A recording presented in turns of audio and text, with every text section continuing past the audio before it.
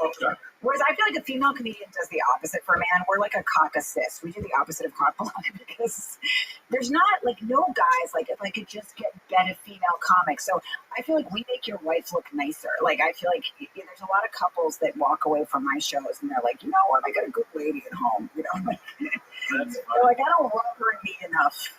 They just see me, just this loud ass bitch, you know, just yammering about God knows what. I mean, yeah, my husband clearly, he's a chief now. He should have married like an esthetician or a nurse.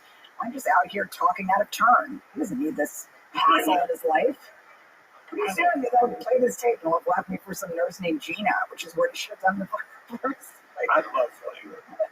Like, I never been that uptight on stage. I had a friend once, there used to be a comic in LA. She was a female Sam Kinison. And she was fucking funny. Yeah.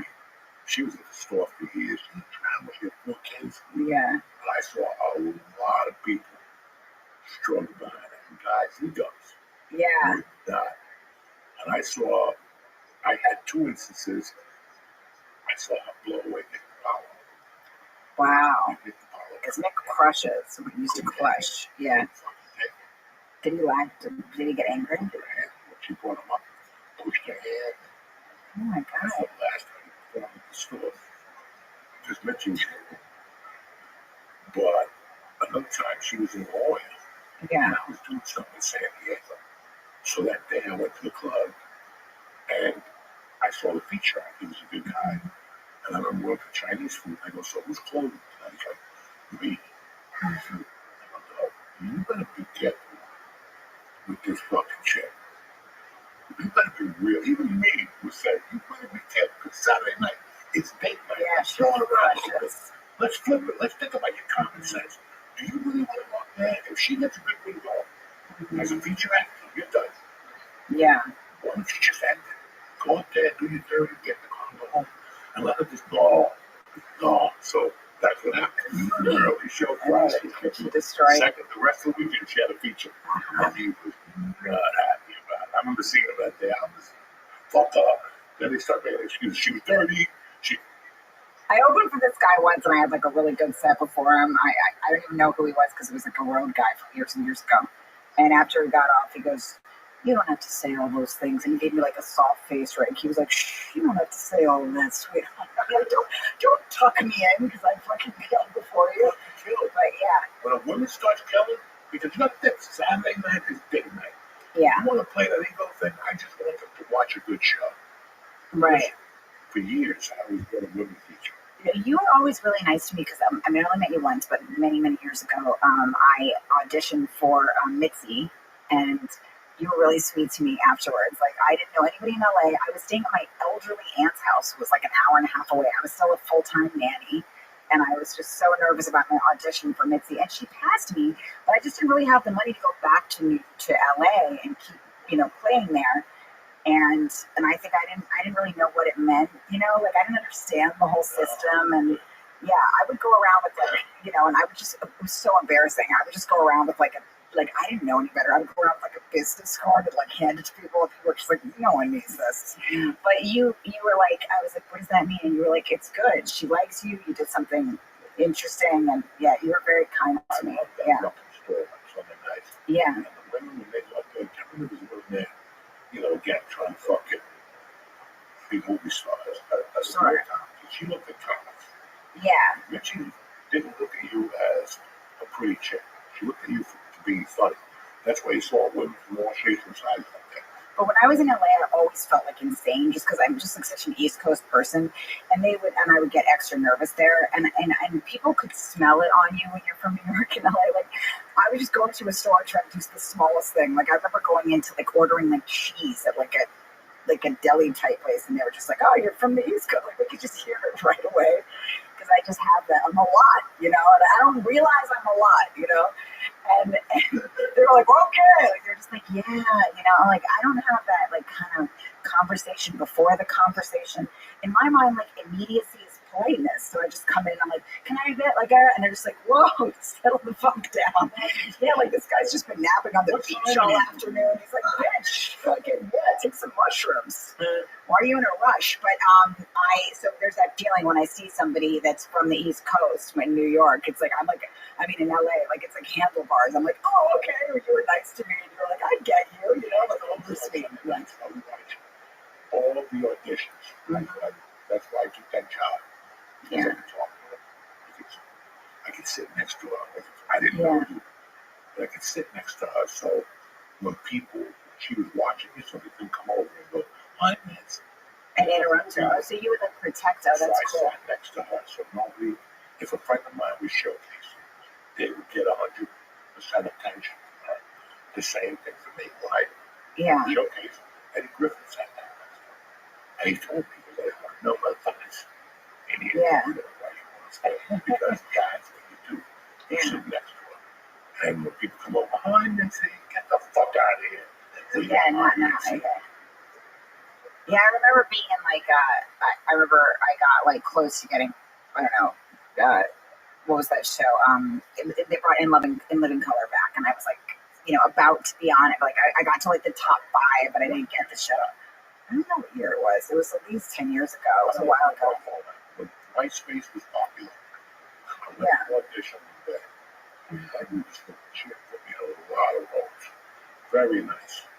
I have her phone number there because she called me a couple years ago. She goes, you haven't come into audition. I'm in fucking Jersey. She goes, oh my God, I'm so happy.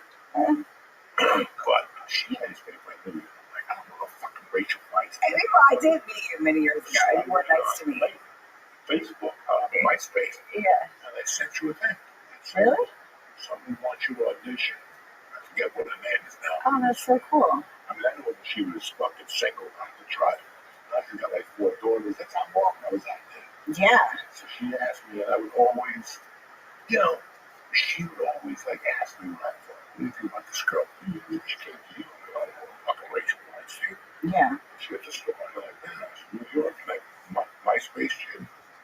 I never heard back. I definitely didn't see that message because that would have been Christmas morning for me. I would have been so excited.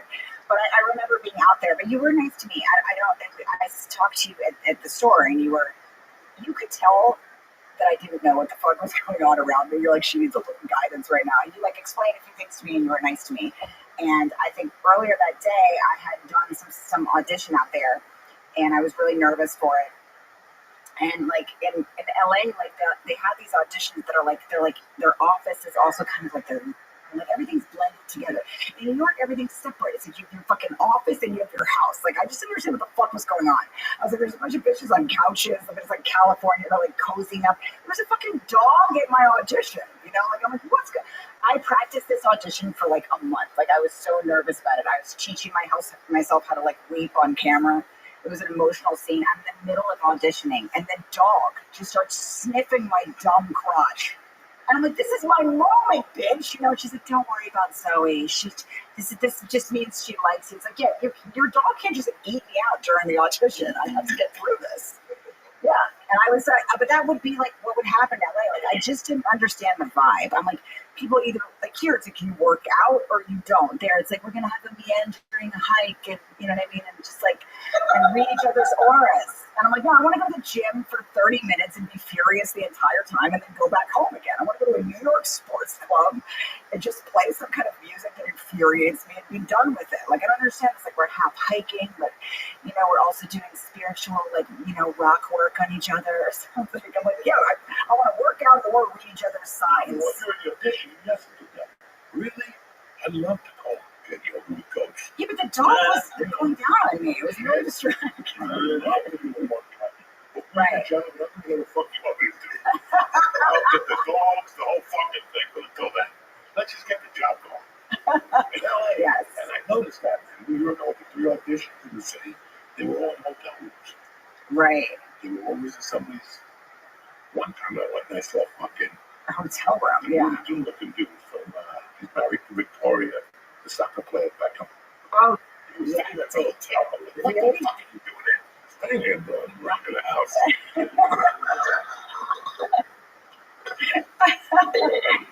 I went to an audition once where they asked me, when I got to the audition, they asked me, it was for some like independent film network or something.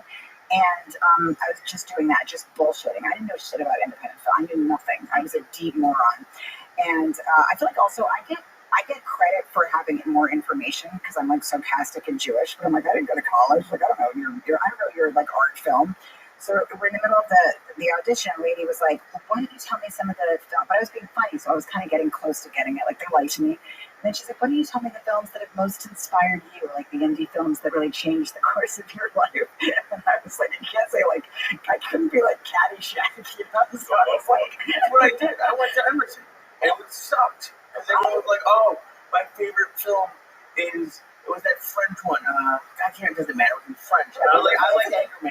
I feel like all those art films, it was like The Boy in the Red Balloon or some shit. And I was like, Coming to America? Yeah. You know, like, I don't know.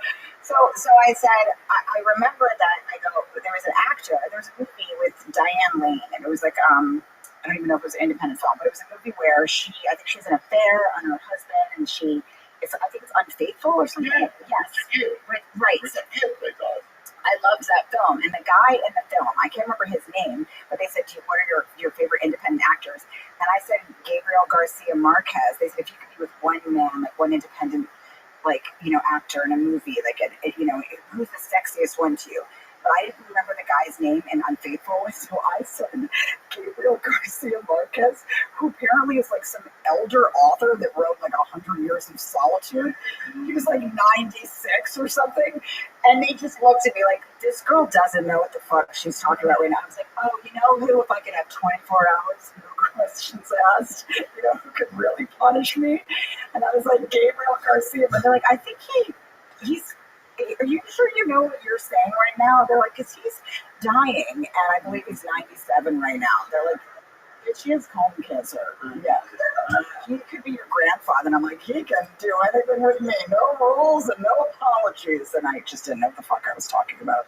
It's crazy, man. That whole world. Yeah, it is. But, you know, I feel bad for people that don't do stand-up at least, or don't have something they can do immediately, because it's like, at least with us, no matter what happens, we can go on stage and we can go have fun with our friends and talk some shit. Like, I'm not sitting around waiting. Like, once that dog was eating me out, I knew that I wasn't going to get a call back.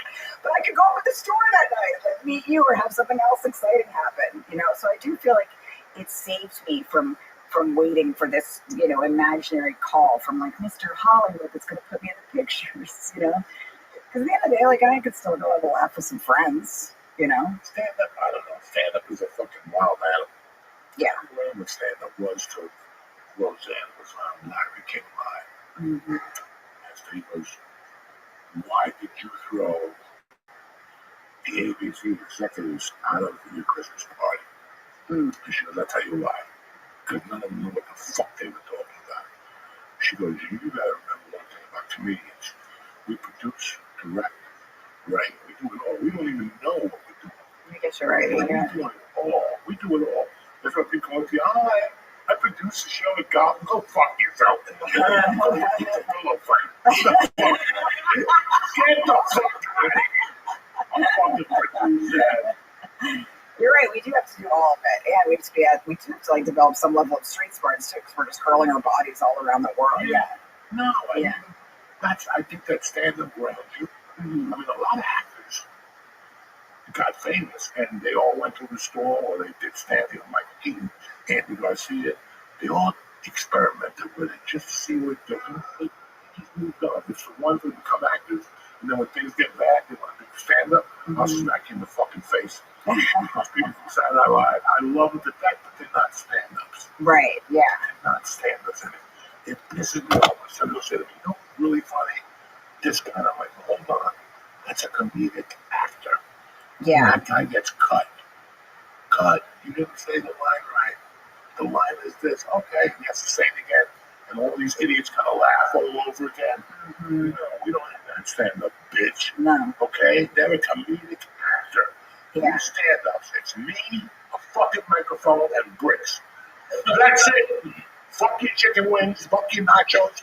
If you watch all those early Richard Pryor fucking albums, was it something I said? The other two that I like that you can't say none of them.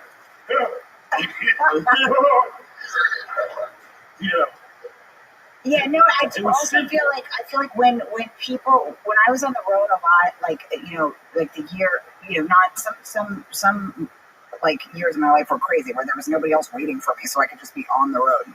But I do feel like you also learn what actually makes people laugh, and people will very quickly go to you like, "Oh no, that's not really funny." It's like, I've taken this to the depths of hell and back, like, and that's when I also realize when people will be like, "Nobody wants to laugh at that. Nobody's ready for this." Like, I'm like, it's not true. People, you go anywhere and people will laugh at anything. They don't care, like, and that's the one thing that I do feel like people kind of will dismiss stand-ups, but I'm just like, we know, because we go around every pocket of this country, and we actually know what people are laughing at today, and that they don't give a shit. Like, that's why stand-ups were the first people to know that, like, the woke thing wasn't going to last. Like, the thing about being worried about everything you're going to say, because at the end of the day, people don't care. Yeah. Like, the bitch that's writing me a joke about, like, how dare you disrespect your husband, he's the hero, or whatever. And I'm just like, the firemen are the ones in my show. Like, it's like, my show is now 80% fucking firemen who just want me to trash them. Yeah, I'm like, no, they don't give a shit. You think they care? They hurl the bodies into burning buildings, come home and punch a wall. You think they're worried about some Jew's joke? Yeah, they don't care. Don't tell me what people care about. That's why people ask me all the time. I come here to one of those clubs in the city. I'll tell you what. That's why I walk into one of those clubs and I see those little young pussies. Cringe. I would knock the fuck out of them and go off. Like, I would go off. You little fucking faggot. You mother raised a faggot. Look at that. You can tell they don't eat egg. They don't eat egg yolks. And that's because they all became pussies, because this new generation, nobody wants to give egg yolks. They eat those egg rolls. Because egg yolks are one for each fucking nut. That's the way it is since you were born. You ate 2 egg yolks a day, one for each nut. Then some white guy said, no, they're not good for you. Now look outside. That is amazing. Faggots with the fucking blue shoes and the brown. Look at these young guys, they do fucking little wigs on their head. They don't even fucking. Those are fags. They don't even know they're fags yet. But I do. Egg yolk makes you gay theories. The most amazing thing. No, weakens you from the fucking egg yolk. Don't you think the gay guys don't give a shit? Like, you could say anything to gay guys. No, anything. As a crowd in general, I'm just saying, like, gay guys, usually they don't give a shit. When you start comedy, you always have these things you put down it. Like, I hated doing comedy for people who white hair. Right. As soon as I saw somebody with white hair, I'm gonna bomb. No, you're not. Right. No, you have those little things in your head. That's so true. Yeah. I can't say this.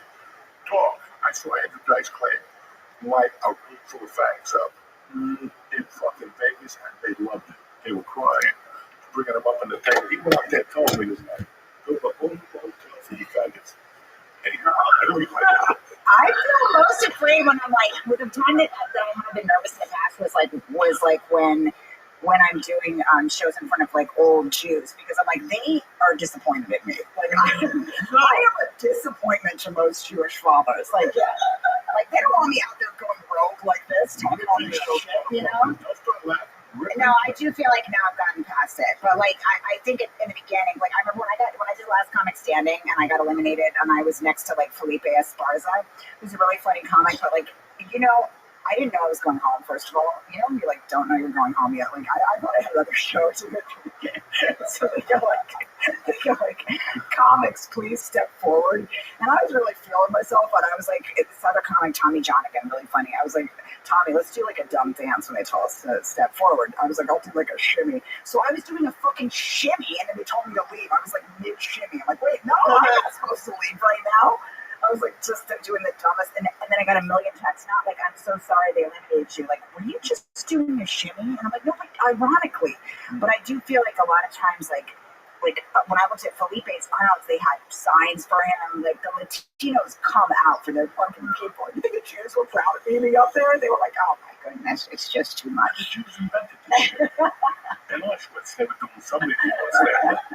Right? They're all getting ready to die. Let me tell you a joke with that. 3 Jews and a Nazi walked in. They go to Max. They go to the oven. I do feel like there's a lot of times I'll be like a Jewish couple on my show, and I don't think they knew that they were going to see me. Like, I feel like they leave and they're like, Diane Feinstein seems very uptight tonight. I don't know why she's dating that police officer. Like, I feel like a lot of times old Jewish ladies leave. And they meant to go to a different show. Like, Mama Mia was supposed to be, but then we saw that terrible war. And, oh well. I used to I think all comics had, like I said, I didn't want to talk about abortions or Auschwitz. We also had the same thing for audiences. Mm-hmm. You always have, like, I remember going to North Carolina Mm-hmm. on a college run. I was so excited. Oh my God, Chapel Hill. I hated those motherfuckers afterward. They fucking did laugh. And I'm like, you're in college. This is shit you laugh at. You I do feel like sometimes with colleges they're really uptight. Yeah. Yeah, this is 15 years ago. Really, yeah. Before the wokeness. I don't know if I'm 18, all I want to hear about is tits, pussy, and fucking beer, right? That's, nobody wants to hear about anything else, when you're 18, 19. I thought, not down there, dog. They were like, what the fuck are you talking about? All right, I guess I gotta go. Wait, what? Also, it's the fucking college's fault. If it's a college, it books Joey Diaz at a college. What the fuck do you guys think? Which college, first of all? That's what I want to know. It was just like they had a wet t-shirt contest at that time. So they put up 2 comics at a wet t-shirt contest, and then I followed the wet t-shirt contest. So I'm like, I'm gonna like flip. I'm gonna go up there and talk about a flapjack titties. Yeah, if you follow damn tits, it's on them. Yeah, the titties smells like curry. No, they just stared there like, I'm like, okay. There was a wet t-shirt contest. In between, which you hate that shit as a comic. You just want to get back to your Oh my God, the worst thing I've ever had to follow. I did a gig once, and the woman was like, "Oh, just so you know, really quick before you go up." And she said this, I swear to God, Joey, she said it like it was just an offhanded thing. She goes, "Oh, so they're all ready for you, and they're just one quick thing, and then you go up." And I go, "Oh, well, what's that?" She goes, "Just a special needs choir singing the Star Spangled Banner." Which I would argue, she said it offhandedly. Oh, nothing. Just a special needs choir singing the Star Spangled fucking Banner. And then you. I would argue that it's better to follow. I'd rather follow Hitler because I can trash Hitler. I can't trash. I'm not going to make fun of a special needs choir.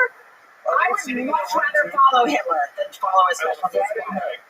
Where was this? Do you remember where this was? It was like at a temple in I think in Jersey. It was like a temple in Jersey. But it wasn't like during the day. It was like an evening, some kind of fundraiser thing or something. And you know what we had on Friday? I did not want to see a bunch of retards fucking. I think some of them were their parents, so they were like emotional and weeping. And then they're like, "And now keep it going for this trash pig." Yeah, everyone got it sold to them as the special needs choir. Yeah, and by the way, the special needs choir was jumping up and down afterwards and hugging each other. Like they didn't think they could make it through it. So I can't go up. I mean, you can't acknowledge it. Don't you think it's so much better to follow Hitler than a special needs choir? It's somebody. Because Hitler, you make fun of him, It's always the Midwest. The Midwest have the goofy things. Yeah. The Midwest always have the fucking people up before the show. I'm gonna give a special shout out to all the fucking army people in the area. One or 2 fucking kids that joined the army. This ain't a good fucking town. You know what I'm saying? Like, Yeah.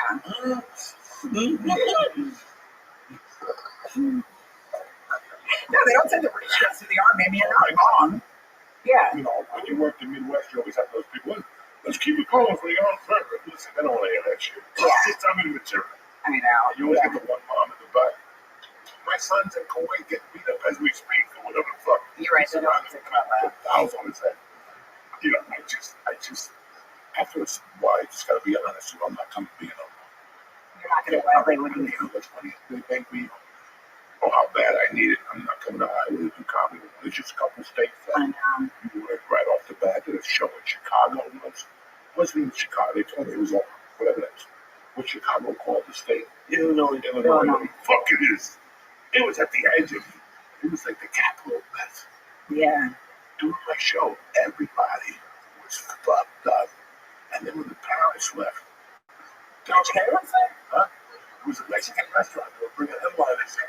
And once a month, guys, and there's only 2 planes out there a day.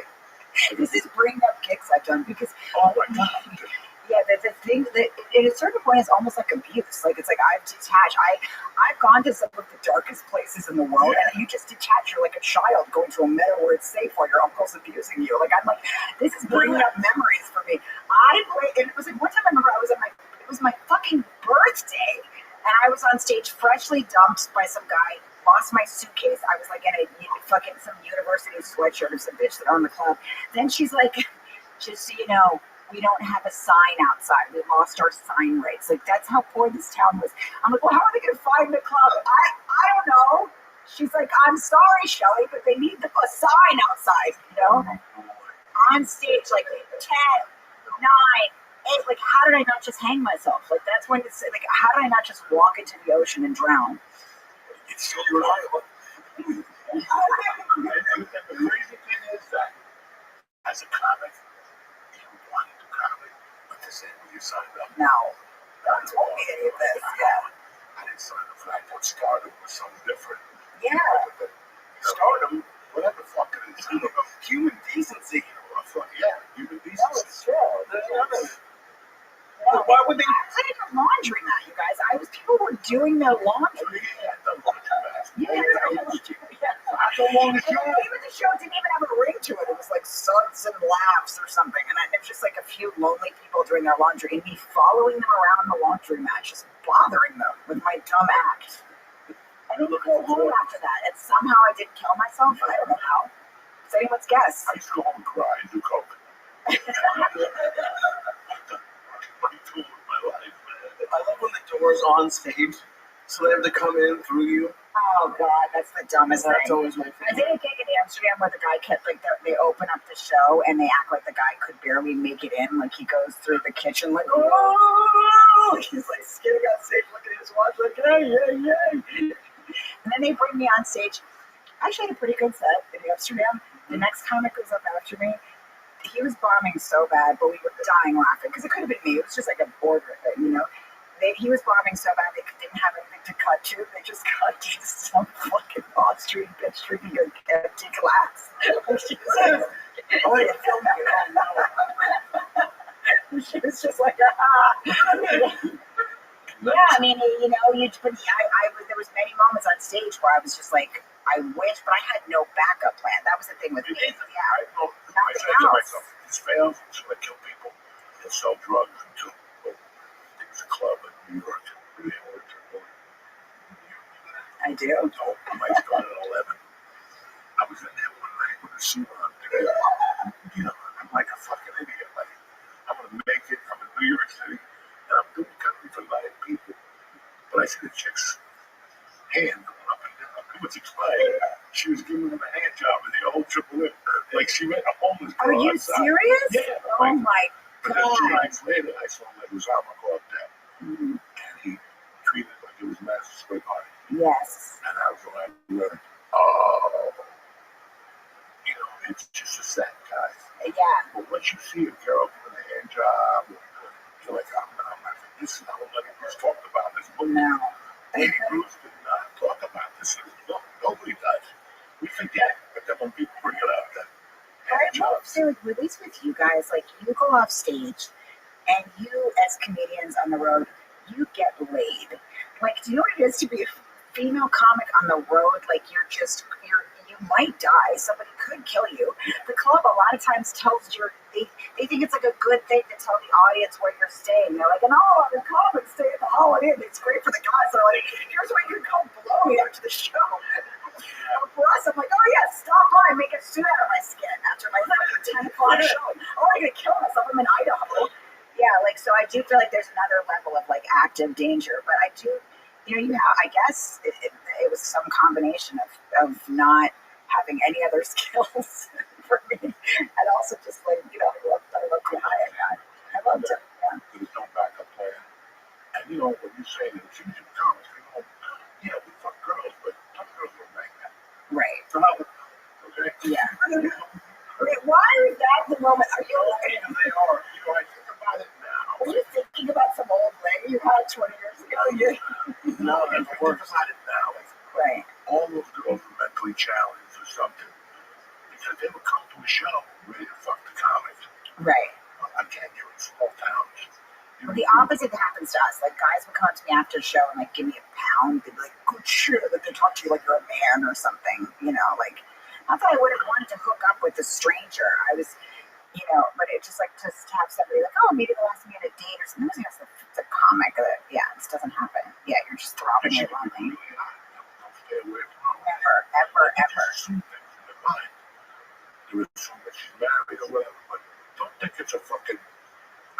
1,000 stories about those crazy women. Really?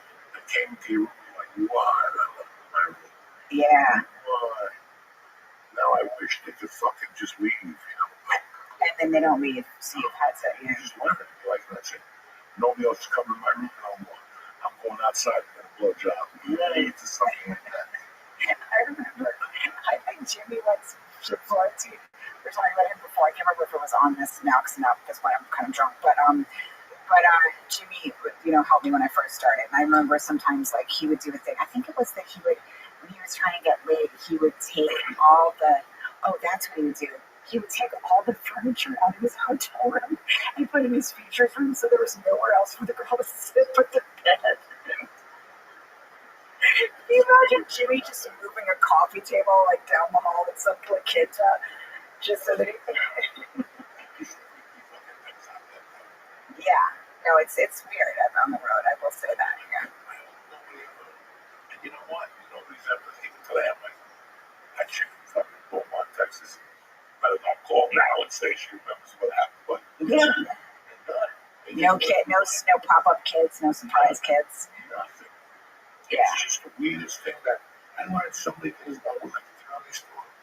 Like, a woman on a fucking date would come and then blow a comic in the back while she was on a date, go back to the table like nothing happened. God damn it. He probably was a hack too.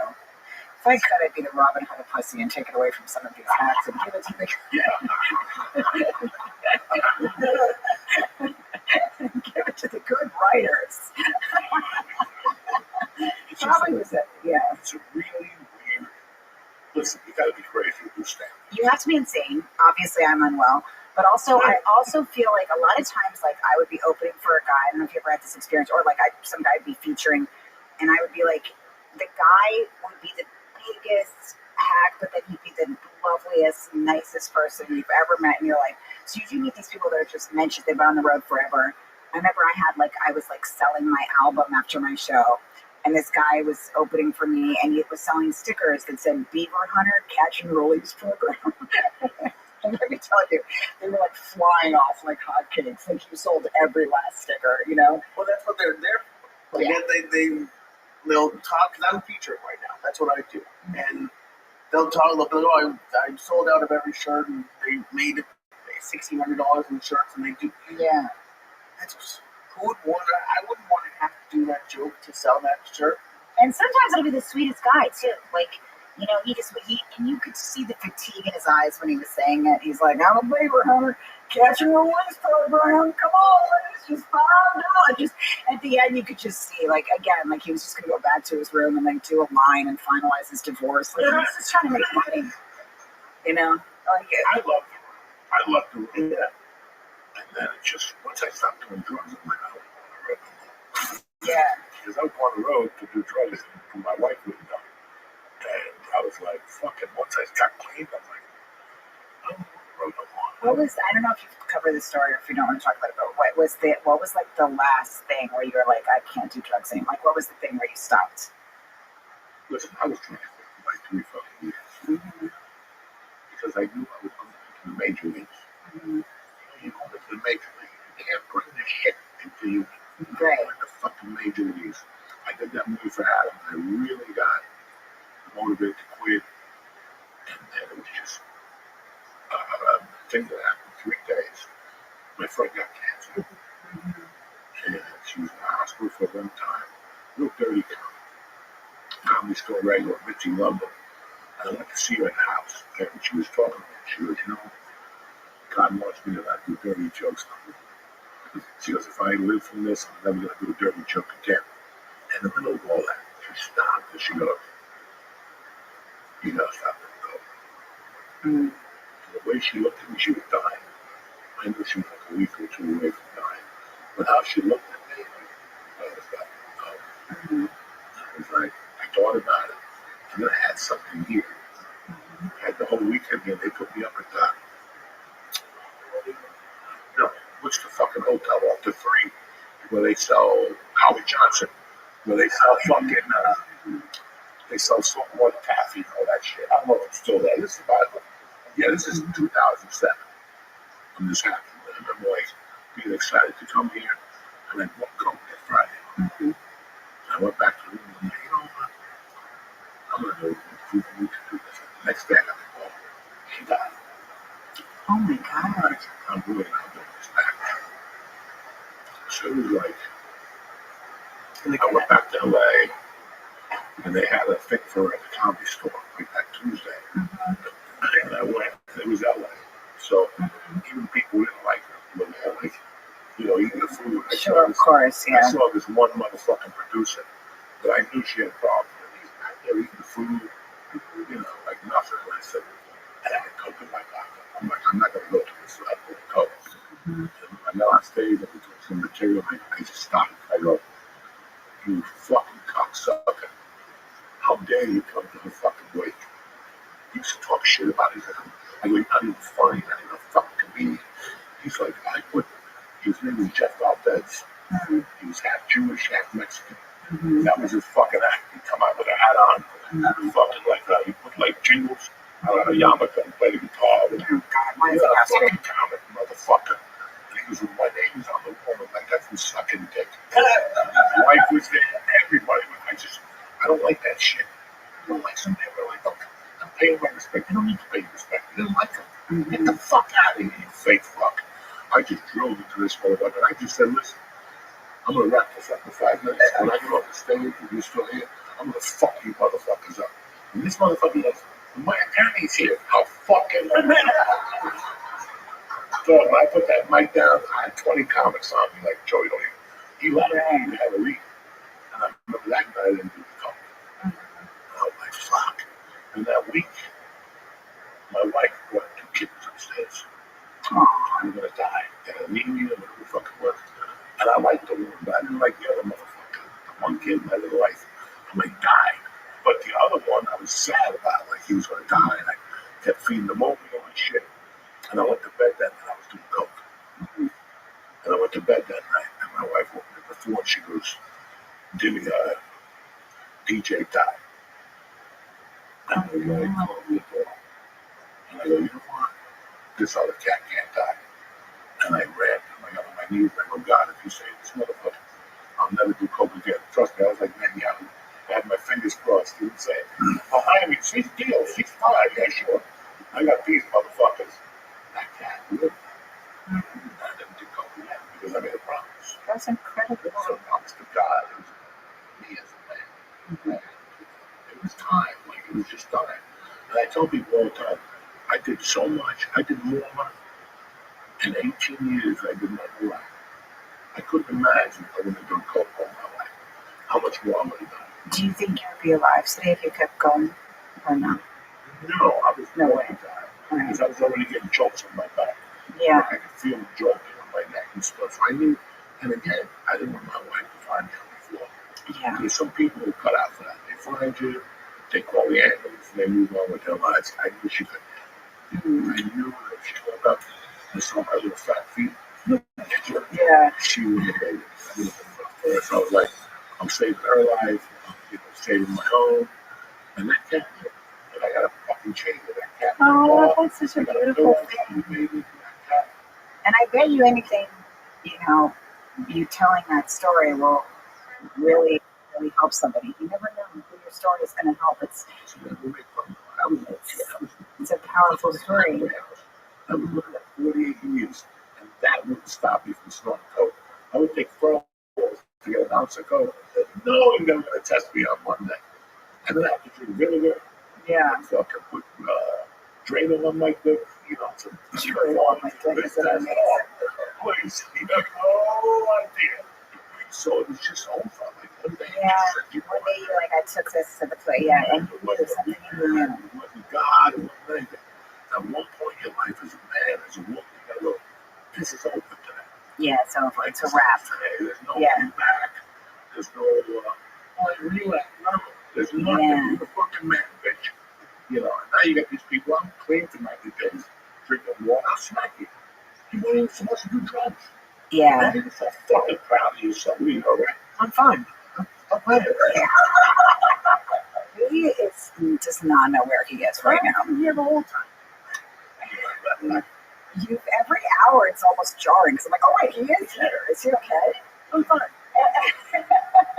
It's just really weird when the shit you gotta put up with people now, the stories, fucking, and you're like, it's that easy. Either you want it or you don't, bitch. Yeah. What's it gonna be? What's it gonna be? Yeah. It's that easy. But people, want to do nine rehabs. If you're not ready to stop, you're not gonna stop. Something you know. Yeah.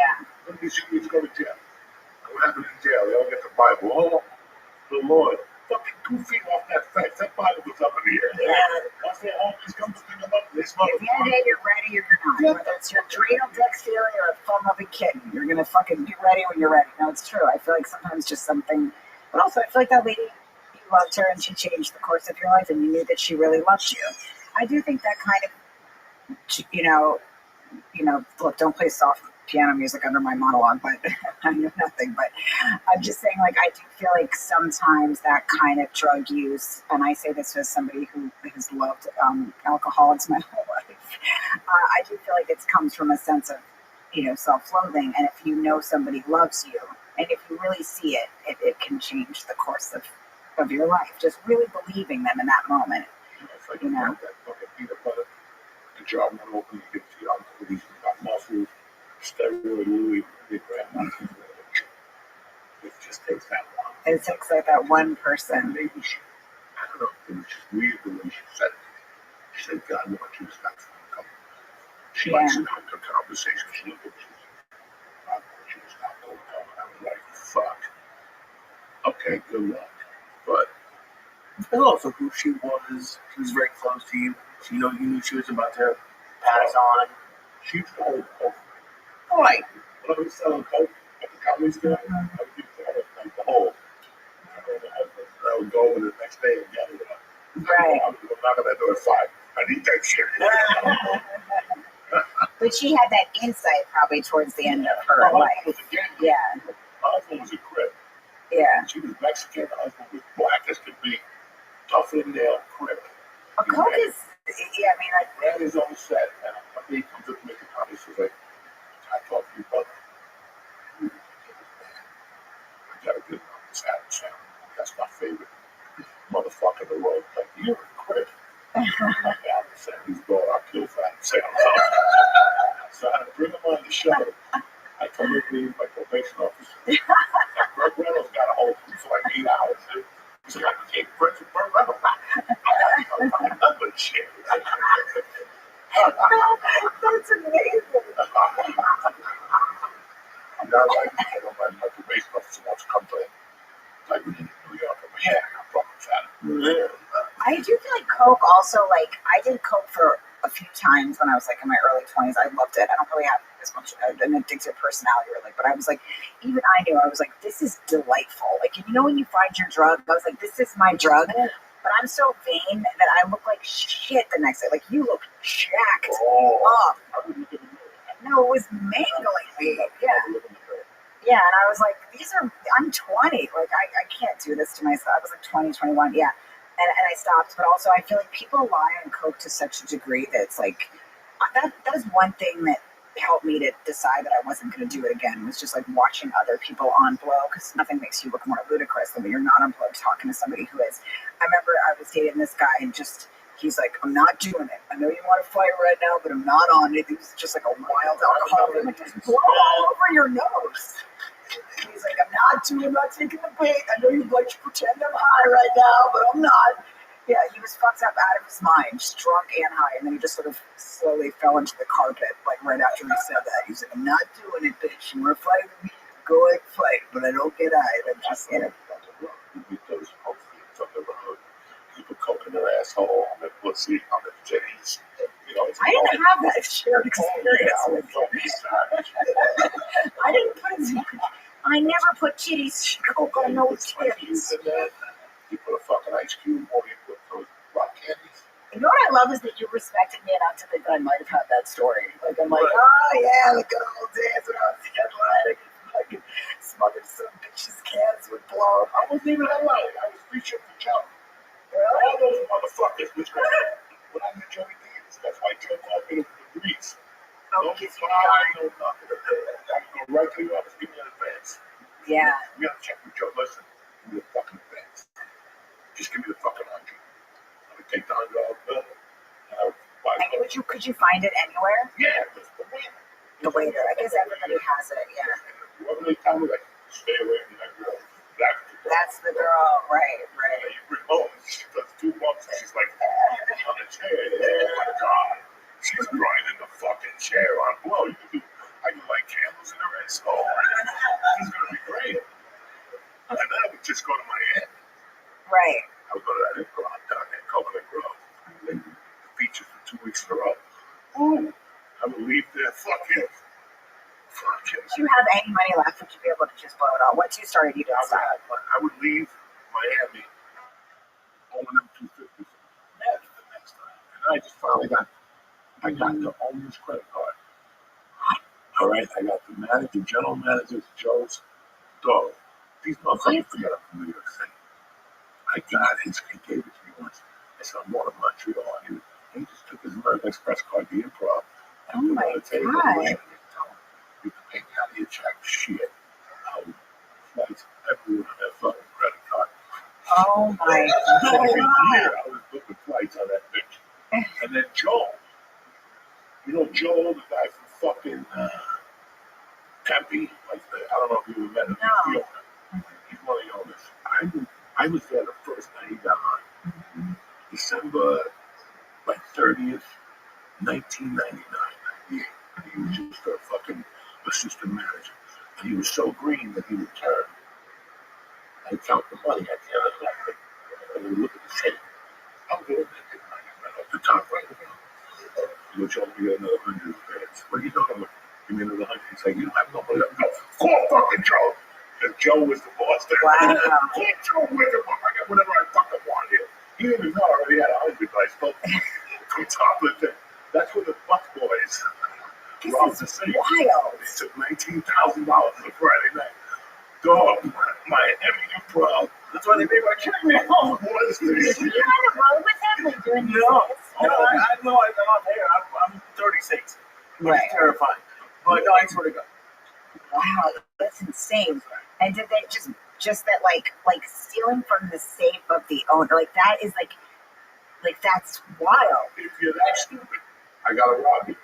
Yeah. If you're gonna leave money out and look somewhere else at the TV show, I gotta rob you.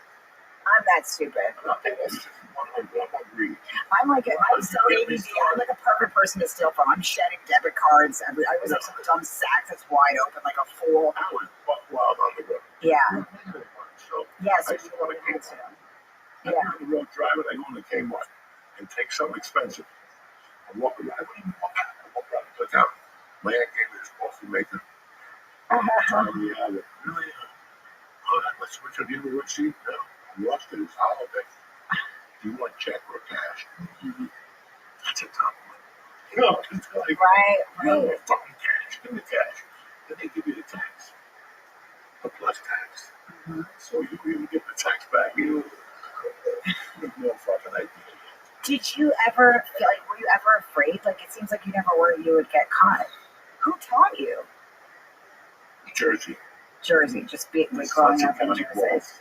That's the thing. It's like I grew up in Bethesda, Maryland. Like, yeah, the most like naughty thing we did was like steal stickers from like the mall or something. Yeah. Just get better at it. Like, you just know the fucking body moves and the body language of people. They have no fucking idea. Yeah. I always said, if you're gonna let me rob you, I'm gonna rob you, even if I'm happy. Just to show you that you're a dumb. Can somebody knit that for me, please? I'd like it on a sampler. If you're gonna rob me, I'm gonna fucking rob. Like that. Also, you have to know.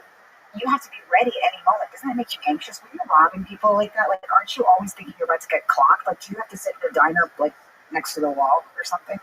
Does anybody know what I'm trying to say right now? Can you help me? Like, you have to sit by a wall because somebody always wants to yeah. I hope you can stick around for that long. So I charge you guys $2,000 to join the market in Colorado. You can go to my application, okay? If you're that stupid, and if you still call me, I never heard from those people. Do you understand what I'm trying to say? I'm an old school fucker. How do you say that you want to No idea. Don't even start. We could sit here for days, not even hours. That'd be amazing if he was like he was in a pancake house applying to be the general manager. And he's like, I got a better offer for you, kid. I still have casting directors. Oh my god. Oh my god. I was with a certain agency. They're like this casting director, and I would get a pound of weed, and I would take like half out and do the boulder trick. I would spray it with a bottle so it's be heavier. Oh my god. Next day you take that out, that weed is dry. That motherfucker's half gone, and she'd call me back. I don't know what happened. Oh, yeah, who fucking? And then I just got to the point if you didn't give it to me, I was going to take it. And that's when you're complete. I had no parents. I had nobody to say I'm ashamed of you for being in jail. I was like, fuck it, let's have some fun. If you're gonna. Did you change like once you stopped doing blow? Did you change like the way you operated everywhere? And did you tell people? Because I would imagine if you go back to these places, they're like, oh, there's crazy Joey Diaz. I can go, do lines with him. Like, did you tell people that you weren't doing it, or how did you stop yourself from the temptation? Criminal activity when I met my wife. I didn't met my wife because I always had a rubber line at 7-Eleven. That's just as always. You're gonna put the lighters right there. Sure. So that kept my powder dry. Right. Just stealing those lighters every once in a while. I did something like on a movie set. I fucking did the roller skates from the first movie I was on. I started stealing roller skates. By the time the movie ended, there was this roller skate over size 8. Everybody was walking around with a roller skate. Yeah. Baseball. That was my first movie. Really? I didn't give a fuck. But how did you stop? Like, how did you have a time where you like comedy? Yeah. I never tried to comedy. And once you knew, you just knew you hit the end of the road, so there wasn't really as powerful a temptation because you're like, I've done that. I've done every possible. I see people do it all the time. Yeah. They get steady 6 months and then they do something that's so stupid. Mm-hmm. It doesn't even make sense. Right. I still go up to the comedy store. In 97, flat road, Linwood stripper, fucking, and I'll never because the checks came out at like 4. We go up there early, work, I get a check.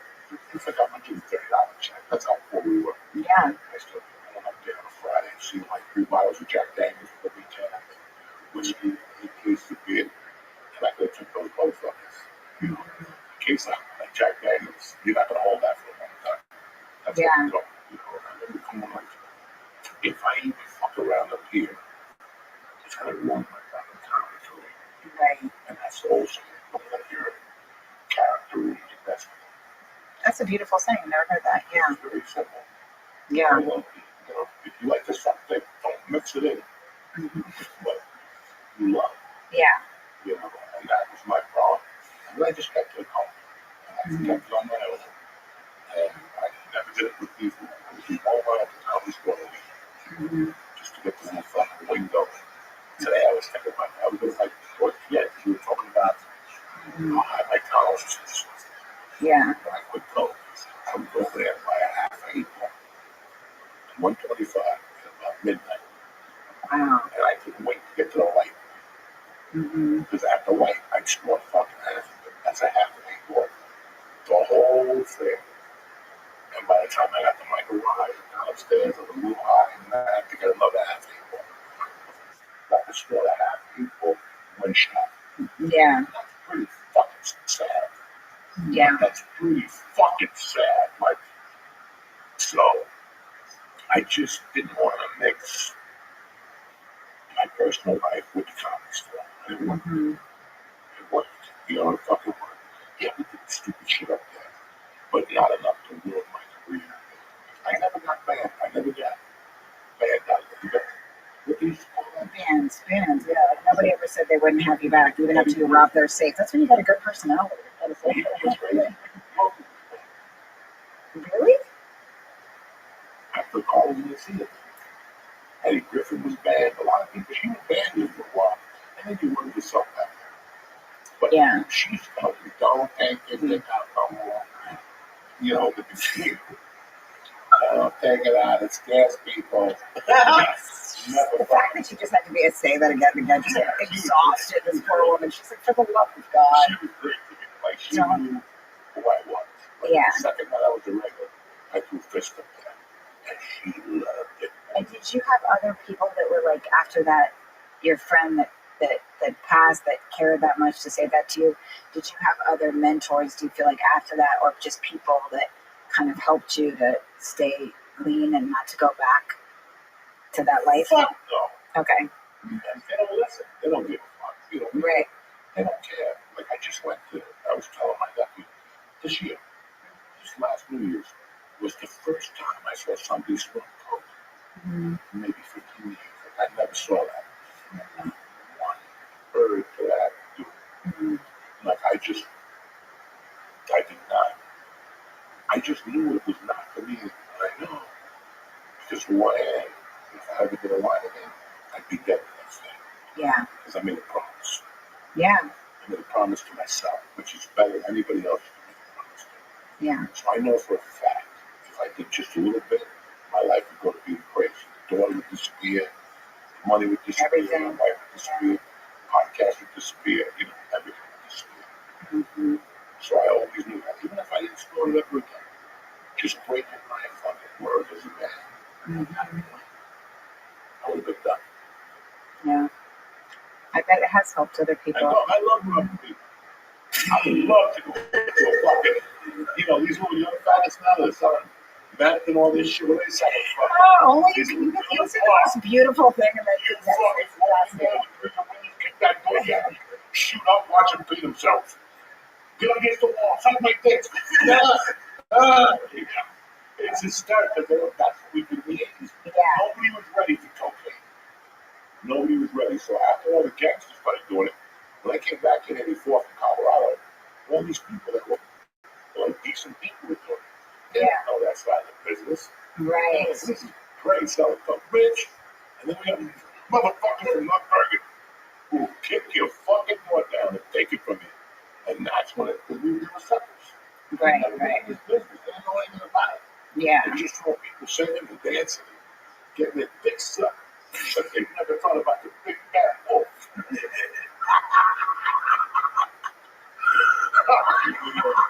They never thought about the big bad wolf. And it was crazy. I had a protector when I lived in New Jersey over in Genius. I had two protectors. I had a cop and I had a buddy of mine, Mike Runny. He was off the fucking chain crazy. My friend's Hatchway had to call me to the side door. That motherfucker don't pay for cigarettes. He just walks behind the counter and takes them. He was a crazy dude growing up. I saw him do some crazy fucking things.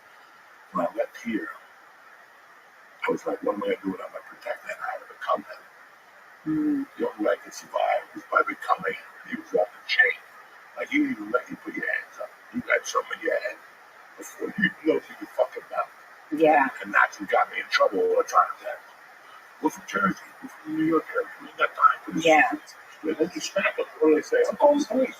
You were just talking all this wobble shit. What police? What police? I'm gonna fuck you. Yeah. What do you think we're gonna happen? You just called the motherfucker. And you thought he was one of your white buddies from fucking, church, Oh, you remember like it did? No. You're gonna get knocked in the fucking head. That's There's nothing funnier than someone that doesn't expect to be punched. Yeah. these YouTubers who think it's cute. I'm gonna you and say, oh, I can make you this fat. How about I smack you in the fucking mouth? Let's see how fucking fat you are, motherfucker. And How about I shoot you? They call him 911. Yeah. They call him the attorney. Wait, you guys, am I fat and I didn't know? No. That's all it took for that. No, I do. You can't read the comments. I read the comments and I find myself crazy. Yeah. Yeah. Yeah. You just didn't fly. Like, look, if somebody said, fuck you, respect. Okay, we're out of it. That dude would not say it. I'm getting this only belief. You just said that. You knew it. You knew it to respect. If you didn't, you're a fucking idiot. And you gotta go ahead. Yeah. That's what today's society does. Yeah. We were the tough guys with the tattoo. We get the tattoo. And they were tough guys. Bro, Right. knock it the fuck off. When I was growing up, you guys for 20 years to get a tattoo. Or be in the Navy and shoot a job. You gotta do something. You gotta do something. Okay? You gotta do something. These women with the tattoo. You gotta suck 1,000 dicks when I was a kid. You get raped at a biker rally, and if you live, you got a tattoo of a heart on your fucking foot. You know what I'm saying? If you lived, if your sperm didn't kill you. Now, you got all these women, a gun, what the fuck? Yeah. No, I mean, I don't care. What do you acting like I have any point of reference for us? Yeah. I don't care. Okay, I don't care. You gotta say the truth.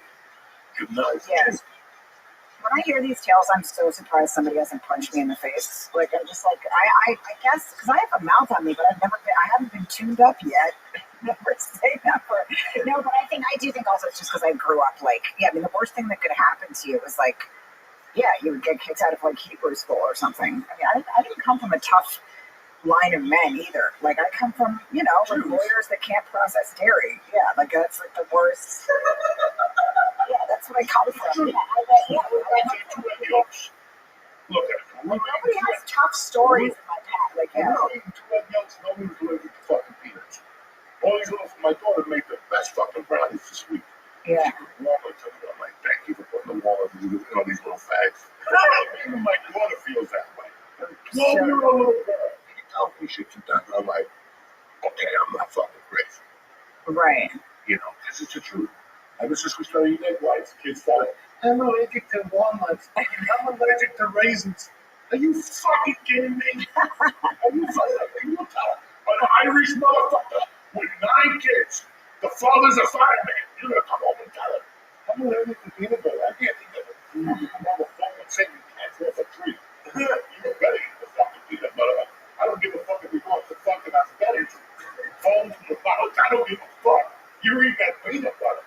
But now the parents play along. Oh yeah, he's allergic to seafood. No, Pete is he's like the opposite. Like, No. I'm saying like women. I'm allergic to lobster. Well, good. You better suck a good dick. You know what I'm saying? You're allergic to lobster. The fuck is wrong with you? You're a woman. You gotta eat lobster. That comes with lobster, sperm, balls, and fucking and banana pudding. Oh, fuck.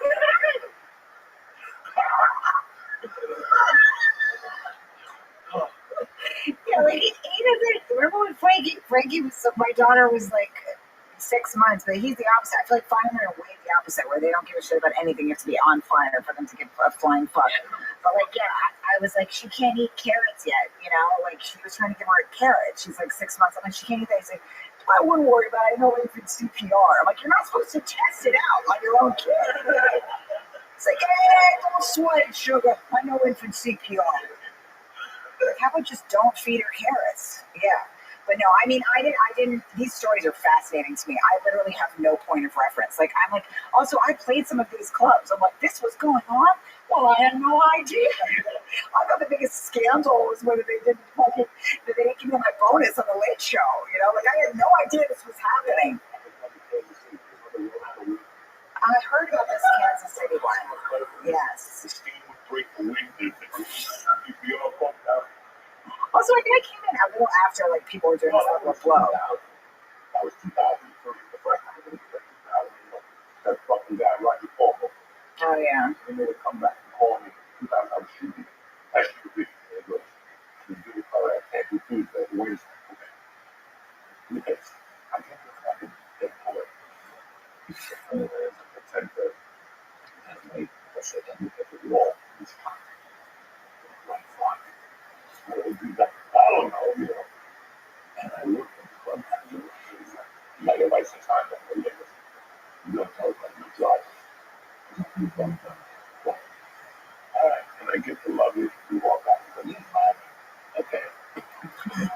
We can go back. They start smoking coke. And I'm like, I hope you can save me something. Guys, like, no, we'll do it all. I'll stop this fucking car and get that fucking car. Don't play with me. It's 9:45 at night. Okay? We just found the grab. Fuck it. Oh, some of these clubs, fuck it, It's terrible. It's terrible. Yeah. We saw the road. I want to get tortured. I remember. Oh, yeah. There's a lot of insane. I wish there was a agent. Lovely ladies that, I don't know, you know, I like harassing them because she was bad in all the black guys. Right. And so many of them, they moved her to literary.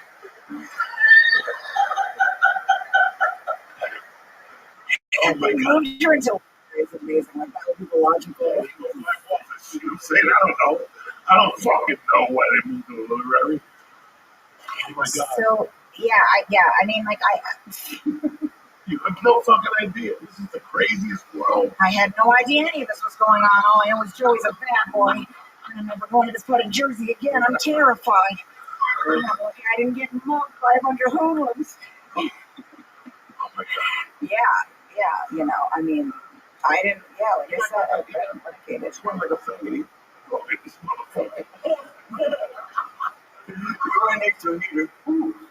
Turn the fucking heat off. Can we take a quick break? No, we're taking a quick break. Yes. Thanks. I'm, I don't know if I'm going on the road ever again. I think I'm a secretary now, bitch. I'm on the road. Where am I? I'm going to be in Chicago and a bunch of other cities, San Diego, LA, and Texas. This week, next week, I'll be in Texas. You can go to rachel-feinstein.com or go to Punch Up Live and you can look my name up and also watch my Netflix special. It's called Big Guy and it's streaming right now. I learned so much today, Joseph. God, it's scary out there. I'm going to tell you about the Pop Rocks. That's a party too. My grandma told me about that. Yeah, She was like, wait, Pop Rocks on the pussy there. It's nothing like it. It's my favorite thing to do during Hanukkah. It's a pussy Pop Rocks. It's a perfect cocktail. It's like the 4th of July. It's popping. I don't know what the fuck to do. Fuck me up. You're like, fuego. Oh my God. Dreidel. Great week. I got no fucking dates. Yeah, I do.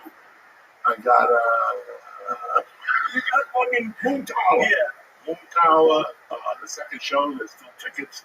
I don't know what's going on in Jersey. They say it's sold out, but it's a bunch of people. I don't know. I don't even know. Who gives a fuck? Oh, May 17th. The Park Casino, Philadelphia. I know they still got tickets. I never even announced how fucking crazy I'm in the hospital and shit. I have problems, guys. So, what's up, Joyce? Not a fucking peep tonight, good. No cafe table, nothing. All right. We'll be back next week with another fun-filled episode. How you feeling? Yeah. You know you're gonna sling so much dick when you're a stripper.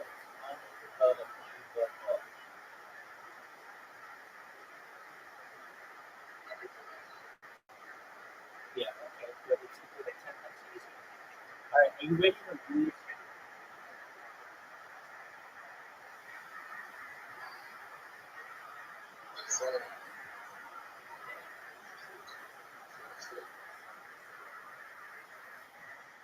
Alright, you need to top it off. What'd you say?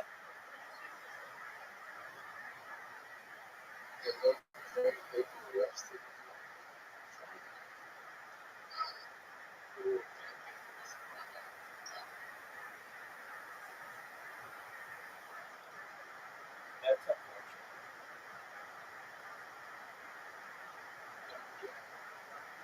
How are they doing?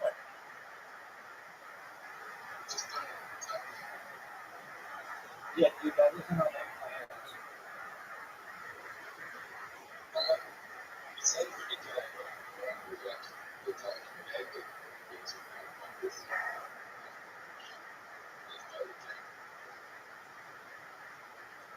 What was this on your like gay radar or something? Where you get your news?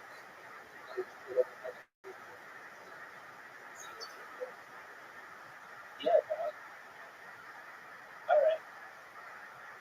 Well, yet another reason for you to never be on the grinder.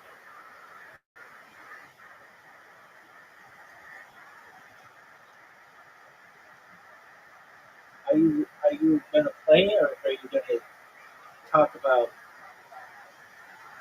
gay people being attacked in Melbourne?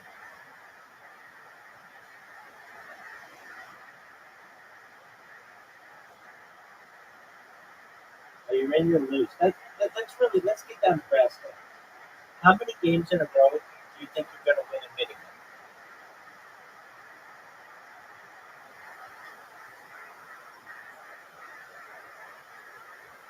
Or do you not want to play?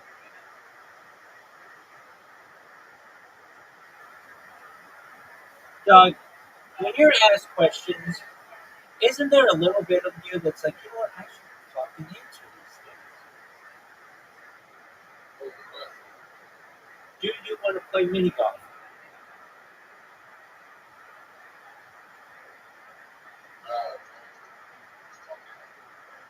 All right, how many games in a row are you going to lose? Zero.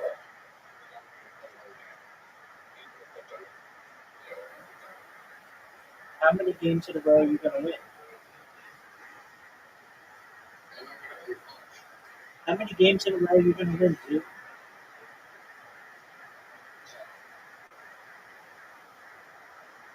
But I thought you could play that.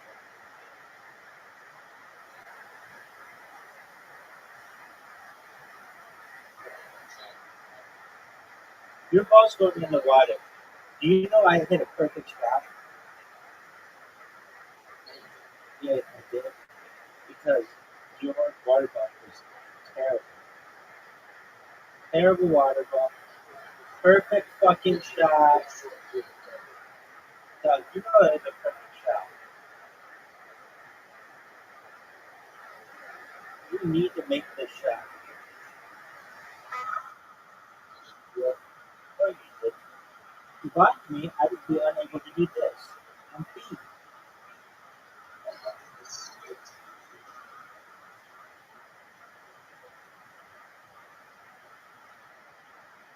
What do you speak your future wife?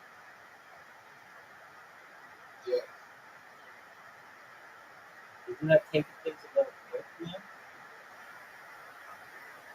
Considering we know that you're going to eat this chick's box, aren't you taking things a little quick? Considering you've never even eaten this chick's box?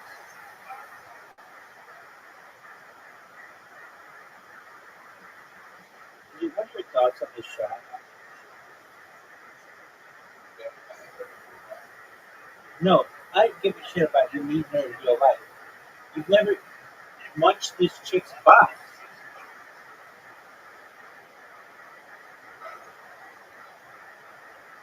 Dude, what are your thoughts on being down 2 holes to none?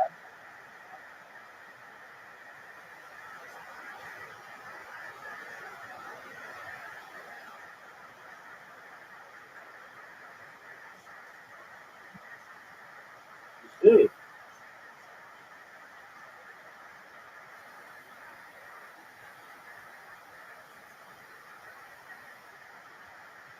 is you really proud of how you played?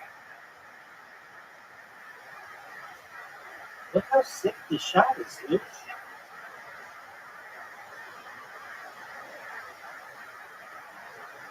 Hit my ball.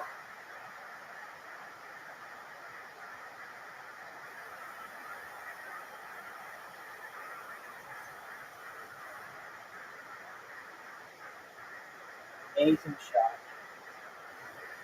I know it, you know it, everybody knows it. Your shot, on the other hand, is sort of in my way. Oh, fuck, man, that's bullshit. Dude, make the greatest comeback in the history of mankind. Dude, you know you can make the best comeback ever. This is a great hole on which to do it. This is a great hole in which to do it. There's so much random shit can happen. Oh, baby girl. But it ain't your day, son. It ain't your day, son.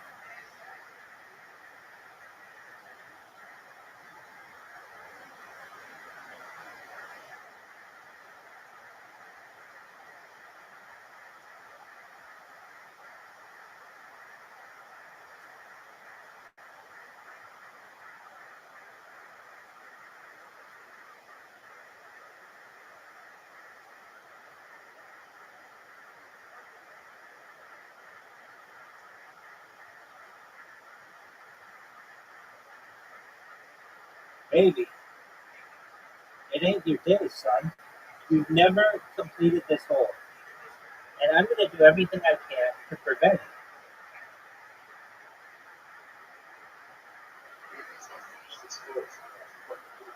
No, it's not. Dude, look at this place. Yeah, because then you'd have accomplished something. That, yo, kid.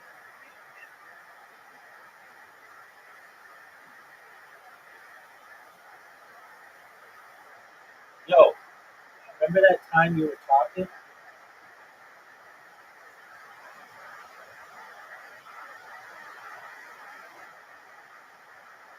Look at this shot. Just sexy. Pure sexiness. Pictures just tell me pure sexiness. And I feel like that. Pure fucking sexiness.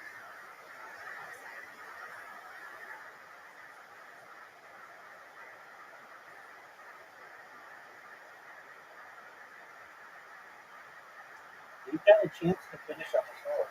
Especially with where the hole is, the location of the hole. Look how sick that shot is. Dude, you have a chance. Oh, baby.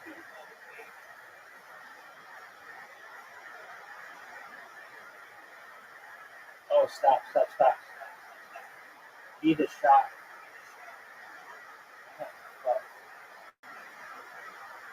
Zoot, you have to make this in 2 shots. Be careful. You just got to put it on the line. You're too hard. What's going in the water? Oh, they told you it's in the water. Now you have to make it.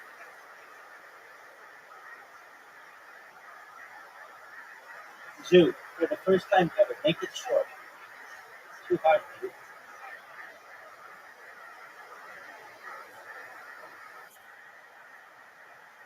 God, you know that you just lost?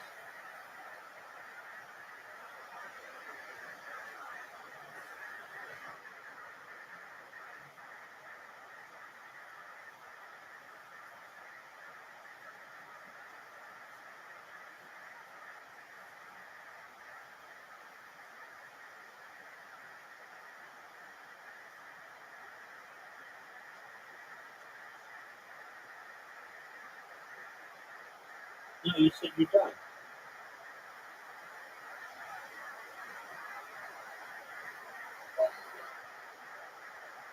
All right, well, I need a second.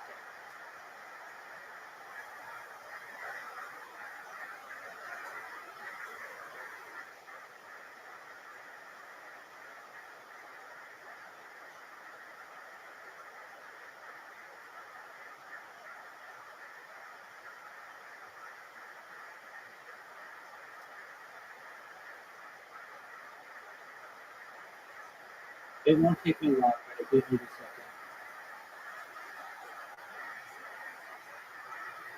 What's your favorite Justin Timberlake song?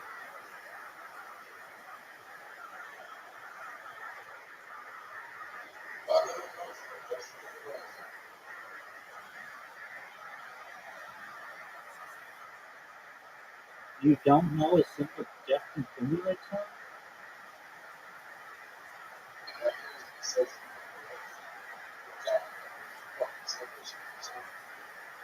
What about Sexy Back?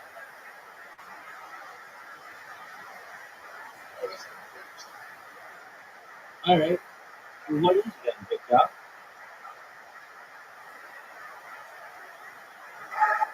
What about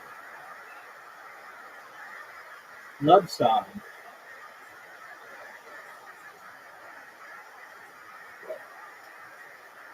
What about Sexy Back Love Song or whatever that album is?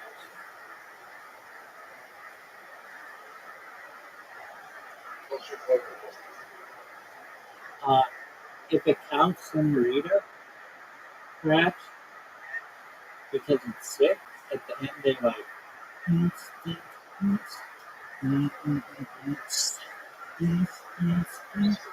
no, this is a different song. It's called Senorita. It's Senorita. What's that song that's just like,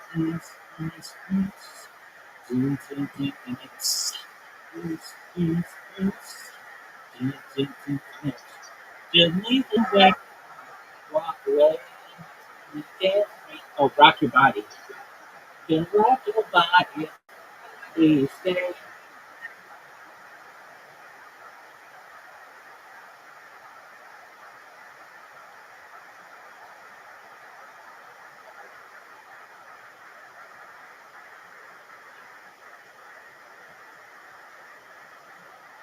Do you like the song Rock Your Body?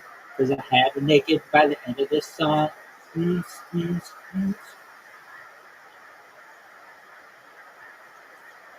Did you watch the Super Bowl when he ripped off Janet Jackson's boob?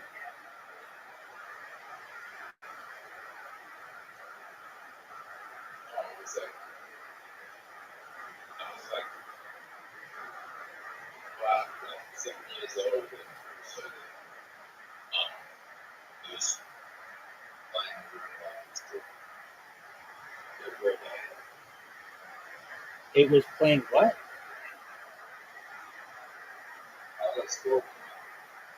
Oh yeah, that's true. I was in the bathroom and because it was halftime and I was like into the game, I wasn't into the halftime or whatever.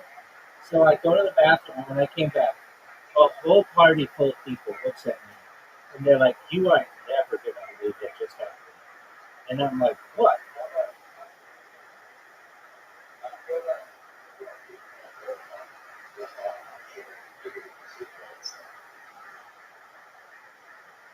Yeah, that probably is true.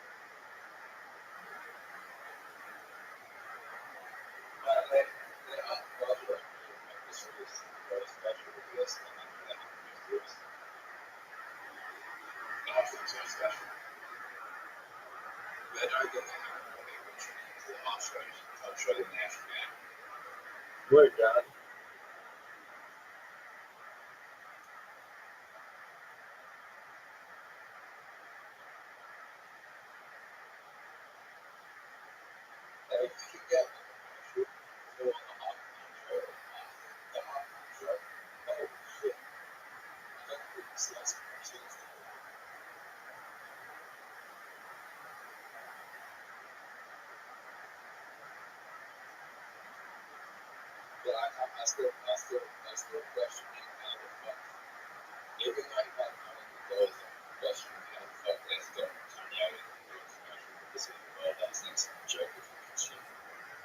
Yeah, that's pretty wild shit, man.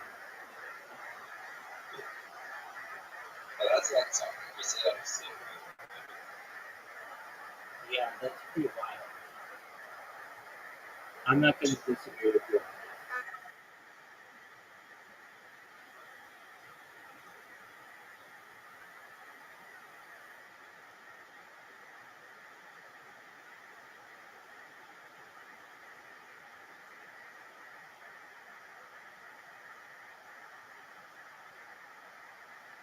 So you're waiting for your future ex-wife to call you?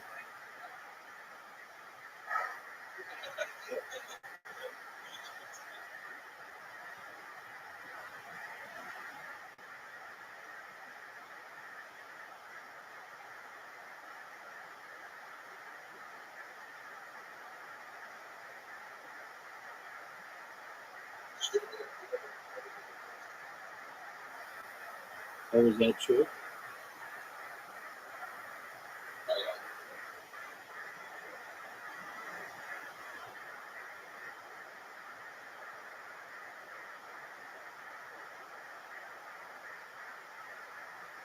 Fuck.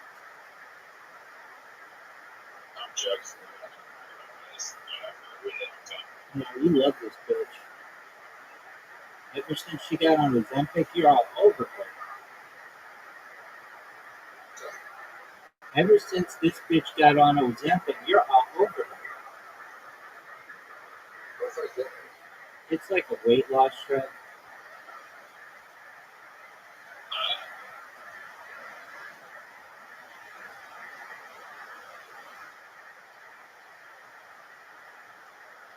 Oh, fuck. Dude's gonna kick me.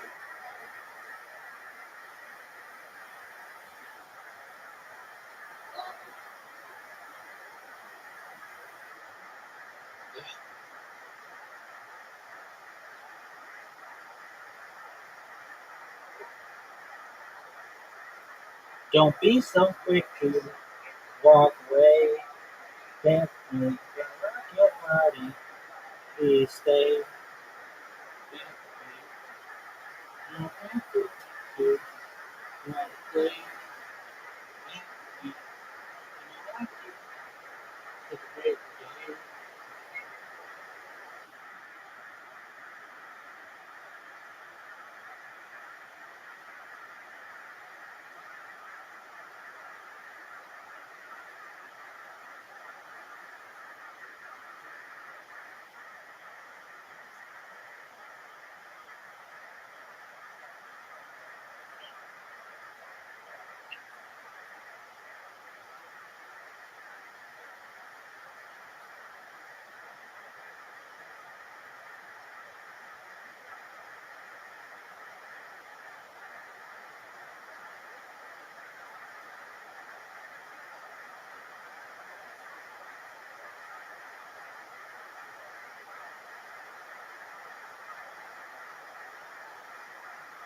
Do you find Janet Jackson hot? Yes or no? Well,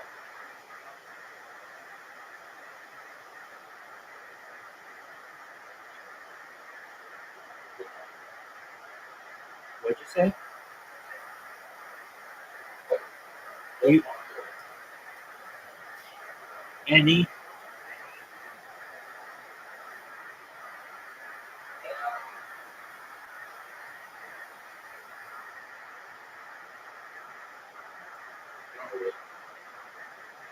Dude, that thing was fine as fuck.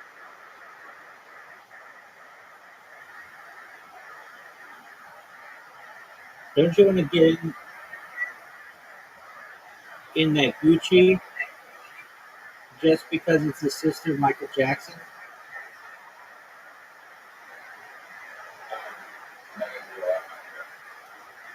Yeah, dude, but it's like the closest you could be to having sex with Michael Jackson.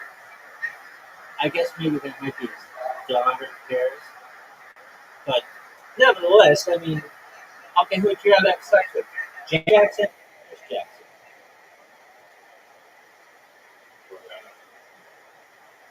Janet or Paris? The correct answer is a menage between both.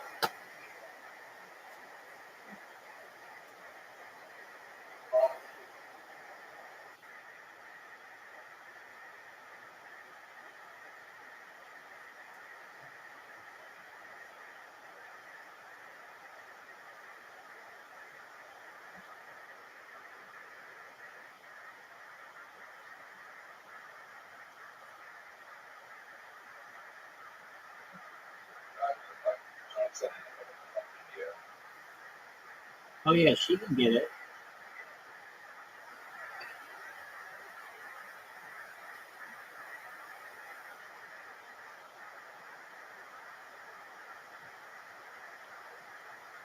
Is Bindi Irwin the hottest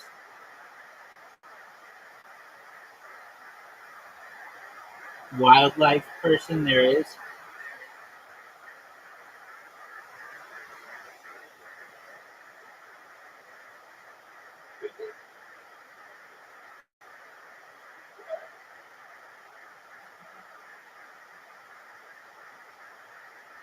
Who is?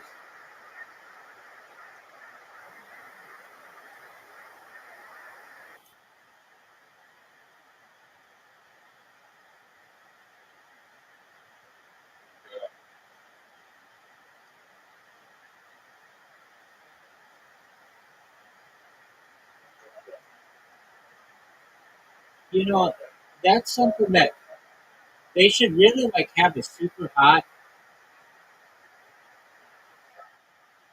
like chick who does that shit. They don't. There isn't like a super hot chick who does.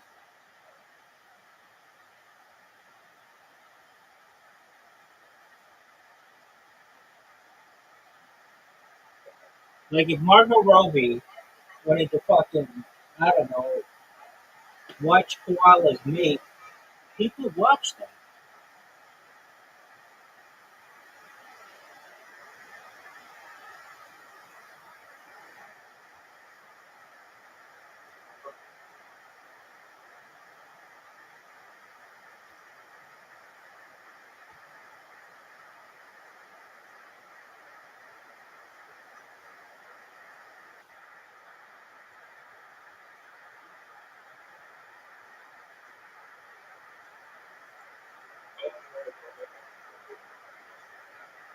All right, I think you're right on that.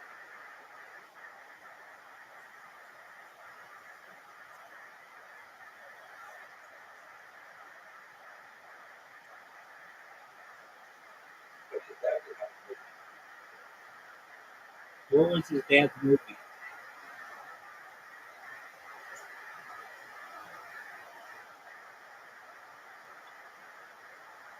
What was his dad's movie?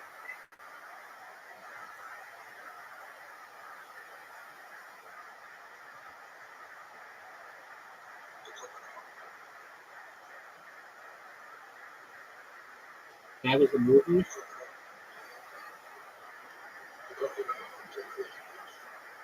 That was a movie.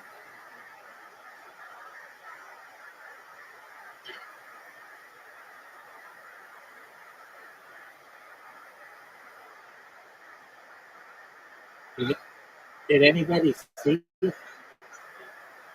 Did anybody see it? Did you see it? Did you see it?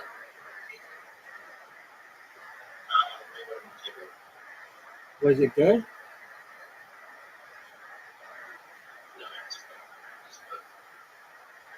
Is it like a documentary or is it like him just faking tackling animals?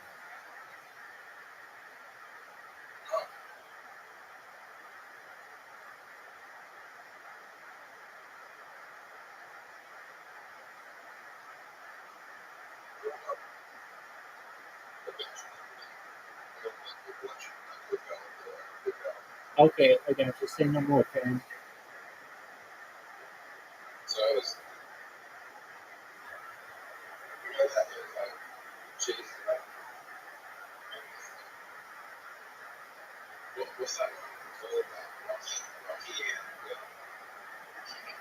Bullwinkle?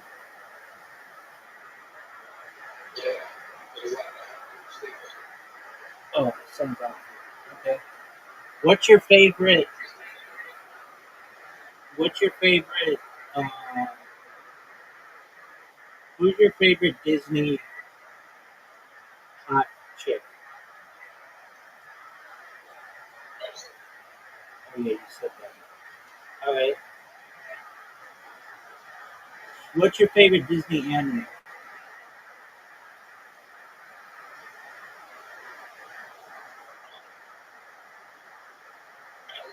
Yeah, like you got that.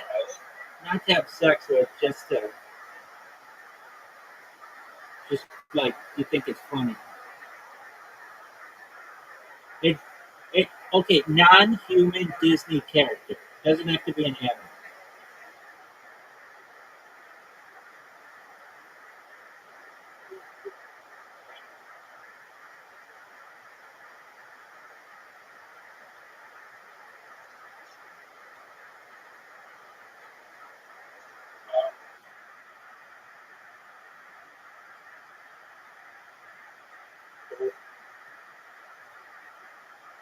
Okay, what do you think is the scariest Disney character?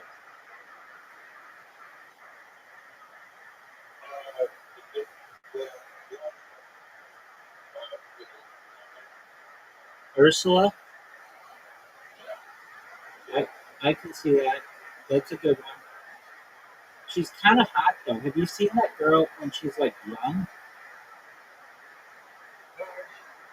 Dude, yeah, she looks just like Ariel, except like a little darker. She's beautiful, actually. You know what I mean? Yeah, she's beautiful.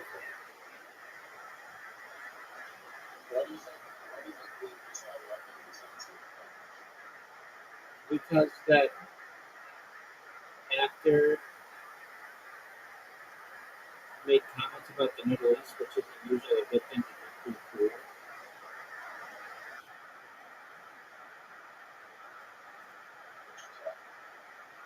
I don't really pay attention to what actors usually say. What's your favorite live action Disney film that they put out this far?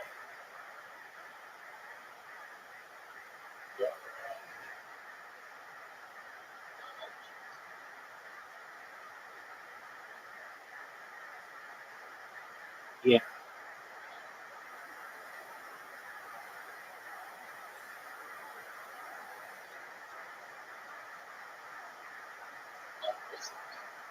any of them. Like the first one that they put out was like for the Lion King, I think.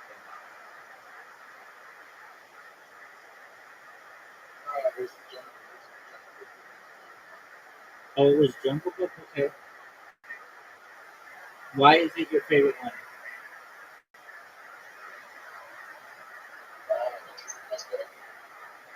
Okay. Have you seen any of the other ones?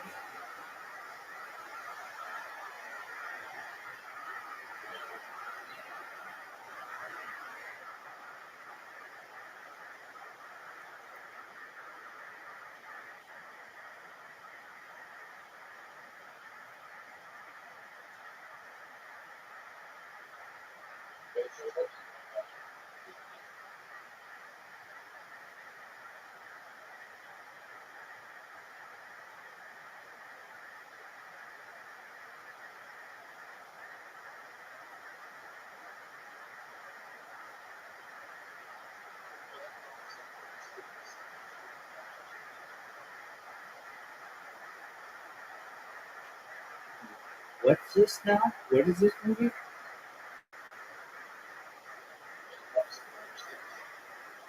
What is that?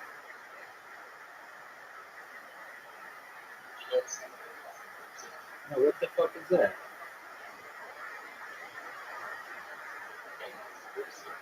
Yeah, I know you keep saying that, but no one knows what you're referencing.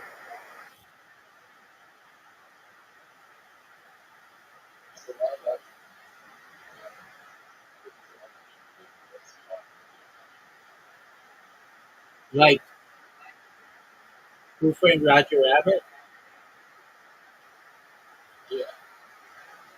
Okay, and what is it?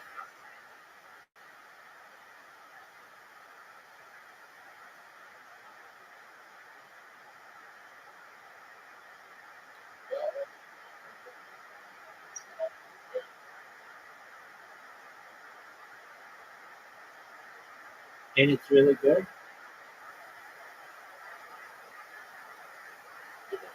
Did you see Brave?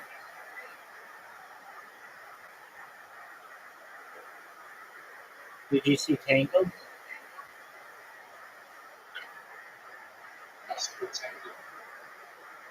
I was Tangled.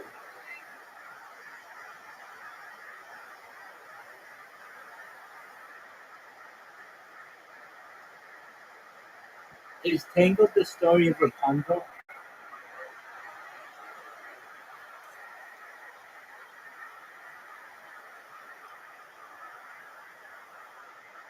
Yo, is Tangled the story of Rapunzel?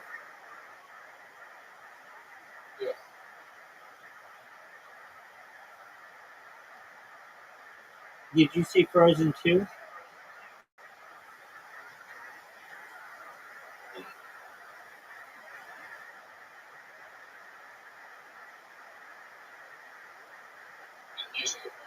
Dude, I haven't seen a Disney film since maybe The Lion King. Well, no, I saw Inside Out, which I thought was amazing. Have you seen Inside Out? That movie, wow. Let me think if I've seen anything else since then. No, oh wait, yeah. Some chick made me watch Inside Out, and it was really good. It was really good. Hold on, and I saw. Hold on, hold on, and I saw Finding Dory. Is that a Disney movie? It's a Pixar movie. All right, I saw that. I saw that at the drive-in with the chick, different chick, and dude, I haven't really seen any of this.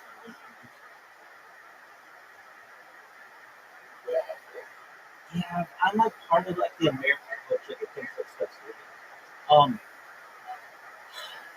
It used to be lame. It's now become cooler, but like I don't know. I know the story, but it's just like I don't know.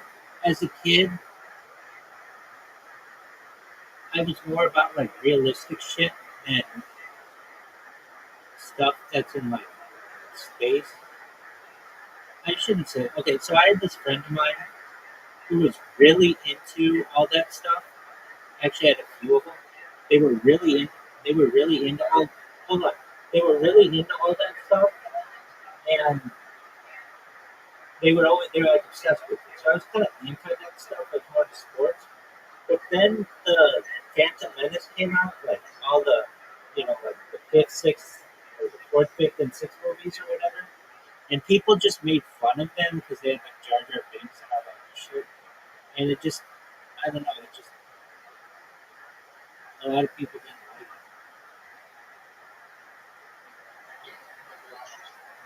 Ask me whatever you want to.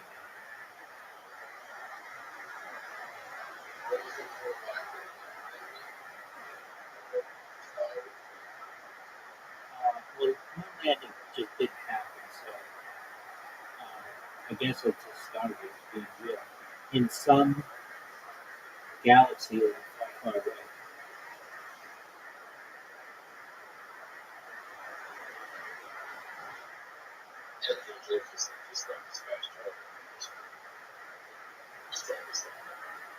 Word dog.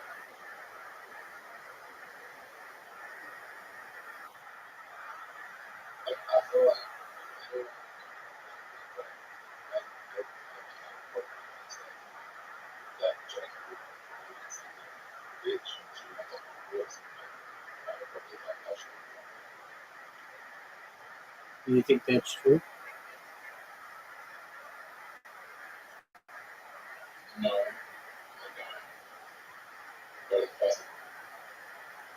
Yeah, dude, anything possible.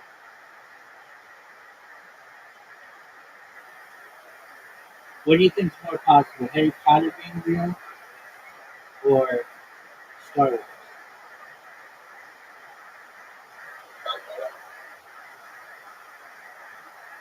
All right. Would you rather live in the Harry Potter universe or Star Wars?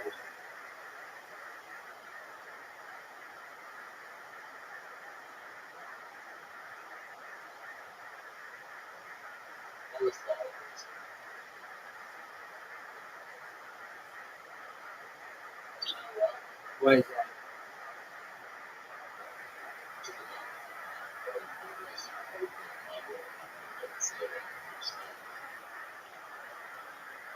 Why you're not a purebred?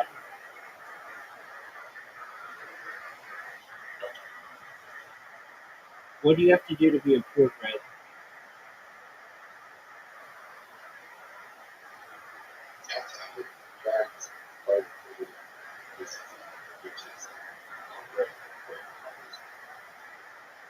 Okay, well, like, I mean, you don't know if both your parents were witches or whatever,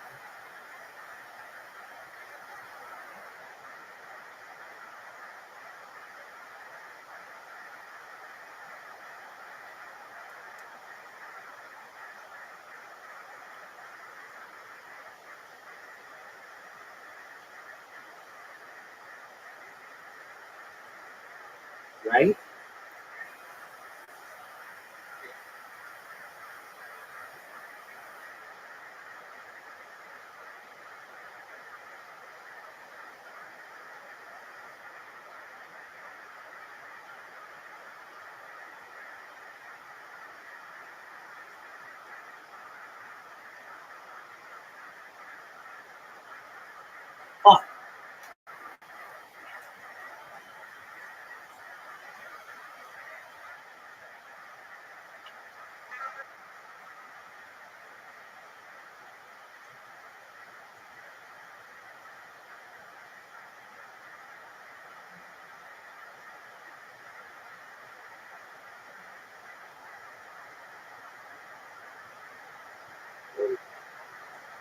Did you just say the name that shouldn't be said?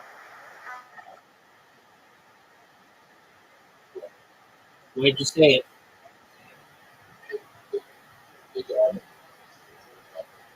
In the 1990s?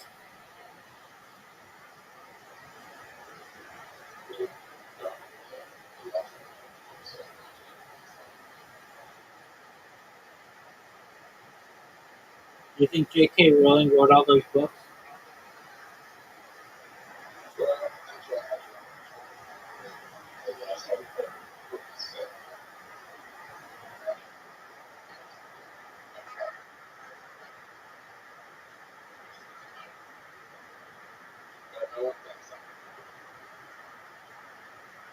So there are 8 Harry Potter books?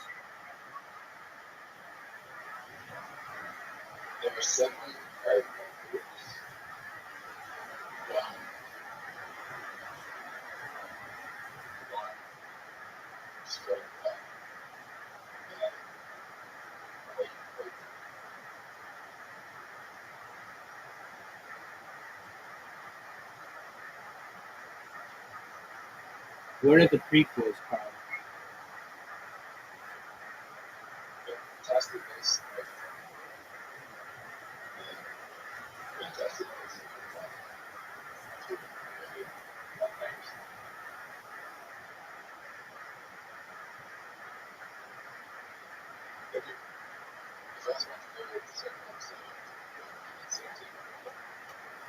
Have you seen all of the Harry Potters? Have you, have you read all the books? Correct.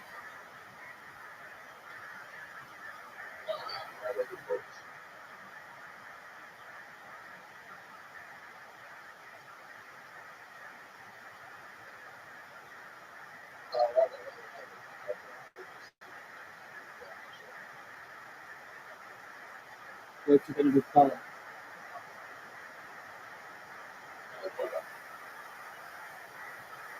Just that?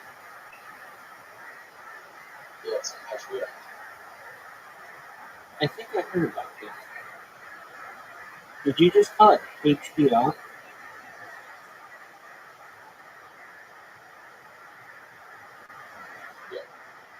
Not HBO?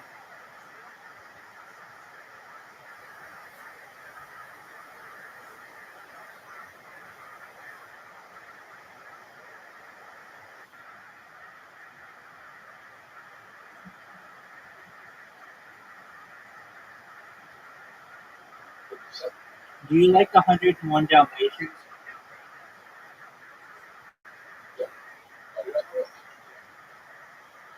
It's HBO.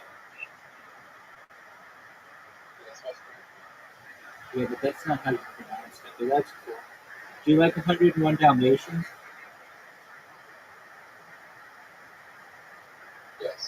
Do you like Cruella de Vil?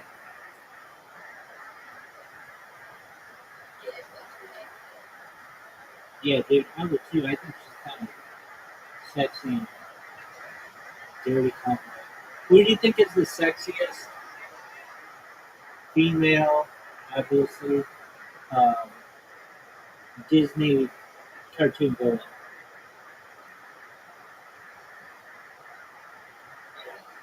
Yeah, like bad girl.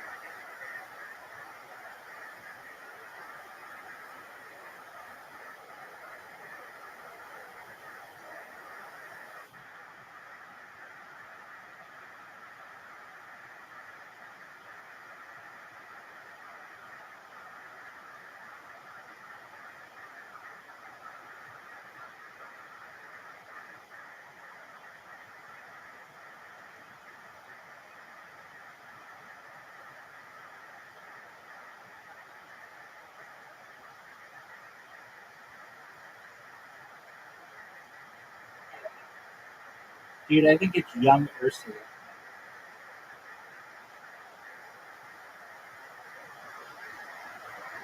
Do you know what young Ursula looks like?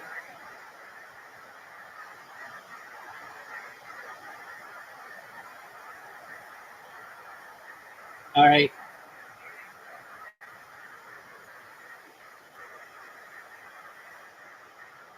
Who do you think is the best friend, like partner of any of the Disney characters?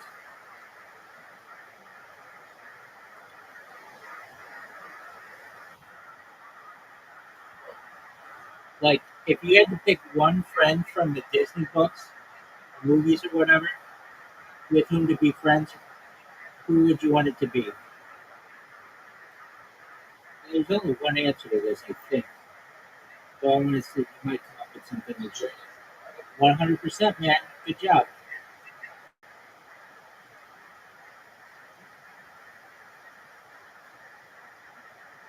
All right. You,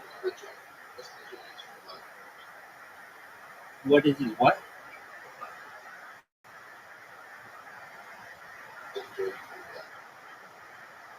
Oh, good question. You can't ask for more wishes. Was one of them, I think. You can't ask for. You can't. Oh, good one. No falling in love and no killing someone.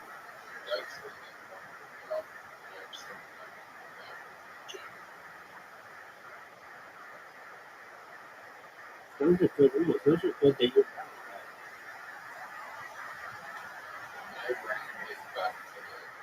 of. Oh, yeah, that's right. How did you remember all that? Oh, well, there you go.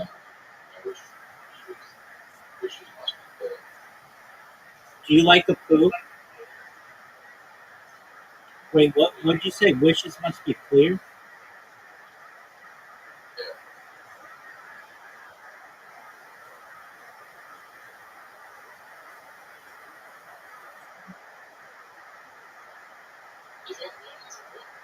No, no.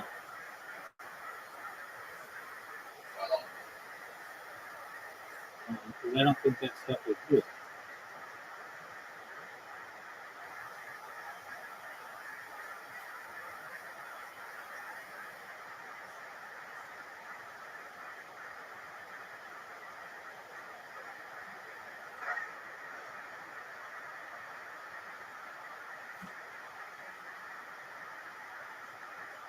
What's your favorite Disney song?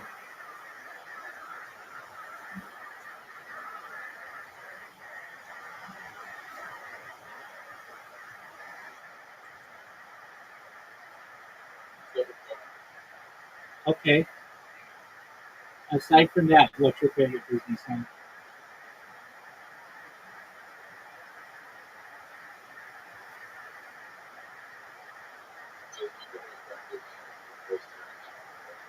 Yeah, why would that count?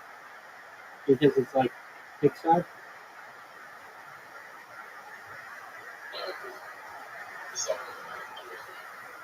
Oh, yeah, okay. Good point. Who's your favorite uh, Toy Story character?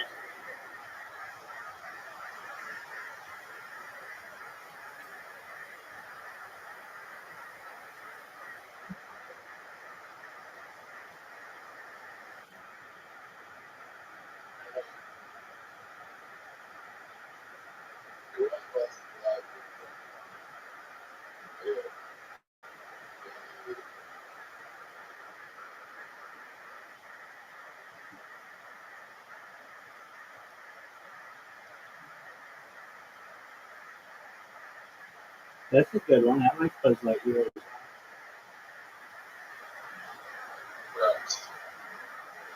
What's his deal? He's afraid of a lot of stuff. Did you see Toy Story 3? Was it good?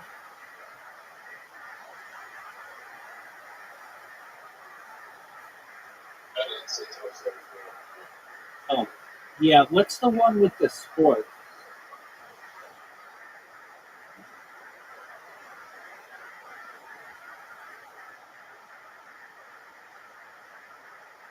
I think that's Toy Story 4. All right. Did you like the movie Cars?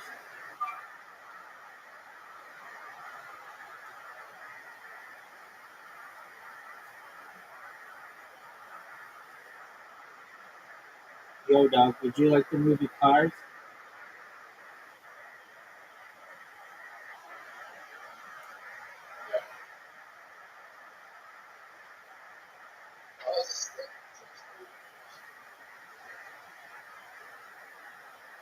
Is it?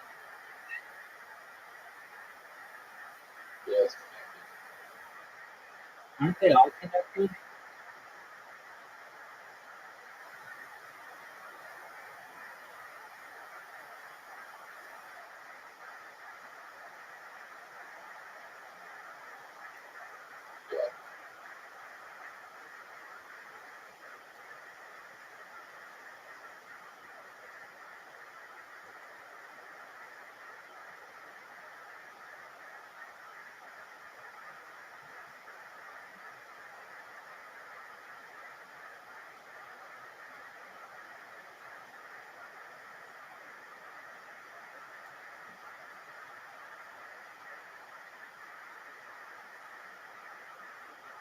What's the time? 10:44 p.m.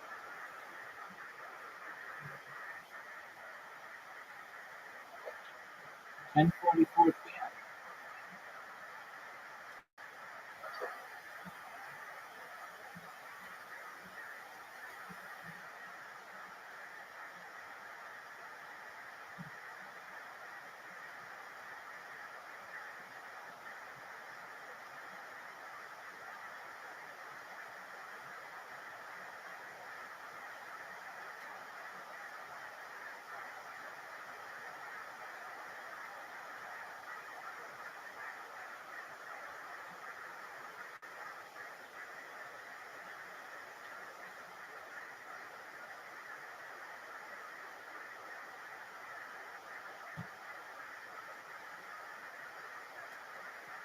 Fuck.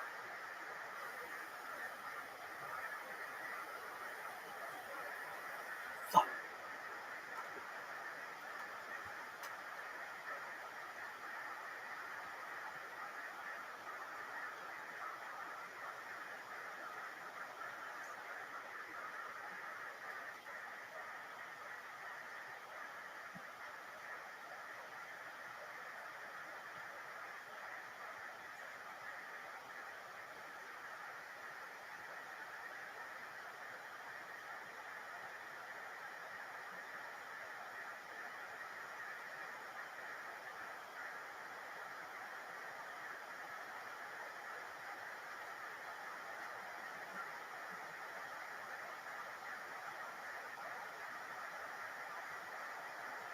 Are you going to the gym today?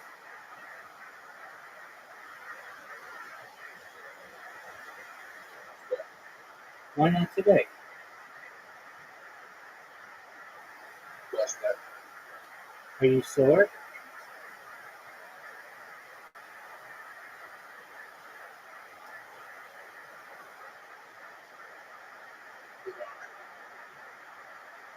You just decided to take a break?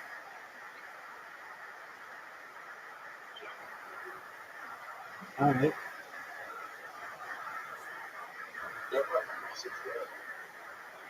All right.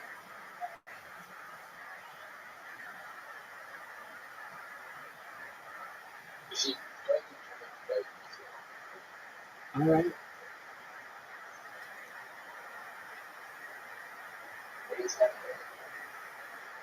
Like, I understand what you're saying.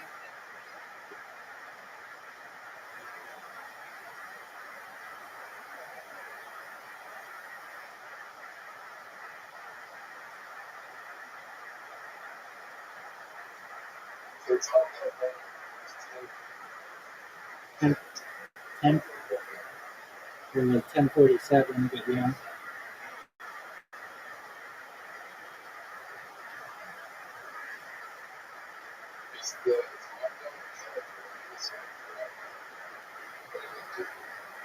It's the same. It's the same throughout the whole state.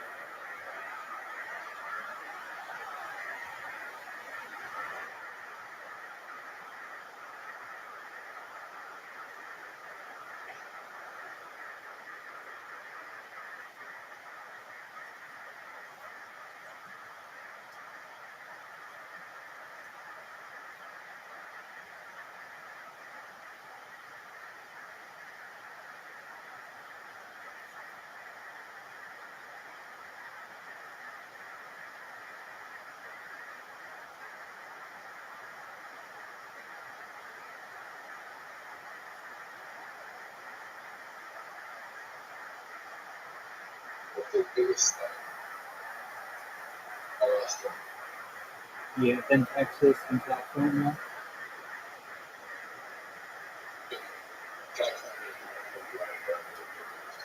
Right.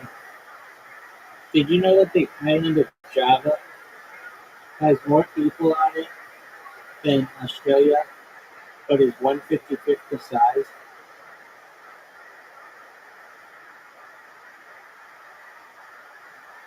It's where Jakarta is. Okay. Yeah, so careful. Yes,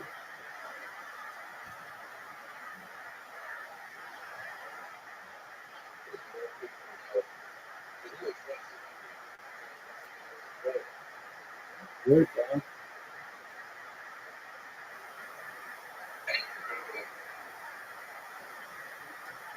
We're the fourth biggest economy in the world. We just overtook Germany. We're only behind China. Or we just overtook Japan. We're only behind the US, China, and Germany. What'd you say? Yeah, I think we will.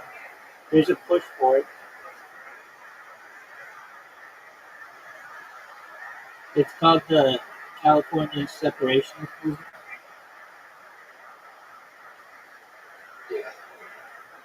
I think it might.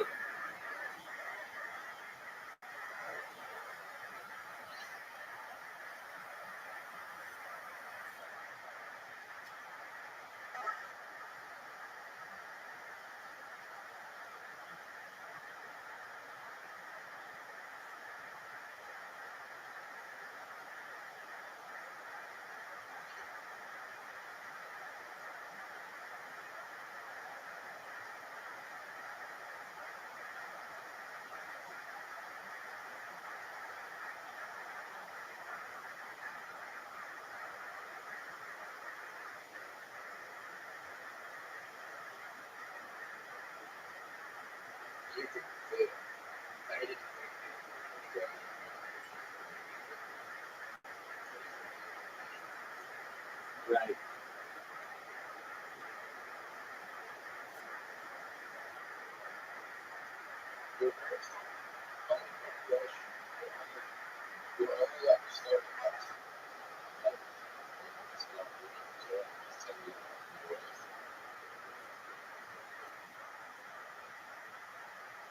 Right. Have you ever met an Aborigine person?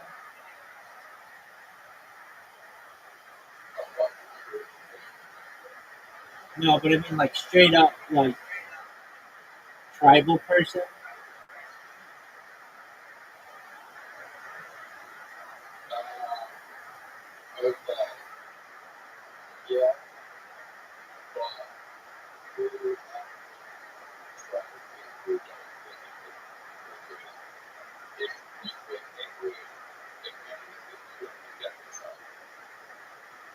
Gotcha.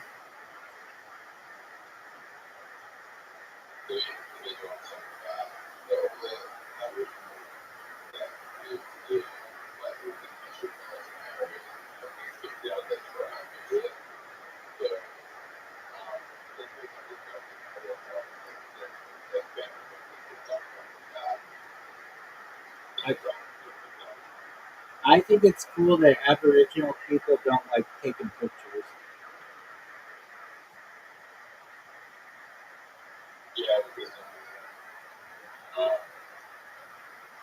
It steals your spirit. Because what?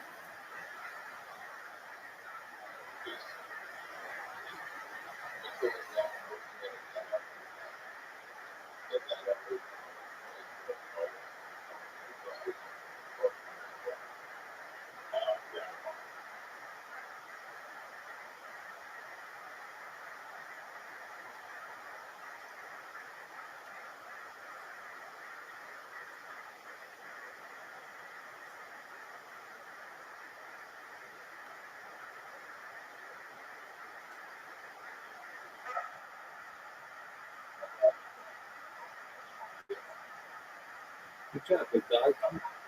Did you play against somebody?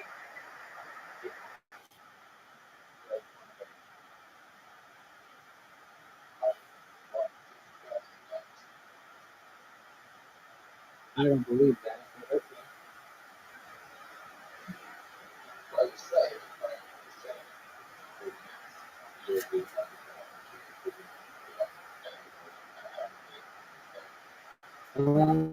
Yeah, I mean, I play people who play 20,000 games of golf. So I think you can play 50,000 people.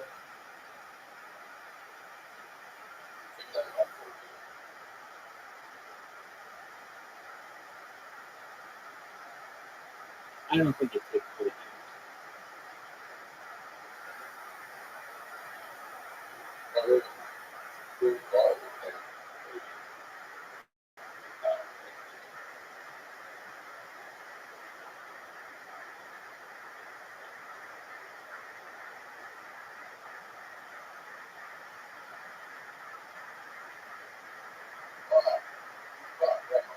What's that big dog?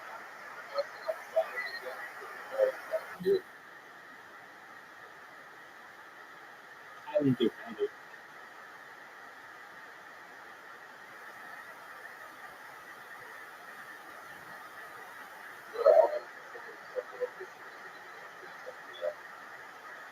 All right, let me tell you.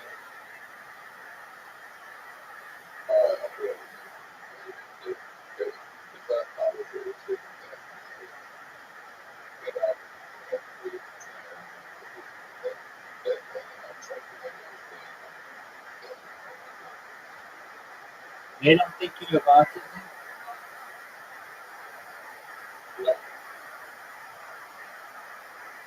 All right, what else do they think you have? What else?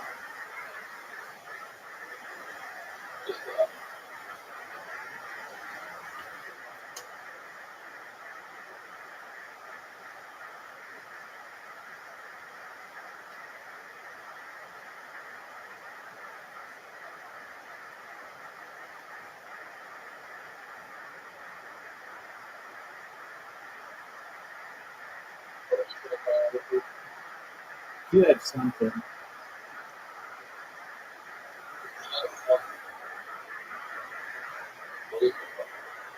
I don't know.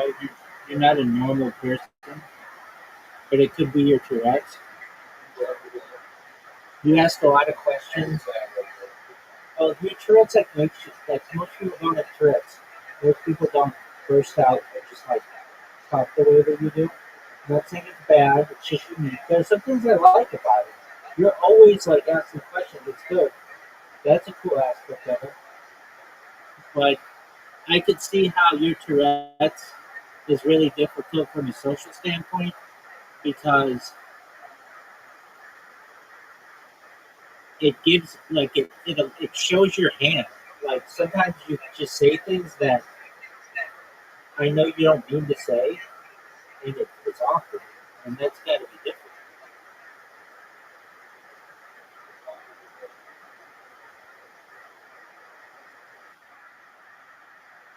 Is there any treatment for that?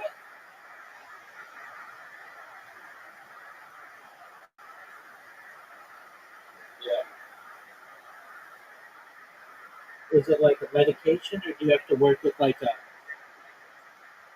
Do you work with someone for it? Oh, really? Nicotine helps with that? All right, I believe that.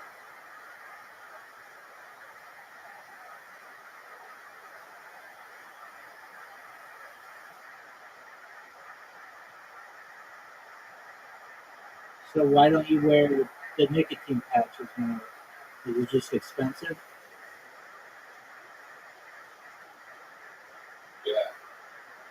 All right, I get that.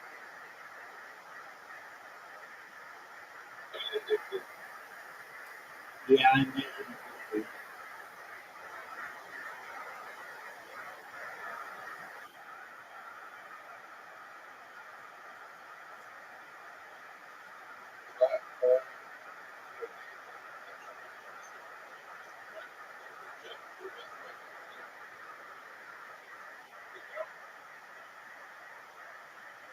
Yeah.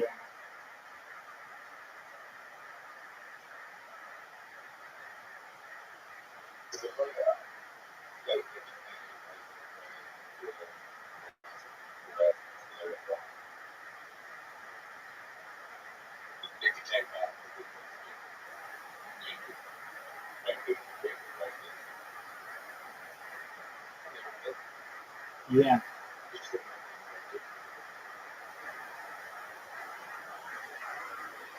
I get that. It's a tough predicament.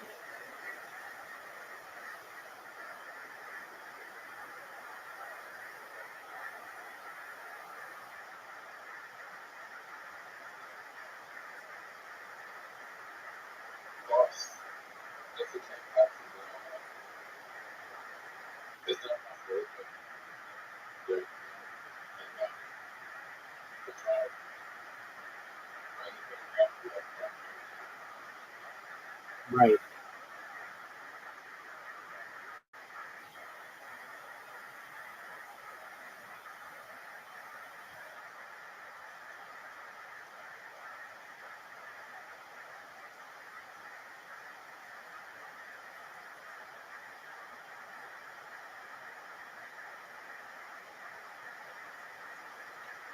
Have you ever tried to vape it?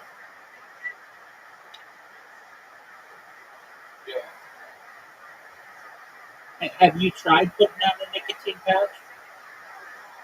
And it works? Or do they just tell you that it works? Oh, that's cool. So, like, let's say you had a first date with somebody and, like, you didn't want to, you know, you wanted to leave a good first impression. You could put on a nicotine patch and perhaps, like, be more normal. That's cool. I mean, it's got to be hard to do. You do a good job with how hard it's got to be. I've seen people with it really badly.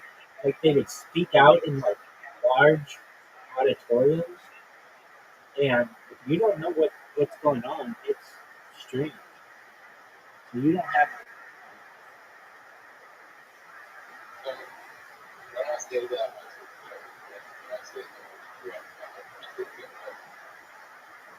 Oh, so if you see someone with Tourette's, your tics get worse? No way. That's fascinating.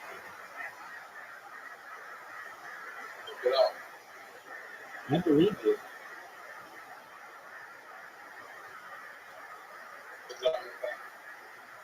So, like, if you had a room full of people with Tourette's, if they would like be really on edge.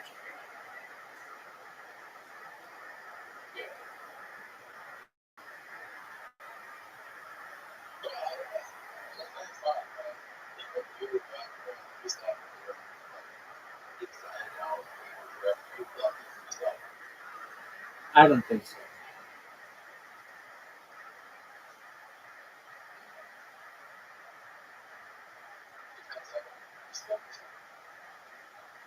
Yeah, I still don't think I would like do outbursts and things, but I don't know. You could be right.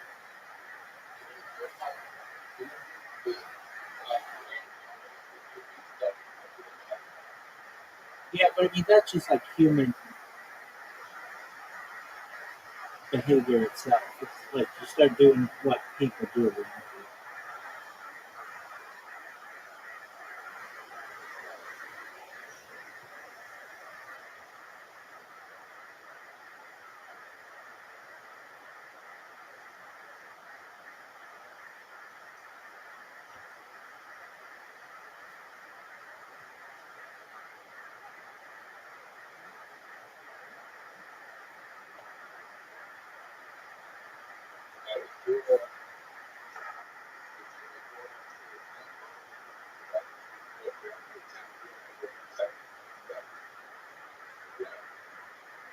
Yeah, I get what you're saying.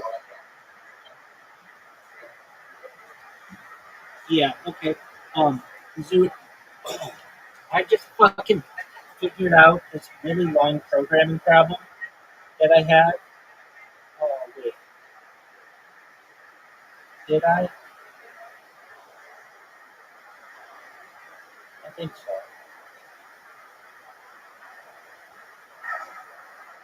I think so.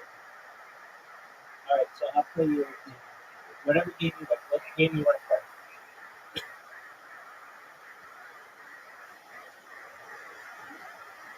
Literati?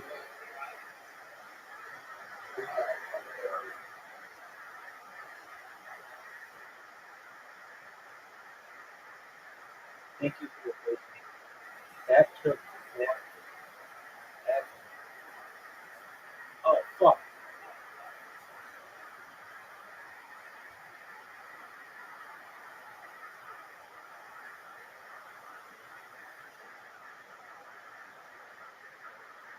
Fuck.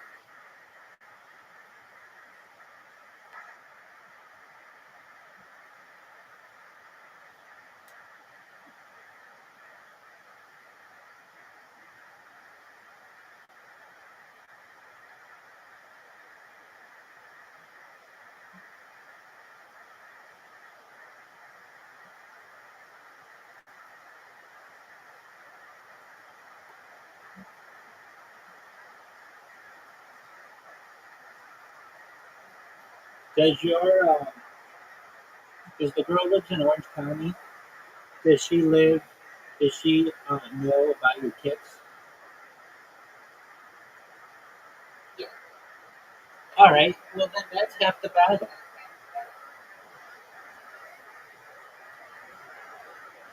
Well, yeah, that's everywhere. Last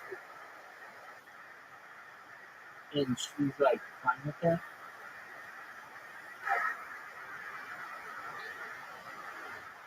Do do your parents have it? Your, do you do you have siblings? Yeah. Brother, sister?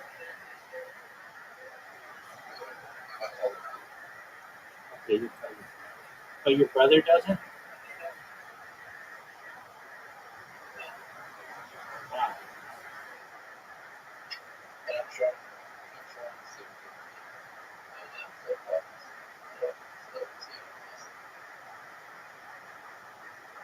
Wow, you got all kinds of shit wrong with you, dude. Did you tell that girl this? Yeah. Oh wow. How was her trip to Caribbean?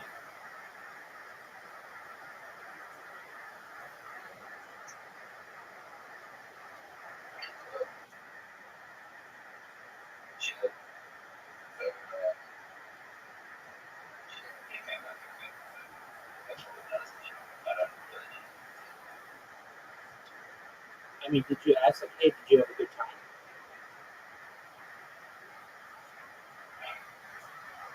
Yeah. So,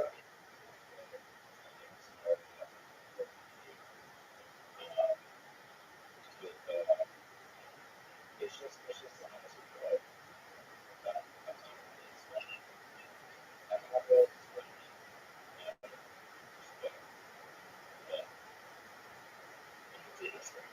if you like All right, I got you. I mean, I'll ask, did she have a good time on your trip?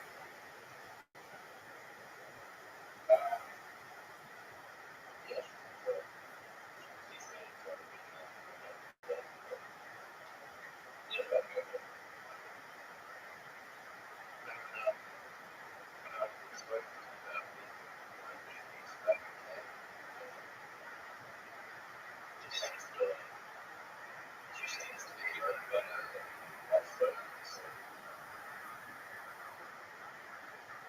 What does she do for a living, if I may ask?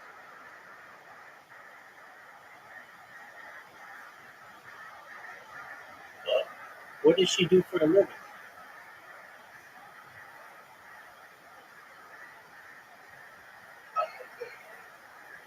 You've been speaking to this girl for 5 fucking years and you don't know what she does as a career?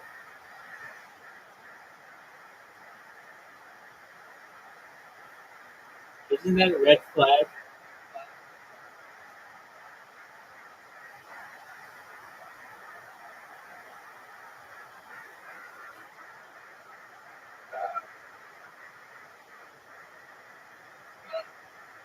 How is that not a red flag?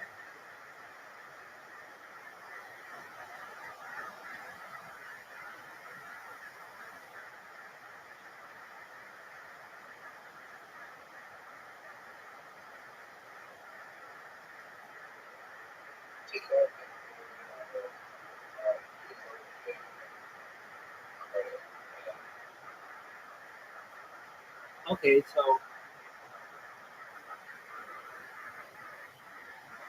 she has something on the job. Okay,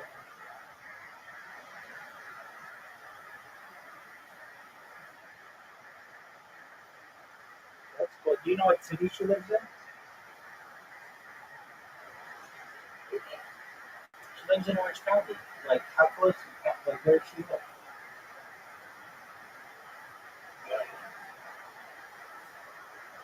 Okay.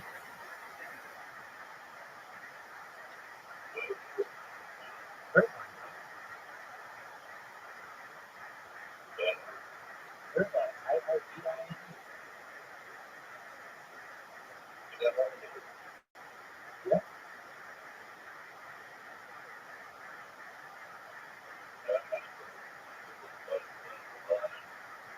She lives in Laguna Beach, Laguna Hills.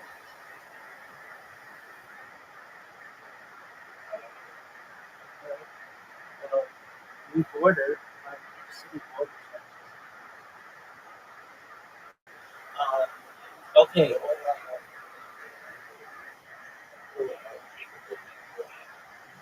That could be good. There's like an Indian family on one side and an Asian family on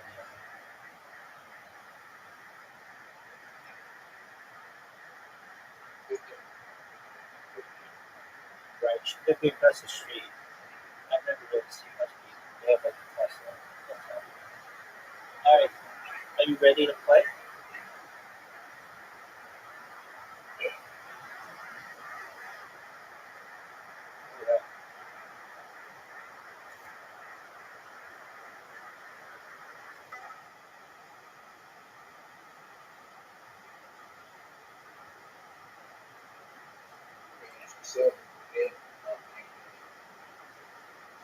Oh, hold on a second. Hold on a second. She's our meeting. Oh, all right. He's got a thing for a fucking meeting.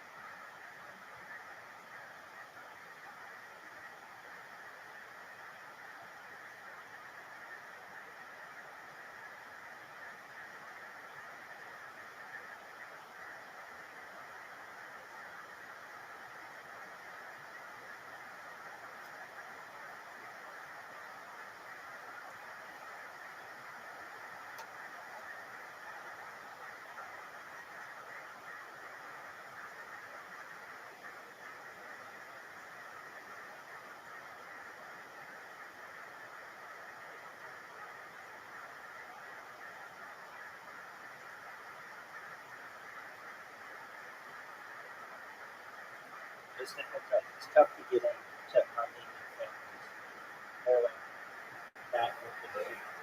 They're not very open to outsiders in their culture. Depending on how Armenian she is, it's like it's pretty close. And even if you do get in, I'm not saying her immediate family wouldn't like you, but the extended family definitely. I shouldn't say that. I should say definitely. But like, there's a good chance the guys will not like you. Like, maybe her brother might like you, but probably wouldn't hate you. But like her cousins and things like that, it's Because they want you to marry other Armenians.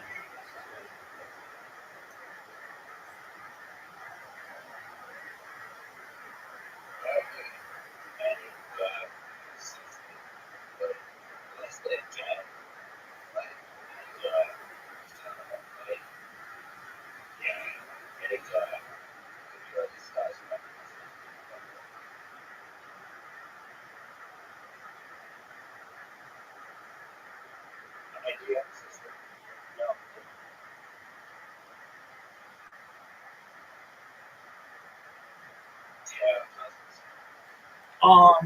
They're all boys. Oh no, they're not. Yeah, I've seen my cousins.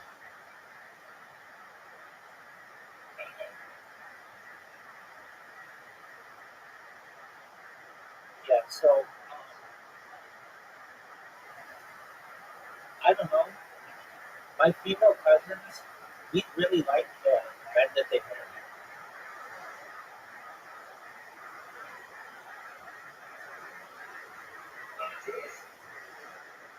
Yeah, yeah,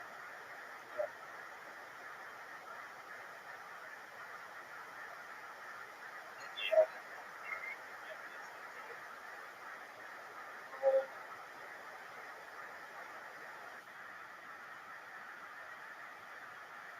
We've had people who are different religiosity. So some people are more orthodox than others. And some people who are secular, but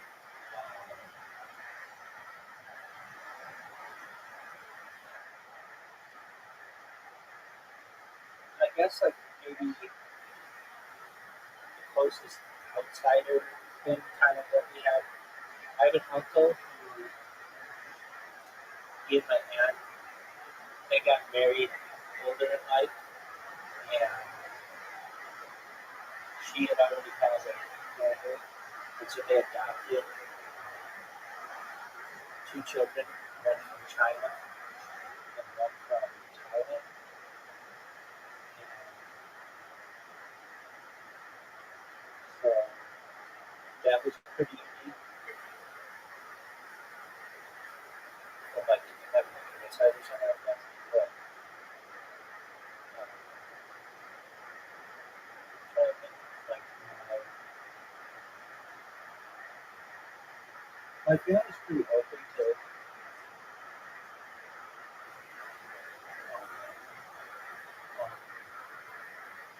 generally like my cousins have picked good spouses for the most part. I've had some like extended cousins and things that they didn't necessarily pick bad people, but like one of the people died at a young age, so um, that kind of just shocked the family. But generally, we're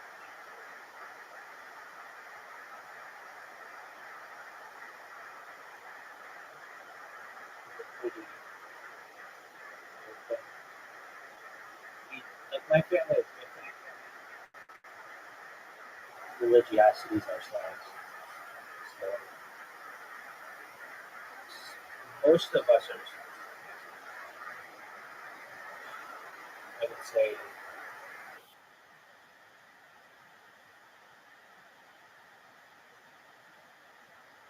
similar in that we hold traditional values, but it's secular mindsets. I think that's probably the most Jews. I think that's probably the most Jews.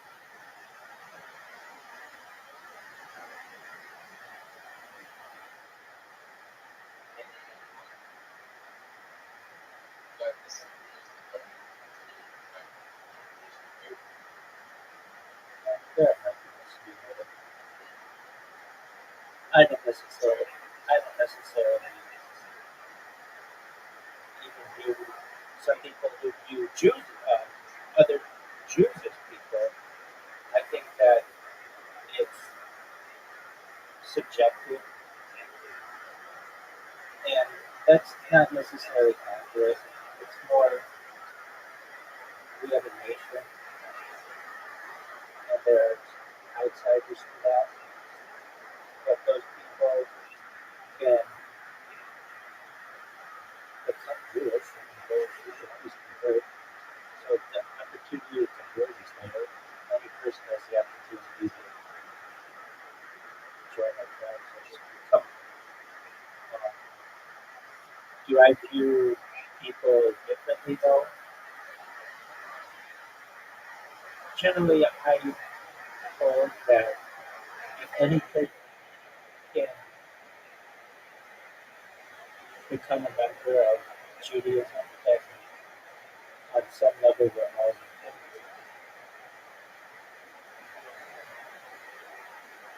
But I know that there are people who hold different opinions on the matter, just like there are in Christianity and Islam.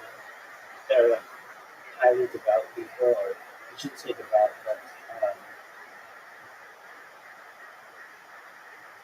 almost like fanatical people. Is it question for my mom? Oh, sure, it happens. Quite often. And really, there's no hard line. Like there are like there are trans rabbis, there are female rabbis. So just have to, if we have trans rabbis and female rabbis, the fact that I live stream my life, well, I'll be a little avant-garde isn't anything out of the ordinary.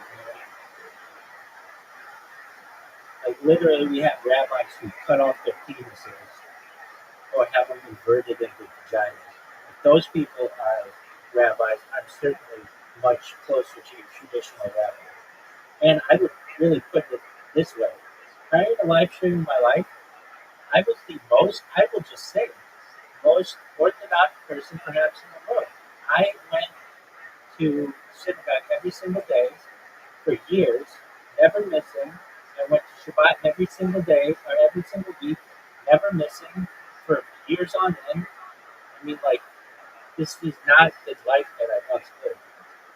This is just my life now. I was once very, very, as we would call it, from, but Orthodox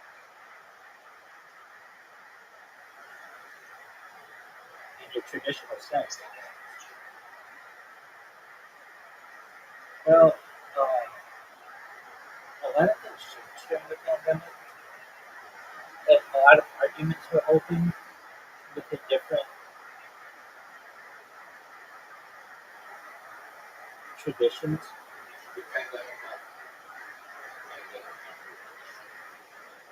No, I don't think so. I got very comfortable on camera because of the pandemic, because my classes were on camera. My synagogue services were on camera, some of them.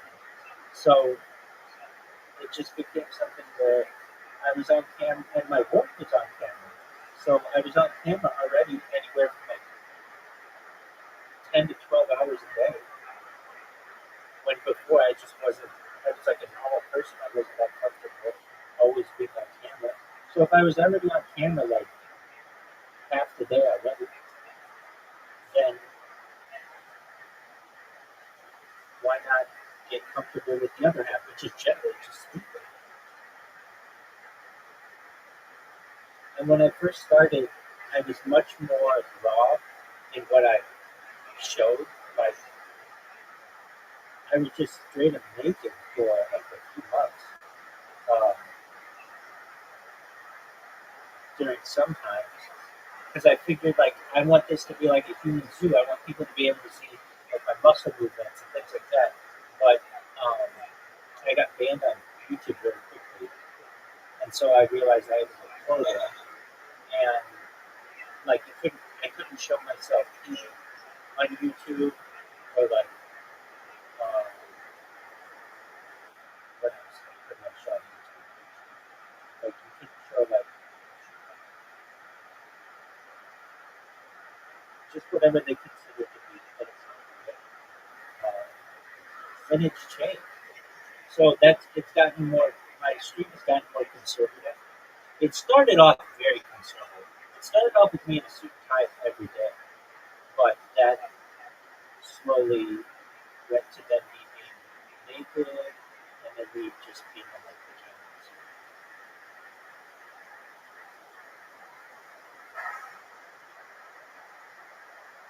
And like my earliest streams are in a certain black suit and tie, black hat. They're very organized.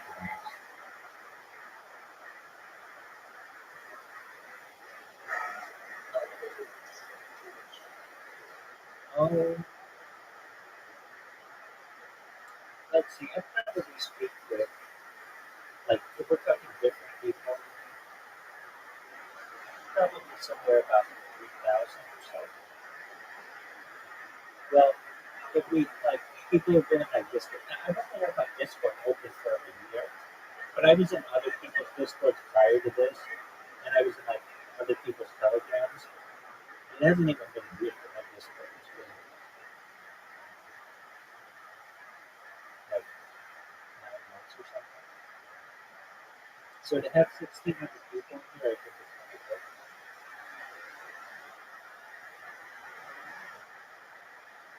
But I haven't spoken to them all. A lot of people just join and leave right away, or join and don't talk, which is fine.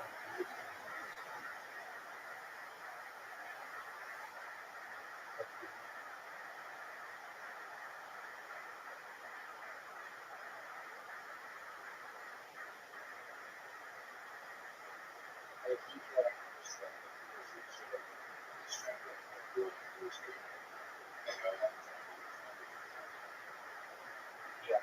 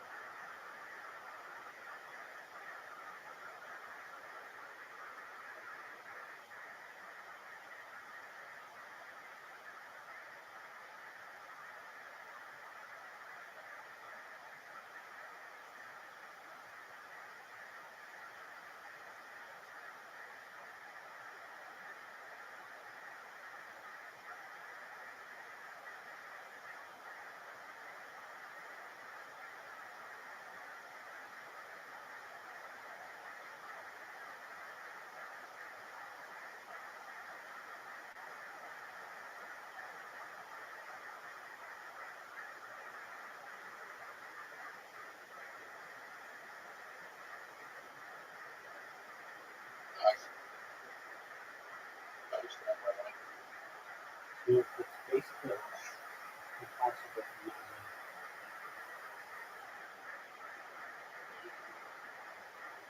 Look at this shot, too. Look at that shot.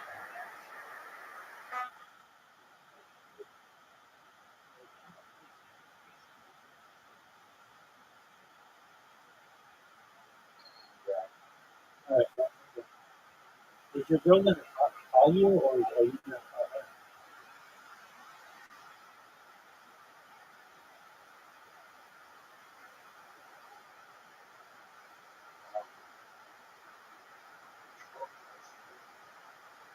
Yeah, go ahead.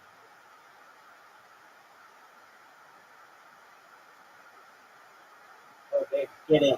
What a shot. 9.9. See?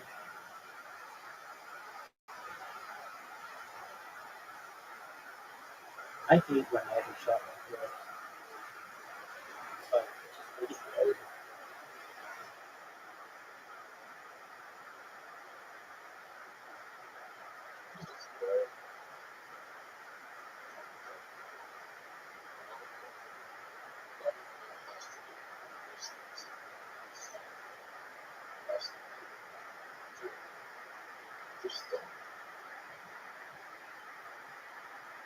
Have you seen this chick naked?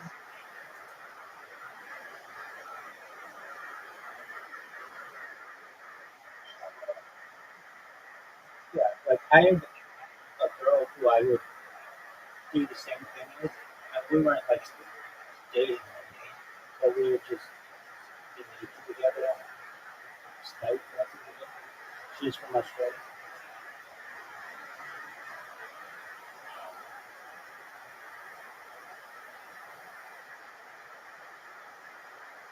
Yeah. Alright, so you have that like a what the fuck, Zoo?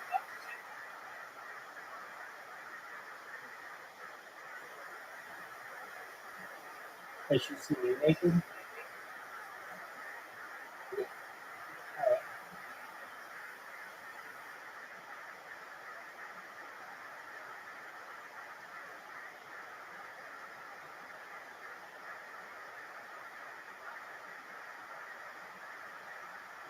Oh, what a great shot.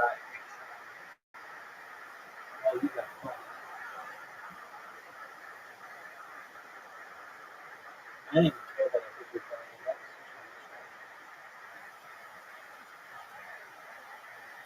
I hate this one.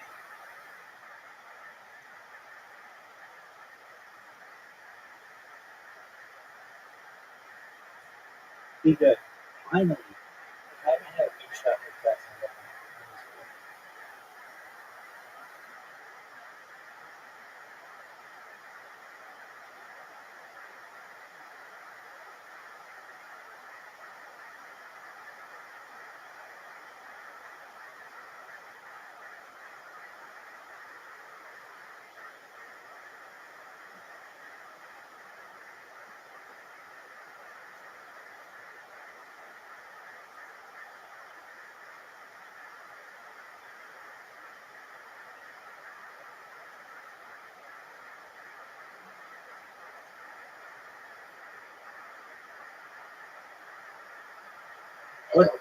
What a great shot, too. Good job.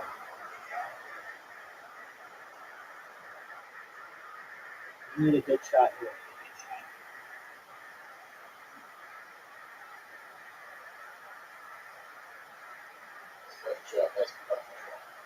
Right.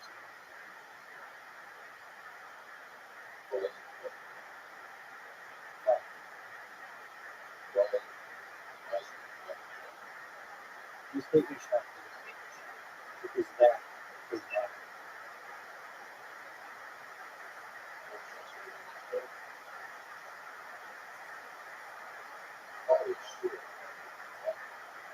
Yes, sir. Oh, dude.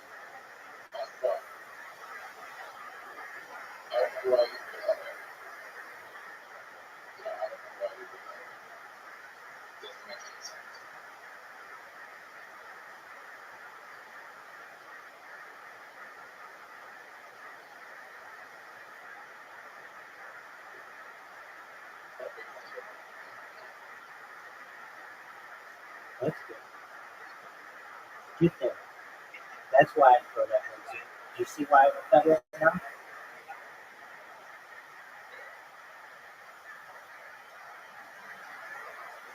Oh. Man, I don't know why I can't hit this whole guy. That must have played it 60, 100 times, and still never. And then we just end up jerking each other off every year.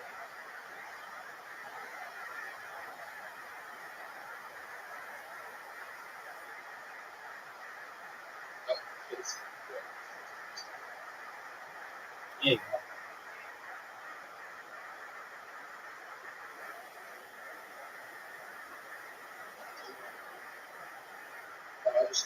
Yeah, you did.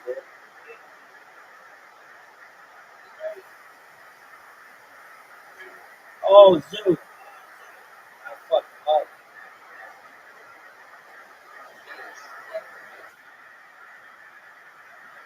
Oh, Zoo.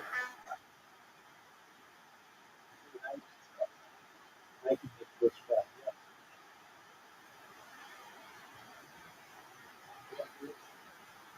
I hit it too hard.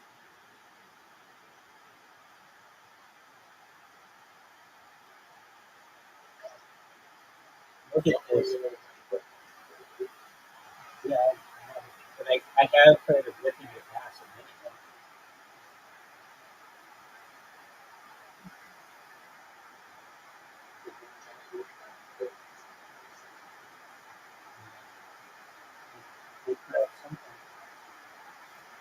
that also go for you?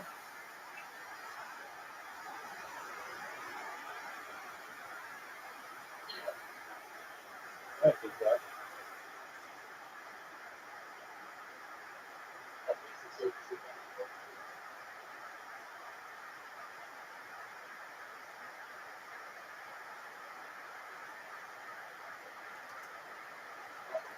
And we'll have Rachel back and explain all that other shit because she's a nice girl. Love you guys. Such a stick around.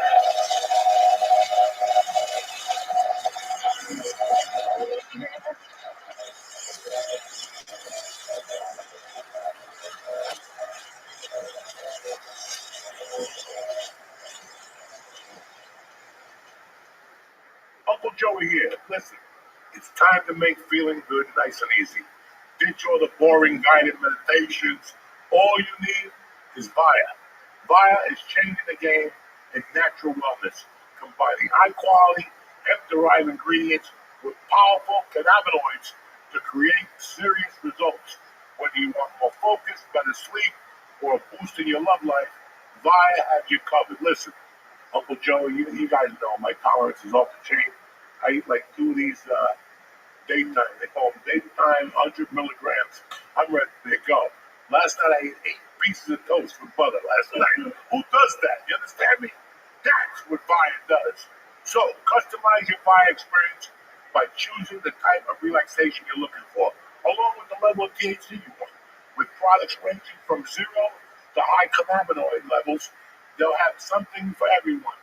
So if you're 21 and older, treat yourself to 15% off and get a free gift on your first order.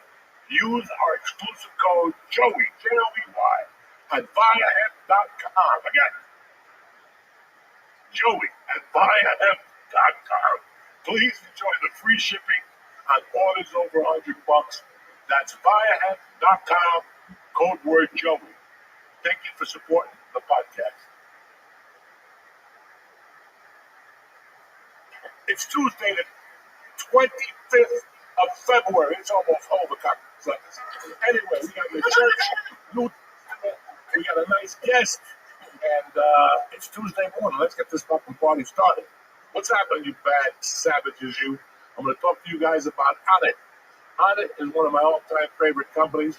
We haven't spoken about them in a while. You know, I go on my little alpha brain cycles from time to time. Now they've improved that alpha brain. They got alpha brain powder. They got alpha brain everywhere. And it's tremendous. The new moon is still intact.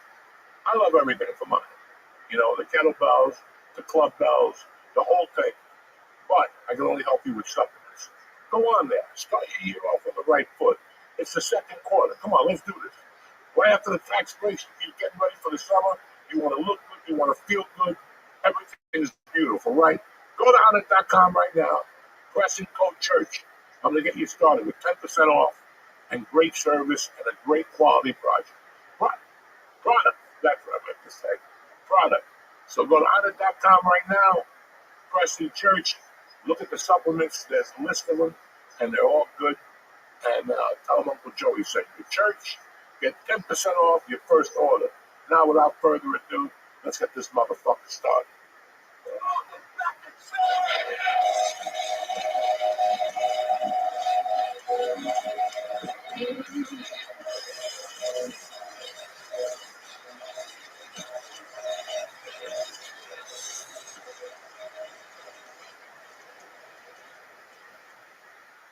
We're back, bitches. What's happening? We got my main man in the house tonight, Mr. Paul Vizzi, V-I-R-Z-I. I just can't say it because my fourth tooth. What other words can you say? We got our words. We got our main man, fucking Eastside. He's sober today, no more. I'm not sober. I'm still 150 milligrams. 38 years old, man. I can't keep doing this. Are you fucking nuts? We do this till we're dead. We do this till we're dead. We're Marines, though. Yeah. That's it. There's 400 milligrams in an hospital next year. Before you become a SEAL, they give you like 1,000 milligrams cold. And I'm done at And no 800. water, so knock it the fuck off. 1,000 milligrams and no water. You sit there. First of all, no Navy SEAL has ever taken 1,000 milligrams. They don't take it. Somebody gives it to you. You know what I'm saying? It's a fucking danger. What's the most you ever taken? 2200. What?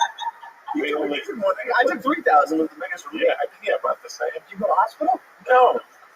We sent people to the hospital. What the? I swam in the Hudson. What is an edible going to do? If you swam in what is an edible going to do to you? You're immune What the to fuck is wrong with people? Oh shit. That's like white kids from Iowa. I don't know what to do. Yeah. My heart was beating. Yeah. These coasters here. What are you talking about? No, hey, listen, as much as I'm laughing, that would be me. We're from the East Coast. Remember your father used to beat your mother, and your heart was beat. Same fucking thing. They got divorced before he could be there. Yeah, but who cares? I mean, like a neighbor beating up his wife, you're hiding under the bed and shit with your age. You hear it? Have you love it? Have you love it? Oh, man, 25 that would be fucked up, man. Me and my buddies one time, we were like in high school, and I'm not a big weed guy because I get that paranoid anxiety shit, But I was a drinker, I would drink. We would go in, we did that 40 shit, we're drinking 40s and all that shit, right? We would just call people over, give them $5 and pay them a little. They would come out with either the Old English, Old English crazy horse, the crazy horse, that shit, right? Those are your Negroes. So yeah. So my buddy had a Riviera. That's when you were still black. He had a Riviera. We go down the FDR with Wu-Tang pumping. Seriously, Wu-Tang's pumping. We're going down. We think we're cool, skipping school to drink in Manhattan, the dumb shit. And we pick up a hitchhiker off the FDR. And he gave us weed. And like assholes, we went back to my buddy's house and we smoked it. Dude, I hit this weed. And I remember, I don't know how long the time was because it did something to his lace. I'm staring at my buddy's kitchen floor. And I don't know if I stared at it for 5 minutes or 5 hours. I just was staring at it. And then I looked up at my friend and the pattern of the floor was on his face. Oh, yeah. I fucking started shaking. I'm laying down on the couch, he's rubbing my back. He's telling me I'm gonna die. I said I'm gonna die, I have a heart attack. The fuck, I go, how long was I sitting there? It was fun. So after that experience, the weed I don't fuck with. But it was still, who smokes shit from a stranger? It was laced something. I'm new to New York. The FDR is like a highway. That's the shit you would love. Yeah, when a stranger gives you weed, that's It was a stranger hitchhiker. And we just fucking smoked it and it did something to me, man. It fucking did something to me. How do you start up a hitchhiker on the FDR? It's like a highway. Yeah, it was just going like this. He was walking up and it was off the side. My buddy was, come in. He ran in the car real quick. Hey, can you take him? We took him. Did you ever pick up a hitchhiker, Billy? Because you hitchhiked in Colorado. But I never. Unless you're a hot chick, let's be honest. You're going to stop for some guy that looks like Grizzly Adams? No. It could be 100 degrees. You're like, fuck this dude. There's a chick out there with a white dress and a thong on. You see how fucking. And she got 20 zits on her face. You're still pulling over. You know what I'm saying? You're still pulling over. I have to look at him. Dog, I had the weirdest experience. And I don't know the other one. I was coming back from Michigan, and my fucking tire blows out. And I kept sitting on the side of the road, and a chick pulls up, like a Toyota, fucking smoking, with a white dress on, fucking flip-flop, dirty chick. And she's like, get in, I'll give you a ride to town, hi. And she's like, you should come over. And I'm like, oh, shit, at that time, years earlier, HBO had a show called The Hitchhiker. And, it would be a guy picking up a chick, fucking something. He dropped her off in Jersey. So I'm young. I'm 20. I'm not fucking young. I'm 30 something. And she's telling me all this shit. I'm like, I'm getting fucking pussy. And next thing you know, she goes, yeah, if you're hungry, we come back to the house. We'll eat. We got breads at 6. Got what? Breads. I live in a whatever. Like a commune. Yeah. Oh, okay. Breads, we Catholic, Christian. I'm like, you drop me off. That was the end of that. Fuck it, I'm gonna go say prayer. I'm ready to get laid. I'll work you to death. I don't want to pray for pussy. You know what I'm saying? One of a bunch of other Christians and shit. It's tough to fuck. When you want to fuck somebody, you ain't praying. No. You're saying, God, how good is that? Let's get back.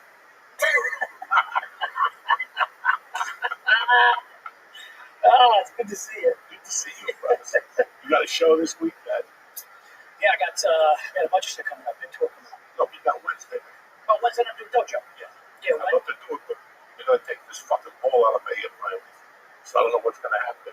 stitches and shit. I'm gonna look like a Doberman with a bandage on. Oh, You know, you ever see when a shepherd gets his ears done? People take him out. Yeah. He went home. The poor guy didn't want to be out the door. It's like, Jesus Christ.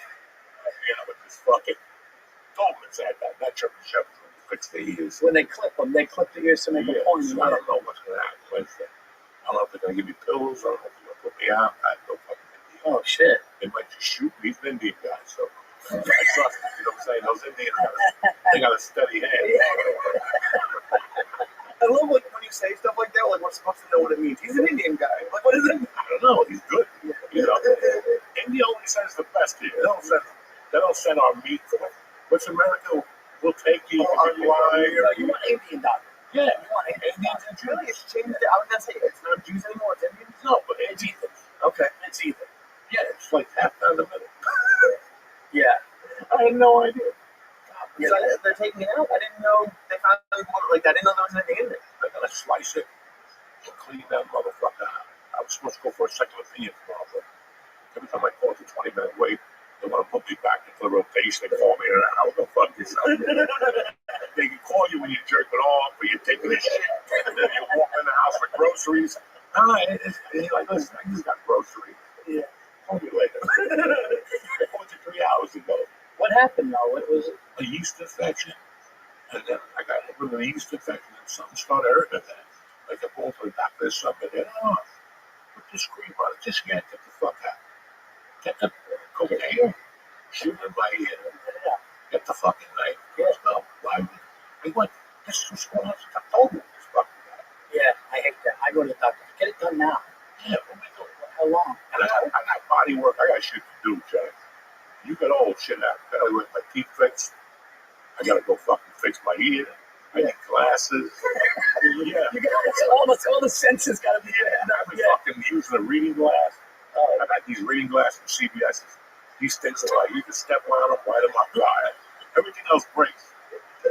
Do you even like do the test with those glasses to see which one helps? I feel like you just don't pick one. That might not even be the right one. No, that was right. 2.75, 3. Oh, okay. I think 3.0 is the highest. Sometimes they give you a dog.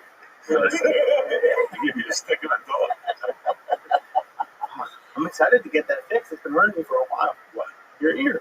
Oh, some days I have a headache on this side, and the ear banging on this side. And every morning I gotta open this up and let the fucking shit drop. Oh, is it hearing fucked up? Dog. I hear what I want. I got selective here. Yeah. What do you do with me for $50? What? Get my soul. No, I want to do it. My ear's fucked up. My ear's fucked up. Get that number up. I'll fucking hear you Get the better. number up. I hear you better. Yeah. Oh shit. I know, man. I got all kinds. I got back issues, That's right. neck issues. I got herniated discs. Oh, You know, because I'm an asshole though. Like I'm in my 40s. I play basketball on Sunday, Monday nights. Take it seriously. That's Like, no, but you know, like you act like it's gonna be recreational, and then next thing you know, I'm like, dude, I'm close to a triple double. It's nuts. Close to a triple double. What am I fucking nuts? My wife said to me, she goes, if you fucking get hurt, go home with one of your friends. You're not coming back here if you fucking tear something. you see that Thompson River thing? Oof, Did you see that? yeah, that was How come you still playing basketball? well, I wouldn't do that. You know, I'm athletic, I guess, but his shit looked like a fuck. That was Yeah. that was fucked up. Let me tell you something, man. Once you're over like 35, it's a different game. Once you're over 40, it's a really different game. It is. Listen, I remember getting out of high school, and one Sunday, high school, they said, come to where that football player was from. They had a flag football league. I go, okay, we come. I couldn't walk the next day. Flag football, I'm lifting weights, I'm fucking drinking, I'm smoking coke, I'm the best of my life. And I go play flag football. I can't get out of bed on fucking Monday. Yeah. I was 21. What the fuck? Yeah. You know, it all changes. It all. Yeah. But once you get over 40, man, all that shit gets It's funny you say that because that's what they said. They said the most injuries for dudes over 40 that plays basketball. They tear their knees. It's fucked up, man. Jiu-jitsu, basketball. So I do anything I can to lose weight. So in LA during the pandemic, Yeah. I took bike ride. And that was okay. I got the helmet. I forgot about that. Everybody who gets a bike, it goes into the garage after it 3 times, it collects dust. It's the fuck. During the COVID, everybody was fucking John. Yeah. Everybody was riding their bike everywhere. I go like a shop ride. I do this. Once the COVID ended, everybody's bike. That's what happened to the other people. The one that you buy. What's the bike you ride at home? Oh, the Peloton. They sold 2 million of them during the pandemic. Now, like, nobody wants a Peloton. Everybody's got them on a yard sale. Oh yeah. Go to a yard sale. Give me a small point. Take it because it's just a Kodak. Now it's like rent a center. They do it for like $20 a month. They don't buy you camp like they're like $2,000. I don't remember those bikes. Yeah. They're expensive. Fuck that. And I remember I took a bike ride. And I went and got my tooth done and fucking she gave me biking. And I got up that morning, my tooth was hurt, but I can't see without my glasses. So all the screws were together. So I thought she gave me the amoxicillin and whatever. the antibiotic. I thought it was the amoxicillin. It was the bike. I popped one of those. I get on the bike like Johnny from the bar. It's 8 in the morning. I'm out there. I'm fucking not Magnolia. What's the Magnolia? The big street where the guy with the restaurant was. That's Magnolia. Yeah. No. Yeah. Where Marie T was. Yeah. It wasn't Magnolia with Colfax. Colfax. Yeah. I'm on Colfax. I'm having a great time with the HOV lane. You know, that little bike lane they got. I'm sticking to my P's and Q's. I wouldn't ride behind anybody because they're breathing and the shit's spitting and you're back there. And you know, sucking COVID, all his germs. So if there was somebody on a bike in front of me, I would cross the street and go opposite to you, right? So I'm driving the fucking bike and all of a sudden I'm starting to feel fucked up. I'm starting to sweat profusely. I'm fucking sweating up a storm. I've only been riding the bike for 15 fucking minutes. What's going on? I mean, it's coming out of me. I can see I'm not even riding the bike between the lines. I'm going outside the lines and shit. I'm not even in the line. And then I went to get on the sidewalk and I fell. Oh shit. And I'm like, that's no good. I'm taking this fucking jet back to the house. And I went back to the house and I'm there, ready to make the turn. And I fucking fell. Well, you got it back on the bike? Yeah, I didn't fall the first time. I was just high. Oh, I think I got walking from cold water and fucking Colfax back to my house. Call an Uber. I think Okay, not that. You ride that bike back. You were saying like a soldier. Let's put it. You got to bring it back. Yeah, you gotta bring it back. I fucking hit the thing. I'm driving, take a turn, right away. I just fucking went down. And some guy was looking at me and I'm shaking my head. He's shaking his head. I'm like, it's not good. And I got the bike up again. I got on it again. 20 feet later, I fall down again. I'm like, oh, fuck. Oh shit. This time I landed on my chest. I thought the fucking thing was broken. I'm like, we do it by ourselves. Oh yeah. But you don't need a camera for this shit. No. Okay? This is for your entertainment purposes. Oh dude. I fell on Times Square like a month ago. You what? I was running to a mic and it had one of the crosswalks that had like a little island in the middle, and I didn't see the curb, and I just kicked it, and in the middle, for some reason, did time slow down when you fell on the bike? Because I was fine, I could feel myself, and I got my hands, and like tourists came over and saw if I was okay. Like it was a practice. Oh yeah. Oh, you ball. My brother, I guess he just went some whore online that he could find online, like a Craigslist whore back in the day. Like, you know, back in the day, you could just go to Craigslist, and like my brother was like a shy kid, but like if you wanted to get laid, you know, so this is, and this chick, I guess, like he called me up. He goes, man, because my brother's one of these. He passes out when he sees blood and shit. So when he goes for a physical, he has to. They know, like he lays back. He can't see needles in a movie. He goes out, right? Yeah, so that's all right. He can't see. So he calls the other way. He calls me up. He goes, yo, dude. He goes, I think I fucked this woman without a condom, man. I don't know. I just met her, right? So I was selling at the time. I was selling phone cable internet door to door in Queens when I dropped out of college. So I was knocking on people's doors in Queens at 6 o'clock at night selling phone cable internet. That was my job. And they gave us a hard hat for no reason. I had a hard hat. I had a fucking hard hat. You know what I would do with the hard hat? I go, yeah, you see the flyers up there? Meanwhile, we could fiber optics in there. But I was just talking shit, right? I had a clipboard and stuff. So people would let me in. This is a true story. A clipboard lets me in, right? And she had kids, but she was probably in her mid-40s. And as I'm sitting there signing her up, I realized she's coming on to me. She's talking to me about a guy she's not with anymore. And she goes, I like younger guys. She goes, I was just at a nightclub with Greeks. She's like, me and my girlfriend took home these 20-something Greek kids. I'm telling her I'm Greek and Sicilian, and I'm 23 at the time, and she's into it. My brother's calling. Yo, I fucked her without a condom. Buddy, give me a second. So he's going, Paul, you got it? And I said, Christian, I can't talk right now. I gotta go. And so you know, he was on the train platform. As he's going down, somebody screamed, get him an ambulance. He came off the thing and was just so worked up about fucking this woman that he fucking just went down on the platform of the subway. But he said, what Lee said is true. He said it was slow motion. But he said while he's going down, he hears call an ambulance. They said call an ambulance while he was down.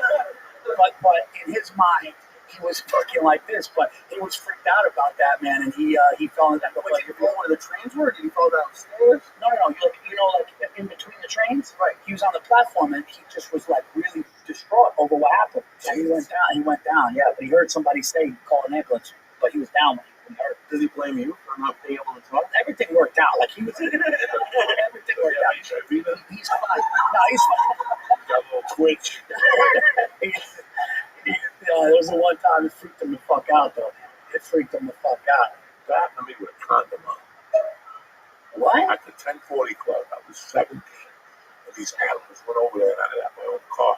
And I got stuck with them. And they paid for me to go on the back. And I had a condom on. She jumped on top of me. And she was fucking just crying. Like, this is disgusting. I could hear the condom. The mattress was fucked up on the bed. It was one of those ping pong pools that you open up and what's a ping pong? That's a cubicle ball. It's a ping pong pool. It's one of those beds that you open up and you lay it down. And you like a cot? Yeah, like a cot. You sleep in your godmother's room. This place was at 1040 bucks. I booked the place. Oh. And the city was $9.99 plus tax. 1040. So fucking. They had like beds with cubicle walls. Yeah. Like little cubicle walls. You hear everybody fucking. And she's on top of the guy. And I'm like, oh God, get off. I didn't know what to do. And finally she stopped. She goes, for an extra $10, I'll let you eat my pussy. And I just threw her over. I was like, you fucking Billy Goat. I'm not licking that greasy thing. Remember those shitty futons with the wood that would break? Remember the futons? I broke a couple of them. You know what I mean, right? The thin wood. Yeah, the Japanese way on the you gotta put a Cuban out there that way. Do it. Ralphie May had a futon. No. When he first moved to fucking Rest his soul. Los Angeles, that motherfucker had a futon at Joy Medina's house. And I went over to see him. He was laying down the bed. When I walked in, he goes, okay. And he got up and you're. You know what a futon is, right? Yeah. Oh, dude, it was. Nothing was worse. But nothing was worse than when you were gonna hook up in the bed situation was shitty, like a shitty mattress in the corner. Who needed a bed? No fucking. When I was young, there was no bed in the corner. Like There's no bed. What do you mean, no bed? No, you got up against the corner. You don't give a fuck. When you're there, you need a passion. She's like, ouch, bro. You try to pull her hamstring, pull her leg back, or you eat a pussy in the car. You're in the car. Remember that fucking in the car? How disgusting was that? And you had to push the seat up. No, that was the Your worst. legs had to fucking stick out the window. And Yeah, I had a Toyota I Excel. drove 69. I would die in the fucking car. In the back with a chick in Michigan, Dearborn, Michigan. This little Arab chick. You almost died? Yeah, because I couldn't breathe. She dropped on me in the back seat. She just dropped on her face. Huh? She sat on your face? Oh, fuck yeah. I had my nose in her asshole. I could smell falafels, fucking. Fuck you. Oh, fuck. 1995, my first road How do you trip ever. remember the year? Because how you never forget somebody sitting on your face? Her legs gave out. She just dropped on my face. And I'm like, I sound like a fucking kid with autism. I was about me.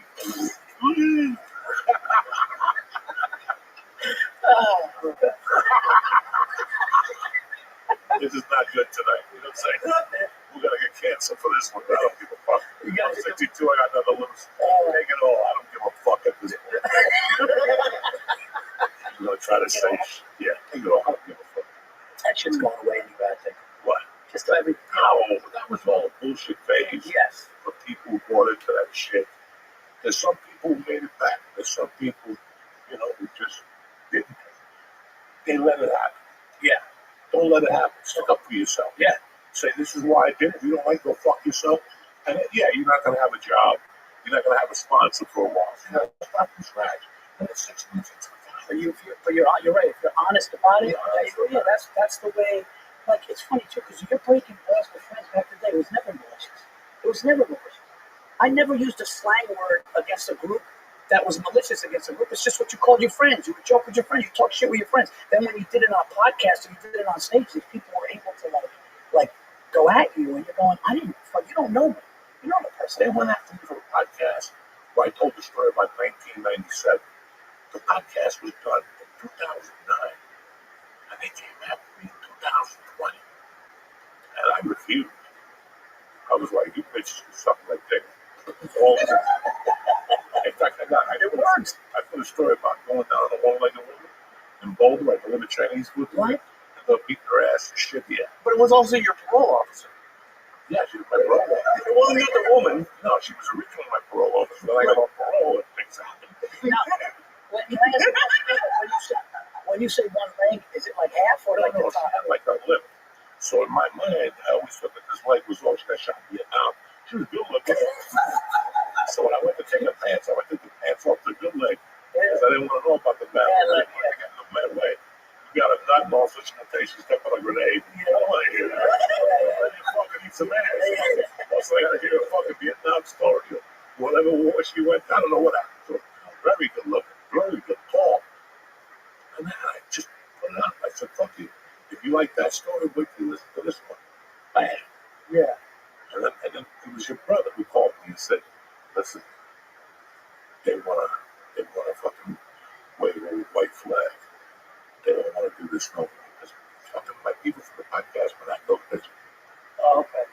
Yeah. It was classic. Well, it's weird because, like, I think one of the reasons podcasts are so big is because people feel like they connect with the host, and it's honest. It's because we're talking the way we normally talk. They're not seeing us on stage doing a bit, telling a story. They're seeing us shooting the shit here, having fun, and it brings them into our personal world, is what it is. Listen, when I do a podcast, I don't want to feel censored. Right. I don't want people to say this. Don't. This is what people do, and this is how we speak.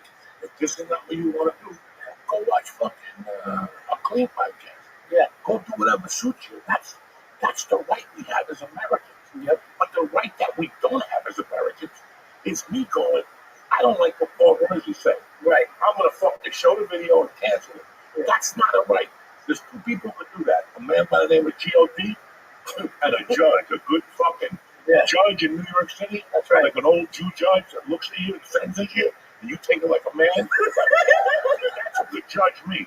How specific that not as that was going by. No, a nice old Jew. It stares you down for a second. He's got like fucking a bad foot or something. He's in a bad mood. Amazon stock went down. You know. Oh, that's okay. You know, I mean, that's how you judge me. That's who can sentence me. But it's 3 white chicks, 1 white dude. Because it's always a dude, too. When it comes to sex, it's 2 chicks and a dude. I like to grab that dude by the neck and go, come on. Yeah. You need to come to you and get your dick sucked in the back of a restaurant. Well, what? Yeah. You die for that. You lying sack of shit. And you want to know something? You lying sack of shit. No, he's right. And a lot of times, these people that call out people for saying things, when you go to their past, it's worse. It's almost like a coven. Everybody's got their Nobody's got the right to go into your past. Yeah. If you want to go into my Twitter from 2016, go ahead. You're not going to like what you see. You're not going to like what you see. But I don't give a fuck. I could have gone back there and erased it all. I don't care. Right. What's done is done. You cannot judge like the one that destroyed me was when they went after the fucking white dude, the judge, because he grabbed the girl's mouth during a fucking sorority party. When he is a Supreme Court guy. Yeah, the Supreme Court guy. Remember, he covered the girl's mouth in a party. What would you rather do? Cover the mouth or put a dick in there? Let's get that off the bat. If he covered the mouth, that's one thing. If you imagine him spitting that dick in there, then that's another. But you're going to try to cancel him about something he did? Look, I saw a thing that was trying to cancel Sinatra. He's Martin the rap guy. People went after Vegas. Look, it was insane. They were trying to go after Sinatra for being a fucking womanizer. But they were like, dog, they went in Vegas and said, we want to take Sinatra out. Get the fuck out of here. He died, whatever. He wasn't even fucking no more. He had a wig. You know what? He's forgetting his lyrics and shit. What the fuck is wrong with people? Yeah, it's because they just went on their run. They went on their run. They went down a list. Yeah, and they go and look at something. It's evil, man. They go and look at something you did in 1995. Listen, man, I can't judge over 1995. Right. How old were you in 1995? 14. You did creepy things. You jerked off in places you shouldn't have. Yeah. You came on things you shouldn't have, right? Yeah. There was a camera. We all would have been in jail. He's fucking nailing it right now. It's Yeah. I'm like, yo, you know something? But yeah, no. You're 12 and 13. You do the creepiest. I did some shit that I'm not proud of. No. Yeah. I had an aunt that had big tits. I would sniff a bra. I would go to a house and sniff a fucking bra. And I'd get all dizzy and shit. But that's what a 12-year-old does, Yeah. 11-year-old. Then when I was 13, I graduated to the douchebag stick. What? The hot water bag with the string. You go to your mother's house. Oh, You have the red bag with a little thing. That's a douchebag. They don't know what that is. You take that, sniff that motherfucker. You pump out a little maluki in the bathroom. You come out, your cheeks are red. You're hungry. Your mom's like, look at him. He hasn't eaten like this in a while. This is wild. He's walking with a limp. You know. No, if people, that's actually a really good point, though. No. It's like if people would have saw some of the shit that you did as a 14, 15-year-old kid and then judge you today, it's kind of crazy if you think When about you're it. Like, 40, you know what I mean? you were 25, you did something. Yeah. You're a completely different fucking person. Yeah. I'm 62. And I look at the years now and I go, wow. I was a complete. There was a time I didn't rob anything. But I could steal things. But I always stole lighters. I love going to 7-Eleven, talking to the Indian, and then take my lighter, put it in my jacket. No shit. I would steal right in front of him. Yeah. That's my gift. You don't steal in the back. Yeah. You steal right in front of him. Yeah. You talk to him. What do you like? Your jacket? Oh, 55. You know, I don't know what the fuck you're saying. It took me to my whole family. Everybody's worried about me because I would get arrested. I would steal, always drinking, getting fucked up, steal. And my mother said from like 22 on, I'm just a completely different. But you know what I used to steal? I used to steal hunks of provolone cheese and gummy bears.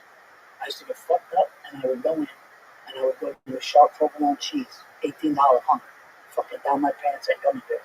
I didn't rob my safe. Food. I would fucking, yeah.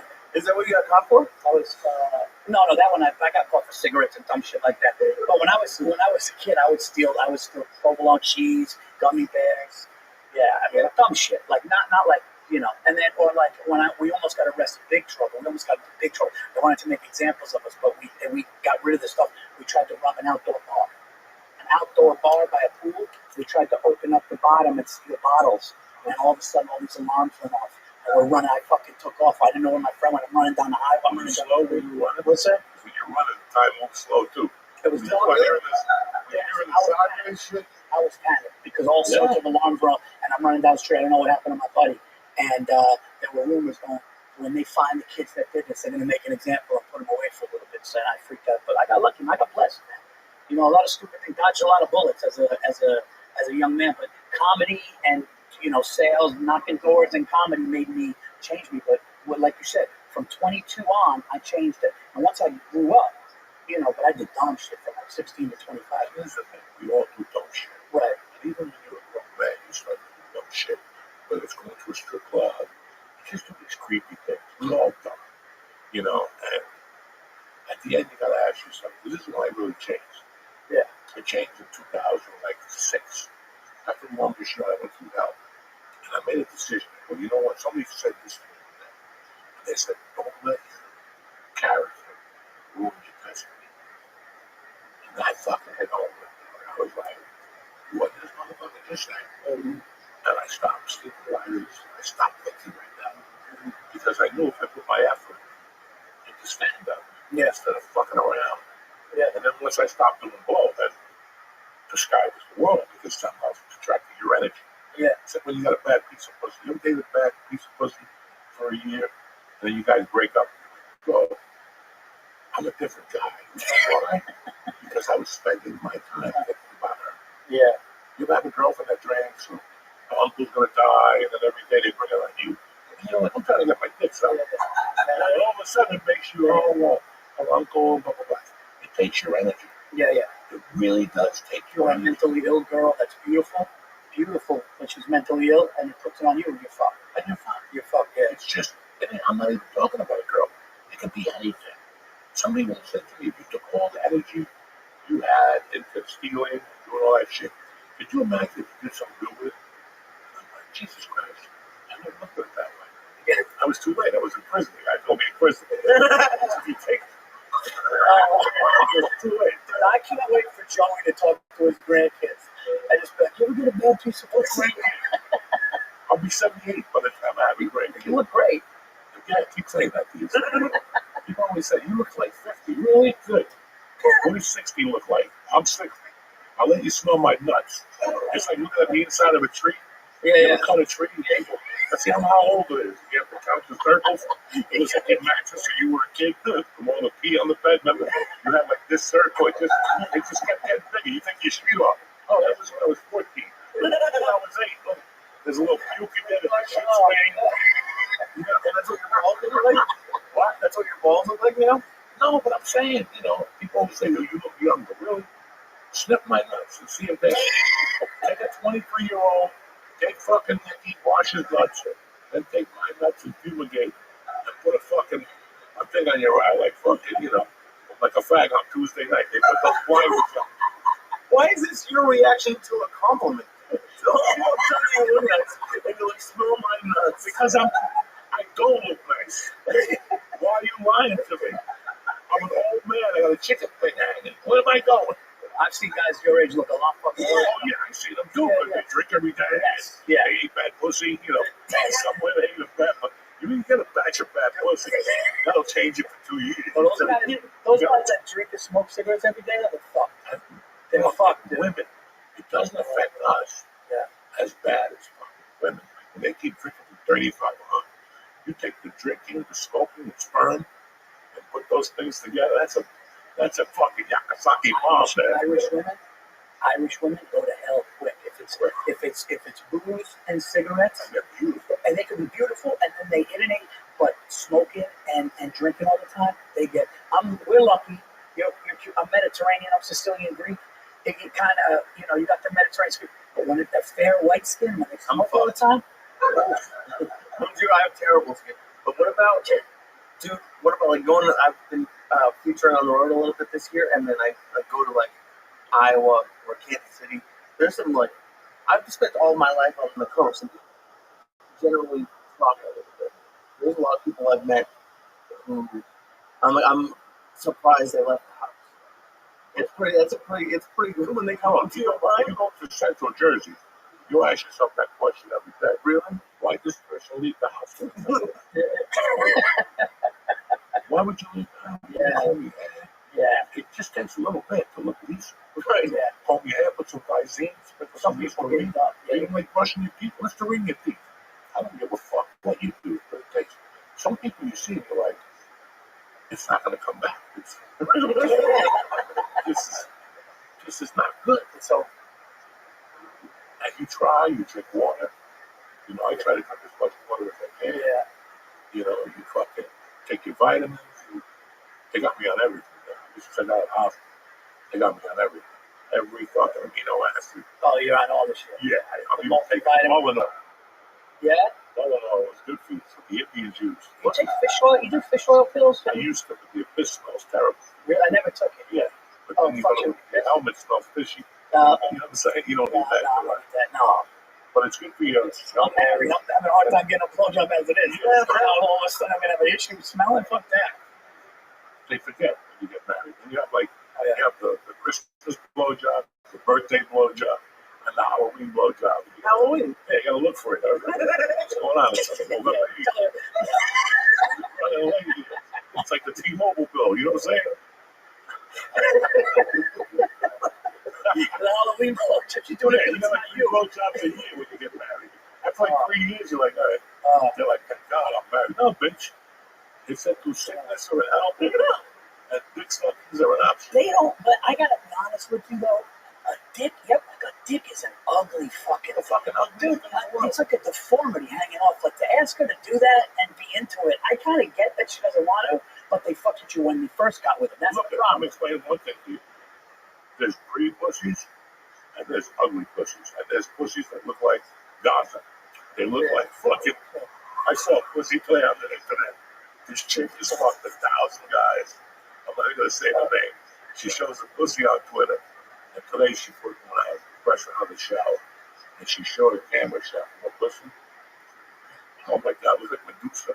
Like a bunch of fucking, and then you get the chubby, have a thing, and the pussy goes down, and you look at it, you're like, damn it, she's got it. Because you try to guess, like when she starts connecting with it, you start looking at the mouth. What do we have down there? Instead of fucking, Were you good at it? Do you have like a pretty good? I was always pretty You had a good range, like you had a good face. I always had like 2 or 3 ugly puppies. They're built for me inside, and the tucky is all the way in there. Come on, man, I gotta eat chopsticks. But I think all dicks are ugly. Oh, dicks are disgusting. Yeah. And they smell weird. The balls. Yeah, I mean, it's really unbelievable. Like, you know what I mean? Like, I sleep on my left side. yeah. And for some reason, that's what only nuts what I get. It's on the left side of the nut. And it's not even water. It's like you go like that, they like kick you right. You gotta go in and put soap on it and fucking wash it off. I get to the cat to smell from it. No, you don't. Yes, I do. I scratch my ass, I give her a little bit. What does Gray think of your balls, but Huh? does Gray like it? No, I mean, she never said, yum, yum. It's like dogs. But you always gotta give an animal a whiff, just something. They don't know what that is. I also have a toe. One toe. All my toes are fucking clean. Yeah. I got one toe that's got like blisters in it. And I pop it. I just had to put stuff on it the last week. Every time I go, what the fuck is wrong with my toe? And I pop it. And it'd be like a paste, like a fungi paste. Oh, God. One night I put it on my wife. She's like, Jesus Christ. Oh, what's that smell? Oh. I got to put some stuff on my feet for this. I had to get that movement. What's that shit that you put all over your body? That shit's good. What's that? That's the cute doctor invented it. Oh. You don't sweat no more? No, I put it on my fucking feet. You don't sweat? No, you put it on your feet, put it on like deodorant. Shit says in the commercial. They put it everywhere. Okay. Oh, wait, Mando? Is it? Yeah, one more. That shit works. Yeah, that's good. I put it in my asshole because after I shower, you take the best shower in the world. I got a loofah, and I got a little asshole loofah. Right? Like, You have one just for the asshole? Yeah, no, I told you this years ago. I cut the new loofah. Forgot about that. You got a separate loofah for your ass? Yeah, who wants That's incredible. But why would you want to use the loofah on your face On your and ass. then scrub your asshole with it? Yeah, That's disgusting. You can't use a washcloth because then you always get the little piece of brown or blood. Well, I was hungry. I was hungry. So the loofah really scrubs around the muffler. You ever see a chick's asshole? It's kind of brown. It looks like gunpowder residual on the edge. I don't want gunpowder. Not that anybody's going to lick my ass or look at my ass. But just in case I die, they can look at his asshole. That motherfucker has residue from gunshot wounds. So I never wanted that. So I take the loofah and scrub it in that muffler. Did you ever check to see if it doesn't have the residue? But here's the problem. When I come out of the shower, after I look from my asshole, right? If I take the towel and wipe my ass, but I still hold the towel, it still smells like ass. So I said, fuck this shit. I'm gonna start using lubricant, whatever the fuck that is. I think it's Mando, and they have body wipes too. It's good shit. Yeah, it's good shit. Yeah, it's really good. Yeah. There was a woman that she probably was with somebody dirt. That's what she said. She goes, I sucked 18 dicks. I was 1 to 17. The pull between. Think about it. A woman has to go between your legs. That means she gets the asshole, she gets your feet, on the right, whatever side she's sucking on, the left or right, that outside nostril gets foot, nut, and ass coming at you. Come on. She said that. She goes, there's a part of a crevice that you can't get. Yeah. So she made Put this. it in there. Yeah. I did. I fucking sit on that thing. Yeah. The man got a little tongue. It's like nicotine. It's that big. I just sit on it for a minute. My hemorrhoids gone, everything. Let's take a break. I want to talk to you guys about Nick, the best. We'll be right back. Oh shit, it's nicotine pouches. If you're looking at ditch smoke and tobacco, but still want that nicotine fix, you gotta check out Nick. Nick comes in 10 all-natural flavors, so even if you're a picky dude like me, they'll have something you like. Each pouch lasts 2 hours. 2 hours. So I'll get you through the morning commute, no problem. Let me tell you something. You put one of these threes in your mouth. My favorite is the berry lemonade, and here you got the strawberry watermelon. We're from the islands, you know what I'm saying? Your Uncle Joey made the switch to nicotine pouches. So what the hell are you waiting for? Huh? Right now, church listeners get 35% off when you order Nick through our exclusive link, nykdpouches.com/church, CHURCH. This special offer isn't just for your first purchase. You can use this up to 3 times. Who's better than you? Nobody. Don't wait. Get 35% off now at nykdpouches.com/church. CHURCH. That's nykdpouches.com/church. NYKD products or Nick products are only for adults of a legal age, all right? Every order is age verified, so don't even think about it, you little bastards. Warning, this product contains nicotine, and nicotine is an addictive chemical. Let's get the party started, you know what I'm saying? We're back, bitches. Anyway, what else is going on, Paul? You going on a tour anymore? Yeah, man, going on tour. I've been home, like I've been waiting, because it's like the year started out. I'm just fucking home. I got 2 kids. My son's a basketball animal. My daughter's good in sports, and then but I want now starting March. I'm going hard. I'm going everywhere. I fell in love with you when I saw you do a podcast yelling about comics that call you up to go to the party. Oh, I mean, throw a frisbee around. you want to do the fucking you want to do the comedy poker game? Yeah, that's what I want to do. I don't like you when we're at the fucking club. You want to sit there. We're gonna a couple we're gonna go down to Washington Square Park and throw a frisbee. Right? That's what I'm gonna. You know what, honey? Tell the kids I'm not gonna be home tonight or today because I'm going. Yeah, like that. I'm not one of those guys. And listen, sometimes it hurts me. I'll be honest with you. No, it does hurt. It hurts me. It hurts me because I'm not one of these. Hey, you want to come to fucking naked roast battle? No, I don't. I want to go on stage. I want to get better. That's the one thing. It's like before pandemic, I should have went harder with the social media for numbers, but I just was getting better. I just wanted to get better at this. That's the most important thing. Yeah. That's way better than social media. Yeah. Take you guys that got beautiful social media, and they suck on stage. Yeah. And so if you don't have this to promote, right, you got nothing. No. And I don't need nothing against it, either, too. Like, if people are, oh, Paul, you gotta go on Kill Tony and stuff like that. But I did one time, I judged a roast battle, and I fucking felt bad, you know what I mean? See, I can't do that either. So somebody was, Paul, they told me to come to New York Comedy Club, and they would just judge a roast battle. These fucking guys, and this guy, I'm like, making fun of this guy's sneakers, I'm fucking, just a couple things, and all of a sudden, after it's over, he comes up and says, hey, Paul, hey, man, big fan, so nice to meet you. And I'm like, I can't do this shit. I can't fucking judge a PowerPoint. I don't want to do it. Fucking 1 minute. I can't do it. It's like when people say, and it's not against. It's nothing against Tony. It's not. But I can't do. I can't watch somebody come out and fucking do something that I know is so hard, and me kind of shit on it. And I'm just telling people, if you say something personal to me, I can't. Yeah, I can't. I'll go fucking. Why do you think I don't do that? I don't want to be on your fucking stupid roast. I don't want to be a judge. Yeah. That's the hardest thing in the world.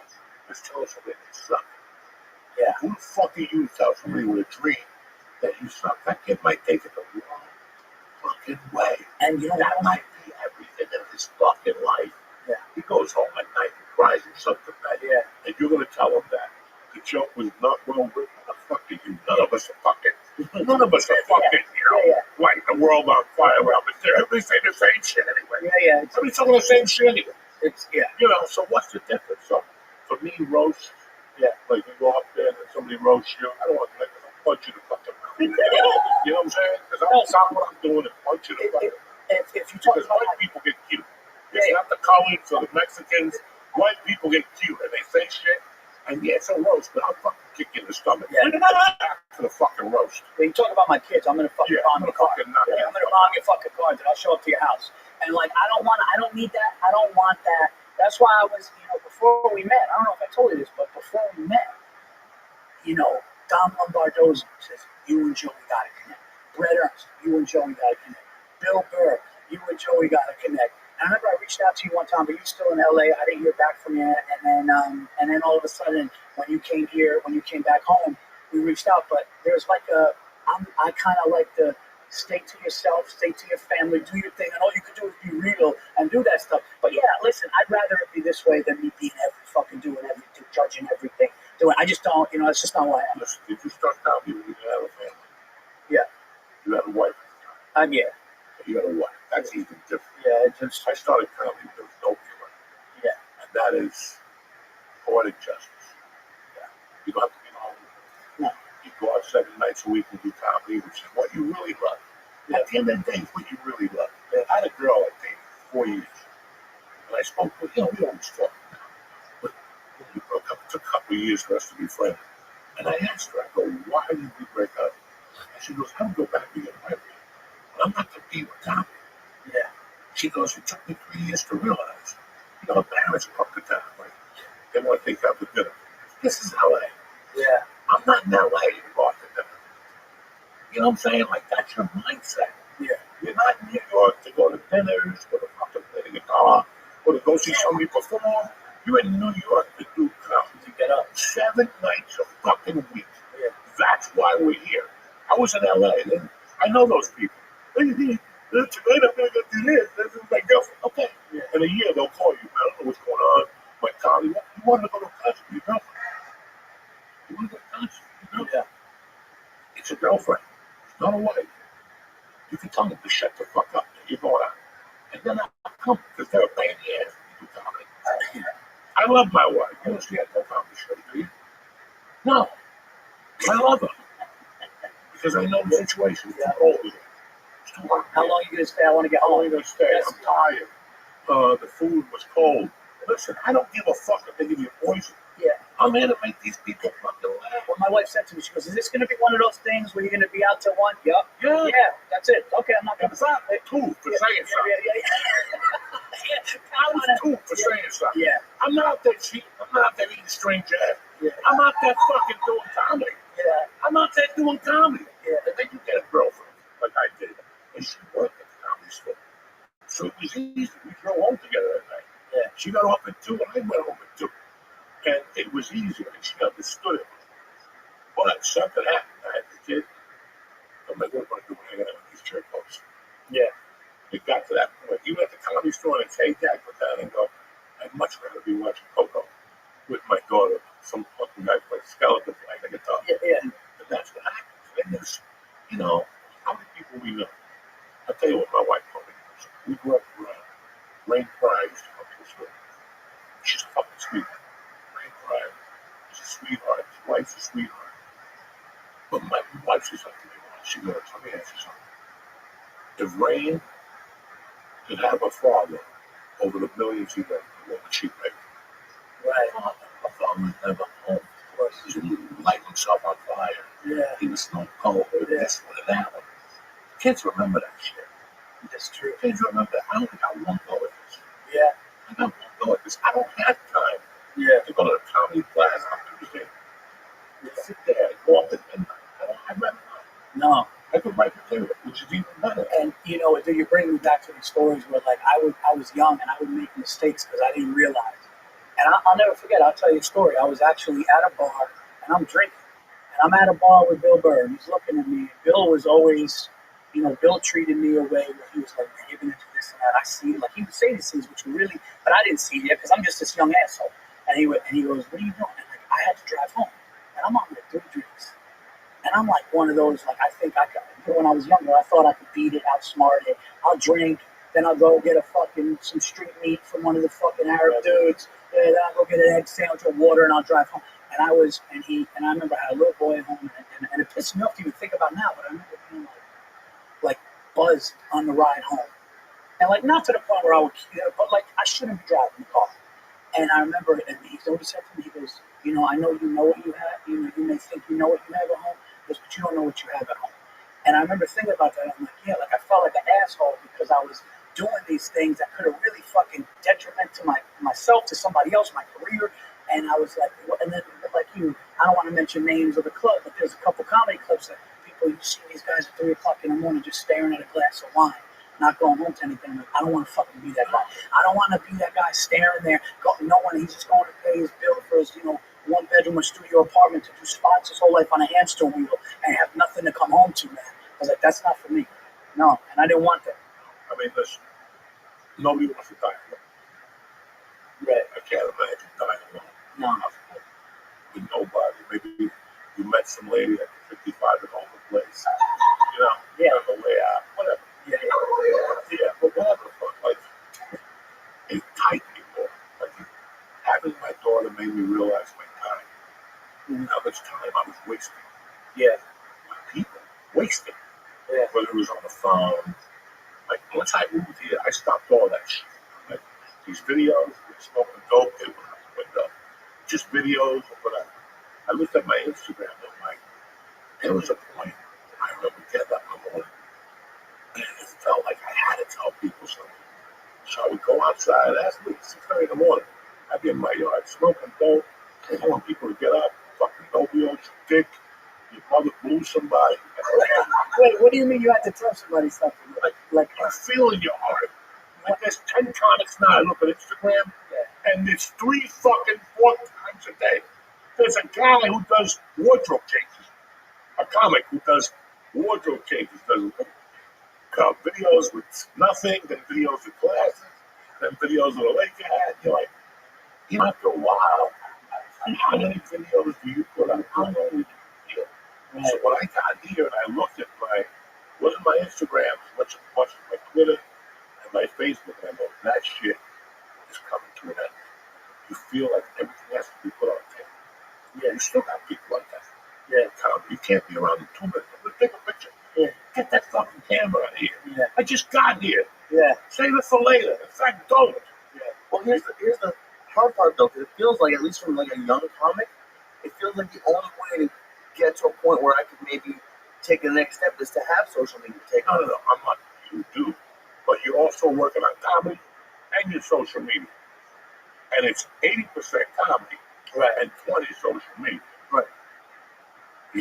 So it's for people doing just all social media. You're talking about people that they need so much attention that they'll do anything. Look, I'm making eggs. And every week, we have to do that stadium with the picture, every week. Every other day, you stand up. Listen, we know you're a stand. Yeah.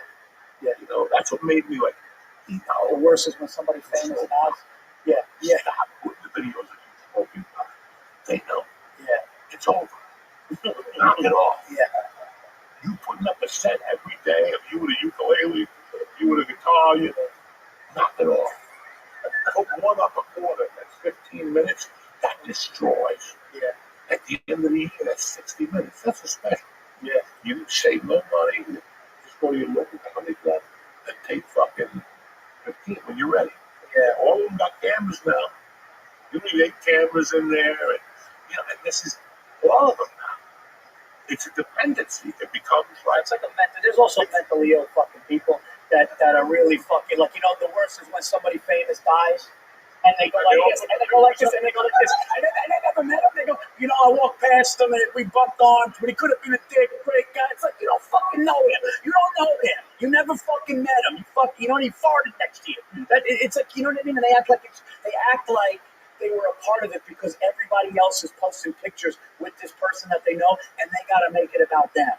It was, Joe Bartnick, a friend of mine, he had a great thing. He said, it's been 1 year since all these comics made Robin Williams' death about themselves. And that's the truth. That's the truth. That's the truth. It's the truth.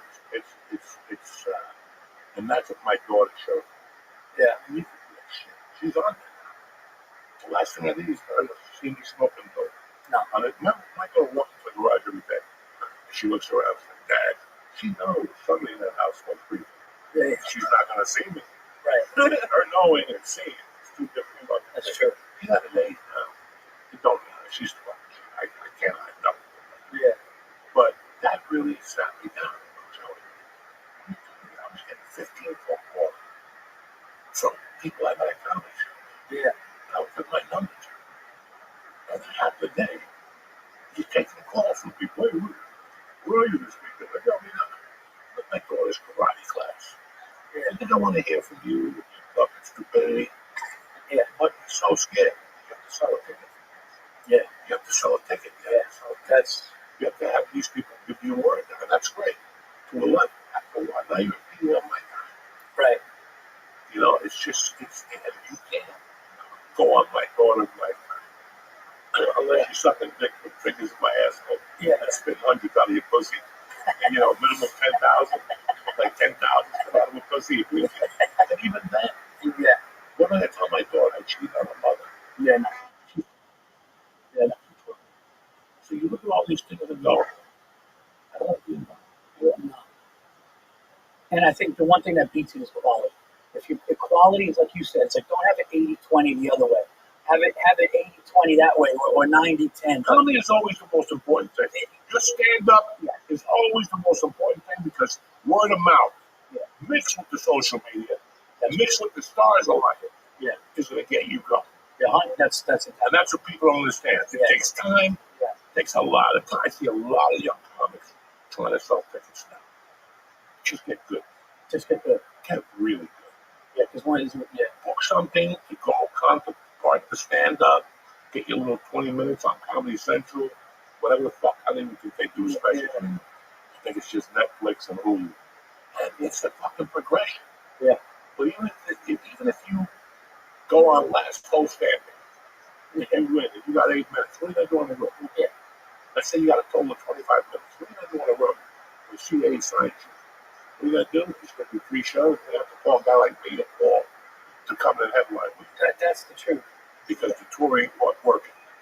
No, because you do this fucking dance on TikTok and you sell out a theater. I've had owners go after 15 minutes of excitement that they're there. There's no show. There's no show. There's no show. So people leave upset. They're making the person who was middling go later. Yeah, I even talked about I wouldn't do, and I'm not trying to knock it, but that America's Got Talent. Well, first of all, I'm not following a fucking dog jumping through. Yeah, that's what I'm gonna do. I got to put dogs jumping through a firefight. I ain't fucking magician. Yeah. I don't want to see a Yeah, fucking that guy's gonna make a card disappear, and then I gotta go for my bullshit. I'm not doing that. No. But like it's said, all that stuff goes away. Oh, here's the winner of this. It's like just take time. It's gonna take time. Look And at just time. and just Look at your calendar and go, fuck it. yeah, And I'm not talking about year. I'm talking about years. years. Like if you look at that calendar and go 5 years, 10 people will know who I am. And you hope for that. 10 people will know who I am. And you hope for that. But if you're thinking like that, you're not going to become a good comic. Yeah. The goal is to become a good comic and then let the ocean part like Moses. Yeah. It's not, no, I'm trying to sell tickets. Once you say that to me, it's not going to work. Yeah. You're trying to sell tickets. It's not going to work. First off, you're going up against 200 people every week. Yep. 200 people that really sell tickets, whether it's theaters, and then you have a lot of D clubs that open, a lot of C and D clubs. Yeah. That's what you'd be looking at, because even if they headline you, nobody cares. No. You're not going to go back there when you really headline. No. The guys are like, oh, you come on back. Yeah. I don't serve something. You never serve Coke. You serve that fucking Coke from ShopRite or some shit. You want me to bring my people in there? Get the fuck out of here. You gotta be there 7 days for $650. Yeah. Fuck out of here. Yeah. That's the truth. But I did. Yeah. And I knew what it was. I used to come here 2 times a year, sleep on his couch. 3 times a year. I do everything. And then when I go down south, I see my brother Chris' house. And then when, I had places. There's other places on the balcony on the 34th floor in that circular tower. I just go outside with a blanket. Really? Yeah, I would come home and I was featuring. Yeah. Yeah. I'm getting $500. No apartment, no hotel, nobody pays for your car. You buy an 8-ball, that's gone. Yeah. I drove to Milwaukee for $350. I lost money. Oh, yeah. I drove to Milwaukee to lose fucking $200. Yeah, that's what we just do. to get in front of a packed crowd. I drove that far, but that's what you got. It's investments in your career. That's it. You got to take a loss. You got to look at it like I'm taking a loss now, but I'll get this back later. Yeah. And all those people that come to me, my dog, I'm going to a party with my dog. You want to come do 15 minutes? I can't pay you. I'll give you a sandwich or food. You're punching into a clock. You're not going to get paid today. Mm-hmm. But if you stick this game out, you're going to get paid for that. Not how you expect it, but there's always something. Yeah. And it's the nights I didn't want to go. Yeah. Those are the nights when you make it happen. Nights where you're like, dog, I started Coke on Tuesday. Wednesday I was out. Wednesday I was out. I didn't sleep last night. Yeah. And you start on the couch and I'm standing there. And you put TV on and go, don't think so. And you go down there, you do a set, somebody comes up to you afterward. And then a week in Jamaica for you. Yeah, it happens. That's how it happens. No, it happens like that. The night you don't want to go. Yeah. It's. I remember one time. Well, two things I want to say, but one time going back to what you said, this guy goes. He goes, "Hey, I got a friend. He's got a bar in New York. He's a fan. He goes, he wants you to come down." And I go, that night I'm with my family. You know, I'm not. I can't. He goes, "Well, if you want to come down, I'll put you up." He's a fan of yours. And all of a sudden, he puts me on a fucking flyer, which I said no. So then my wife goes, "You know what? The kids aren't going to be here, and I'm going to bed. Why don't you go?" I go. There's 4 audience members and 11 comedians sitting around. As soon as I got there, I'm like, "Fuck, I should have stayed." You know what I mean? And I go, "All right, well, I'm here." And I went, and I go, "What was that joke I was working on? What was that joke I was working on?" Long story short, I did a joke that I remembered that I just wrote down. I did it at fucking where the 76ers play. And I got an ovation during it. And I did one of my specials with it. And I traveled in theaters all over with this joke that I just did in front of, that I didn't even want to go and do. But because of that, but I got a great story about you. So it's 2000. The world shuts down. I'm working on 2020. Sorry, 2020. Yeah, no. You're like, fuck that. So 2020, the world shuts down. Everybody's staying home. Nobody's got anything going on. I'm working on the material that was going to be for my Netflix special. And I would go and walk a track. I'm one of those, I need to think it first. Absolutely. And I would go walk. You want to live in Manhattan, I would go walk by the river. I just got to think it and manifest in my head. And I'm walking. And I remember I saw a clip of you on Logan. You were talking about this comic. Look, yeah, I saw this guy at the store. It might have been Adam or somebody. Like, I saw him. He's getting good. I remember watching. And I remember I was talking to a buddy of mine. I forgot who it was. And I go, man, yeah. I wish these dudes like Joey and Rogan saw what I'm doing in the city. Like, I want you to be talking about me like that. Like, but it wasn't in a bad way. It was in a motivating way. I love that. Yeah. So I remember walking the track, and I remember talking to the producer of my podcast. Two things I want to do. I want to do a Netflix special, and I was like, and I wish like a guy like Joey Diaz and Roman would know who I am. Maybe I'll do Roman's podcast, and both of those things happened within 2 years of me thinking that. And then he ends up, the first time we talked, you called me and you said all these nice things, but like that work that you got to put in, and not to be corny, but when I was knocking doors in Queens, and I saw some wild shit. I saw, you want to hear one fucked up thing? I knocked this fucking chick, comes out, half her face beautiful, the other half fucking burnt. And she was angry. And I saw it was fucked up. Then one guy looked like a goblin. And he was like, "I said leave!" And he was fucking smelled like drugs in there. And he was like, "Fuck yeah." Like, I saw one chick wanted you, fuck you. It was like, when you go knocking doors in Queens in the middle of the night, anything could happen. But you know what I would do? You know, one guy freaked me out, dude. There was something going on. Yeah, like, he was so fucked up. But when I would knock the 10 extra doors when I wanted to go home, That's what you saw. But when I would knock the 10 extra doors, when I knew every other salesperson was fucking gone, and it was 8 o'clock at night and I should be gone, I would just knock 10 more, and I would make my quota for the week. And I became a fucking supervisor at 22 with people fucking 50 years old working under me, because it was the same thing in comedy. I didn't want to go out. I don't want to go out. And I was like, you know what? I'm going to go see if this club's going to give me 5 minutes. And then I would get that 5 minutes, and I'd get a bit from that. And it was like, the world gives you back what you give it. I really believe it. Absolutely. The universe is always watching. Yeah. They'll see you when you're on the couch, picking your toes, watching TV. But they're always watching. You were down, you got to borrow money to put your gas in. And I was in that position a lot.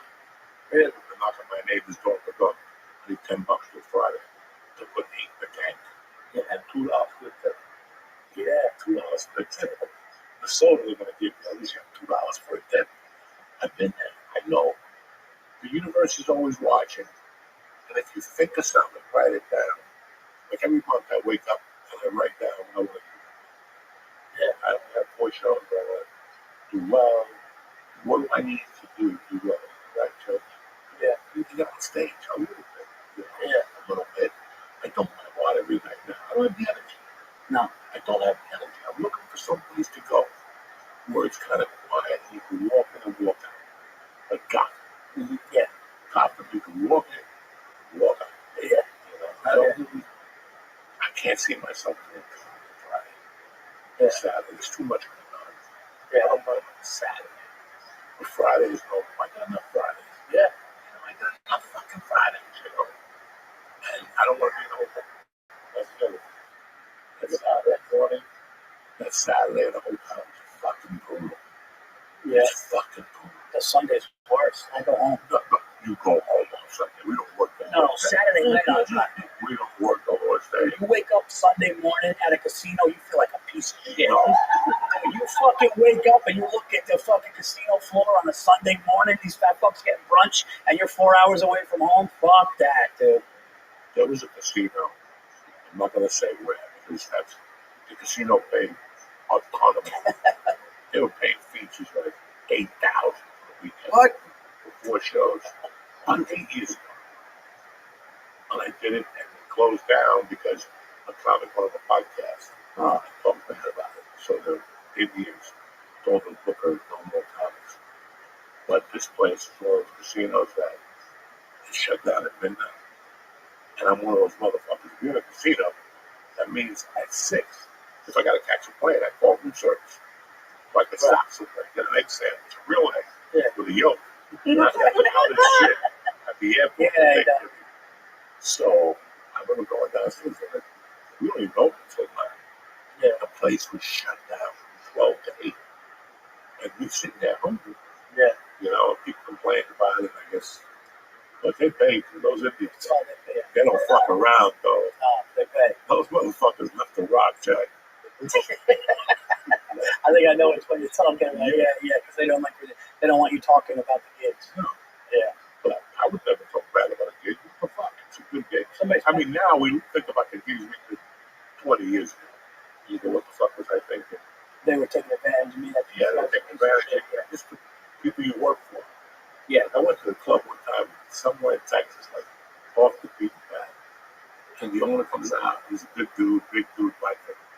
His wife had the biggest tits, but real big tits. Like, and she was good looking with the thin waist. I mean, they were fucking jugs. And they went to jail, both of them, because they robbed something together. They owned a company and they robbed the company. Oh, shit. They both got shut down in jail. But that's the place where this family comes up to the Minneapolis show. There's 4 of them, and all of them were ugly. They all had fucked up haircuts. Like, somebody could leave. It's not bothering me. Somebody cut their hair like this. And that's 150. Now you're starting to worry, but we got to go serious. No, fine. You're over there fucking drifting off into Chaz momentary, though. What, Chaz didn't take anything, did he? Huh? Chaz got fucked up? No. Oh, you Even Chaz was asking, what's wrong with you? Yeah, I got 400 last week. Now I can see I'm fine. Yeah. 150. No, you're not. I don't light a cigarette. You're eyeball. That's how red it is. You make the cherry. Yeah, you look how I want to feel later tonight when I lay down. You good, huh? I guess. Yeah. So what we talking about? Oh, the family. They come up to me and go, man, that was a funny show. I'm like, okay, and I shook his hand. And he hadn't washed his hand. Oh. There was like grit on it, and underneath was like butter. He put his hand in butter and then put like sand on it. Oh, my And God. he went out that night. I remember shaking his hand. Oh, God. And they go, all right, man, good to see you guys. They go, we want to take a picture. I go, all right, I got to hug these people. Oh, So I go over and I'm like, well, who's going to take the picture? Like, we don't know. We ain't got a phone. And I go, even if we the take fuck? a picture, I'm not going to send it to you. Like, we don't want it. They just want to take a picture. And it's like, this is fucking. Like, you remember all those fucking things. Remember, man. And when you're in a theater and there's 800 people there, you think of it. And when you come out, and you go, that's where you get your strength from. And we do it so much, and we've done it so much that you remember those moments. I got one for you. I'm at Cleveland Hilarious, and there's a couple. I remember this big black dude takes his wife out for her birthday, and they're in the front, and I'm up there doing my thing, and just in the middle of my thing, he goes, "Bitch, shut the fuck up!" What the fuck did I say? And he starts stomping on the thing, and then he's looking at me with this ice grill. And I'm going, well, what's going on? Bitch, shut the bitch fucking bullshit. And I was like, I'm looking like, yo, can somebody, is there security? A fucking a 5'2" skinny white kid who looked like he wasn't even big enough to walk, and he just comes in, excuse me, sir, and I'm like, he could have taken his kid and thrown him through the back of the fucking stage, and they're outside screaming. But you remember, in all the things, we do hundreds of shows a year, but I'll never forget that. I'll never forget when somebody approached the stage, things like that. You don't forget those moments. No. And when we're all said and done and we're fucking sitting in a rocking chair ready to retire, you remember that shit. You're going to remember that, man. I was scared, but that was a scary one. And by the way, fuck any club or any venue that doesn't have the right security because they want to save money. And by the way, you mentioned it before. Shout out to Gotham because Gotham has XNYP. Listen. You fuck around there, they'll throw you out of your fucking head. They'll open the door with your fucking head at Gotham. They do it. Old school detectives, retired NYPD. No, and they're sitting there and they got a trench coat and a fucking hat. Yeah, and they're good guys. And they don't give a fuck. You smoke a dope with 3 hands. They don't give a fuck. They don't give a fuck. And if somebody talks, they have the one. You know what they did Christmas Eve? Shut to Christmas Eve. One time somebody was online hammered drunk, and before they got in online, and he just goes, "Hey, buddy, it's not going to happen tonight." And the guy goes, "What do you mean?" He goes, "You're not going to the show." And you go, "What the fuck? I paid you." He goes, "4 tickets for any show you want to come to. You're not getting in there tonight." And it develops a culture. These cops go up, "Excuse me, don't talk one more time, you're out. If you talk another time, you're fucking out." Then you got people, "Oh, we like the interaction because we don't." No, so you don't want to pay. You don't want to pay, and you're letting the comedians up. There's a comedy club in Jersey I'm not going to mention that fucked me, and they don't think I know they fucked me, and I know they fucked me because I'm able to deal with it. I can go to my act and kill with my act and do it. I've been doing it long enough, but then you got to stop and deal with 5 animals that have been doing shots and drinking since 4 o'clock, and you got to shut them down. Then you got to go back to your shit. You can do it, and they don't want to pay security because they know you can do it. It's bullshit. They know. They know. Sometimes What's it cost? What's it cost? something that's stealing more than those motherfuckers. Yeah. Somehow they just give people a look. Oh yeah. And then the next thing is, dog, you're embarrassing. Nobody wants to embarrass them. They shut the fuck up. You steamroll. You don't know. Dog, I had the weirdest thing that happened to me when I shot my special. Oh yeah. Dog, all your life you wouldn't see this guy. Where was this? Scotland. Rome. Great room. Great. Love that You can light yourself on fire. I love that room. And there's a dude and it's one of those dudes that she wanted to come to the show. He was like, fuck it. Oh yeah. He was jealous, but he Yeah. loved the show. Yeah. So he comes anyway. And he was doing that shit in front of me. And at one point, I was just getting my right foot ready. And I was just going to kick him in the fucking head. I was going to ruin everything. But these motherfuckers are going to go down hard.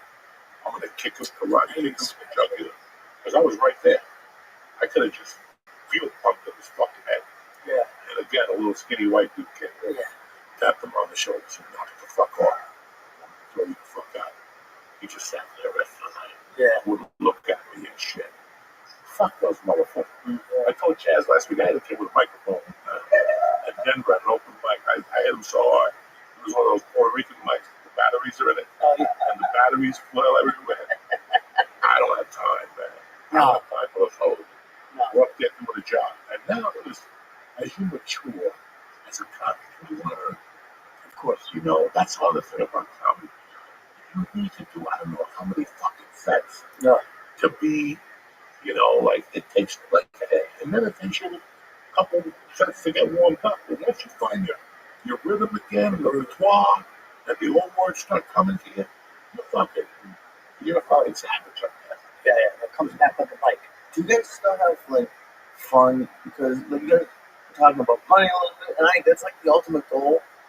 But I always get paid at the end, and I'm never getting paid that much. But the amount of money I get paid never really affected how much fun I had on the show. Like, do you guys have fun doing the show you guys do? For me, money never.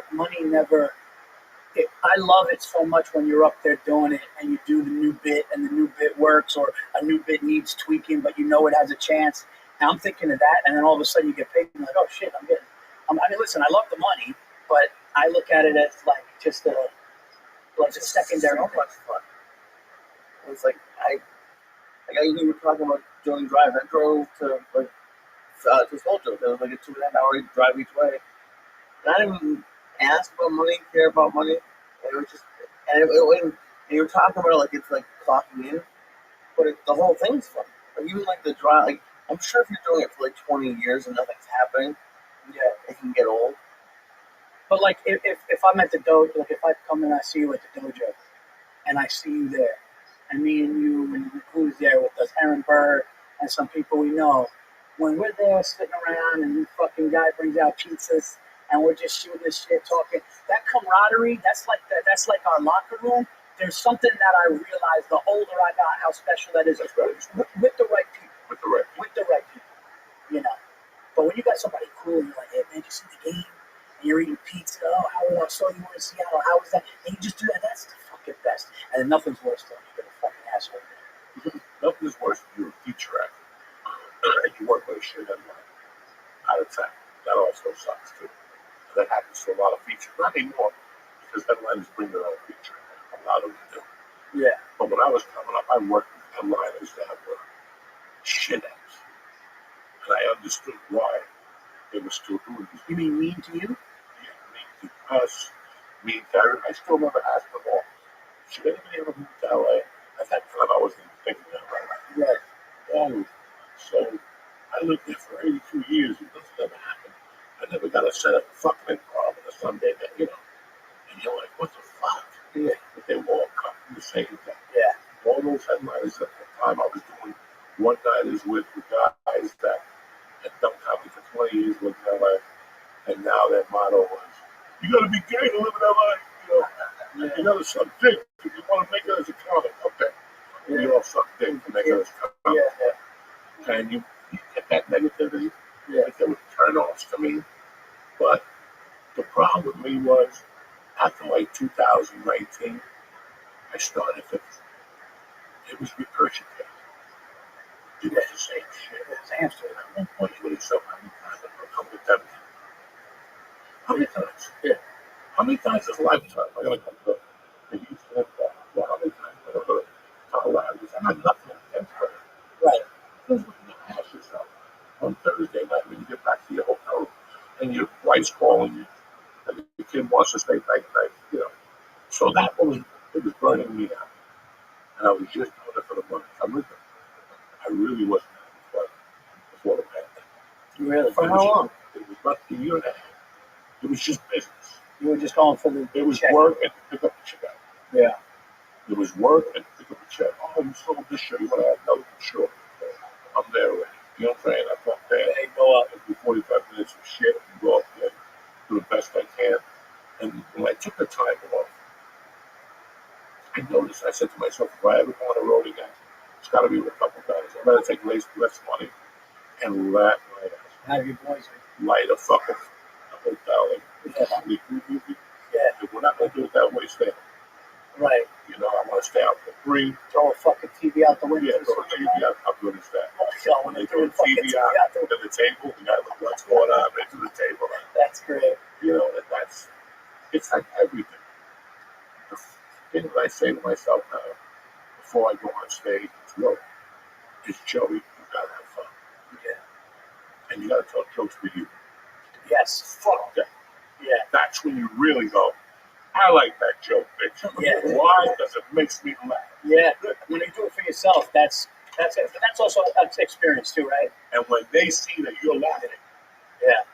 when they see that you're actually not like, when they see that you're fucking bent over, Genuinely having fun. going, holy shit, I can't believe that came out of my mouth. Yeah, that's Like, I just wrote this. Like, I was at Starbucks all day coming up with this. No, this came out from me just unleashing it, because I don't give a fuck at this point.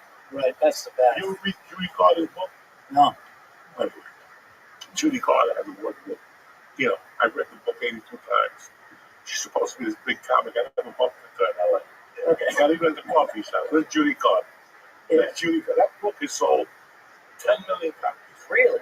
And they keep revising it every couple of years. I just bought it. I haven't started reading it. I know you're fucking. It's better than the other one. And that's the Bob Hope writer. He's good, but he's kind of nerdy. His work, the shit is. But Judy Carter always said to start with shit that you hate. So if I'm freaked up on stage just started hating. You know what fucking bothers me? A dude in the right hand lane. You know what bothers me? All the fucker who wears cologne. Yeah. Anything, just to get that hatred. Just to, yeah, okay. You know, so for me, it was a catch-22. I want to be funny. I want to have fun. But I got to be angry. Right. I like something to always have before I go on stage. Somebody to say something stupid. So you have the edge. Yeah, like two gay guys on the same cell phone. I just gotta see something. Hey, that's gonna go. What the fuck is that? So, yeah, so what happens? Yeah, so that's actually an interesting question. So when you're on stage happy and in a good mood, it affects you? No, but your goal is to go out there and be happy. No, fuck being happy. Your goal is to go out there and have a good time for you, For yourself. and that good time roll into the energies of the audience. Yeah. They have to, unless they just can't go away. Right. You know, invitation 20 minutes. Yeah. Sometimes you're up there talking about shit you know what you're talking about. Yeah. And you start leveling. And they start getting up and down.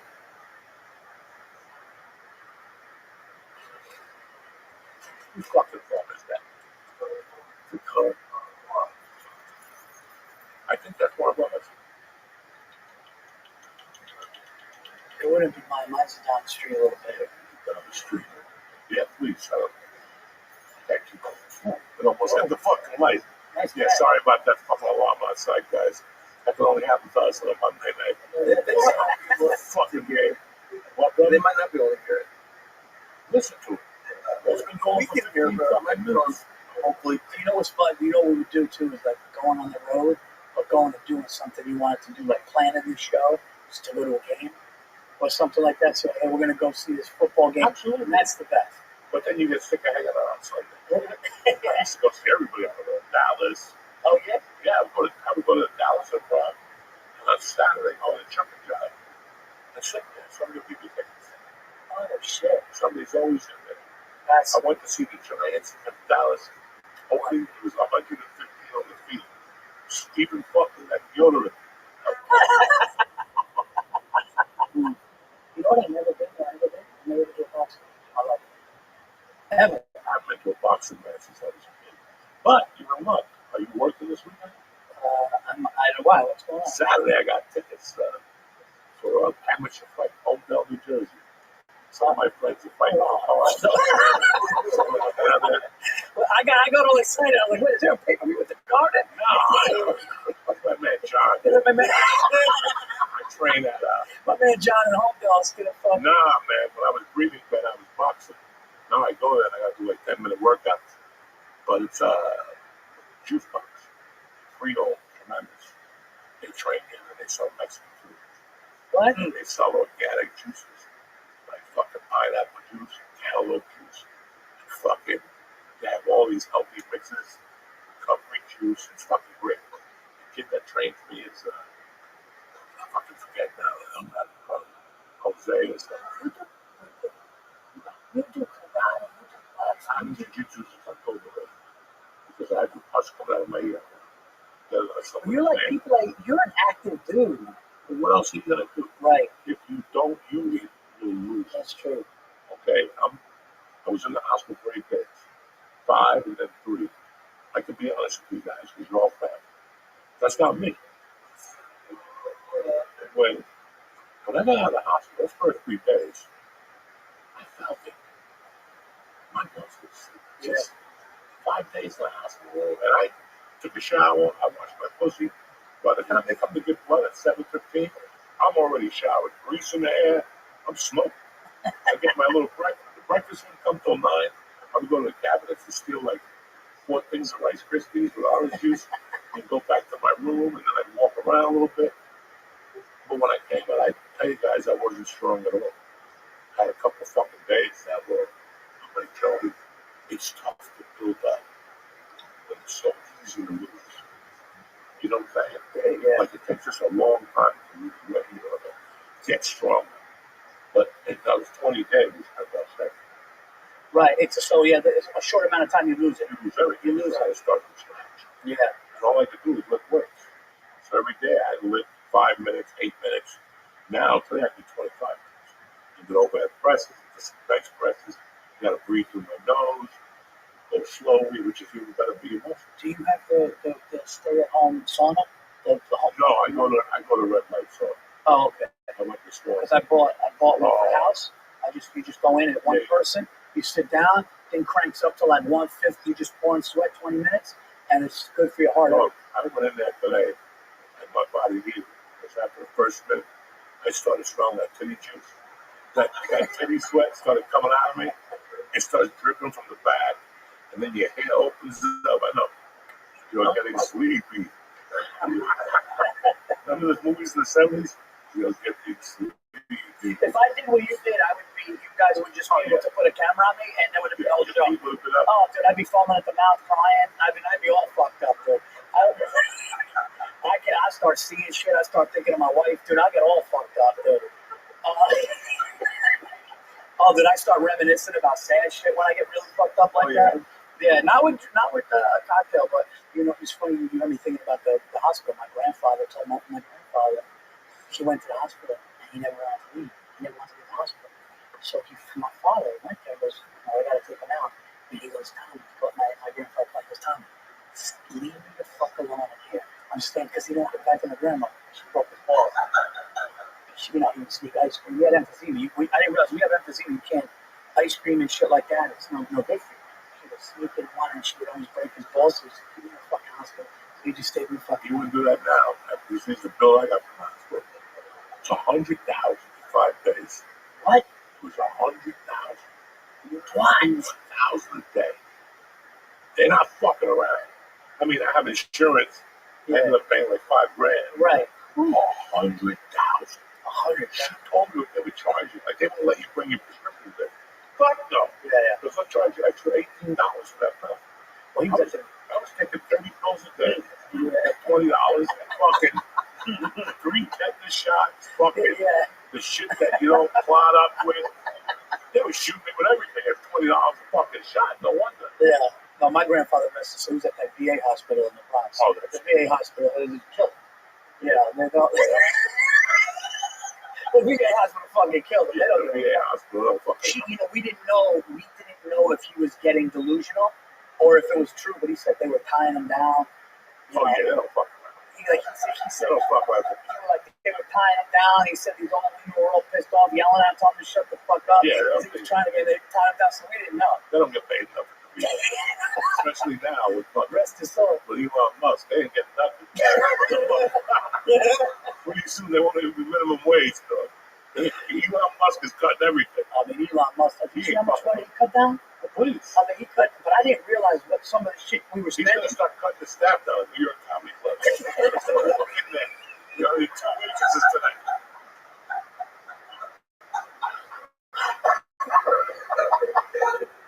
That motherfucker. He's got to sneak his out. We don't need 4X cops. Get fucking 2 of them out of here. That's one. That's it. One to fight them all. But I didn't realize, though, some of the things that I heard, I didn't realize we were spending like $300 million on shit that was like, you're like, we're never even going to need something. You remember years ago they were doing something. Not for a social call. Wait a minute. What do you mean? Where the fuck you been? 20 years ago they had a thing on 60 Minutes. They were building a fucking something to trade it. Oh, yeah. And they had to go and get the sand at like $80 a fucking pound. They bought like $20,000 for cocaine's cheaper. They could have made a fucking thing out of coke. And it would have been cheaper if it was sold. That's why they stepped on it. Shit. They fucking, No, but they were spending money on like transitioning animals. Like, No. They wanted to see if a cat could be a fucking dude. I'm not. Yeah. They were doing some like they wanted to test out transgender things on animals. I'm not even joking. Like another country. And Elon Musk was like, "What? I'm not even Googling. I'm not even fucking around unless somebody lied to me." I should have been more. No, but that's. Why do you think everybody goes to government contracts? Right. Because they pay a ton of money. Yeah. And they don't know what the fuck you're doing. You send them a fucking report every 3 days. Yeah. Yeah, we're doing this. Yeah. Check with us again. The monkey and the fucking the skunk died. You know what I'm saying? We got them to fuck, but it was the only transgender animal we have is a pigeon. And that's his name is Murray. He's Jewish. Whatever the fuck. I know that. Your own psychiatry. Yeah. That's white people. We chopped the cat's dick off. Now it's walking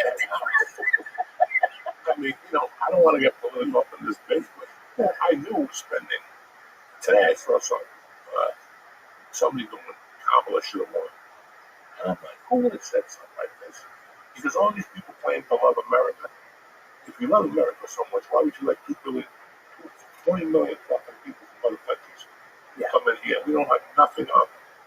We don't know about anything. Yeah. You know what? They're planning against us already. You know who they let in? The people who burnt down LA. I guarantee they came in through there. Those are professionals. Those are professional lighters. They came with a bunch of. They actually no, they actually caught people. They said they were a bunch of bigs. In other news, gas station losing big lighters everywhere. No, they caught arsonists. They caught them afterward. Yeah. The ones that want to be copycats, the sick ones. Whoever did that Gaza, okay. that was a professional fucking hit. That's a professional hit. With fire. Even Jews can't do that. Like, Jews are professional. Yeah. In, like, burning businesses. Yeah. There's always your business on fire in Queens. There's always the Jew outside. What are we going to do? What are we going to do? We lost everything. They doubled and shorted last year. They got Israel. Yeah, they got Israeli money and then the king's burning business. Yeah. All the Jews. Yeah. A Jew couldn't even burn that fucking thing. That was like Gaza. Yeah. That was hit with something. That was hit with something. Yeah. Like a new laser. That was hit with something, man. And there was no water. No fire hydrants. Listen, I don't even know what really happened. This after I heard like different thing, I know they're lying. Right. I'm like, you know, it's lying. So when I look at your eyes, I don't think you're lying. And she throws the face at me. What's your ready-made horse? Your ready-made horse. Listen, after you get so old and you've been involved in so many things, that you hear that shit. I felt the second night with her. It's kind of bullshit. You know, it's true. And you know, you said something before where you were like, "Oh, you know, these people don't love America." I was up in Florida and I got in a Uber, and the driver was from Syria, and he's sitting there, and he's a big dude, and the only reason why he's allowed to be here is because he had a wife from here and he had 2 children, and he's driving me from Orlando to the train station, and he goes, "There's you people here." So he said to me, I never forget this. One of the only rides where I really fucking took with the driver, said, he goes, "You people in this country," he goes, "you don't know." And he was like, "I'm lucky to be here." He goes, "In Syria, you're walking through the streets, bombs going off. If you speak one thing against the government, it's even now, to this right now, if you speak against the government or you say one bad thing, we could go on podcasts and say all this shit. CNN can say CNN. If you even word of mouth gets out that you're talking against them, you could be killed and tortured and your family. And there's rockets. People are just getting killed on the streets, getting blown up." He goes, and I never forget the way he said this. He goes, "You people here," he goes, "your media," he goes, "very bad." He goes, "You listen to things," he goes, "you have no idea what you have here in the United States." And like, I really kind of took it because he was like, "I'm lucky to be here because my wife is from here." But he's like, he goes, "I've been all over the world." He goes, "This is the safe haven. This is the best fucking," and you take it for granted, man. You do. I'm a strict. I came here, I couldn't speak English. I remember those years. I really remember. I remember learning English, how excited I was about learning English. I wanted to be like Dick Van Dyke. You know, all that shit is to build something. And my mother wrote back then, unless you can see the national anthem. My uncle's 85. He still goes to Dodger games. And he goes, the national anthem, he gets up on the 7th inning national anthem. Those revolutionary Cubans, they dealt with everything. Yeah. So they came here and they probably got a little handout. There was no fucking immigration loans in those days for the points. And you know, today, you park up the corner here and you make the right out to Kennedy Boulevard. But from the left, from Route 3, as you're making the left, sit there that way and look at what's going on in the city. So you're pulling up off the 3. You just went by the fucking dirty hotel, and you're about to make a left on Kennedy Boulevard. And underneath, you have like that way it spins. You can either go to ShopRite or whatever. Right there, it says, "Welcome to Union City, the world's largest embroidery capital of the world." And that's why all the Spanish people came here. Because when they got to Miami, there was billboards that said, "Come to Union City, a land opportunity. Come fucking make sweaters." I mean, fucking Usanos do. Yeah. And that's why, you know, I mean, being a kid, and that was the hottest thing to steal as a kid, was those big boxes of thread. Oh, I would steal like 3 of those a week. They were $75. You know what I'm saying? That's what they call where I come from.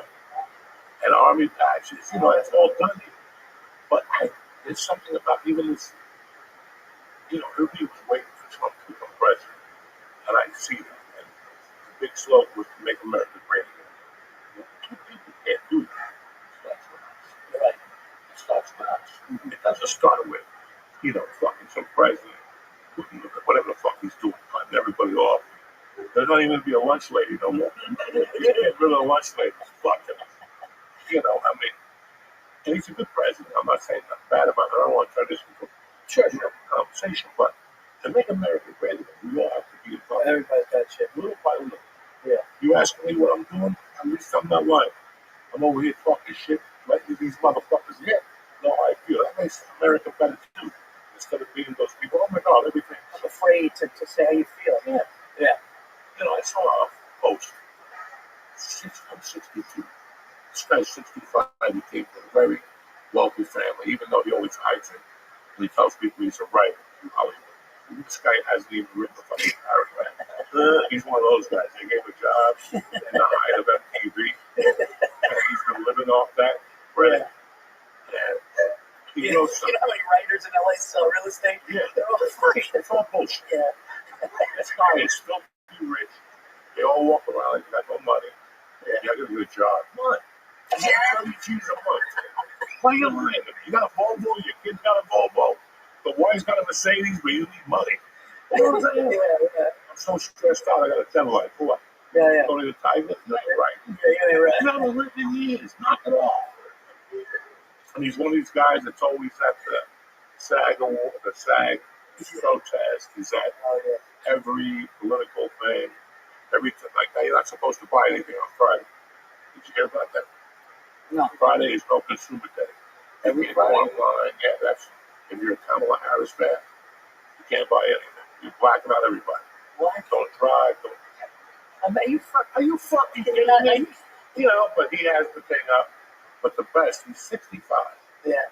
And after Selena went out to cry, he put, I side with Selena Gomez. And I felt bad. Because I'd like for somebody to grab and go, you're a 65-year-old man. And you're side when you were young. You had a feverish, rich girl. And it's completely oblivious to reality. Yeah. Let me go smack you in the mouth. Selena Gomez has $500 million. She could cry about anything. And who the fuck's got time to make a sign and go protesting?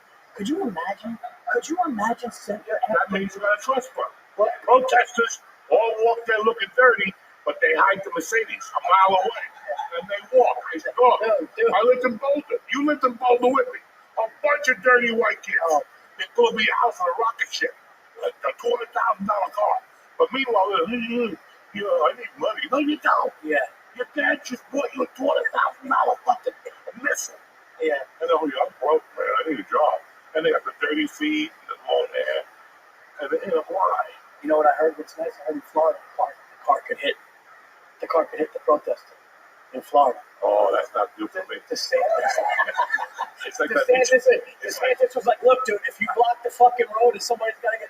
I'll tell you, when you said you were young and stupid before, I wouldn't have picked up that hitchhiker on the RFK, whatever, the FBI. I just really hit him. Who's going to say that's target practice right there? Just give him a little nip. He was like, just keep walking. Did you see what that black guy had his daughter in? Yeah, he said he had to go to the hospital. There was all these, protesters, these white people making a chain across the place. This guy gets out of the car. He goes, "Get the fuck out of the way! My daughter needs to go to the hospital." And they push them. In some states, you're in trouble if you move them. It's assault if you move them. It's assault if you push them away. I'm gonna tell you right now. My daughter or son needs something. I'm showing up with dead protesters. I know what I'm talking about. Under my seat, I get the gun, I give it to you, and I go out like a gentleman. I gotta go to the bathroom. You understand? I'm 62. I gotta take a piss. That's gonna go all over me. So please open up. We're not. Put it right. Fucking extra key. I got the. You take the gun out. Just shoot the windshield. Just shoot the fucking windshield. And you'll never see all those white pussies jumping up that brick.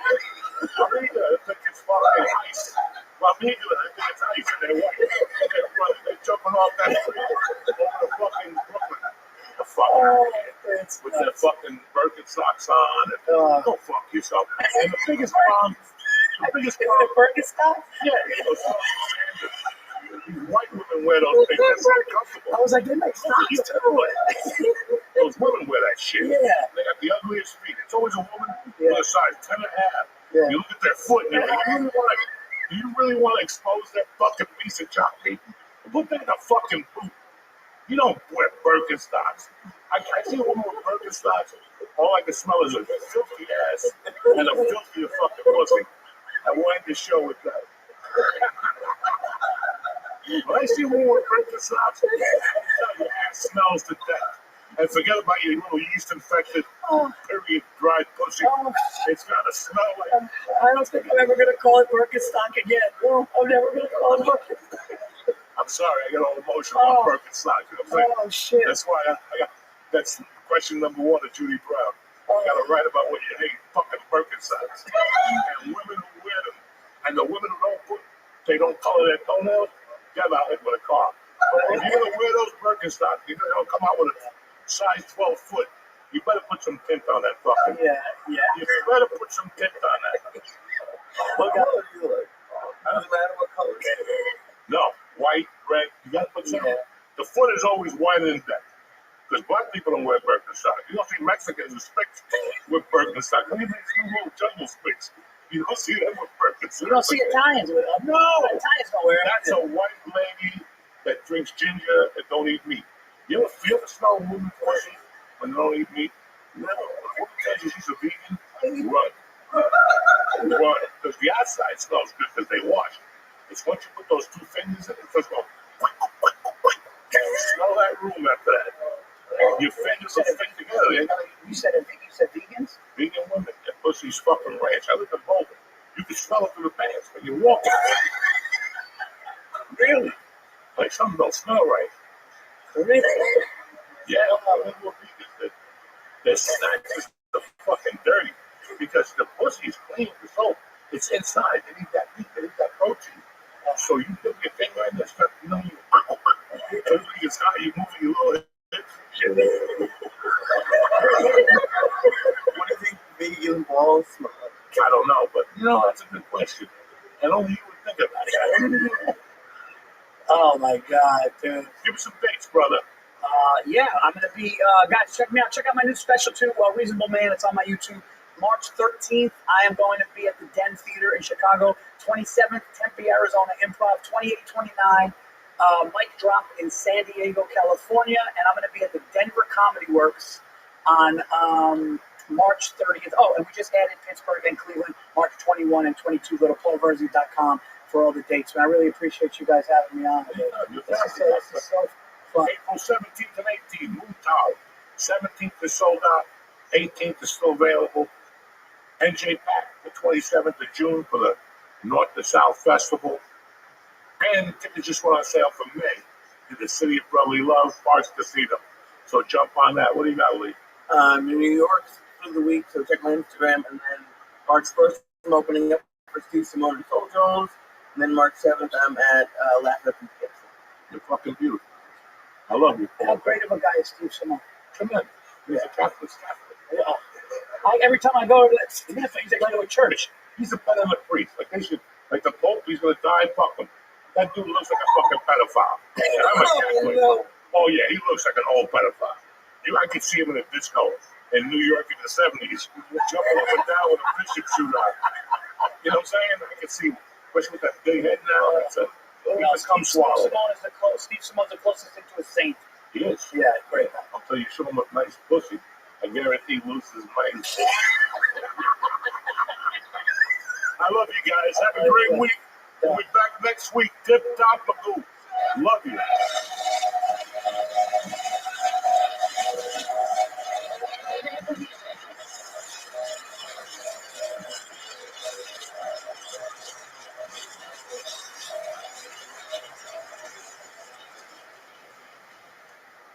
What's happening, you bad savages, you? I'm going to talk to you guys about Onnit. Onnit is one of my all-time favorite companies. We haven't spoken about them in a while. You know, I go on my little alpha brain cycles from time to time. Now they've improved that alpha brain. They got Alpha Brain powder. They got Alpha Brain everywhere. And it's tremendous. The new moon is still intact. I love everything from mine. You know, the kettlebells, the club bells, the whole thing. But I can only help you with supplements. Go on there. Start your year off on the right foot. It's the second quarter. Come on, let's do this. Right after the tax break, you get ready for the summer.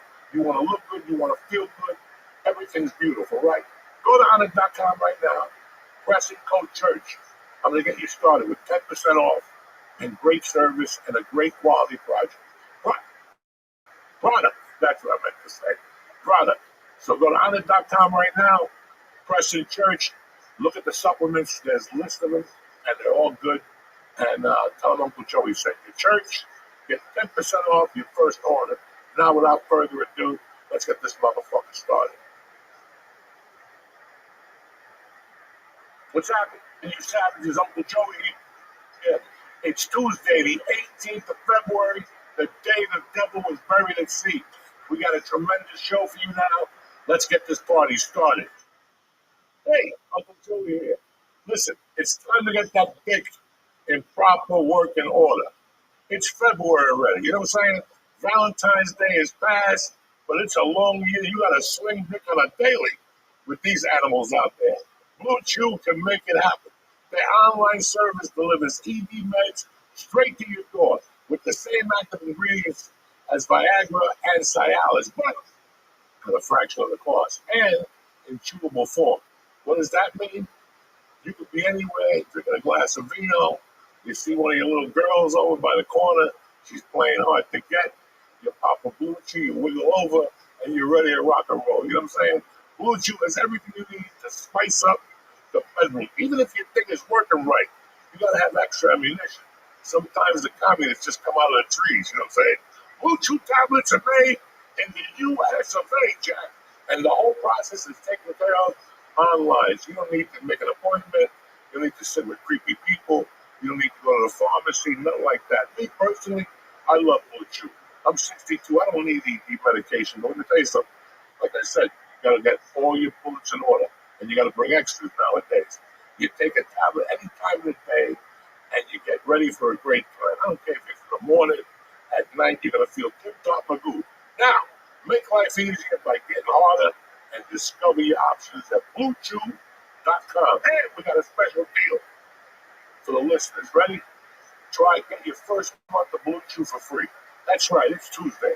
I'm showing up with a gift, you little bitches. Just visit BlueChew.com for more details and important safety information. And I want to thank Blue Chew for sponsoring the show and helping you motherfuckers sling dick like you're supposed to, like God intended. You know what I'm saying?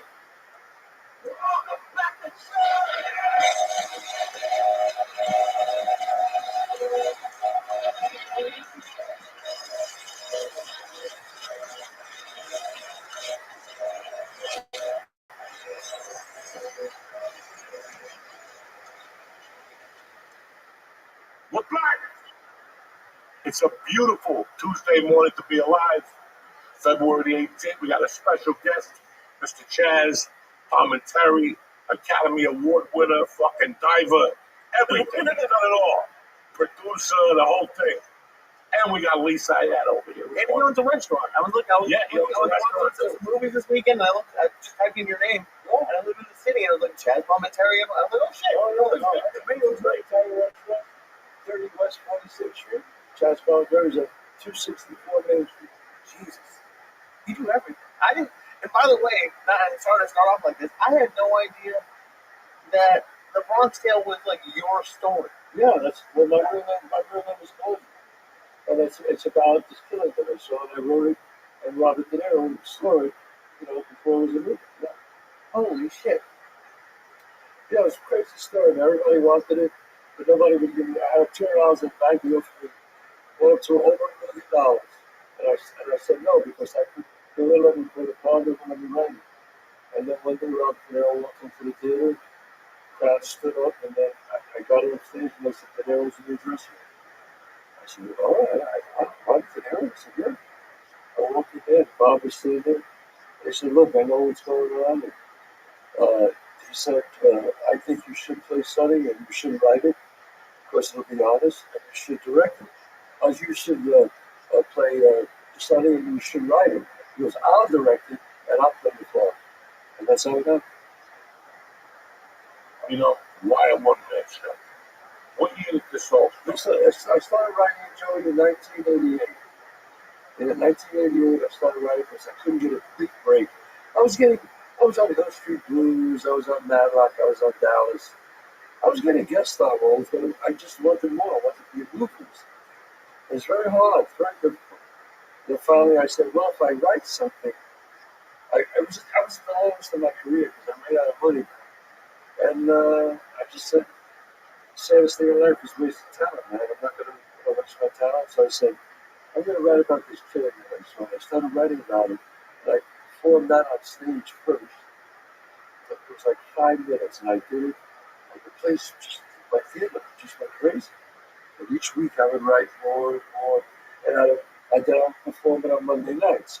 Then I would take 5 minutes out of the 10 minutes, like a comic does. Yeah, same thing, just workshop. And at the end of the year, I had 90 minutes of a fucking tight show, man, like really tight. I borrowed some money from a friend of mine, I put it up. The fucking reviews were outrageous. All of Hollywood kept coming. The theater, it was only a 99-seat theater. We had to get out of there. Crowds were too big. We moved into a 400-seat theater, and even that was too small. But I stayed there, and everybody came to see it. Nicholson came, Pacino came, Burt Reynolds came, Robert Redford came. They all wanted to play Sonny. And I was like, oh, I play Sonny. And they kept offering more money. They went up over $1 million. And I still kept saying, no, I'm not doing it. Then one night, Robert De Niro saw me. I went in the back and he said, man, this is a great movie. He said, you did the whole movie on stage.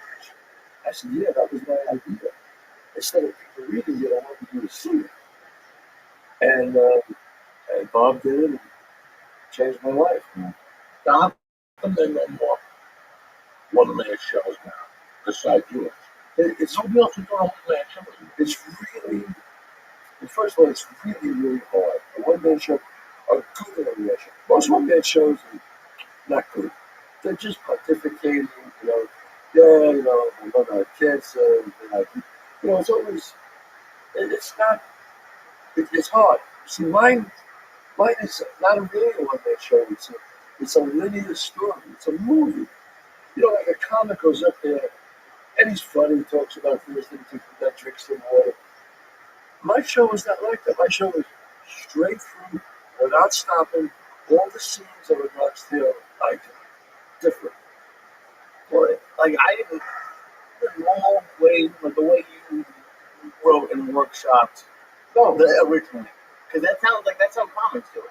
That's how I've never heard of an actor doing anything like that. Yeah, no, I did it. I figured I'd just keep trying stuff out, and because I had an audience every Monday night at my theater, so I would keep trying it out. So, you know how it is. On stage something's working, something's not. I would tape everything. We had a cassette player. I would tape everything, and then I would say this word, and then you get comments from the audience. Oh, I didn't like this, I didn't like that. And so once in a while, somebody says a great idea, and you go, fuck, well, that's a good idea, and you incorporate that. So at the end of the year, I had a fucking really tight show. But still, I didn't know if it worked because I never did it straight through. Then when I did it, fucking crowds just went. Joey, it was a phenomenon. It only happened twice in Hollywood. Twice in the history of Hollywood. Sylvester Stallone and me. That's it. Where it was insane. I had producers following me to the men's room. In restaurants. In the men's room. Al Ruddy, Al Ruddy, great Al Ruddy, I love him. I got to know him really well after I met him. I was taking a week in New York. He comes right up next to me at the Palm. And he goes, Charles Palmer Curry. I'm looking up, yeah. He goes, I just saw it 2 days ago. Fuck it, brother. I'll write you out a check for $1 million. What do you think? And I'm going, I really can't talk right now. So I said, you got to call that agency and we'll work it out. Well, he goes, I'm telling you right now. I said, Al, call the agency. It's crazy. It was, Joey, it was crazy. Burt Reynolds wanted to take me out to dinner. Everybody wanted to take me out to dinner. But they wanted that room. And I said, no, no fucking way.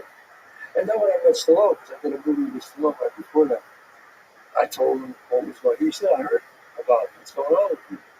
I said, yes, so I don't want to. I actually thanked him because I said, you did it before me, and so you really believe that it can happen. And he said, if you believe it, hold on. And I said, I am. But I do. He just kept saying that. So, you know, Joey, the people say, how could you turn down over $1 million with $200 in the bank? And you know what I say? The first offer was the hardest. And as people who grew up like we did, the first offer was $250 after 2 weeks of doing it. And to me, that came out of nowhere. $250,000. I was like, can I call you? Can I speak to you tomorrow? I was a little like shook up by it.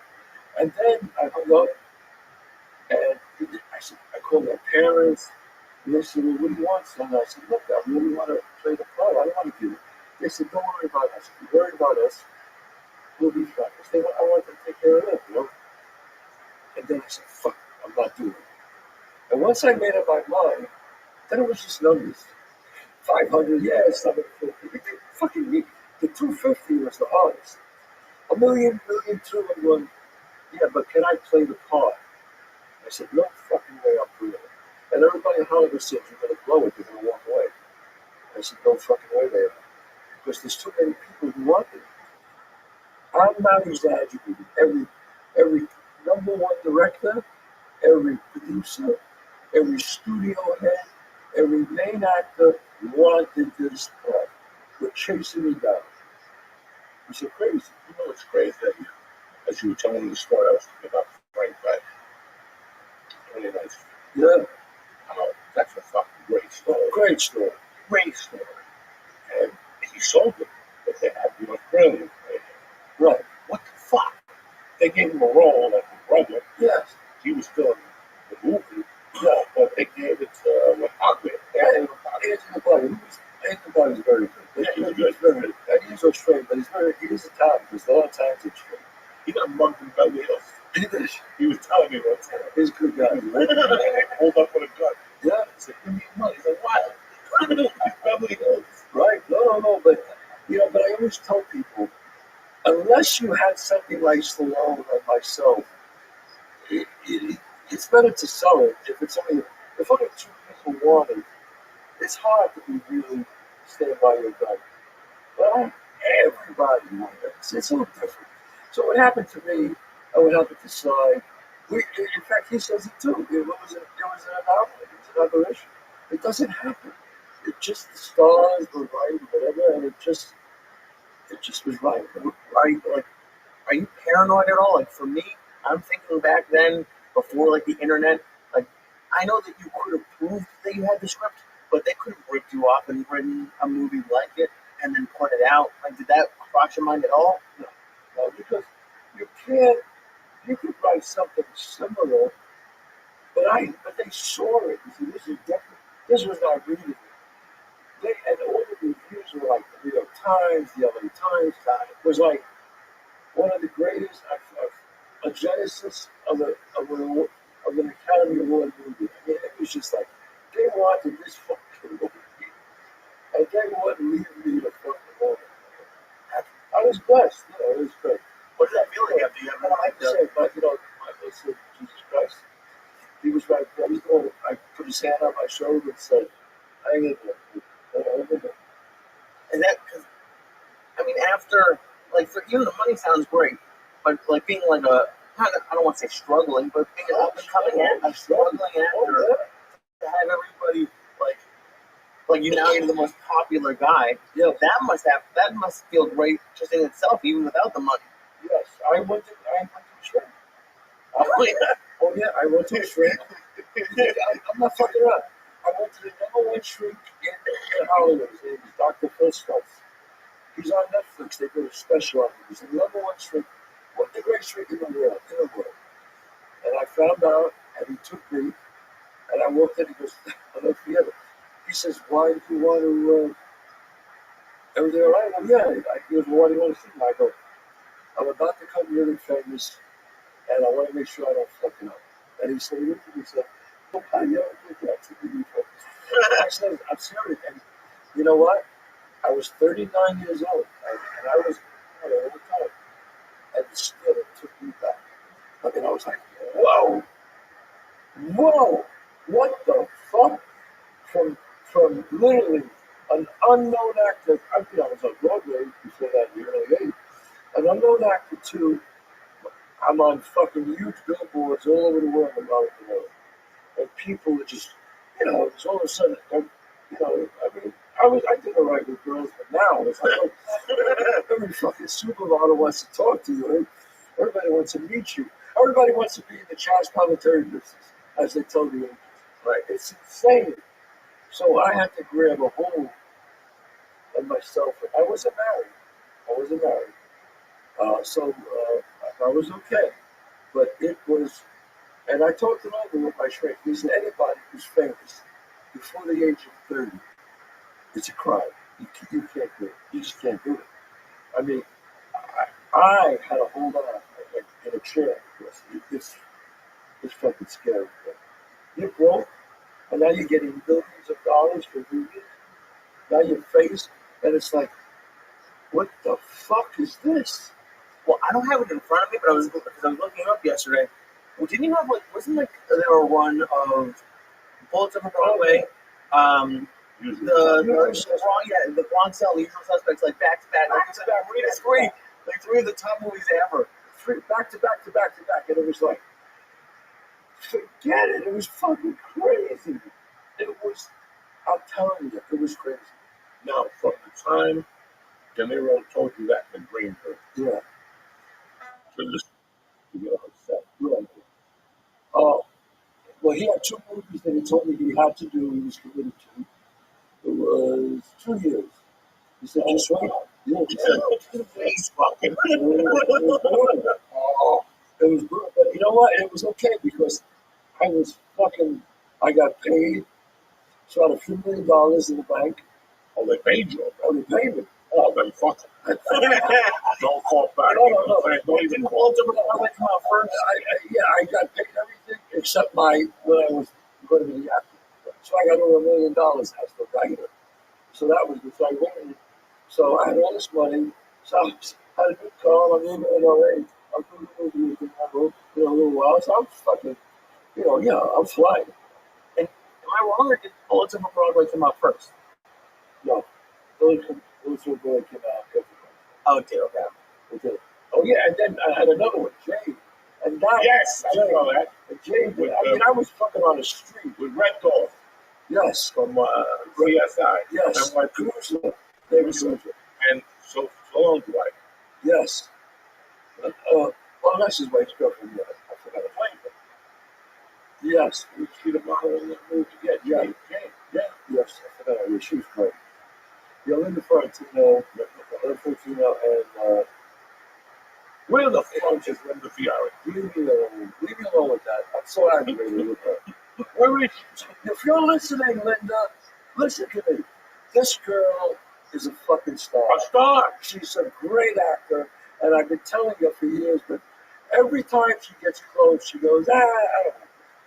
And she tells people to go fuck themselves.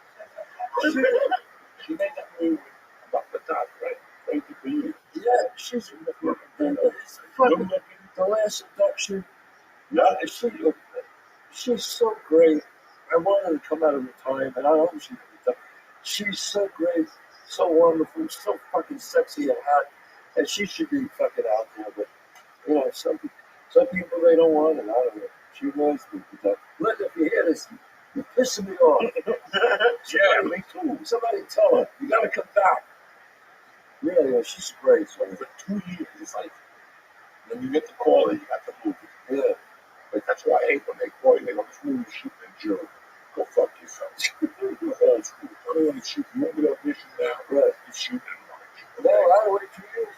Oh my God, because that you go to wardrobe and then now you got now in today's world, back then you didn't have it. Now you got to look up social media. Yeah. So you don't tell somebody fuck you on social media because if you get high, go fly. Yeah. If you tell somebody go fuck yourself. Right. So the whole time you're always like, when am I gonna get fired? That's the way I think. Really? If I have a long time on the movie, I'm like, I'm gonna get fired. Well, you're going to say something, do something. Both. Both. So I might as well just, I want to shoot it out and get out. Yeah. Like, you know, like I worked with Tracy Morgan. Yeah. And you know Tracy. Sure. He's fucking out of his mind. Yes. And I'll never forget what I asked Adam, why'd you shoot Tracy out so fast? He goes, Tracy's that funny. She don't want him around. And I never forgot that. Yeah. And then I saw how the girl treated him on that show. 30 Rock. Yeah. The pilot of that. How does she treat him? She treated him just like that. He's a dangerous guy. Really? Like, not dangerousness as they do something. Right. He's just dangerously fucking funny.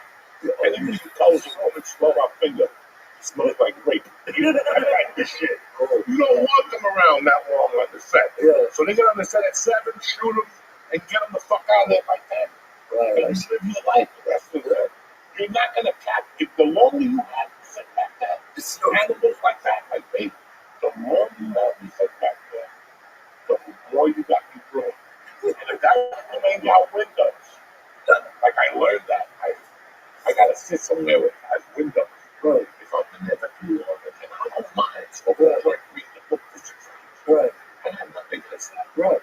Yet you paid me for the day. I don't give a fuck if you shoot me last. But my advice to you, My advice. you don't want me back there. Just get me the fuck out of there early. You know, I'll wait. I don't give a fuck. Yeah. Get me out because Yeah. what's that special?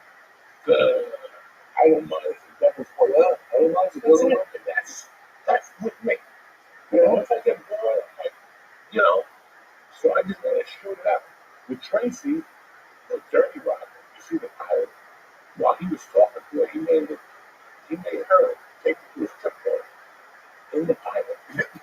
While she waited outside, she was talking to him like convincing him to be on the show. He's like, I don't know. Let me give this bitch another $1. You gotta watch the fucking pilot. Oh my God. And that's when I realized animals like that, you gotta shoot them. Shoot him out. Yeah. Get them out. They're gonna fucking, you know. Yeah. You never worked with something like that? You go crazy. No, I never did.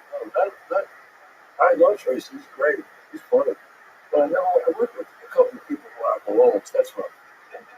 You know, when it's rough when they come in and they just, I won't say who they are. So, I watched the movie at that. We'll talk about it later.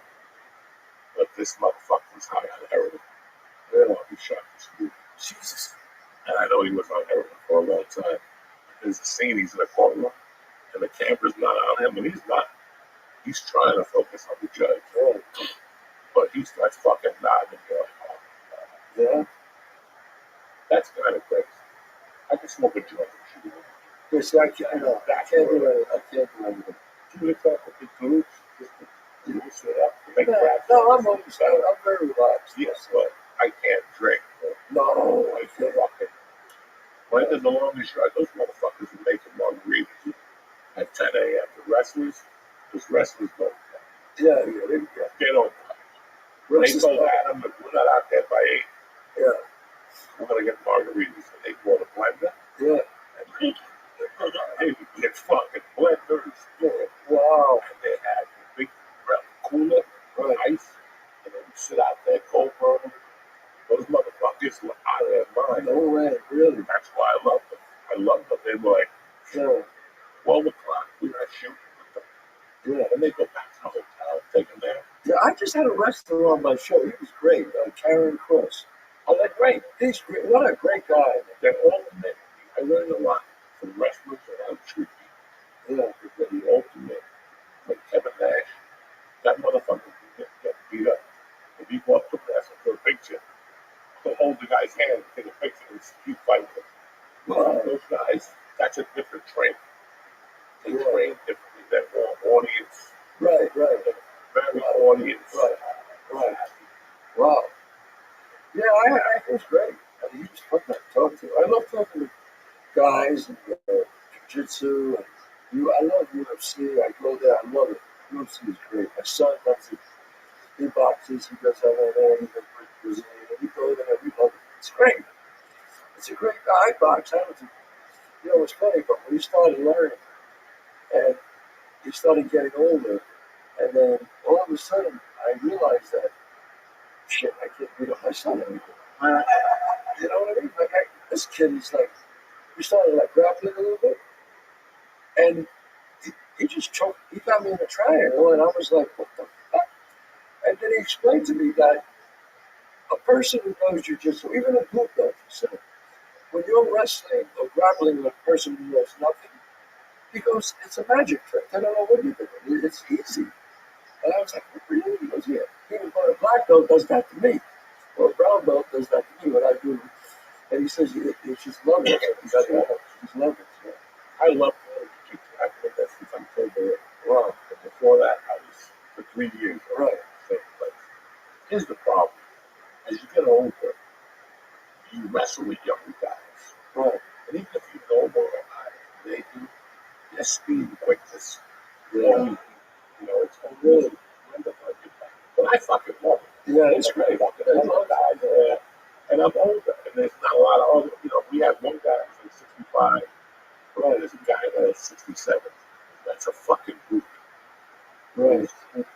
Right. He's a black belt karate before we. Oh, wow. So he's been doing it for that long. Oh. But there's something about jiu-jitsu that when you go in there, you either gonna like it or hate it. Hate it, right? You're right. You're either gonna like it or hate it. And you can't feel bad for not liking it. But if you really start to like it, you're gonna get beat up for a year. That's what he did. That's how I got beat up. It's a year. Beat up, choked, hurt, people pulling your hair. Yeah, thrown all over the floor. I was wrestling this guy, and I was like, he was like a brown belt. And I kept seeing him go, dog, I heard he goes, you're pulling my leg hairs. Because I had his gi, but I really had his leg hairs. And I was swinging him around, so I wouldn't lose the fucking leg. He'd go, you know, you're going to get hurt. I don't do that. There's something about it. Like, you know, a friend of mine just finished this stuff with me. And he's like, telling me, like, don't worry. We're shooting with a peptide. Yeah, right. Back in 6 weeks. They don't give a fuck. And then we're back in 3 weeks, and now we heard it from them. Yeah. It's so addictive. Yeah, I love watching that. I love the UFC. I think it's great. Oh, the UFC is fucking. Yeah. And the energy in that motherfucker. Right. The energy. Right. Yeah, it's crazy. You know, Joey, I always wanted to ask you, because I always ask people who know, I know you know about jiu-jitsu. I just box. And I asked my son about it. He said, well, Dad, sometimes it can overcome this. I don't. If you had a guy who was in the street, but a young guy, a big, strong guy, but knows nothing about crap, but a big, tough guy, and he fought the number one jiu-jitsu woman in the world. In other words, she was a black belt in jiu-jitsu. Who didn't win? He said, Mackenzie Dern will fuck you up. Who? Mackenzie Dern. Really will fuck you up. I'm talking about a big, strong guy like a fucking. Listen, she's not gonna twist him, but she's gonna neutralize. You think so? What about people that are black belts like that? Like she's a Brazilian black belt. I've never seen fucking Mackenzie. No, I haven't. She's like a supermodel. But what about this guy? Great grabs about a fucking head. That Joey. She has the patience, right? That she'll fucking breathe through it and at least get hooks in. Really? And she's a black belt. Yeah. She'll get a leg somewhere. So if you had a bet on the woman, you would bet on the woman. At that situation, I'll bet on the woman to neutralize it. Yeah, right. After a while, it's a woman in the strength. Yeah, that's it. Strength. I can guarantee her, Casagano, there's a lot of women that are fucking really good to do. Yeah. They'll break something. Yeah. And if you really think about it, jiu-jitsu is made for women. All the aspects of it. Right. It's for a woman. Rhea was into it when she was 10, and I lost her. Yeah. Because you don't understand, that's their playground. A woman's playground is on her fucking back. Yeah. She can defend herself on her fucking back. Right. That is something that you can't. It's priceless. What do you think Joe Rogan would say about that? He bet on a movie too. That all depends on it. Like there's a fucking chick, Gabby Garcia. She's bigger than me. She just fought Frank Jones. Really? competition. Greg Jones choked her out. Again, but, you know, yeah. But that's true. That's a good great jiu-jitsu person. That's I think. Are you saying like a fight or like a in the street? No, she said he's a street No, guy. I'm talking about a street. Thank you. Right, Fuck thank you. you. Yeah, and In the street, I 100% bet on the woman. I think they have videos of it of like, especially like guys who are like kind of assholes from the jiu-jitsu gyms, and like they talk shit. And the people at jiu-jitsu gyms are usually really nice until like some guy's an asshole, and then they play with it. It's like it's an animal, like There's always one really good one at every gym. Yeah. Like when I was going, there was a purple belt that night. Yeah. That was really good. I never rolled, but daytime, there was an Indian girl that started coming in. Right. Married, 2 girls. That's how she got into it. She brought her girls. And I asked her, what made you come in here? We all told her, Mom. Yeah. You fucking fox. What made you come in here? She's like, I brought my girls. She goes, I saw how important it is for a woman. She comes to our lunchtime classes. There's no other woman. Wow. And she battles it for a year. I would see her at the end of the class. And she was a battling woman. She got beautiful long hair. She put it in a ponytail, but they'd rip it the fuck out. And she'd just be like, The amazing thing about I knew when I was bouncing many years ago in the 80s, I worked with a guy who was Olympic judo. He was like 10th in the world in judo. And I was in the gym with him one day, and I said, John, just come on, just. He goes, I said, no. I said, I want to really try to like. He treated me like I was a 2-year-old, and that's what I couldn't understand. He treated me like I was. You know, when your 5-year-old gets upset, you go, stand over here. Literally, I felt like I couldn't do anything. He just flipped me and threw me, and I just never forgot that. listen, you do a great man show. Right. I'm a comedian. I'm a street comic. I know how to tell jokes on the corner. Take that energy and flip it. Think about somebody who's been throwing punches for 20 years. Yeah, it's true. What do you think is going to happen? Yeah, something Have you ever gone into a ring with a guy just fucking around? Yeah, I boxed with some spot. We knew a little bit. And just the shoulder feints alone. I knew that I just professional. I knew that I could take me out at any moment. You go to one of these schools, you see like the Brazilian guy. Yeah. Like I go to a Hollis race, Right. roller race. He's Right. a big dude. Right. I joined that school because he's a big dude. Right. He teaches big dude shit. I'll control you more. Right. Wow. Slowly to put his weight on how you lock more. There's little guys who move. Like there's a school in Edgewater. That dude, he fucking moves. He's 5'8", 160. That guy will choke you before fucking anything. Have you ever seen the Haji Gracie tapes? What? Haji Gracie. No, I haven't. Haji Gracie is the fucking best in the world. Better than Dixon? No, he's like a nephew to Hickson. But this guy does the same shit every day. Which is, takes you down, he he'll let you put on his clothes on. Right.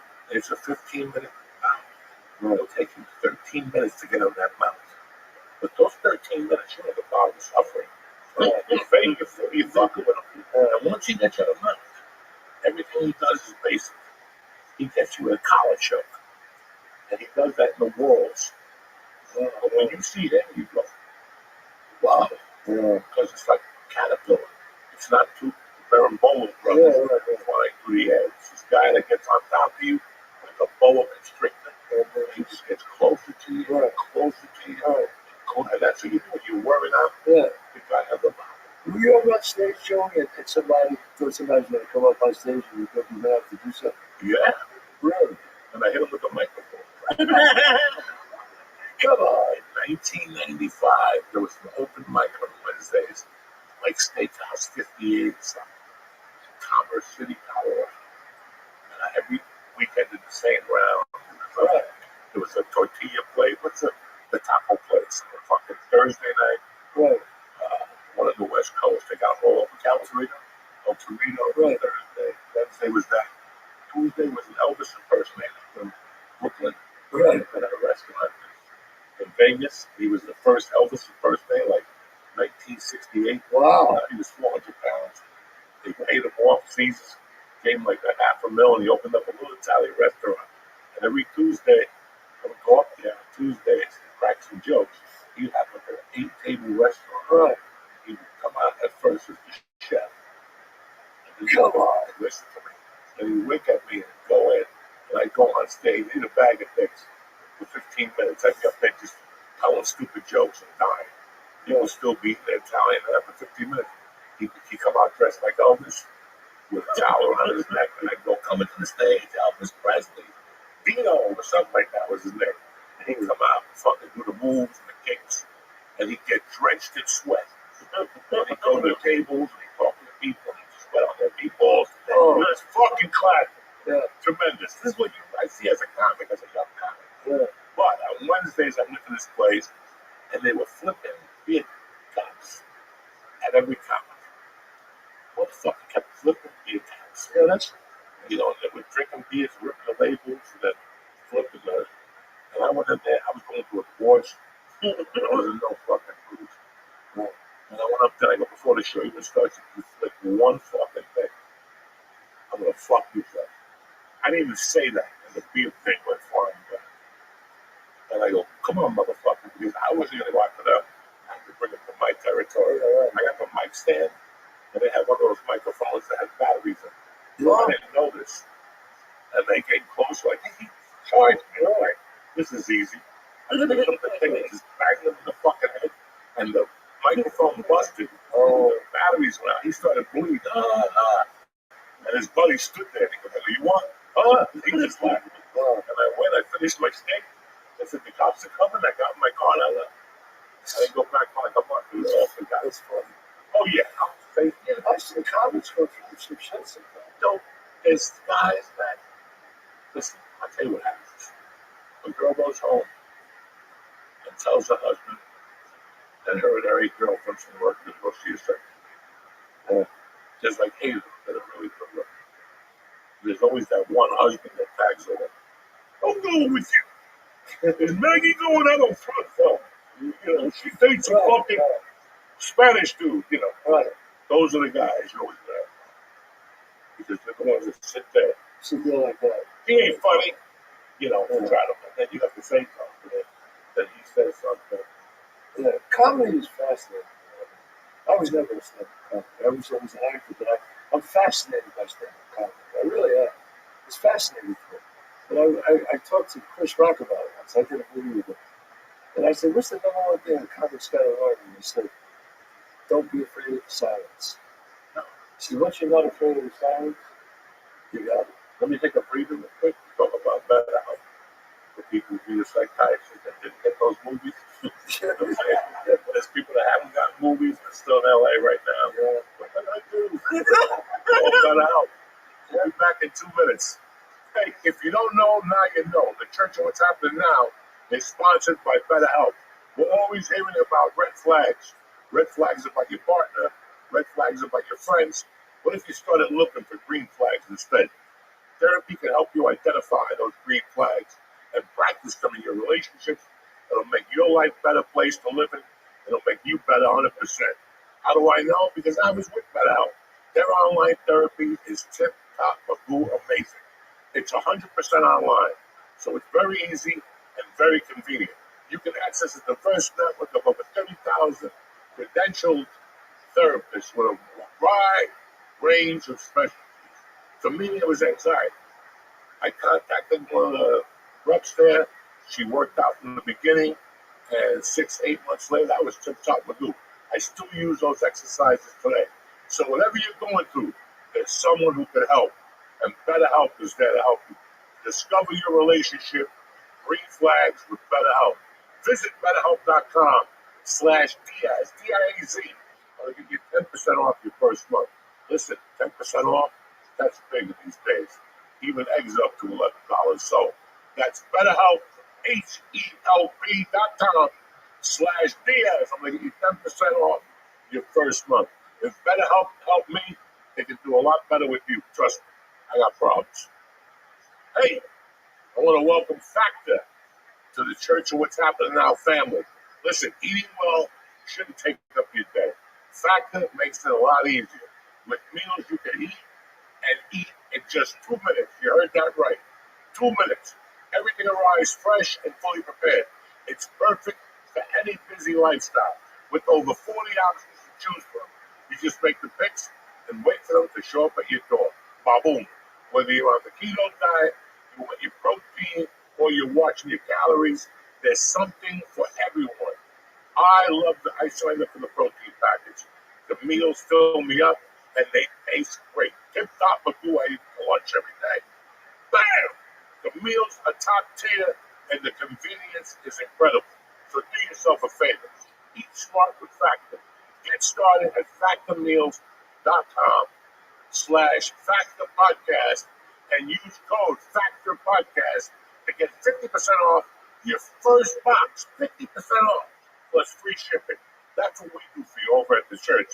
That's code Factor Podcast at factormeals.com/Factor Podcast to get 50% off your meals with free shipping on your first box. I got the protein package.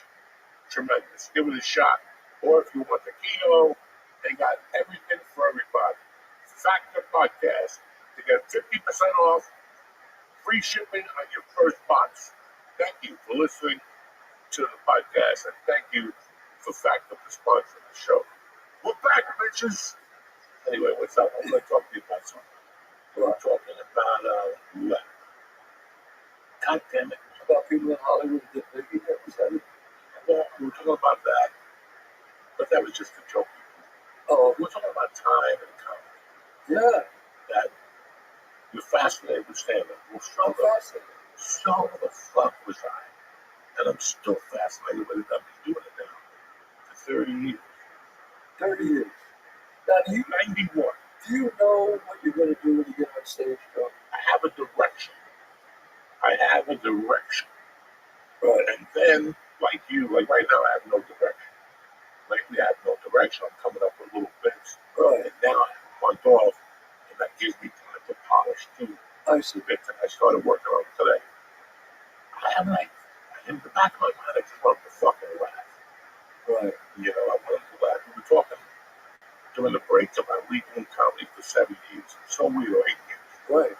And the Agostino's been doing it for 10 or 12. 15. 15. 15. Now, when does a comic feel like he made it? When he does, okay, when you feel, if a comic can fill up a comedy club, 300 people, that's pretty good, right? What now, then you move to theaters, 1,000 to 2,000. Would you say that's pretty good? That's really good. That's real good. Really good. Now, when you get like over 3,000 or 4,000, that's something else. Bastion, Arena.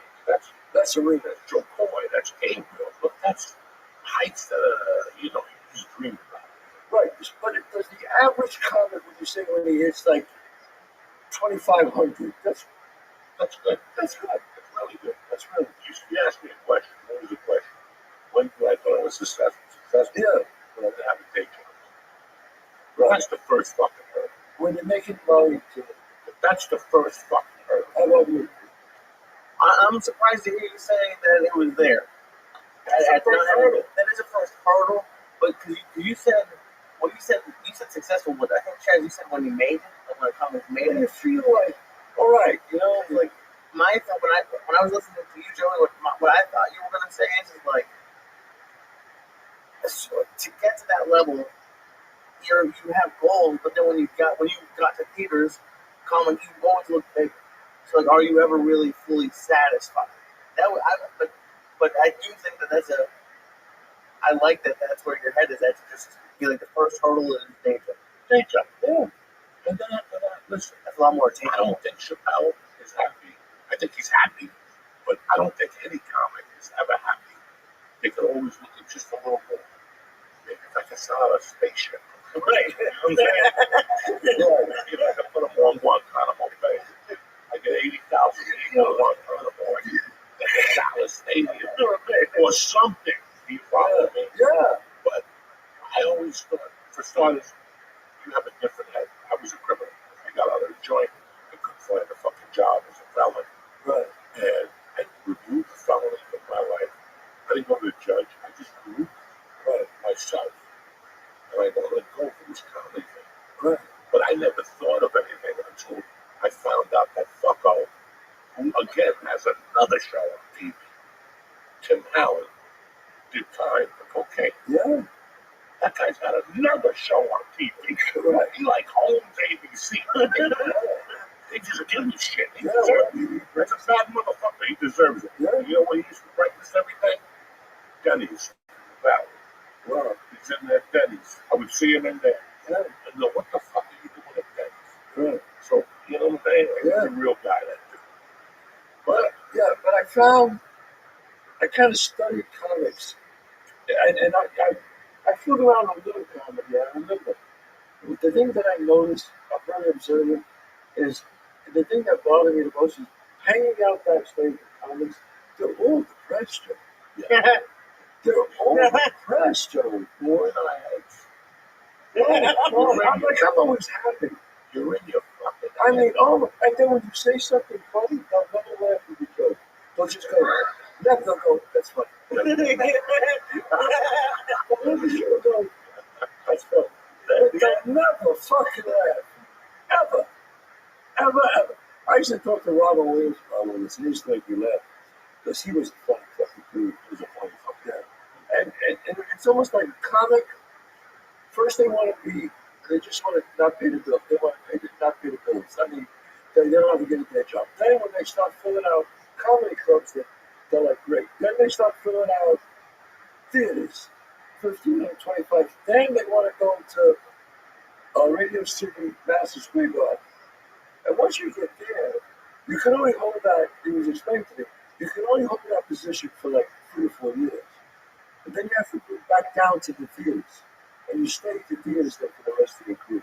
It was very fucking interesting. But the theater, that's, in today's world, you can make good money at theaters. Oh, yeah. Look at Brian Regan. Yeah. Brian Regan popped out one TV show. He did something else. He's great, Brian Regan. Nobody knows who he is. So he does theaters. Does he do, he doesn't do Radio City Musical. At one point, I want to do the Apollo. Yeah. Just out of respect. I'd love to do the Here's the problem. Yeah. You got 8 shows to break even. I don't do one show. I know. You know what I'm saying? Yeah. You have to do 2 in one night there because the first show goes to the boys. Right. Unless you charge $300 a ticket.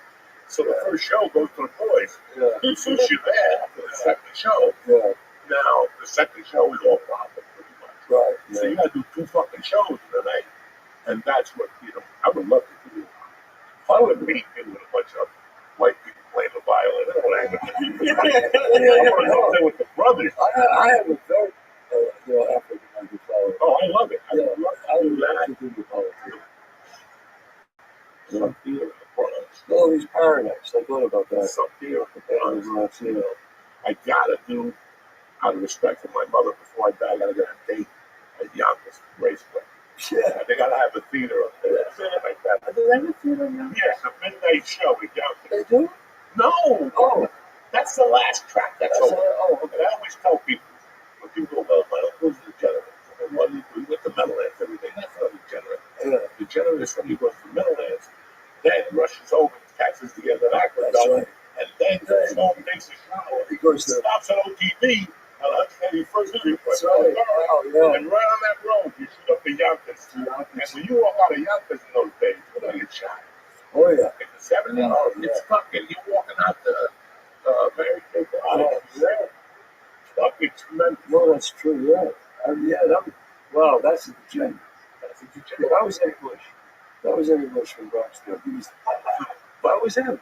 That was him. He would constantly fucking all day, all night fucking yeah. Let me tell you what we've seen. I don't mean to interrupt you on Bush. We'll get to that later. Not Bushy question for you. Yeah. That's Junior Bush right Yeah, there. he called me once for years. Yeah, this guy is the worst. No, If you always, any day, you're going to look people, yeah. anything, the way God knows that. Yes. And if you're going to get a big move, we was thinking about this the other day, after we spoke, because people have to realize one thing, and it's not a conversation we talk about, whether you're a boxer, Right. when you're a writer, takes you a week, but it takes me 3 years to write. You're that apt, you know. Well, I apply myself, yes. Look at that. I was watching something the other day and I was blown the fuck away. I had nothing to do. I was in the hospital and my son's a headache. Why, I don't know. Right.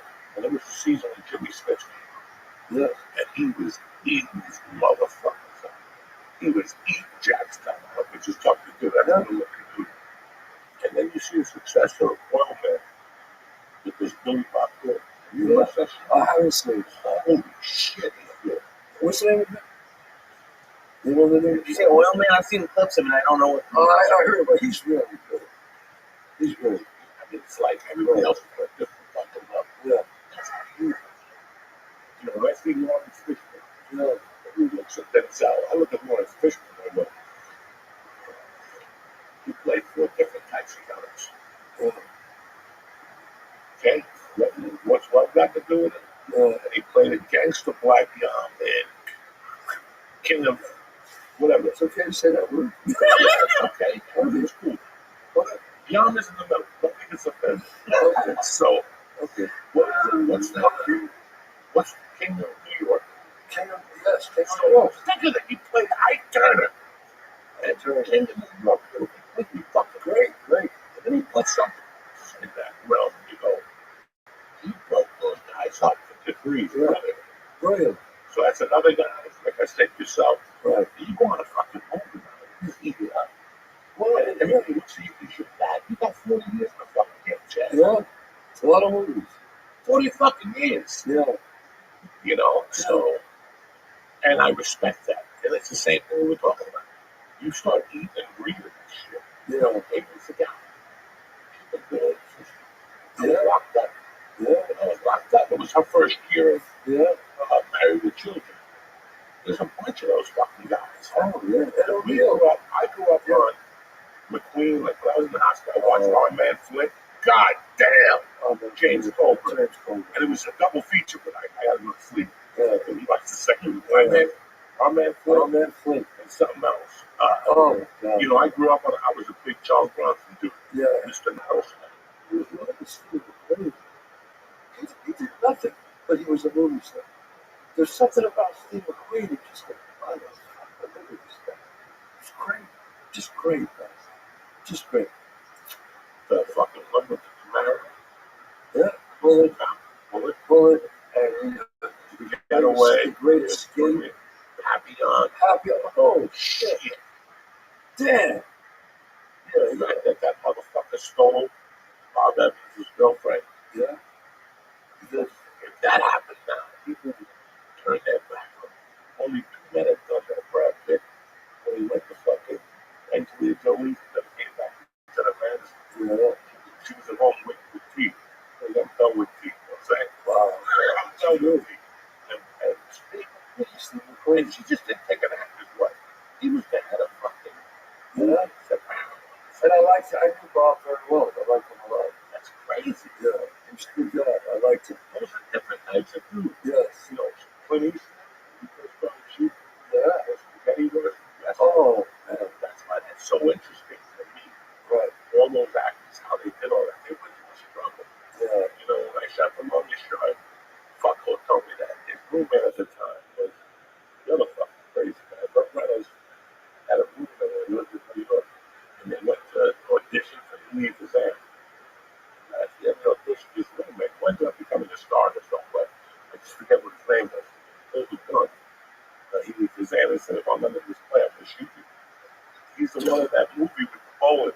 He's got the hook on his hand. Really? He's an older guy. Yeah. He's old. You know, he's probably dead by now. Yeah. Showed up to the audition with a fucking gun. Fucking actors. Some actors are crazy. You can't believe the things people do to get noticed. I mean, I've seen things where, just one of my dear friends died. One of my closest friends died in COVID. And I was there. I'm still my friend from Poland died in COVID. And I went to the wake, and then we went afterwards. You go to a restaurant. You know, that's how you do. You go to a restaurant, eat something, everybody talks. This guy comes over to me, he says hi, he says his name. And he was interested, that's it. And he said, me and Phil were working on a script together. Now, I know that can't be true, but Phil would tell me. And he goes, and he said that you were going to be in on it with us. And I know it's unfortunate that he passed, but I was wondering if you and I could do it, you know. I'm at the fucking funeral. You ask me if I want to write with you because Phil's dead. Are you out of your fucking mind? Like, get the fuck away from me. I mean, I was like, do you have any sense of compassion, of feelings? I don't know. Some people are just fucking crazy. He just figured I was there, he's never going to see me again, let me take a shot. And I had the script with him. Had the script with him. You know what? My car's on fire. I'm changing a flat. I don't know how to change a flat. I'm doing my best. I'm grew up 9 years ago. And some kid screeches over. And I think he's going to ask me. He's going to say, you know. This motherfucker came up and said, hey, Joey, we read a script together. Are you interested? I looked at him and I go, get the fuck away from me. I'll never ever forget that. I've had people now, like when I went to the hospital 2 weeks ago, first day I was hooked up. Some guy came over, let me take a picture. I'm like, man, I've had that, man. what the fuck is wrong with you? I fucking had that. I fell asleep at the wheel. You could be diving. You could I be diving. fell asleep at the wheel of my fucking car in a tree, dead center. Knocked the tree down, the wires, killed all the fucking power in my neighborhood, in Bedford.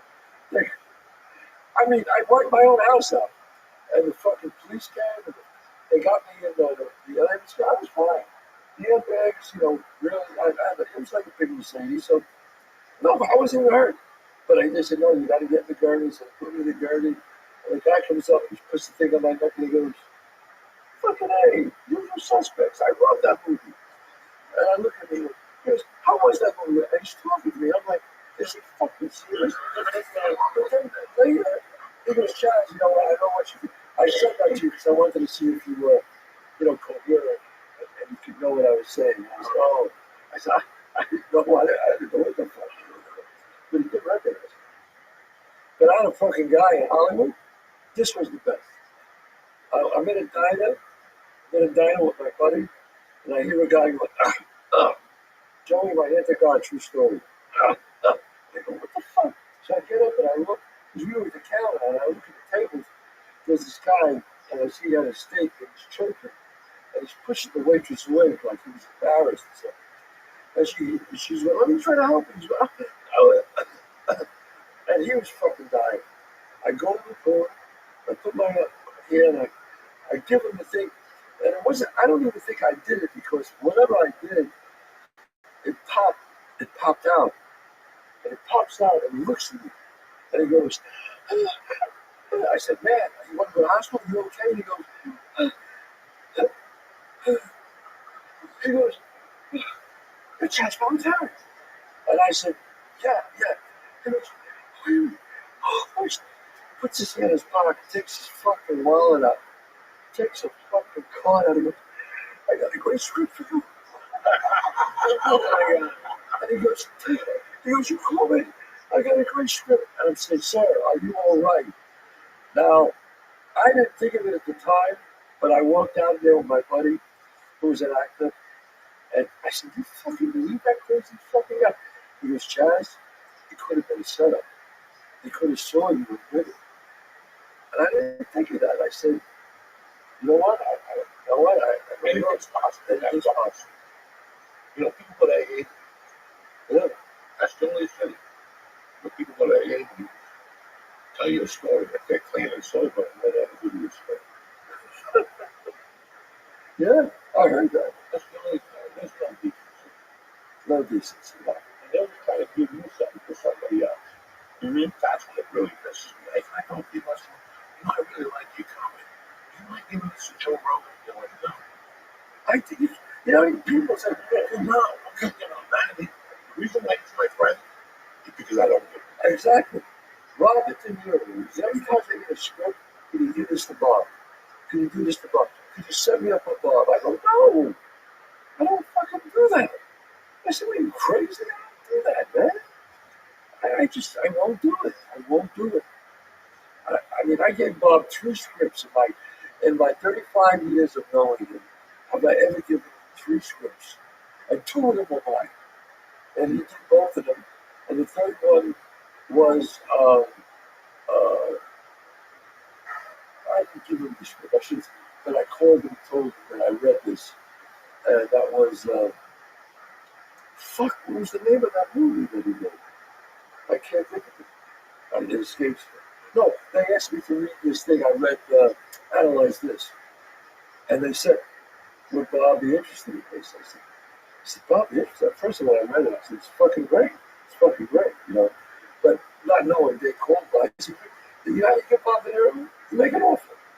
This for $20 million, read the fucking script. I'm not bringing him anything. You know what I mean? What the fuck? You know, back to the show that Lee and I watched. Yeah. It's on Amazon. It's on Amazon, Apple, Google, Fandango. It's the one-man show that I've been doing for 34 years. But Joey, I filmed it, I wrote and directed, obviously, with 5 cameras. So it's really, it's inside. I really worked on it. I worked a year on it. There's more than that. There's like audio to it too. Yeah. Like for different things, music and different effects. It was great. Yeah, I know. It's a movie. I mean, I paid for it myself because I don't want anybody telling me what to do. So I paid for the whole fucking movie myself. I said, no. I don't want nobody's money. Now, you know what I got from this? Yeah. This is a great fucking story.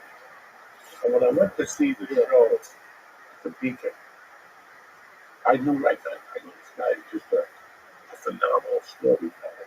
He knows how to keep, a lot of people don't have that. Yeah. They can tell you the story, but they can't keep it. You can keep it and take you through different emotions, and then you do all the characters and just emotion. Right. So I thought it was great, but that's the bottom line. You put in the book, and you went to get actors on the corner, you went to get an actor. There was always action going on. There was always characters. And you talk, everybody had a nickname. Right. And a nickname that hit home. Everybody. Do you know how many guys came over to me and said, you robbed my story? Do you know how many guys in all these years have told me that? You know what? That was my story. This one guy was a stand-up comic. I'll never forget.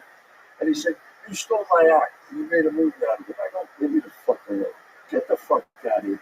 You know what I mean? What they say? You know, an orphan, a success has one father, an orphan, a failure is an orphan. It's so true. So fucking true. I listen, we all have that. Yeah. You know, of course. Everybody had all these guys. But they should have wrote the movie. You know what I mean? But you're a phenomenal up there.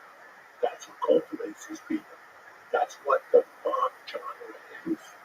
It's a genre that's kind of weird, but it's part of our culture. Right. You know, now you make an Italian movie, the Colombo people come after you for fucking. You know, you can't make a fucking. I'm surprised that Sharipa's commercial last 3 weeks. Yeah. Because the Anti-American Association comes right. He's very well liked, man. No, he's well liked. He's fucking well liked. No, I'm not saying Yeah. I'm just saying that for 10 years, I shot mob commercials for Ben's Oil, Yeah, right. Dairy Queen, Right. you know, fucking Prudential. Right. Die Hard was the best. Right. Die Hard, we went to bury a body and left the headlights on, Right. and then we go to turn the car on instead. And now we're stuck, you know, I did them all. They ran for a week. Then your agent called and said, your commercial are canceled. The Federation called, said that fucking, what's that food chain? I did them. That lasted 4 weeks before the Italians came out. Yeah. You know what? I have a thing. I like beef with the Italians about this because they came to me a few times. And I said, look, Bronxdale, first of all, Bronxdale is not a fucking gangster movie. It's a family movie. I said, that's why it's been around for 34 years. It's a family movie. And I said, do you expect Italians not to work? Do you expect us not to work? I said, if you work, you don't like it, shut the fucking thing off. You know what the best part of that family movie is? When you beat the fuck out of the bikers and the It's a family scene. Right from the ABC after school.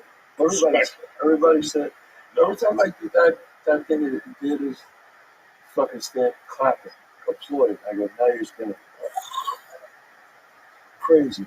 It is fucking, and the characters. Like, we sit here at night, like, I put a lot of my friends up. Right. There's all these stories that over the years. Yeah. These fucking producers. And they're putting out, okay, motherfuckers. Yeah. I'll start bringing these motherfuckers. Right. Well, you see, here's the difference. You're like, there's this, you got to be a great story. You got to have great stories, and you got to be a great storyteller. So there's this guy, Bobby Moresco. I don't know if you know who he is. Bobby Moresco wrote Crash, which won the Academy Award, and he wrote Vietnam Baby with Paul Haggis. He grew up, he was a West, he was like a West, grew up in West, down in Hell's Kitchen. Great story, great director too, and a great writer. And one day him and I were at this big table, and he's on one side, I'm on the other, and we're going trading stories and telling him. Like, if it was like you were there, you'd be number three. Like, you're a great storyteller, and you know how to tell a great story. So me and him are rocking. The whole restaurant is on the fucking floor.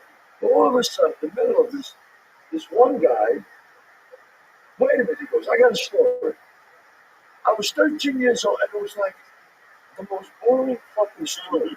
So I turned to him and I go, hey, what's his name? JP. I go, JP, this is the fucking World Series. Shut the fuck up. The whole place was fucking left. But it's true. You know, when you rock in the house show and somebody wants to tell a story. Once in a while, you gotta shut the fuck up. Like my wife. Yeah. You're telling the story, and your wife wants to follow, and you're like, God damn. I want to go, honey. She was going, oh, how do I want to go? No, that didn't happen. It was this time. I'm going, shut the fuck up. Sometimes you lie to make a story better. You embellish. What the fuck? That's what you do. It's an art. You embellish the story, man. It's so That's what makes the joke even more outlandish. even more funny. Right. You said something to add to it. Like, people trying to be mean. We're talking one day. Yo, nephew number one, we're talking one day. On the phone, talking about something that she said to you. You got me over here awake like Michael Chandler. You were fucking dying. You were awake for like 20 minutes. Michael Chandler, how did you get away? Yeah, right, exactly. Move on. We're never going to fight. Yeah. It was 2 years later. Now he wants to fight BKC. Right. Every Friday he gets coked up and he shows up at a new event on Saturday. Right. Listen, I scored coke for 27 years. Nobody's got footage of me snorting coke. Go on YouTube. They have 30 minutes of Conor McGregor talking all coked up. There's one thing where he can't even talk. He's like, you saw that one? When he's scratching his nose and he can't even talk. Is he going to come back and fight? I don't see it. I don't see it. I don't see it. He's got enough money, right? He's got tons of loot. Yeah. You know, he needs a handle. Yeah. He needs like somebody he's got to hire somebody to go 73 guys. They're going to beat the fuck out of him. Right. He's crazy. He's Irish.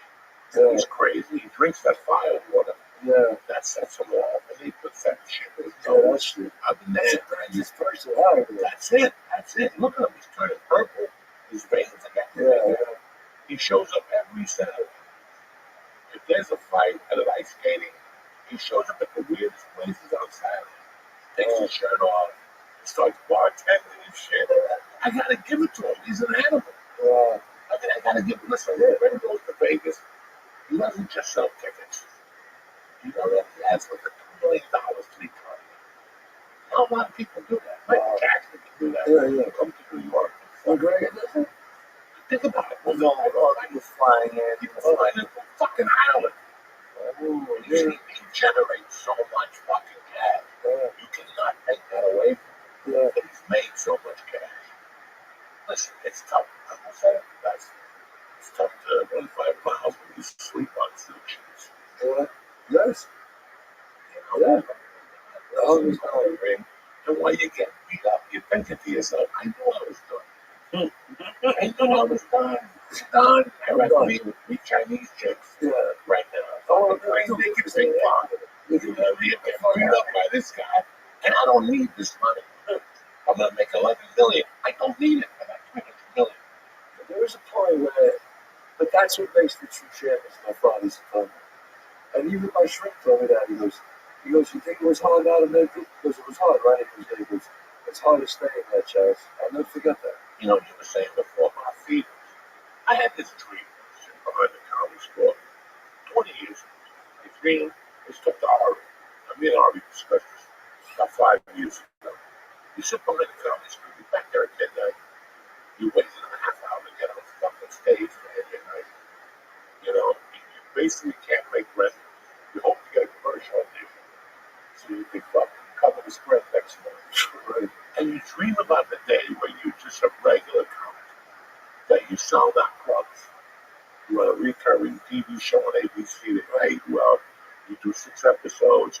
Maybe somebody gives me a little gig for 3 weeks. Writing that was success. That would have been fine. And I wasn't even want that. I was just happy to do comedy and not do crime. For me, it was just, if God, if you could just help me do comedy, live in a car. Live in a car. I read, ladies and gentlemen, Lenny Bruce. He lived up to Chelsea. He did comedy and fucking burlesque show. And he lived with a bunch of dirty strippers. He never made money, right? I don't know. He shot heroin. It didn't matter. If you read, he hung out with strippers, but he went back to the Chelsea. He banged them. He shot heroin. I'm in. I don't need to make money. It was $65 a week over to Chelsea. Wow. I'm just saying. Let me tell you something. One day you get to be the CAA. And one day you do get a manager like we are. And one day you are selling our theaters. And guess what? You still fight for your life like a motherfucker. Absolutely. Even double the you work making. That's it. Sure. You're fighting. You're waking up in the morning with phone calls out of your mouth. Because you know you're going to get somebody that's going to try to fuck you today. Every fucking day. And that's what that means. I just write and keep writing and act and direct, and that's all I've been on for years. I just keep doing it. I don't let nobody stop me, and that's it. Fuck it. 52 years old. I've been with SAG since 1997. I got another shirt. And somebody tell me how the fuck that's possible. When I joined SAG, if you were 45 and been there for 10 years, you were vested. True. All of a sudden, they changed the rules. I was paying $3,000 a month for fucking insurance. There's too many people. And then they even check. It used to be you had to. They counted residuals because they don't do it anymore. Now they stopped doing that. So now you got to work every year and make $35,000 to say. It's like you got to that level to make you more perfect. You know, when I started comedy, become a regular, get on a TV show, do 6 episodes after that, we sell it. An agent assigned. I did 4 movies before an agent. And I had like 6 different little agents, and those were before the commercial days. So you had to deliver. They didn't know who I was with. I would be showcasing by all my 4 agents. I put them each at different sides. They didn't know. They all 4 sucked. But between all 4 of them, I get something. Right. You know, at least one of them. I learned how they saw me also. What I was going out for. And there was one guy who sent me out for Latino auditions. He's fired. Because he's not going to go Latino auditions. Don't let me read with different producers. But they want Chico in the man. They don't want the guys. So you learn about the guys who say, structure people. And some people say, get us a chef. It's just one guy who put them on. You learn the business. That's the opportunity you have. I had. I really learned. There was a time, Chaz. You know, I got to go on the show. You know, I give it to Vincent. You're off Syracuse. I was in Houston. I got cooked up. And I was thinking, how fucking Adam Sandler's a comic. That's a comedy movie. I love Vincent. He's not a comic. And neither is Syracuse. So I went to play against Stewards. And I bought everything as far as Goose Ball. And I had Chuck Savage, right in my lead, Taik. playing football at the University of Rhode Island. I said, Chris Rock, he said that they had it. And I learned that. So I started doing that. That's how I put American Gangster. Yeah. And they broke up the movie, and they put Fucko in it. And then, oh, God, Leonardo, whatever. I had that. I sent it to him. I used to send tapes on Dawn, pre-production. If the movie was shooting in New York, I didn't even know the road. I just sent the tape to Adidas from the Upper West Side. Yeah. What the fuck you got to lose? I always tell you to show up, man. Show up. That's the thing. If you don't want to show up, it ain't worth you watch. If you don't show up, it ain't gonna work. You. The bluebird of happiness is not gonna knock on your door. What did Adam Sandler? It's one of the things. 85% of success in life is showing up. That's it. You gotta get up in the morning. And I'm a smoking coke till 6. I'm up at 7:30 with the breakdown. I just okay. I'm up at 7:30 with the breakdown. This is dead. Yeah. I don't even think there's breakdowns anymore. Yeah. I would be up at 7 with the breakdowns, so my agents had the roles by the time I fucking got to them. And then at 9:01, everybody got a call. Yo, did you know what I said? Call them up, see what they can do. And I would wait for the first idiot to call me back. If they didn't call me, then I call them each. Absolutely. What happened with the chick called the Chaz? No, that Chaz director isn't it. Fuck you. And I wait, and I call the Chaz. Yeah. Because I ain't waiting on every bitch. No, I'm not. No. Listen, I just did 3 shows in a row. 3 big theaters, sold out everything. I was exhausted. I woke up this morning. My wife says, "Oh, you can rest today." I said, "No, I gotta go." Joey B has called me to do a show. She goes, "Are you kidding? Aren't you gonna rest?" I said, "No." Go. I said, "No. I got an opportunity to be with you, to do a great show. I'm fucking going." That's it. Show up. Show the fuck up. That's how I am. Everybody cries so much in California and other places. And guys, this just didn't happen. This just didn't happen. You know, yeah, the sky's alive from time to time. You just gotta keep getting up in the morning going, what the fuck am I gonna do next? This month I wanted to work, but I had health issues. I got the shortness of breath going on, and my fucking mental legs, so I gotta keep, and now it's keep me alive. But you gotta take care of yourself, man. I'm trying. I should be able to take care of myself. Well, that's what for 17 years. Loyal soldier. I got you. I'm sorry, I mean, fucking, sausage every day. When I moved here, I thought it was going to be a problem. But then I came back and I'm like, I don't want to get my drop on 2 slices a day.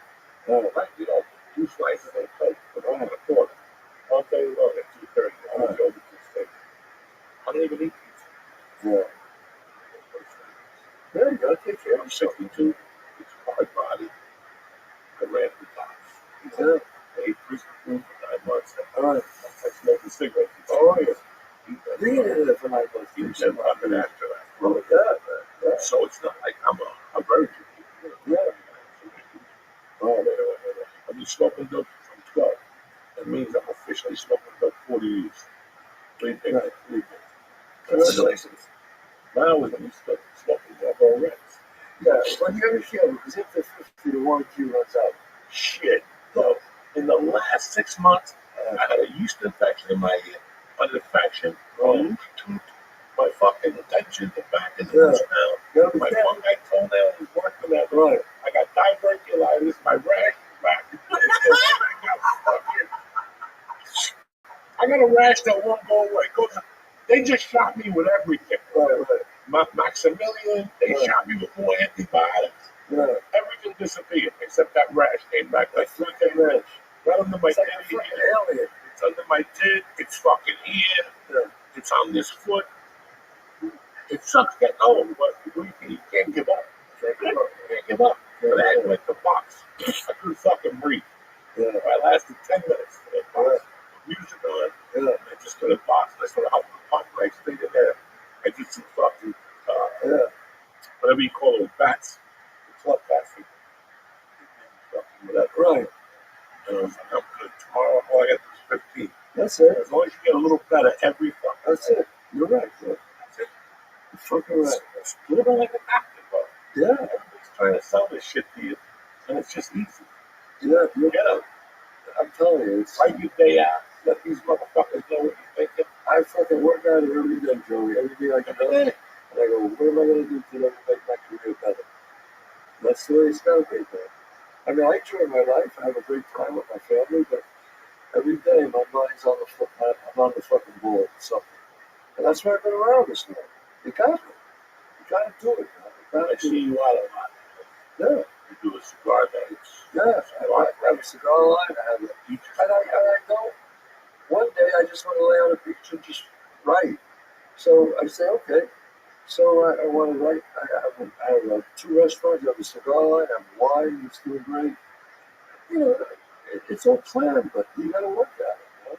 I got no hobbies. Like I would have a cigar night, but I don't smoke cigar. I don't smoke. I smoke very little. Oh, I fucking hate it. Then they hit the cigar break. Yeah. Oh, It really kills you. yeah. They start cooking. I dedicated a cigar to my grandfather, who's a horse. So I get away with it like that. No, Which this is is true. wine. Yeah.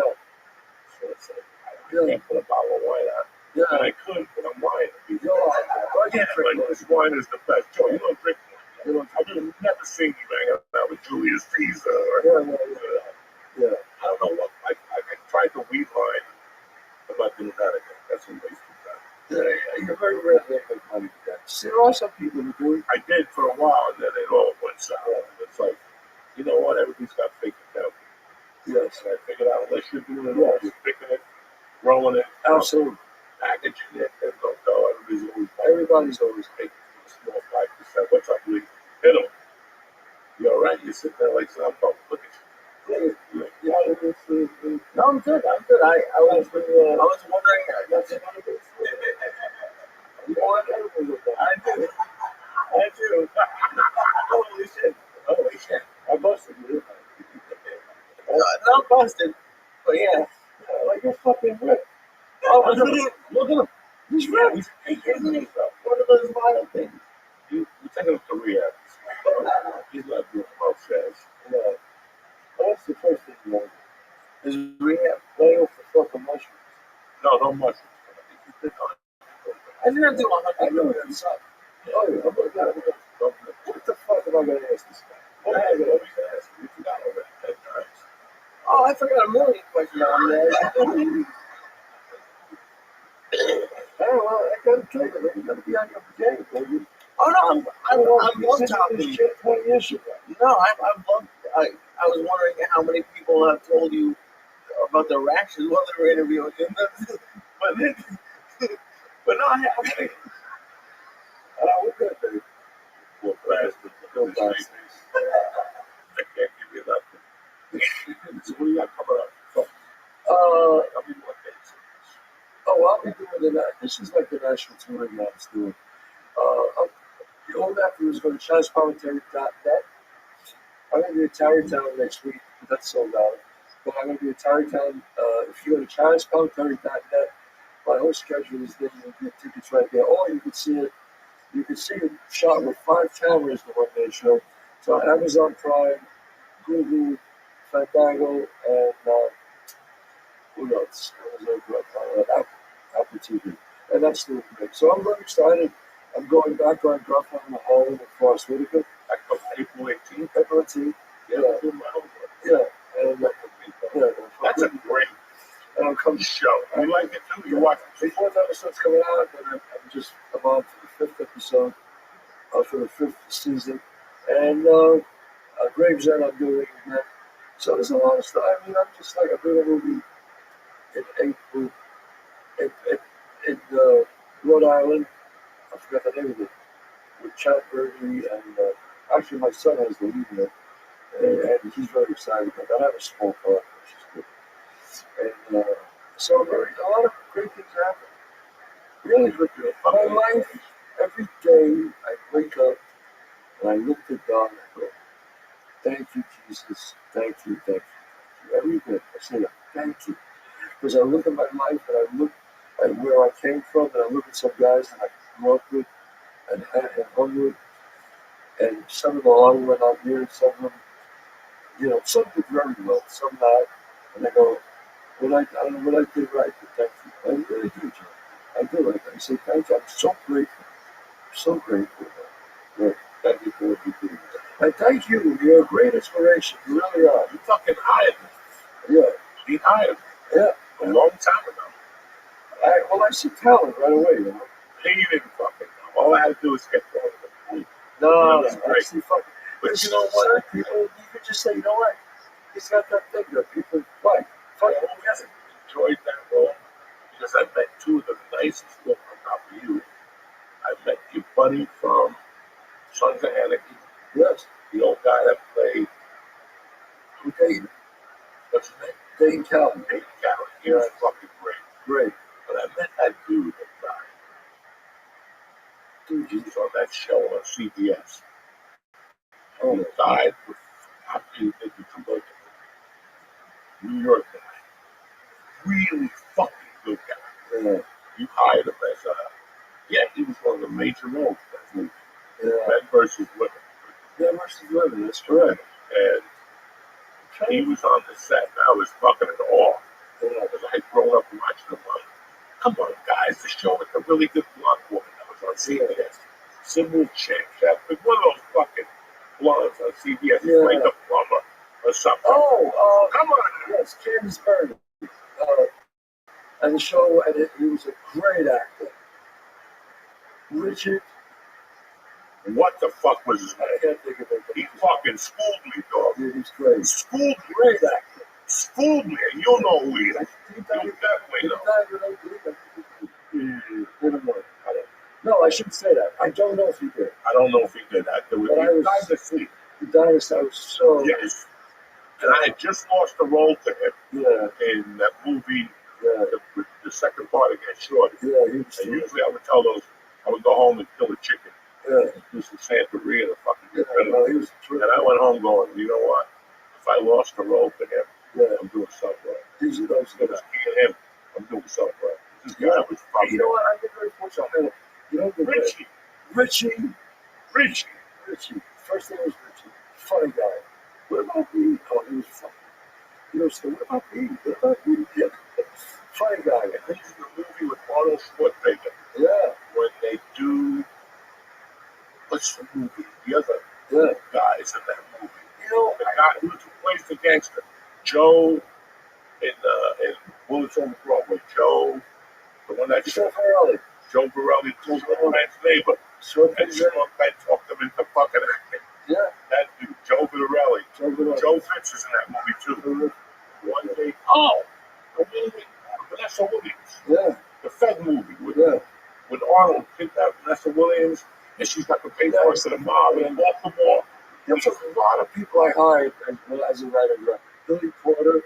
I just saw Billy Porter, you know, recently, and now he's, you know, he's huge. And he just had talent when you see people like that. They just exude talent, and I knew from, you know, and who's the guy who played Basquiat? Great actor. Oh my God. A black actor. I forgot his name, but he did a small part for me in the movie I did. I produced that, and he did it. I said, this fucking guy. And he did this little part, and he was so great. And now he's a huge megastar. And you can just see it. You would have no blow smoke. You would have said, it's just a character. It's a character. It's like bigger than life. When I saw you on stage, when I went to see you on stage, the fucking crowd was like a fucking movie convention. You screaming, Joey! You didn't even fucking come out yet.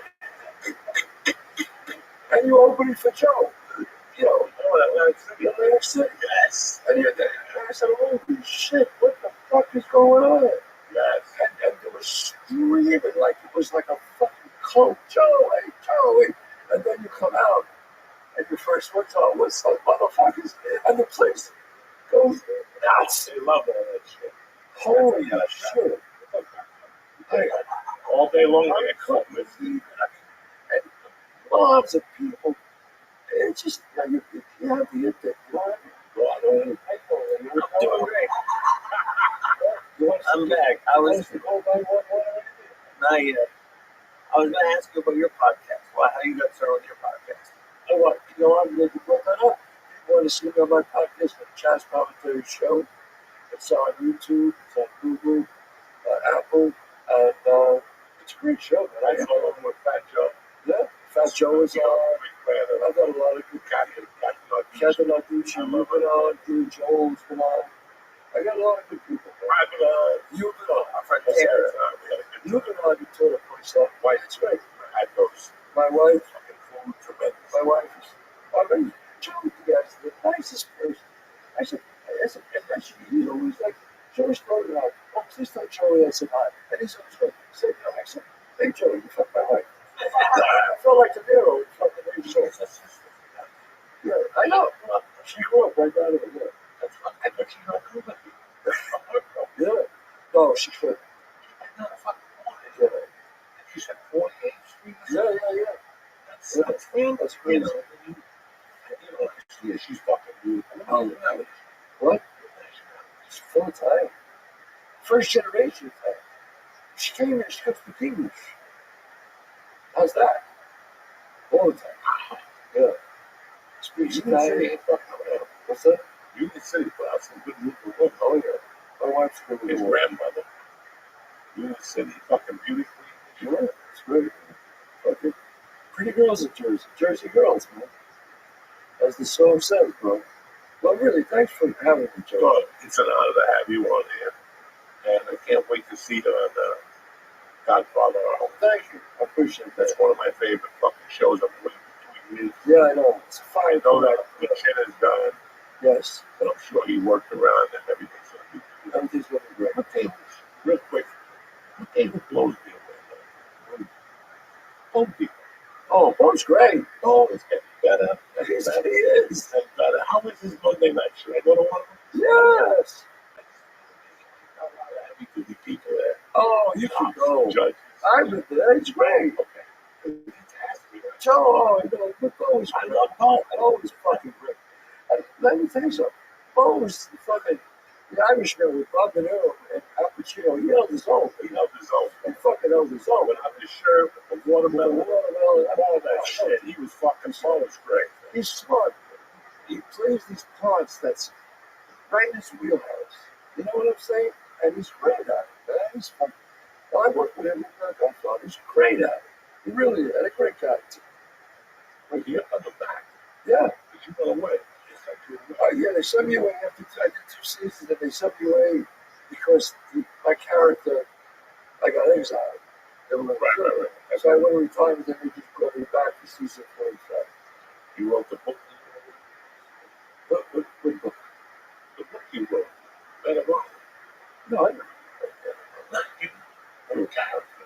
And my character, yes. Oh, sorry. Dude, I said, what the fuck? that way he writes the book. They're going to talk about it. I'm not supposed to talk about it. Fucking Joe Bananas. I just walked out. I think you're walking around. I love you, my brother. God bless you. Thank And support jazz any way you can. Thank you. Lee, where you at this weekend? I'm at the House of Comedy in Minnesota opening up for Josh Hope Friday and Saturday. And me, I got thick. I'm on a sabbatical. I'm trying to get healthy. I'll let you know. I'll do some pop-up shows. Lee will definitely come, and you guys are fantastic. Thank you very much for watching the show. And it's my birthday Wednesday. Hey! Happy I'm birthday. officially 3 years collecting social. And I'm taking it because that means my daughter gets 3 years. She's 18. That's great. Whatever they give her, they give us. That's right. Just gotta stay alive now. I love you, cocksucker. Stay black.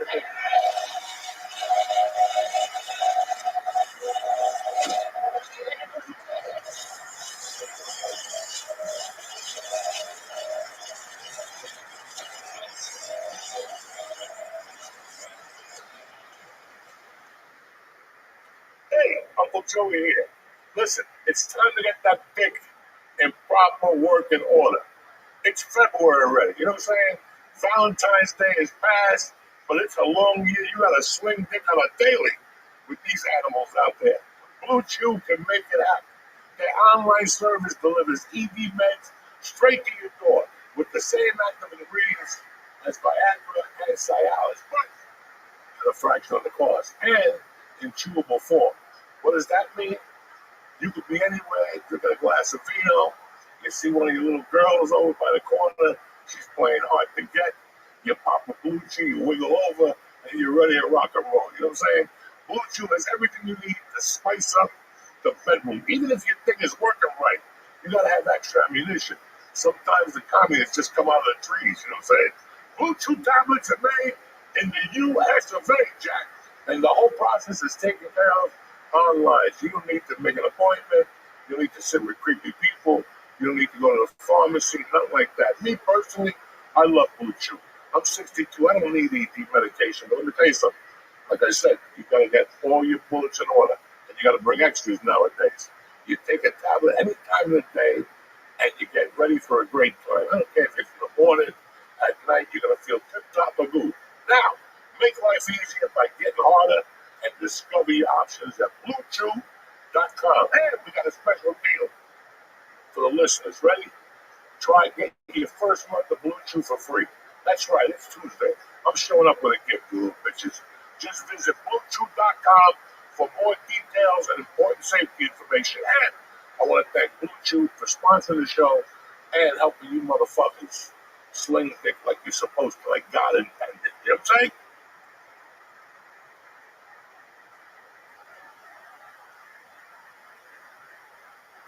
What's happening, beautiful people? It's Tuesday, the 11th of February. A beautiful day to be alive. Me and Leah here to bring you a little joy on a Tuesday morning. Let's get this party started, Jackson. Hey, Uncle Joey here. I want to talk to you about something. If you miss the cereal of your childhood, but don't miss the sugar, there's something you're going to love. It's called Magic Spoon, and it tastes like nostalgia. Magic Spoon has got a ton of protein, but still tastes just like the cereals you remember eating as a kid. Every serving of Magic Spoon has 13 grams of protein. Again, 13 grams of protein, 0 grams of sugar, and 4 grams of net carbs. It comes in flavors like chocolate chip cookie, birthday cake, and even peanut butter. Listen, my favorite, I dig the peanut butter. I like peanut butter. So if you eat breakfast on the go, Magic Spoon makes cereal bars that you can take anywhere on the go. So do me a favor. Get $5 off your next order at magicspoon.com/church. CHURCH. Or look for Magic Spoon on Amazon or your nearest grocery store. That's magicspoon.com/church for $5 off.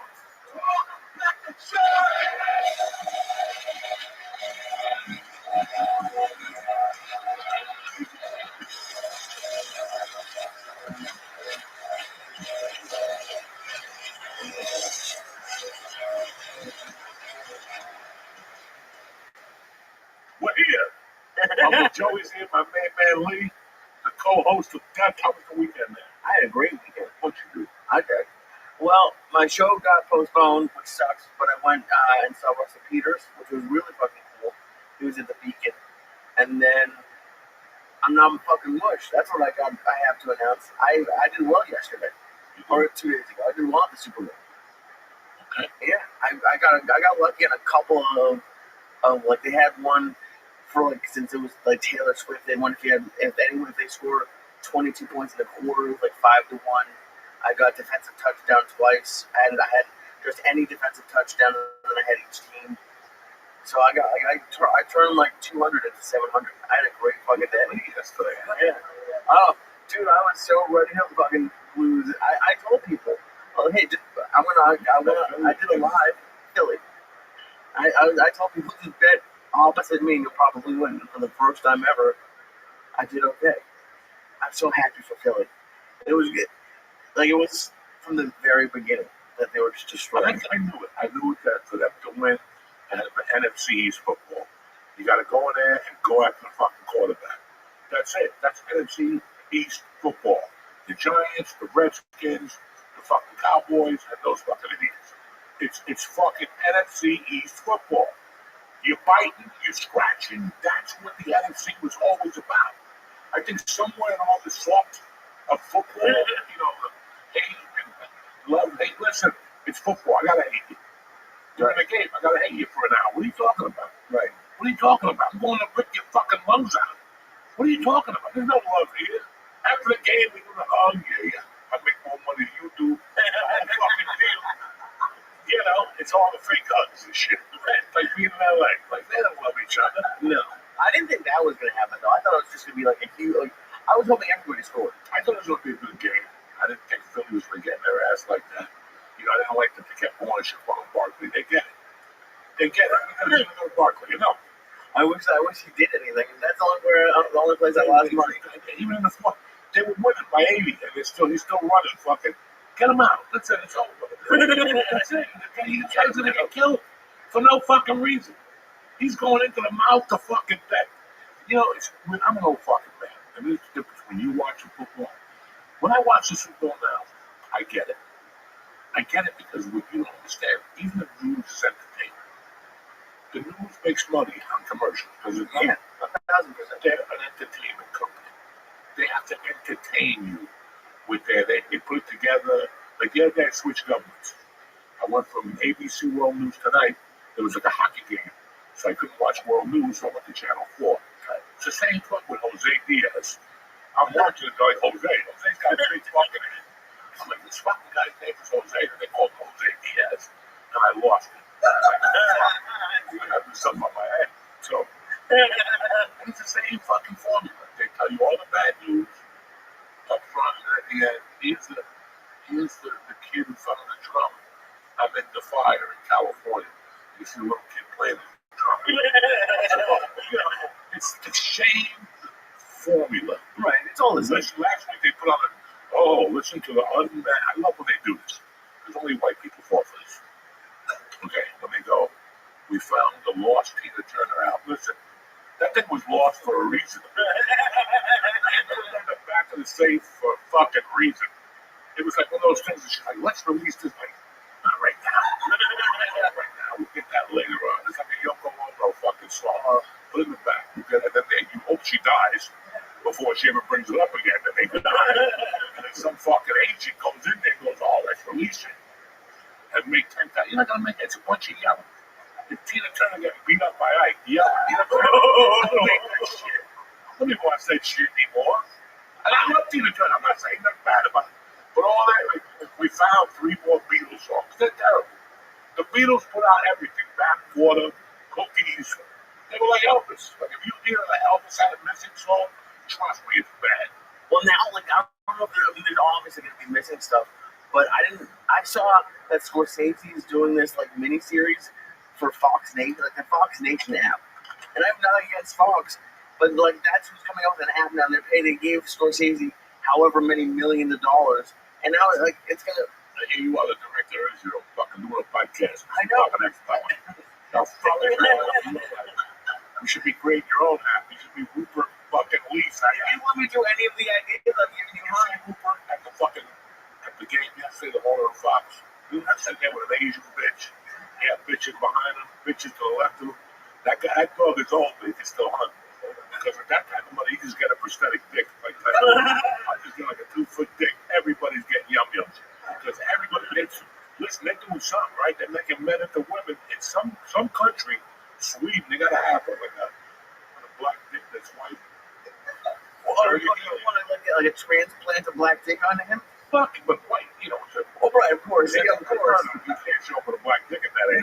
No, that'd be terrible. I'm sure whoever's there would walk away if it was black. Man, those guys, they don't give a fuck. I don't give a fuck. She turns white. I don't know his wife is. There's so much money. There's no wife. I don't think she cares. No, she's thrilled. 90. 9 years old. Whatever the fuck he is. Oh, but it doesn't matter. Wasn't he married? Wait. He was married to what's his name for a while. Rupert Murdoch was married to Mick Jagger's ex-wife for a while. The Texan chick, the big Texan. Jesus. Jerry Hall. Look it up. Somebody was married to Jerry Hall. Some big motherfucker. After Mick Jagger, Jerry Hall came along and married another tycoon. I think it was Rupert Murdoch. Because it's like that chick. You ever get that girlfriend that... Yeah, told you. And she left with more money than Mick Jagger. Like, she's like, fuck Mick. Fuck Mick. I'm going to take Mick's money and shove it up my ass. This is big money. Rupert Murdoch was fucking Jerry Hall. That's why I like when women go, I'm sick of rich guys. Yeah. It's time to date regular guys. No, wait till he splits the check with you. Wait till he splits the check. Wait till you have to go and you drink the low class wine. After about a month, you're like, we're going back to those rich dudes. This is bullshit. Did you see Bill Belichick got his girlfriend in the Dunkin' Donuts commercial? Fuck up. That's what old pimps do. That's what old She's like 24, 25, yeah. Look, I'm the only fucking old pimp that lives at home with his wife and has a kid, goes to basketball games like I had to fag. If I had a brain in my head, I'd be on a boat right now. Getting my balls licked, throwing people off the boat, Epstein style. You know what I'm saying? Like, Would it be the same people when they lick your balls and then you throw them off the boat, or two separate groups of people? no, I'm like fucking Netanyahu. They think that you kill him. There's no goody tapes. There's nobody's gonna come back. He was on his boat. He was not on his boat. He's dead. You know what I'm saying? Nobody talks about Netanyahu, all his bitches, because he kills them all. Do you think he must be upset about that? He must have wished he killed all. Listen, I don't want to talk about Diddy. We got so many good things in the fucking world to talk about. And you want to talk about that fucking milk. I'm You know, that fucking You brought it milk. up. I didn't bring up Diddy. Yes, you I did. brought up Rupert Murdoch. Rupert Murdoch and Diddy, two different fucking deals. I had a hell of a fucking weekend, I gotta tell you guys about. So, everything was good. It was like being at a strip club. Everything was good. We were in love, then I ran out of dollar bills. Once you run out of dollar bills, the whole night's over. You break that rhythm, you know what I'm saying? Hey, give me a 20 by the time she comes over. She's talking to Julio down by the schoolyard. You're like, what the fuck? And now we broke the whole. We talking about it. Yeah, and your weekend, it was like a strip club. So everything was going good. I fucking get a call from my doctor. She's like, listen, you gotta come in for me to prescribe you this prescription. And I'm like, I'm not going in there. I would like $5 million. Just give it, because she didn't have an appointment. Tell me why she fucking 30th. I'm like, that's not gonna work. You know? You'll forget it. I came out of the hospital 2 weeks ago. I called you, motherfucker. You told me to call back this week, and now you're telling me again you have no appointment for me. She goes, well, you need this. I go, what do you want me to do? Where the fuck do you want me to get it? I gotta wait, whatever. She goes, oh. She goes, okay, I got you an appointment for tomorrow. I knew that fucking appointment. You just hold on me. Fuck you, motherfuckers.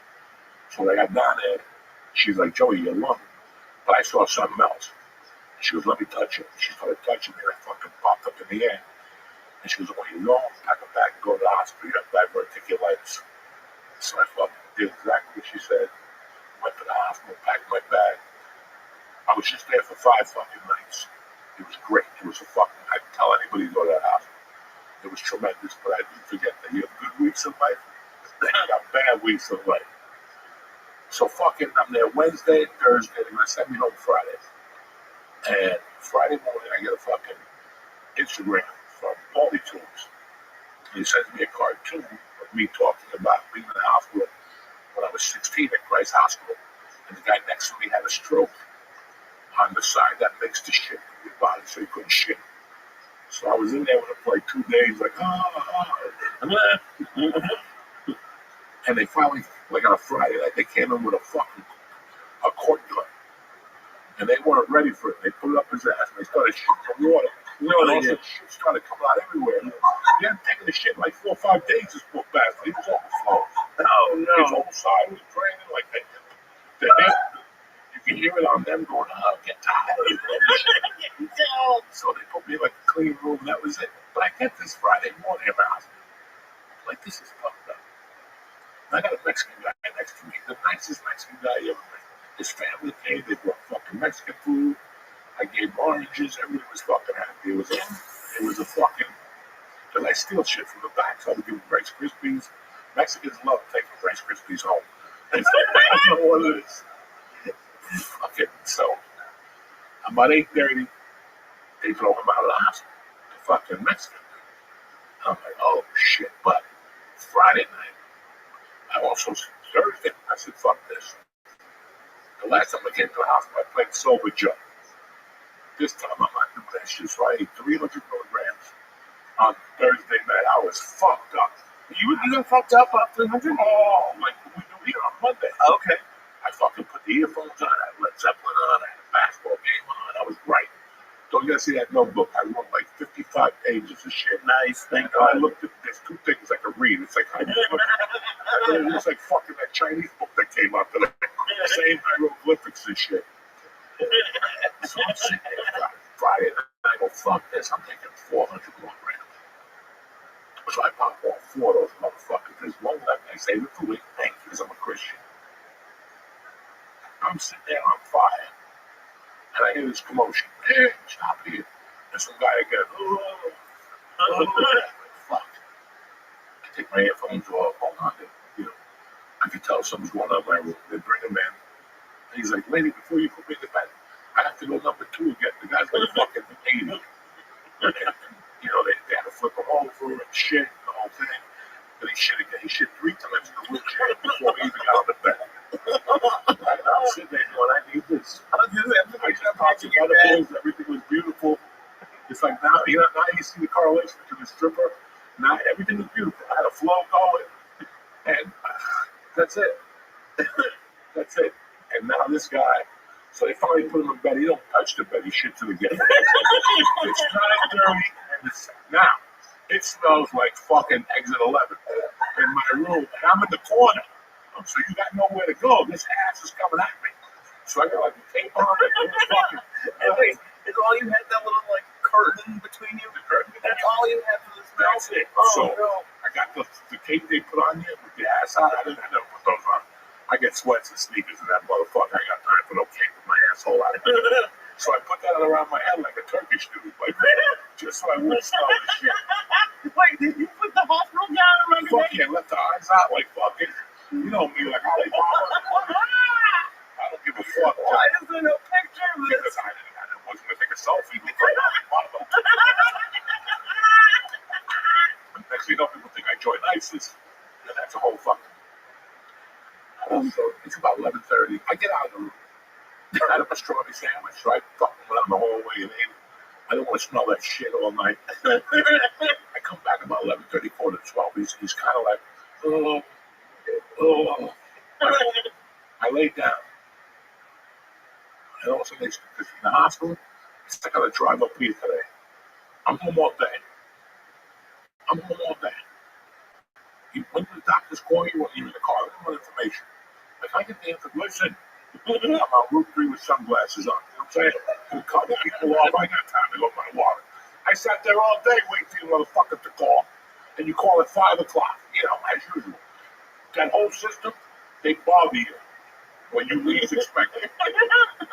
So I'm fucking sitting there, and I'm like, I'm too high to even go to sleep. So they start with that bullshit. Hi, Mr. Diaz, we're here to check your vitals. That's the oxygen and the blood pressure, and they prick your fucking finger and get blood out of it for sugar potassium. She comes in, and she's got the machine away from me, right? It's about midnight, baby. So I can't see the numbers, but I see the go. And all of a sudden she's on a walkie-talkie, and a bunch of white people come in my room. They got like 3 white people, 2 black people, an African lady, a Filipino lady. And they're like, what could be going on? Like, are you okay? I'm like, I'm okay. What's going on? They're like, your blood pressure is 190 over 100, and your oxygen level's at 88. How are you even standing? I got up. I'm like, I'm fine. I'm tired. They're like, we don't know what's going on. They have to call the head surgeon. And I'm thinking, I know what's going on. I got 400 milligrams of me, bitch. That's what's going on. So now I know what it does to you. It raises your blood pressure, lowers your oxygen level, so we're good. Oh, good. That's awesome. Did you tell them this at any point? Fuck no. I'm going to let them guess. I'm going to let them call Mars. I'm having them call China for medical information. He was fine all day. Your blood pressure was 140 over 80. And all of a sudden now it's 198 over 100. What is going on? I don't know. I tortured them, but then they tortured me because that fucking dude shit again. I was going to say, he was making a reappearance. They flipped him over in the fucking car. Now it was shit all over the fucking floor. I didn't say a word. You know me, I usually fucking go, what the fuck is this? I'm going home, call an Uber. I didn't say a word. I just want to get healthy. I was up all night, but the clinker is, like I was asleep, but up. I had the blanket on, I had earphones on, I had the sleep apnea mask on. I would listen to music, and I was so fucking high. And they kept coming in and asking me creepy questions. Like at 2:30, they woke me up, they asked me how much I weighed, how tall I was. And I asked, I said, can I ask you a question? So this question came to you. At 2:40 in the morning, you just decided, let me wake up Joey to see what he weighs and how tall he is. They're not coming again like a fool. Like, we need to take more blood out of your finger. I've been sitting here burning on edibles because I can't walk out because the shit fog is on the wall. Finally at 7, I got up, tiptoed my way to that bathroom, and I took the most fucking best shower I've ever taken because I knew there was shit particles there. The guy's been shit for 10 hours, every fucking 15 minutes. There's gotta be some type of shit particles in the air. So I took a nice shower. I walked out, you can still smell the shit. The breakfast came out, what I need in there. Think about it, I don't want shit on my head. Pieces, all over the fucking place. Pieces. That's aggravating. You go to a hospital, relax. You get tortured. That's what they do to you in those hospitals. They torture you. And it's a great hospital. I love it to death. They called me and I gave them all 10 stars. That's not the fight. Then the one day, we have this, listen, if Jews put an ugly woman on this planet, this was the one. She was there when I checked into the big room, a 2-man room. She was the other. She had those eyes like she had been in fucking Gaza for 200 days. She was a hostage. She had like a black collar on her head. She had the stockings. She was a stinky, but I don't think she was full on. Right, only partially. So this fucking bitch, I go to that room. I got her in my room. I started taking my shampoo off. My wife dropped off. And she goes, what are you doing? I'm taking a shower. She goes, no, you can't. She goes, what do you mean I can't take a shower? She goes, you can't take a shower with your doctor's orders.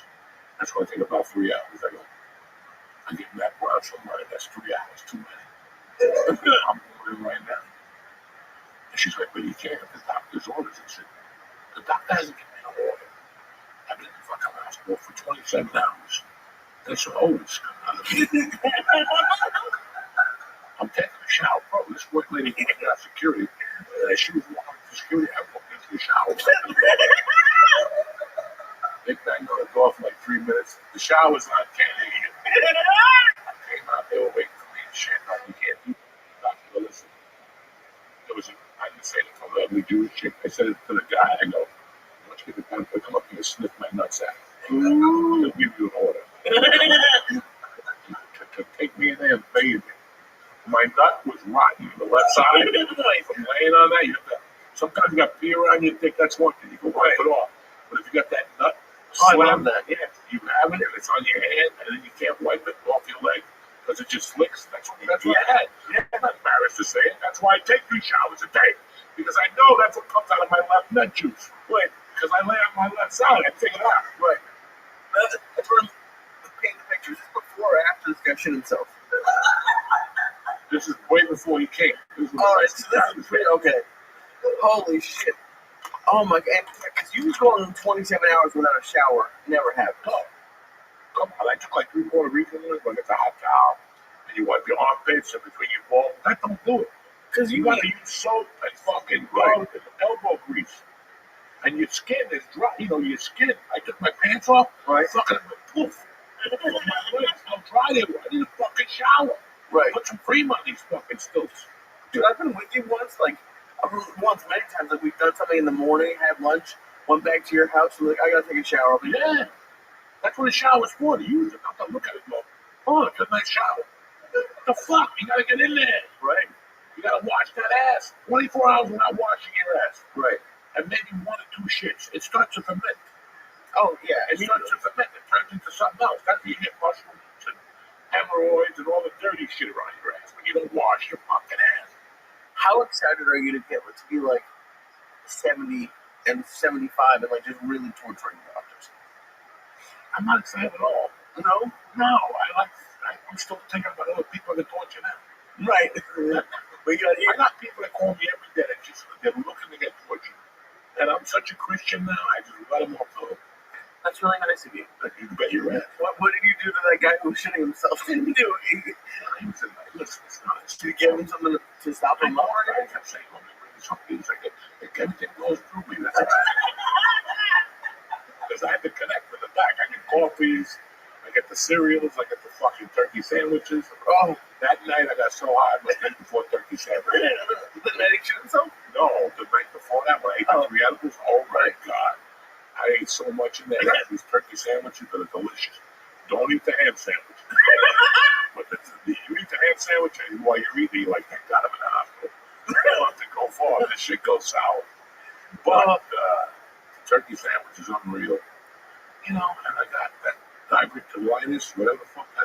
Isn't that what's the UFC fighter had? Yeah. Well, yeah, take a surgery. I'm trying to avoid the surgery. So I gotta stop eating seeds. I can't eat fucking red crushed pepper. I gotta eat the crushed pounded. Oh, damn. Hey, it's better than having surgery. That's right. This is what happens. This is the evolution of man. All you young guys are like, why am I listening to this conversation? Because one day this is going to be you. Do you think I was going to have these conversations? Not at all. I thought I was going to be dead when I was 37. And I was good with that. I was good with that. I'm like, I don't need shit. But it didn't work out. I thought I was going to die during Y2K. I mean, because of Y2K, I really did. I'm like, I'm going to die. It's like the year 2000. Right. About a month or two and I'll die. Oh, okay. I never died. So, what would happen? Like, let's say when you got to the year 2000 and you were like June and you were still alive. Did you pick a new day? I was in shock. Did you like pick it like, all right, it's going to be 2006? I didn't die and I got married. Met me in my life. Yeah. June of 2000. Wow, that's crazy. Yeah. I was on the road. And then if you think about it, you said I wouldn't make the 50 and then you had No, murder. I was on the road that year from November. I didn't get back till April. That's awesome. And I only had 3 weeks booked when I left. Everything else was fall off from the road. And I worked every weekend. It wasn't the money I wanted, but I worked constantly. And you were just taking a bus? No? I was with a girl in a car. Oh, shit. Oh, okay, that was And that I put her clothes away because she would put her clothes in the back seat, and I'd be smoking cigarettes and I'd fling them out the window. So I thought, when we get to the destination, I'll look at the back and the shirt would be burned. So for years, she would always tell me, I don't know what happened to those free shirts. It's just, they just ended up burned. Holy shit. Dude, I'm surprised you lasted as long as you did in the hospital. Especially now hearing it. Like, both times, I was surprised that you lasted as long as you did. And then this time to hear, because you don't do well with weird smells, like even a little bit. So sandals, little things just ticking me off. Ranch dressing. Then the one day they brought me salad with ranch dressing. I almost went off. The next day they brought me no salad, but with the right salad dressing. Wait, they brought you no salad, but they brought dressing? They brought me no salad. Okay. But dude, the fact that you survived, even just take out the dude shitting, because that's actually kind of, at some point did it get funny? You're in the hospital, you think you're on true TV, and that people just fucking with you. It's like before when I got in the car. I was in the car in 10 minutes. I just got the gas. I just hit the fucking line. I'm just hit the Jersey Turnpike going. And this lady decides to call me. And she got to put me on hold. She wants to ask me questions. And what medications are you taking? Listen, do you see my wife in the fucking car? There's no wife in the car. I don't know what I'm taking. You can drop the name to me. Oh, yes. I'm taking everything. Yeah, Ritalin, they get you in all this shit. You're like, guys, I don't even know what's in that cup in the morning.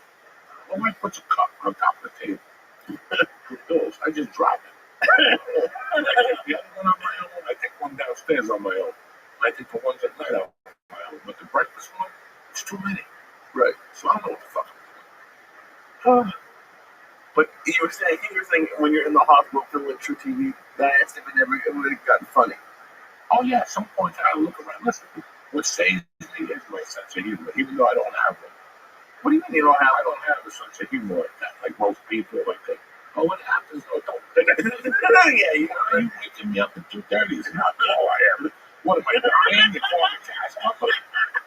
You know the casket company. I mean, what the fuck? You gotta sit there and go, what the fuck was that about? That's gotta be a fucking candid camera moment. That's got to be a candid camera moment. Did they really just literally like? They ask you questions. The one day, I got this fine little African chicken that takes vitals. I mean, this girl was a sweetheart, and she was beautiful to boot. And she's taking my vitals at 6:30 in the morning. We're kicking it. We're doing great. I'm playing fucking music for her. Cuban music and shit from about Nigeria. Yeah, well, all the saints came from there. Fucking, three people just marched into my fucking tent. A woman and two fucking, like, little assistants with the bags. You ever see that when a woman walks in and she got two little bags and bags? This bitch just comes into my room. Now, the blood pressure machine is here. The chick is here, and the TV's here. She just walked into the TV in my space. Hi, Mr. Diaz, I'm Dr. Doolittle, or whatever. This is whack and crack over here. These two fucking blowing home. That's what he's on. And she's like, doesn't even say it. She starts touching my stomach. And I'm like, okay, and then she's like, hold on, take this pulse. Well, lady, once the bell goes off, my blood pressure is 175 over 90. She's like, it's a bit high this morning. I go, first off, look at you and look at me. Why are you there? Back! Back! You came in here while she, a doctor, a surgeon, came in here while she tested my blood. No respect for this poor fucking girl. And no respect for me. Just barged in here with your college-educated ass and started like, right. And that's my blood. I go, step back. It's 140 over fucking 80. And when you say, you're a fucking surgeon. Right. There's days I was in there giving blood, and there's other motherfuckers coming in trying to give you like another needle or back rub, and you're like, no, let's do this first. Right. When they all come in, they come in like, when you pull your car in on a race, and all of a sudden everybody comes out, right? That's what it looks like. It's like, it's not a race. Fuck. It's ain't a fucking race. Why is there 9 people in here? Well, let me touch your legs. Why? I got a thing on my arm. I got an IV over here. It's humorous, man. Right. Oh, yeah. It's humorous that. Well, that does sound funny. I've laughed. I've laughed in public bathrooms when people fart. I'm a little kid. Like if that kid was shitting himself, there's 0%. I would laugh the entire time. Listen. Let me tell you something else. In life, you don't know how this sounds. See, when we shit at home, we shit to a toilet. And it's like, once in a while, we get the 3D experience where the water hits your ass, right? Yeah. Or you go to wipe your ass, and it's the shit or the water. You went a little too deep, and now you got the black hand sticking over. All right. But that's completely different, guys. If you shit in a bucket and listen to the bucket's floor. Shit. As soon as I hit, I go, oh, that's shit water. That ain't the Olympia. That's not. It's like when puke hits. When puke hits the floor, you know what it sounds like. And if you're not watching it, listening to it, it's completely different. So when I heard that bucket flip open, it wasn't like a metal bucket. Whatever the fuck they put you, like a little baby bucket, or the bucket flip. When that thing went click and it hit, I heard the nurse go, oh no. Oh no. Yeah, that's it. That's so when I heard that, that's the first time I was like, that's real. That's real. And I'm gonna walk in it and I'm gonna be fucking pissed. I put on 2 of those little hospital socks they give you with the little alligators on the bottom so you won't slip. I don't think they would have done anything. Those are not cloth socks. What? Those are still cloth. Yeah, but I put 2 on just in case. You step on those little nuggets. You ever step on one of your own nuggets on the cat's nuggets? It's not cool. You stepped on shit before? Yeah. Where? In what scenario is there shit on the floor? I went to get up and wipe my ass. A little young dropped the floor, and I fucking backed into it. It was on my heel. I didn't know. It smells something funny. That's the other thing. When you shit in the toilet, it smells like what it smells like. Right. Go cut that motherfucker with a knife and leave it in there. It opens up the airways. That's why when shit breaks in air, it smells so bad. Plus, if he's 80-something and having like an issue, I don't think there's anything to cut in half. I feel like he's like, listen, I don't know what his diet is. All right? I didn't follow him around like fucking buck and huck. How much they took you out of that room? He said after that happened. No, I abandoned ship. I told him what time it was. If I get the paperwork ready, no. The doctor came, a little Arab guy, sweetheart. He goes, we discharged you. And he goes, everything good? I didn't say nothing. I didn't make a scene. I made a scene when they told me I'd be out by 12, 1:15, and I was still sitting there. This guy's still going, I'm like, enough. It's sunny out. My fucking legs are swollen. Because I would walk around all the time. I walk every hour. Right. You got to move around that motherfucker. That's when you're going to die there. Oh, shit. Emergency was great. The first day I got to emergency, like an hour, and there was already a fist fight. 4 cops had to fuck some dude up. And then he was like in there. He was like, fuck you. You're not a doctor. Get out of my face. Get out of this. And I heard 25. You know, like somebody's 25 milligrams or something. Oh no. And I heard him yell, And I went over and checked out there, blood all over his fucking thing. A fist fight. Did you see the fist fight?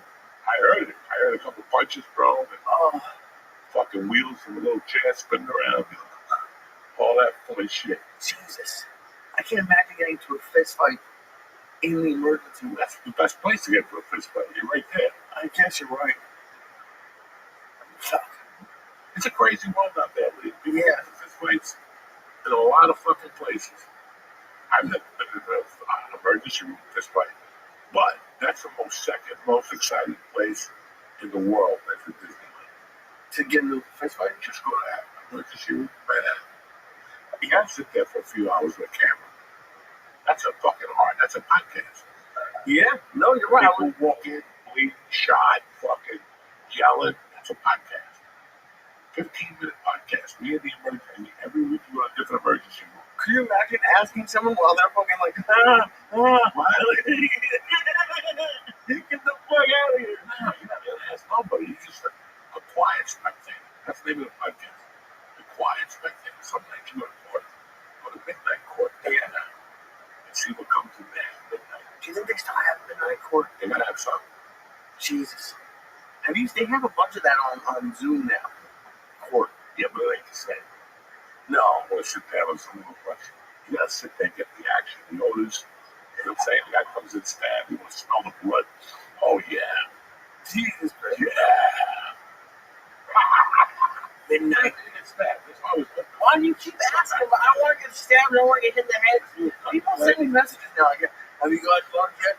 No, I don't want to get fucked. Oh, you're gonna get fucked up. Please stop saying They that. love fucking Jeffrey Roach. They're gonna fuck you. I go to I don't. Is it a jacket? What kind of? I don't have that kind of jacket. I don't have nice jackets. They don't care. $2. You know what I'm saying? That's all they need. Fuck. So be careful. Always wear underlining. Underlining. Yeah, like a fucking Arctic t-shirt, Arctic pants. Oh, that'll really help. You're gonna get any pants on, but you got protection underneath. Well, let's take a break with that one. Poor Lee couldn't handle that. I don't know where to go I from don't know there. where to go from there. We'll be back, bitches. Hey, Uncle Joey here. Listen, if you want a nicotine pouch that's gonna rock your world, I'm talking about rock your world. Look no further than Nick. Nick pouches come in 10 awesome flavors, from crisp mint to exotic tropical fruits. They're available in 3, 6, or 12 millis. You know what I'm saying? AKA milligrams. You can choose your own adventure. Me, I like this little berry lemon ice. Are you kidding me or what? It takes me to an island with a raft. People jumping up and down. Each pouch lasts up to 2 hours, and they're made with natural coconut fiber filling and all natural flavors. So, do yourself a favor. Make the switch to nicotine pouches today. You're going to love these. Right now, church listeners get 35% off. That's what I say. 35% off when you order through the exclusive link of nykdpouches.com/church. Just listen, this special offer isn't for your first purchase. You can use it up to 3 times. Who brings you a party like Uncle Joey? Nobody. Don't wait. Get 35% off now at nykdpouches.com/church. That's nickpouches.com/church. CHURCH. Nick products are only for adults of legal age. So if your underage teen take a hike, every order is age verified. Warning, this product contains nicotine. Nicotine is an addictive chemical. Thank you for watching and supporting the church. I want to thank Nick for always supporting the church. We're back, bitches. We got my fucking special guest tonight. He's the guy here cracking up in the back all the time, giggling, having a good time. My fucking nephew, Nicky A. AKA Nicky Pork Chops. AKA Nicky, we're doing some pork chops after this. We're gonna get peppers, potatoes, and onions. Are you kidding me? I got the Rhode Island iced tea, the Rhode Island clam chowder on a fucking Monday night. Stop it. Come on, dog. Having a great night. How about you? How you doing? Always. Listen, let's get some background here so you motherfuckers know. And just pick them up at some fucking Thai bar, you know what I'm saying? One of my friends, the other guys, Thailand and shit. I grew up with his family. You know, next week we're going to have, like in 2 weeks, we got a friend of mine, Dennis, is coming in. And then we got another Villo coming in. And, you know, if you say anything to Dennis Colangelo, I always talk about Mr. Astley. You've heard me talk about Mr. Astley. This is his grandson. And I grew up with his uncles and his aunts and his mother. And during the pandemic, I couldn't leave the fucking house. I get a call from his uncle. He's like, hey, do me a favor. My nephew Nick is there. He's looking to see the devil. He says he wants to meet me. During the fucking pandemic, he brought that shit from New York, and I was still petrified. In June, I'm like, I don't want to talk to nobody from New York. And because this fucking guy who went skiing, the Jewish guy, that motherfucker, he's probably an ugly Jew's father down in the hospital. So, fucking, you know, I went to meet him, and I was like, wow, this is tremendous. And I came back, and I moved back there he was, and, you know, he's an adopted nephew the same way his family adopted me 45 fucking moons ago. So this is a different generation. Like sometimes when he hears me talk, he's like, what the hell are you talking about? You know, there's nobody getting bugs in Hudson County Park no more. At one time, there was. It's funny because every Monday I come up here, and the waves send me on a different route. And on every route, no matter what, I can find places I robbed, places I ran out of, places I lit on fire. And oh my God, I robbed that place. I didn't know it was a pizza joint now. My first burger on my right. It really is fucking crazy. It really, every time I try to tell me, I don't know, the memory comes to me. I'm like, I'm into that. Say that shit. They have that in New York. You could do that. Like, you have those guys that do like the double-decker buses that do the tours around. You could pick up people onto the Joey Diaz tour of northern New Jersey. Last week, I'm at home watching New Jersey 12. I'm waiting for the weather. That's the little news station here in New Jersey. And that was the day the fucking truck went into the Target on Sunday. Target. What went in there? A truck, some type of truck. A tow truck went into the thing. And they showed it on TV. So I'm thinking about all this shit I did there. I'm thinking about a time when there was a Pathmark there when I was a kid.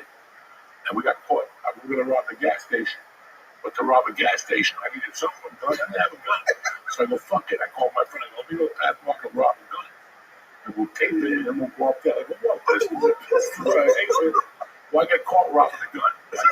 I didn't even make out of the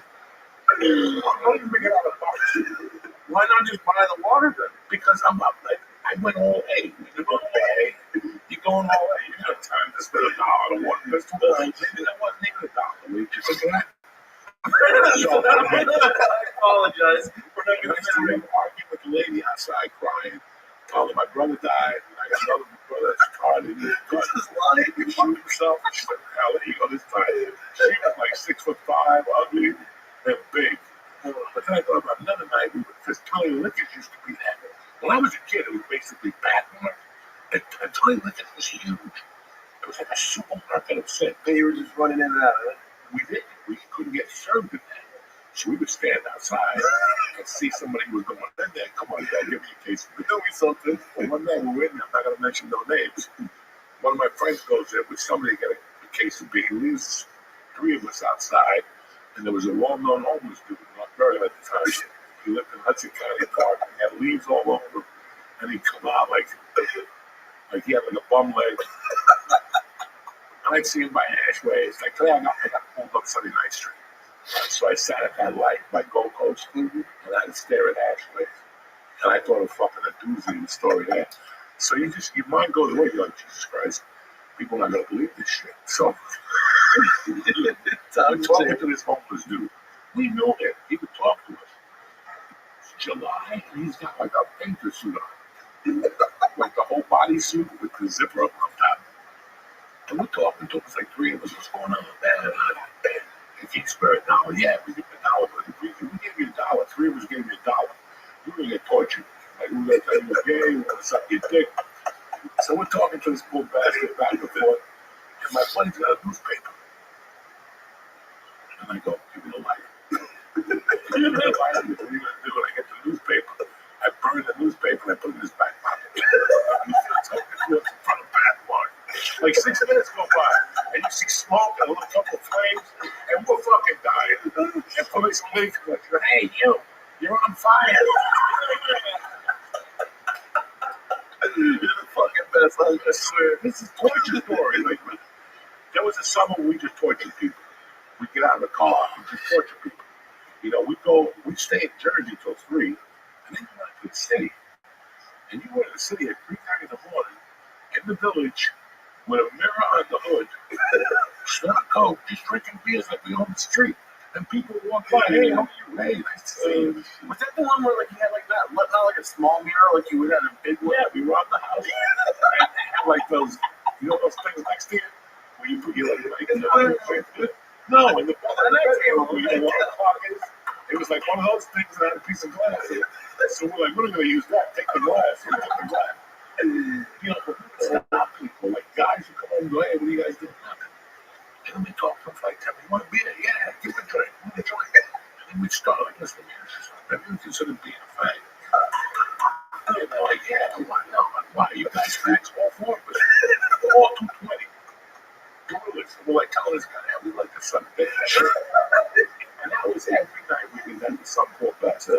How long would they last? Like, if I'm smoking and joint with somebody, like, I would leave pretty quickly. Like, 25 minutes, 30 minutes, and we they're just chatting. He wants to suck your dick. And we would play it like, I want to suck your dick. Like, I would sit there, like, what the fuck? You know, we grew up in your grandfather's house. I mean, I mean, you can hear all the stories, you know, but it's hard for you to, it was a different time. Mm-hmm. It was a different time. You know, George, how many times I walk into your house at 2 in the morning? And it was like a fucking party over there. Mom was up, your grandmother was up. You know, it was a different world.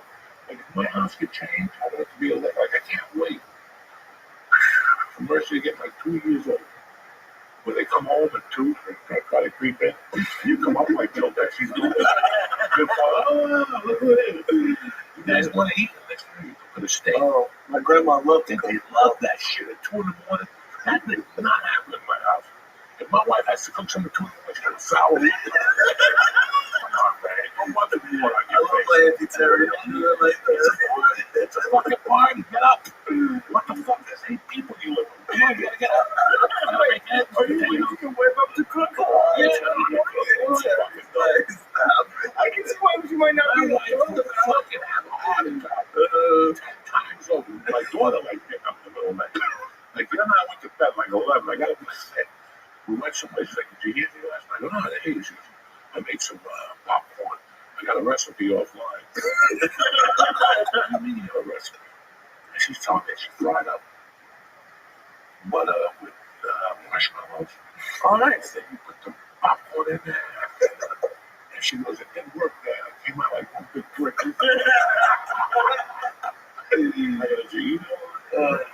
So, what? Cause you just met Joey when he was there? That's when you met him? No, I know Joey when I was really young. He like when I was like a baby, he was coming back and forth to North Bergen, right. And I would see him through that. But then our first like real encounter was when we were in California when I went over there for COVID. You came to Rikers. Right? No. But I'm just trying to like, what's when you got to be older, like middle school, what stories did you hear about Joey? Everyone in North Bergen knows about Joey Colo Diaz. He was the craziest guy. People my age, they like, I can't believe that's your uncle. Like, he used to rob my uncle. It's just, he's the fucking man. I'm honored to be here because when I was younger, I used to watch you guys' podcasts, and me and all my friends were like 13, 14, and we hear all the real stories, and we're like, people would ask me like, does he really do those things when he was younger? I said, listen, it's a different time now. That's what people never comprehend. It was a different fucking time. The mindset was different. You know, kids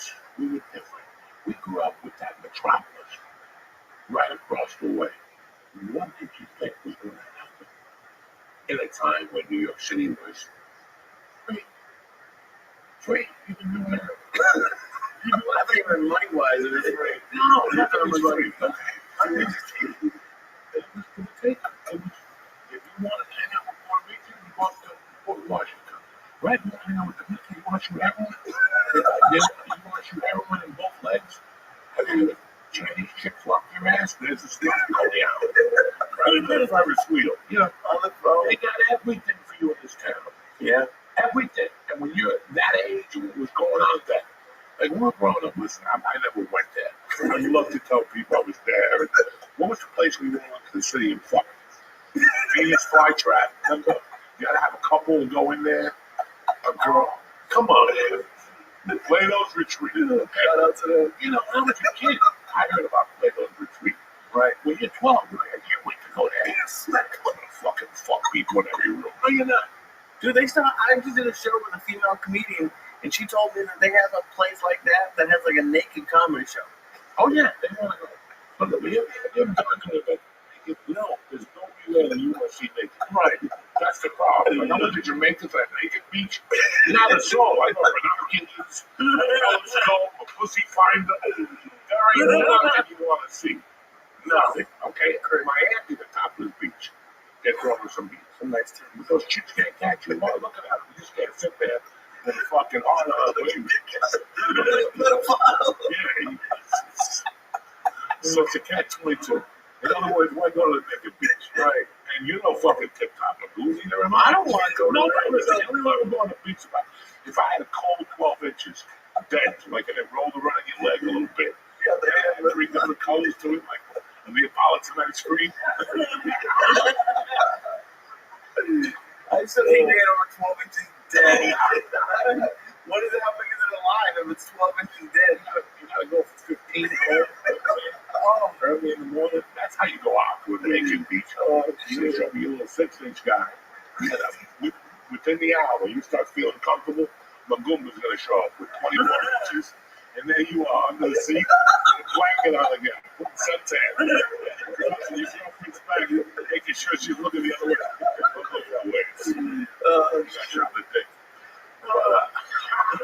I will say this, my funniest encounter with you out in public so far is when we go out to eat every single time. So there's one time we're going out, and this Japanese guy comes up to Joey. He goes, hey, are you Joey Diaz? He looks at me and goes, are you Mr. Otani? That wasn't even, dude, it was almost, the only difference is that guy didn't come up to you. That guy was sitting across the restaurant as he was leaving. You the whole night, like asking questions, and then as he was leaving, like, nice to see you. And he was like, oh, he didn't actually say to see you. Like, it's a nice play for the dog. And this guy, you play for the Dodgers. no, I live around here. He's gonna be like, oh, I thought you were chill, man. Oh my god. Oh, so fucking funny. Listen, my generation, they love you. Just know that. Let me explain something, man. You know, that whole, and I can say this to that whole Italian, Hoboken, funny mentality was all over the place. You know, we're quick with it. Like this, your grandmother was quick, and she was the king of quick. I heard her say a couple things like, so quick. But a lot of people, I grew up in a fucking area where people are naturally funny. You know, George is naturally funny, and these people are fucking naturally funny. Forget about this shit with your uncle. He was like the nicest guy in the world growing up. I always went over there, and he always, you know, was just thinking about, fuck him over here. When we used to have Friday nights with me and his uncle, we had no money. And your uncle would come get me, take me to chance. When I have no money, and you take me to chance, I gotta kill for you on a daily basis. So I gotta stack motherfucker. I'm a soldier. You know, we go over and get the steak on a stick, the pork fried rice, the roast pork from yakame, the slices with the sesame seeds on top, and get beers and zombie. I'm ready right now. You have no idea. At the bottom of Charlie, got to rest his soul, whatever the fuck happened.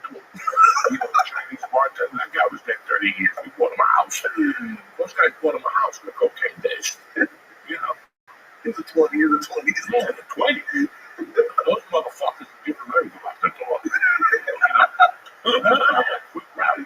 Oh, you know how many times I was there at Chance, and we ended up going to the city 3 times, 3 different 8 balls. It was only 20 minutes away. When you would really think about a Friday night, we would do a collection and somebody else would go, and then come back with the owner of Chance. He's like, come on, Jake. We destroyed all these fucking restaurants. Like this, we went to Piccolissimo. You know, I still talk about that shit. That was a place up before leaving. Pimps were hanging. And we were going in there at fucking 19. Like, the commission was 20, we had 25. We ran the joint.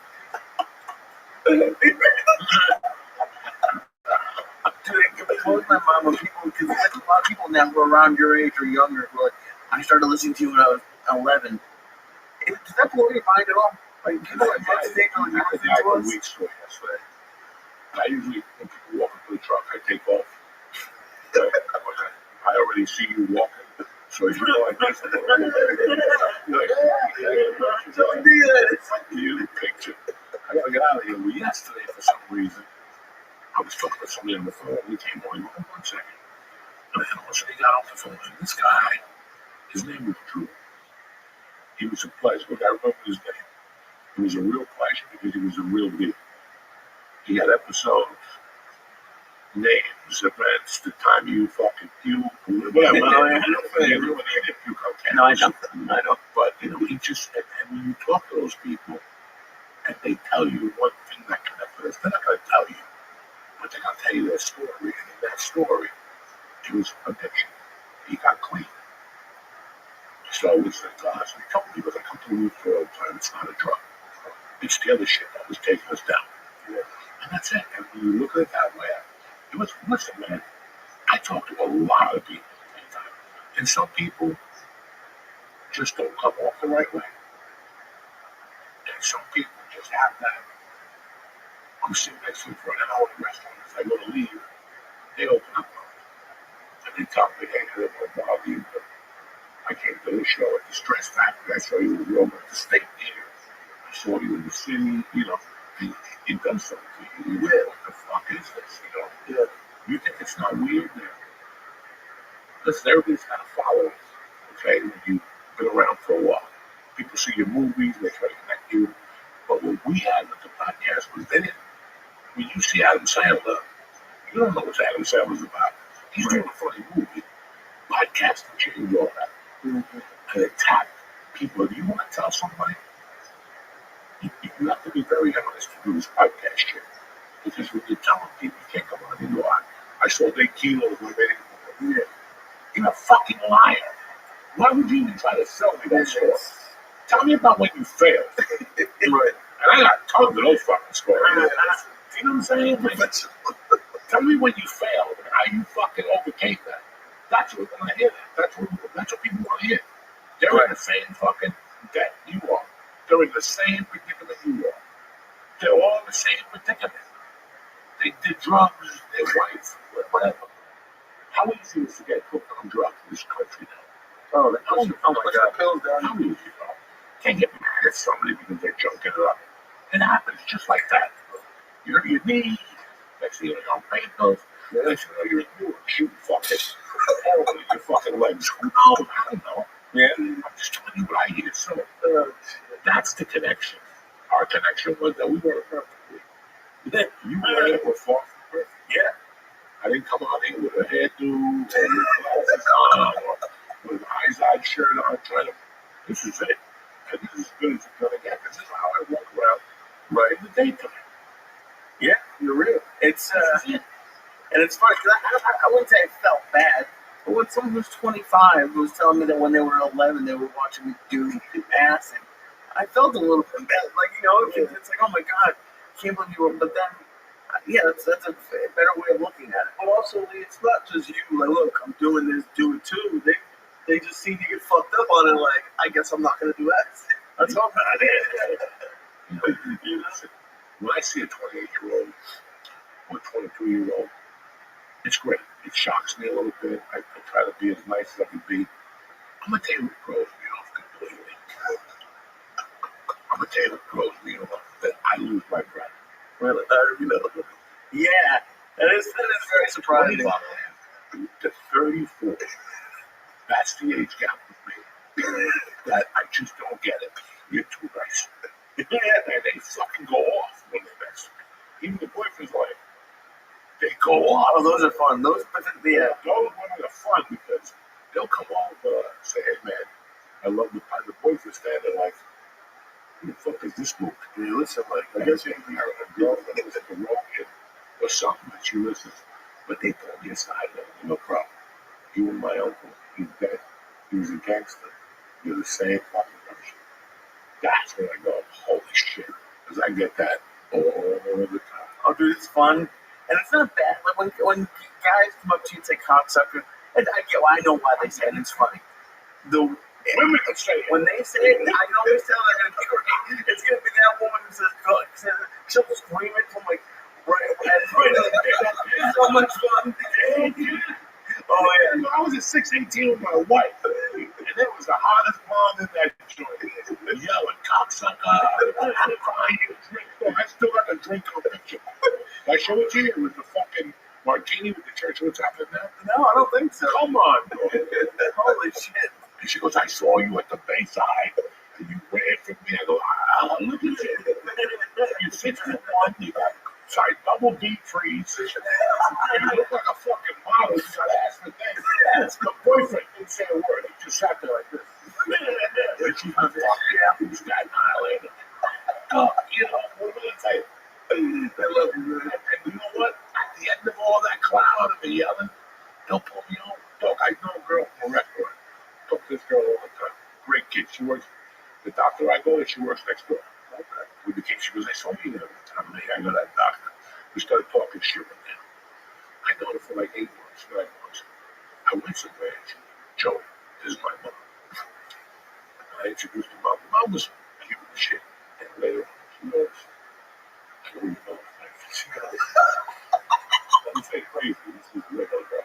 This ain't crazy. Shout out to Crazy. No, this ain't crazy. This was just a regular girl. But she goes, my mom pulled me aside and said, now I know why you like me. You wanted your dad. Dad died. Nick's friend. He's Nick's buddy. Oh, okay. I'm all friends with that side of That's nice. And that type of shit always makes me go, you saw the book signing. Yeah. I was the one in Staten Island. I had a girl that walked in there. An Italian girl that was a fucking 20.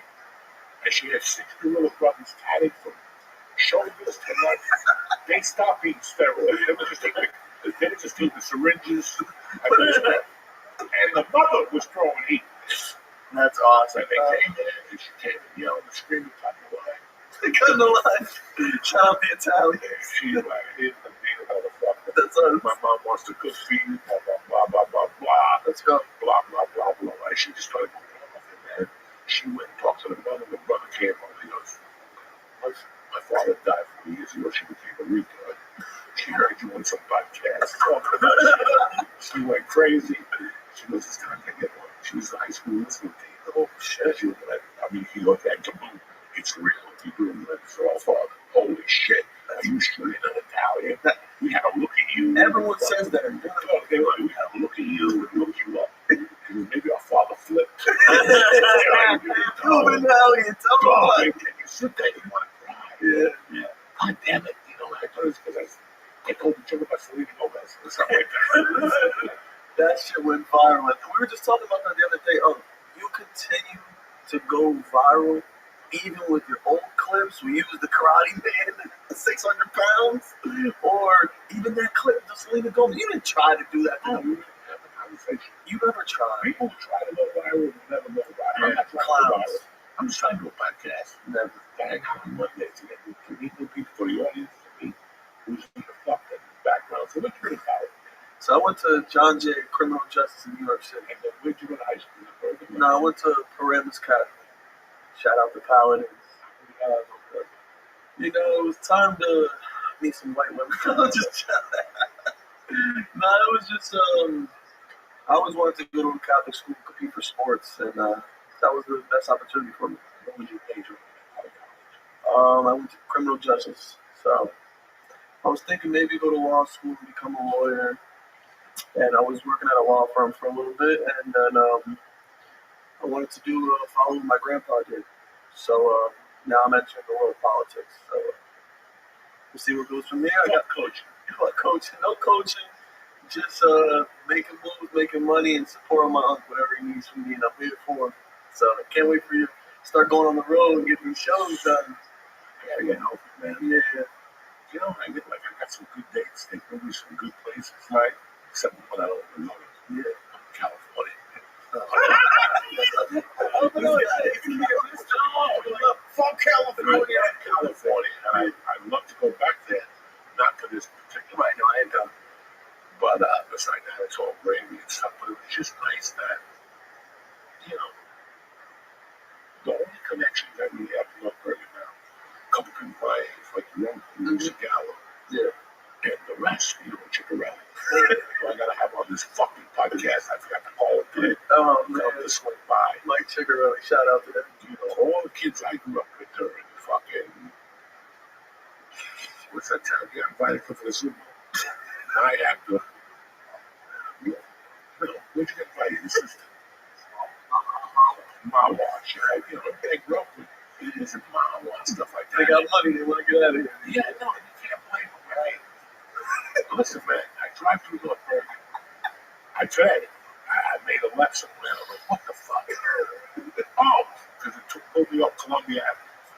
Pulled me up to 3 and took me to Columbia Avenue, which is great for me because that's my grammar school. And then I got the hotel with the Iceman. Put the guy under the bed. Oh, and then you go under. You got that crazy hotel. That's been there since I was a kid. That hotel was there in the 6th grade. Oh, wow. And it was still a Hooker hotel. And the only difference is they had like an old fucking potato chip. Are you talking about the Supreme League? I don't know. There's a Ramada, but we stayed is now Ramada. Okay. Oh, that's when we had our junior farm. They threw us out because people were snorting coke off their dishes. Right, get Corona, you're gonna go. You can't be doing coke off his dishes. Right there, you make the right there. There's a hotel. There's McKinley. Yep. If you go all the way up, all you pass is the hotel and my grammar school. If you shoot down, you hit Tony Avenue. Yeah, no, exactly what you're talking about right there. That hotel has been there since we used to go there to get potato chips. Not the fucking Seville. The Yorkers with a dice man, Iceman, killed the guy. And then there's the one underneath. Skyview. Oh, one of those nasty. Still there. Skyview's still there. Yeah. Anyway, so they're going to throw things at that. You didn't get 80 years that hotel. They taking kids from McKinley and killed them in there. And had sexual relations and shit. Why is that hotel still there? Oh my God. Yeah, that's because I could be McKinley parking lot. And you know, you look at McKinley, it's great. But even my area, they built it up and look beautiful. Yeah. But it's like you put a suit on somebody who hasn't taken a shower in 30 years. It was fucking fit, you know what I'm saying? When I go down by where my mother grew up, I get upset. Because it still looks like 1979. Nothing has changed now. They didn't look to the future. They didn't know what was going to happen. Because right now, North Bergen's going to be a new fucking outline. North Bergen has a lot of potential. A lot of potential. You should have all that 88 area, knock it down. Like the fire in LA, that whole hill area. Or that's mansions. You look at how to put a fucking horizon. That's it. These people can't afford it anyway. Exactly. The taxes aren't going to. You got a bunch of people moving from New York. It's amazing how much my town has changed. But at the same time, it stayed the same. But there's nobody on the streets. Yeah. The kids are fucking I'm happy. They don't go outside. It's a shame now. I'm glad that my generation is the last one to, go to the basketball court, scrape your knee. I got a few scars, Now look at these kids. The other thing was, I was riding my Tony Avenue today. By Bath Park, whatever the fuck it is. And I looked up that hill, and I was like, if that hill was there when I was a kid, I think I'd be staying on too. That was a fucking murder. Heavy hill. North Bergen with the hills. That particular one is a mile straight. And you ain't done yet, bitch. It's a mile straight at a pace. Forget that fucking. You know, you're walking. Ain't nobody doing that shit up that hill. Have you seen anyone slide down it?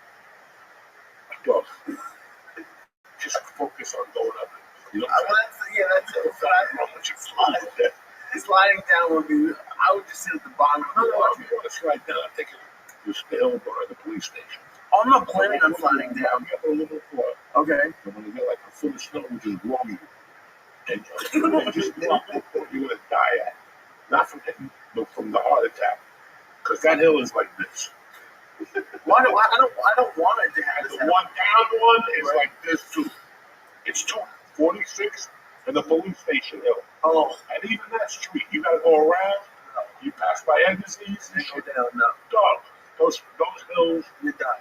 They call it Dead Man. Dead Man Hills. Dead Man. Who? Yeah, they were kids on 46. People died on that road. No, there's cemeteries there. So 30 years ago, 40 years ago, 50 years ago, they didn't know what the cemeteries are on the hill. They would rain it and wash the graves out. And one time a casket flew out. And at the bottom, you call it the terrible. It's fucking insane, those hills, bro. I still remember being a kid. There was a softball field behind that. Okay, there was a baseball field or something. Right. 46th Street field. Yeah, he was still there. Okay, there was a field there. And one night I was about 12. And I went over to Anthony Balzano's house. Because you want to talk about times change. Let's lay it on the fucking line right now. And we're talking about we played basketball. It's about 8:30. And I was thinking, hey, I'm going home, man. I see you tomorrow. So Anthony comes to the gate. And he goes, go home. Before you go home, my father wants to see you there. Perfect. I go home there with the kiddies from Lee. You're hungry. You're hungry. You eat sandwiches. You got meatball. You're all he always was very, with a t-shirt. You know. So he's like, can you tell your mom you want to sleep over here? I work for you tomorrow. I'm like, yeah. What kind of work? Was construction work? You were working with Frankie and Peter and Jimmy and Anthony. I'm going to get a bunch of kids from the block. He gave us all work for a day. Okay. He goes, I want you here at 6. So why don't you guys just stay in the fucking house? So we all went and got our shit. He set up, we listened to Kiss records all night. Yeah, full package. Yeah. Someday I'm going to fucking shit right back. Yeah, kill me. You got hair on that thing. You got the same condom in your pocket. So we got up at 6. We gave us a great breakfast. It was summertime, so it wasn't even cold out. We all went up there, tons of water, tons of sodas, tons of sandwiches. They had a meeting. He goes, here's the deal.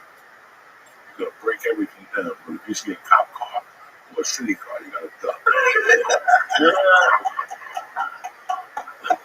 And ever since that time, I knew I wanted to be a gangster.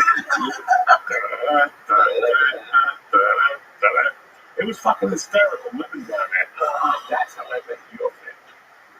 Because he was the Marcos against somebody else. And at that time, he rented out a truck.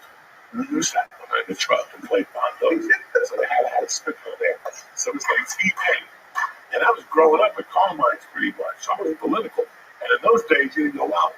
I don't like the facts. This is how you vote, whether you like it or not. I like that. Like, what if 2 or 3 of the guys who went to knock on my door and they talked to my mother and they talked to me, and I remember like that. That was just nice. Whether I was going to vote for them anyway. But they knew my mother was involved with numbers, so they would have to be a little piece of the action, for that. But I understood all these things growing up. But that was what, I remember we tore that place apart. But every time a cop would go, we'd have to hide like Rambo and two. You know what I'm saying? In the mud and shit. It was just so, that's how we grew up. And then the summers, like you didn't know that the last day of school, in the 6th grade, you're like, well, what are you going to do about fucking Coco? You just ask me. I don't know, Mr. Balzano, what do you think? How about a job? Yeah, I'm gonna make a little scuttle. Yeah, you have to go. You have to go. Just go on the 6th Street. Well, no, they know how to check for your town hall. My whole job was walking to town hall and getting checked. And walking home. And my mom's like, where are you getting these $48? It doesn't matter. It kind of matters. You're like 12 years old, and then I got older. I think freshman, going into sophomore year, I went there again. Every summer I go there. What do you got for me? I got a job. One day a week, go out there, watch them sweep the roof. That was what he say. Just go out there and watch them sweep the roof at $1 an hour. Fucking 12. It was $4.50 for fucking whatever. Yeah, whatever that fucking thing is, the age gap, but they give you the Cuban. They give you 15 an hour now.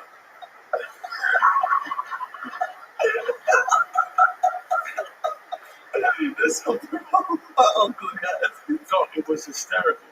So that summer, he got me a job at Horace Smith as a fucking janitor. Shout out to Horace Smith. You know how many times I went there? Maybe 4 to pick up a check. And they said, we'll just leave it at time. Oh, that's better for me. I'll take a bus all the way. I can't waste my time. And I still remember walking in that beat and shade. And there's a bunch of old guys with all that limps on my back. And they were looking out the floor. You moving the chair? And I'm like, what's going on, guys? And they would just look at me. He said, he ain't going to help us. You guys need help? Yeah, I'll be right back. I'm going to put my soda away. Get the fuck out of here. I'd run right down. That was, and you hate to say these things. It was little fucking kids. Who knew if he was paying me out of his pocket just to be cool? But it was just, that's the mentality. We were always robbing something. And you never got in trouble for it. When you don't get in trouble for robbing, you keep robbing. And you were the That's king true. of If you got an eye for shit, people like when you rob. Just because I have a nice eye. He's bringing good money. Yeah, He's an I'm urban. not coming to your house with a stereo with wires on it. I'm coming with a box design. Presentation. I think the biggest fucking joke of my career, I tell people all the time, this deep innocence. You have those moments in your life. You have to think about what the moments are and that define you. There's like 2, maybe 3 of them. One could kidnap. But one of the things that put me on the map and it made people go, I don't know about coming was when I robbed Michael Jews in 1981. I was fucking 82. I was 19 years old. I lost the bet. I had to pay the bet. He was a coach. You know who my coach is? I love him to death. I had to pay the bet. I couldn't stiff him. It was $2,000. I couldn't stiff him. And that was my only option. That's what people never knew. That was my only option. I couldn't stiff this guy. I could stiff anybody else. If it was anybody else, I would have told him to go fuck myself. I'd be like I had done before. Right. But I couldn't do it to him. So, and I called him like a man. I go, listen, man, I'm trying to get you money. You're going to have it on Thursday. But if I get it to beef, I need to know that you're going to help me a little bit. He goes, what are you talking about? If you get a call from somebody, you say, we'll call you. I need to know that I have your support on this because I'm going all out to get you this money so you don't look bad. I'm going all out. He had no idea what I was talking about. No. And I robbed that jewelry store that Thursday. And by 3 o'clock, I called him up and I go, it's me. And I gave him his money and I gave him a gold chain. And I said, this is my super AT, you dumb fuck. I robbed Michael Jews. He looked at me like, Jesus, it did. I go to lunch with that guy one time. Like, it was fucking outside. Oh my God. We robbed at 11 in the morning. I'll never forget this. We robbed at 11 in the morning. We were back in the house by 11, breaking up jewelry. Nobody knew. Breaking up jewelry. Yeah, like it was cops. You could hear the sirens. And it was us 3 just taking the jewelry out and straightening it up. Then we picked our own shit. And we were fucking, I hate to say the word. I'll say it for the Spanish people. We were spics. And I was the only Spanish guy there. There was 3 white dudes. All of us were white. But I was the only spic in all of us. From that moment, we put on the thickest bracelet. And we had the 3 thickest, longest golden chains. And I'll never forget walking down, what's the top of your grandma's block? Grand Avenue. Walking on Grand Avenue. It's 3 in the afternoon. We just robbed this place. And we're walking on Grand Avenue. With the jewelry on. With a bag of jewelry, like they sell on the street, like Puerto Ricans. And I'll never forget, 2 dear friends of mine were driving.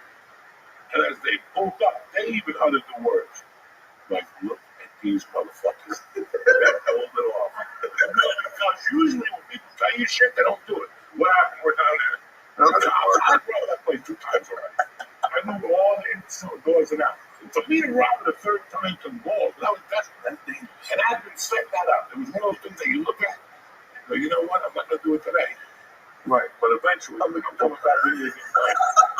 I checked it out, it wasn't connected, it wasn't plugged in, there was no lock on it, there was nothing. But I know for a fact, in my heart, I will tell you this today, that when I did that day, like, by 3 o'clock, we already were walking down Grand Avenue. By 5, everybody was paid. I'd already cut a deal for a pound of Thai steak, which I'll get to you later. And we had already bought like fucking an ounce of blood by 8 o'clock. And we still had 2 bags of jewelry left. And that was Thursday. And I'm walking down the hill like at 5 in the morning with the jewelry coked up out of my mind.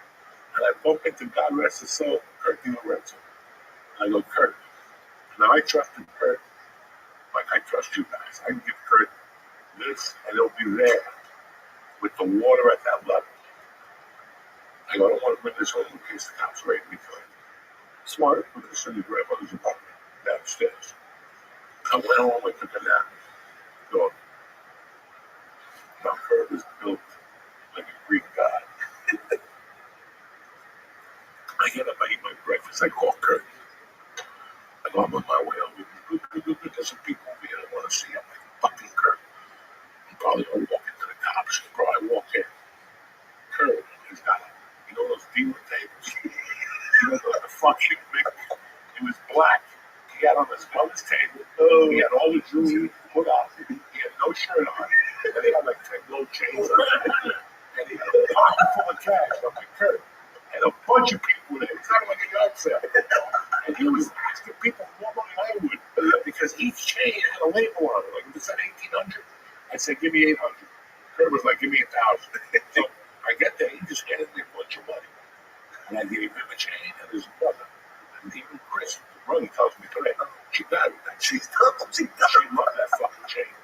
I gave everybody a fucking chain. But I was like, it was, just to think of what the fuck we were doing at that age, just to put in perspective.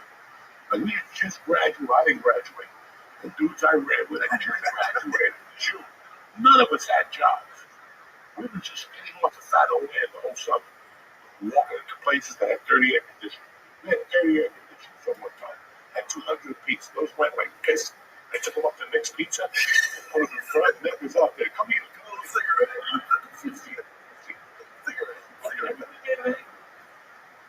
But the gold chain thing was just like half of that. It just spread like fucking wildfire. We were like kings. The breweries were really fucking. You should have seen us eat breakfast, eggs, and steak every morning. Like, gangsters going down Seaside with fucking big room upstairs, no more 18 room in a guy. And then we were having, we robbed it September 18th of 1982. Because it was, that Monday was Pittsburgh, fucking Dallas. We lost on Monday Night Football to the coach. We had nobody else to put the bet in with. Like, it's a lot. It's true. Call the Campbell. Call the Campbell. And we put the fucking bet in. Oh, God bless that man's soul. Oh, my God. And I had to pay him his money. That's what a lot of people never fucking know about me. Now, the Campbell had a partner, another gym teacher. And we was at the Campbell. And the Campbell called the main house. Because in those days, you had to call them and go, okay, they would ask you before you signed up with them, what type of car do you have? And he would have to say the black Tesla. You should go, with this black Tesla. One day he called, and he said a different car name. And I didn't know. I just took the name to go in my memory bank. And I was calling that place every night. And one day I get a call from Campbell, and he was like, man, somebody backed up like $8,000 on a different gym teacher. You know what that is? Not even a soul. I would come back, I would leave for 10 years, come back, and they'd bring it up to me. He's really good. He's terrible. He's terrible. Is he the best league? Well, of course. But so you were saying like that was like one of like the like stealing like well, like a changing moment in your life. That situationally, from what was going on and how I was living, my mother had died 2 years earlier. I was out there fucking running wild. And this was just, it let me know I was alive at that time. I was dead for 2 years. And as stupid as the story is, it let me know I was alive. Cause that's another thing. Because what I was thinking was that you had a buddy who you gambled with, and he lost, and like he spent like a summer working 3 jobs or whatever. And like I was gonna ask if you ever thought about doing that, but I'm not saying you're proud of what you did, but it sounds like it was kind of good for you. Is that what you're saying? At that age, I had nothing over me to I got it wrong. And I'm working with basically a nomad because my friends basically like, okay, and what would they do? You would beat me up or whatever. I couldn't do it to him because he had to go to his people now and go, this guy don't have the money. I got to put him on payment plan, which is worse because they juice you right for 10 points or 7 points, and that's even worse. So it's just a bad. This is 82. Fuck that. He got in trouble a year later. Man, he lost $160,000. God rest his soul. He was my brother, that kid. He was a great kid. He lost, bro. He was up on Honolulu going into the Redskins against the Dolphins. And he went the wrong way and sat on people's action. And it was not a good morning that next morning. It was not a good couple of weeks that he had to tell his parents. But I already had a lead. I was probably a bookmaker from West New York. I was going to pay a few people and then get the fuck out of here. I already had it out. I was leaving with a kid named Jimmy Burkle. And Jimmy couldn't wait for me because I kept saying, Jimmy, if I get this bookie, it's a big difference. We go out there with 500 to 50,000. I can't keep waiting for you. Jimmy left on a Thursday. I'm like, I'm dead. I went to there used to be a travel agency next to the recruiting station in Bergen Lane. And I went to the fucking travel agency out of choice. I could join the recruitment station so I could just go to Colorado. So I went next door and I got a one way to Colorado to take me out there. Right? And 2 days later, I walked into the bar and there's Jimmy Burke, the transmission broke in Pennsylvania. I got to get towed back. So fucking that's God. Yeah. So I was like, when you leave the Tuesday, I'm in that fucking car with you. And then I went and robbed the bookie, but I couldn't break in. That's what the dog turned on me. I was for 5 years, Burger King. I wasn't even eating. I'm feeding this fucking dog, and then I want to go get a German Shepherd. And all of a sudden I forgave him. You know what I'm saying? You're a baby savage. So this political game, you get that time. Yes, sir. Rough game. Big payoff. Definitely big payoff. You know, it seems like to me, listen, I don't know anything about politics. So I talk to you about politics, we're talking about here, Hudson County. And it seems to me, as everybody knows, every mayor in Hudson County in the last 80,000 years ended up in prison, dead, or electrocuted. So, even Menendez, one is going away. Oh, they got 11 years. But, you know, it's like, what can I do? I have to admit, I grew up here. So George grew up in Bergen County. I grew up in Hudson County. I grew up in Union City. My mom had the bar there. So we had a lot of contact there with people. North Bergen, I was in the hub. Downtown, I was in the fucking hub right there. You know, I still remember how good Peter Marco was to me as a kid. You know, and I'll never forget that. Like, I didn't know Joe then. I didn't deal with Joe. I always dealt with Peter. This is what I remember. I was a basketball player, guys. And there's nothing like going to a basketball place and there's no net. Or the net is broken. Especially if it's made out of metal. The worst, it gets caught up there and you gotta do fucking get a jump on every fucking shot. I swear to my mother's grave, I would go to 38th Street Park. What the park I was at? 38th Street, I would go there, the kids tangled together at night. I would just walk across the street, ring the bells out on that. They would go, Marianne would go, what's going on? Use your phone. I would call fucking town hall. I do the number in the back of my head. Get that taken Go care to the mayor's office, please. Yes, who's this? Couple of years. Hold on. What do you want to talk to Peter? 6 minutes. Go. What's going on? Mr. Mark, I don't want to bother you. I know it's hot. You got a lot of your plate. My fucking head is down.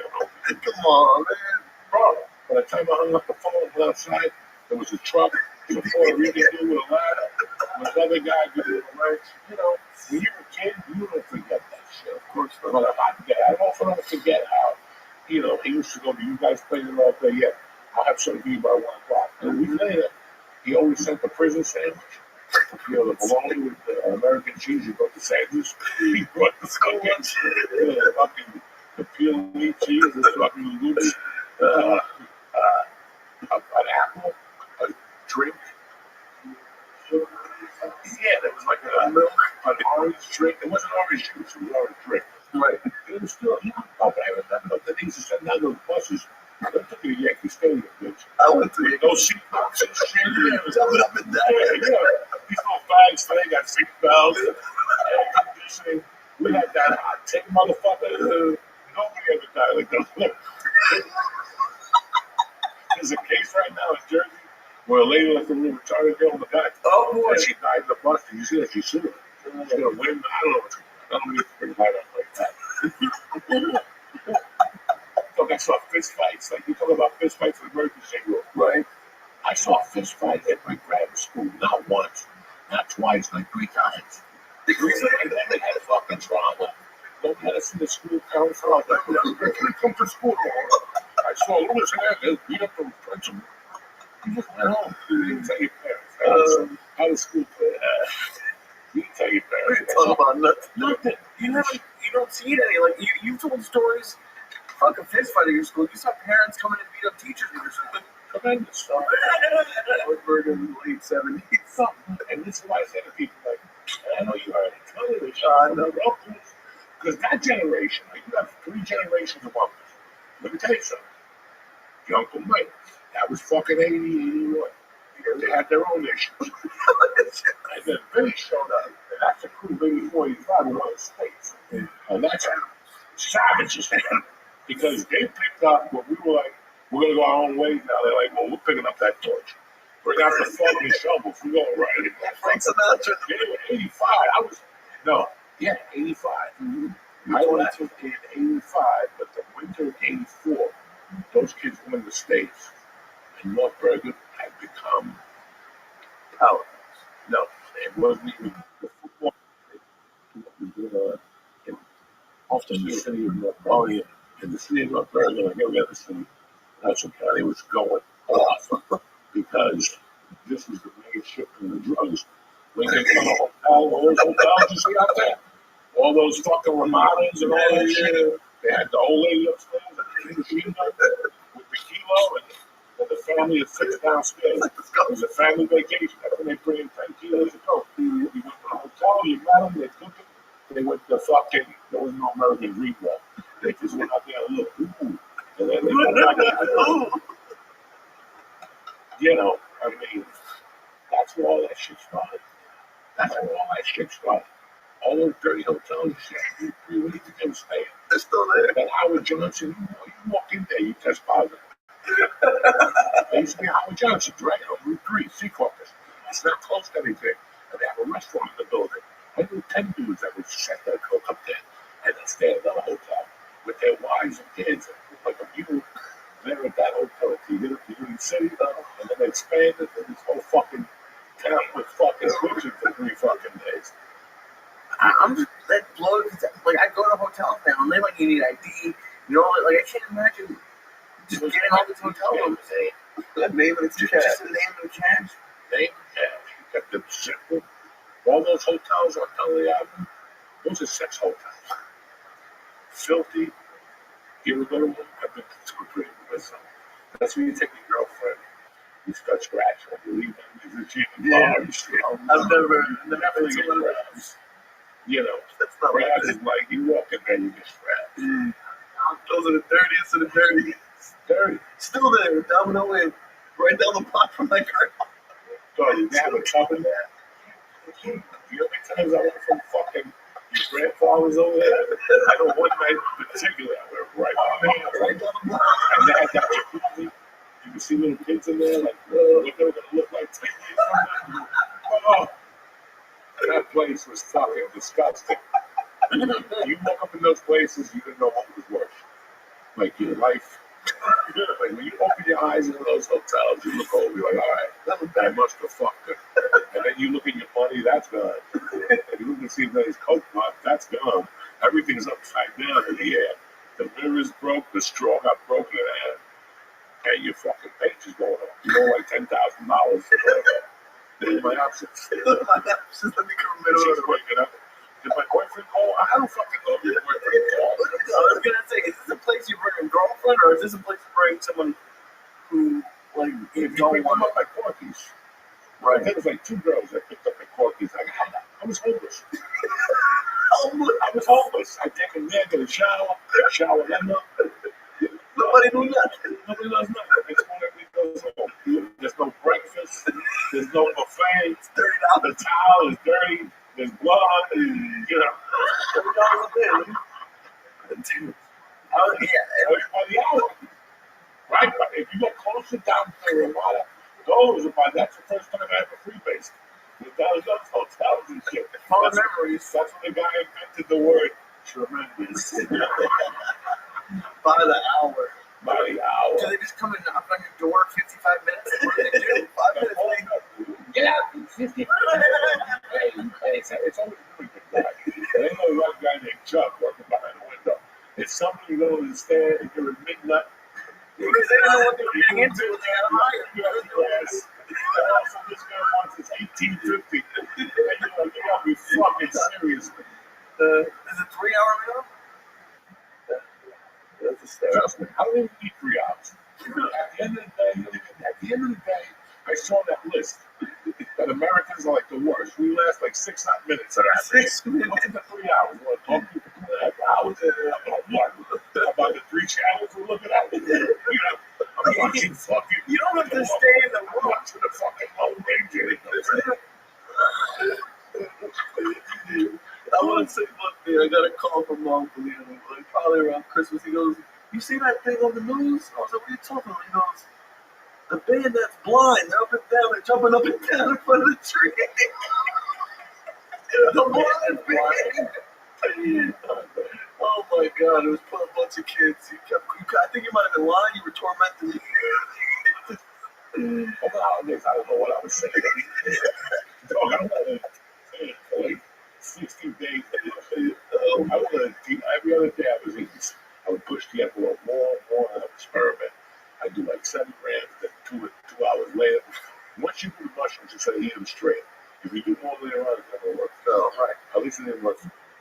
It would be you know, like fucking, you know, tip top of the goo a couple days at the hospital. He was crying, and now we gotta go for it. That's it. With my little I'm happy for you, I'm John. thinking my body. What are you happy about? You're not in the hospital. Oh, thank you. I'm happy. You know, and the only thing I'm not mad about, but when you're talking about that band, there's only like 3 or 4 of them. But when you find a video you like, there's nothing that gives you more joy. Like I was just thinking about that black dude who put the firecracker in his eyeball. that video that got sent to us on Acid Church with the dude who's dancing. There's like 3 or 4 videos that you really like on YouTube. Oh yeah, that one was fun. Jesus, but that fucking, you would send me that dude with the dynamite in his eye. Like 3 in the morning. Nothing ever shocked me like the dunking with that acid that night. Because I was on fire from the acid. And also I got a text message with what's this rapping on my phone? The fuck? I look, I open up, this is fucking Spanish dude, so we thought. Big mustache with clothes on. He starts tap dancing. He starts taking off his clothes. And this guy had no dick. It was like a giant. And I sent it to everybody in my phone. West Coast, East Coast, I didn't care what You don't even text. Me and Ari that night, Ari teach me how to do this. Teach you that. Send everywhere. Send it to the boat, whatever you can send it to. The next day, only 1 person. That ain't right. to see if I can find it. It came on my phone about 2:30 in the morning. I had to wake up, my wife, the kids, It's terrible. it's shockers and shit. We gotta say a prayer. Oh my God.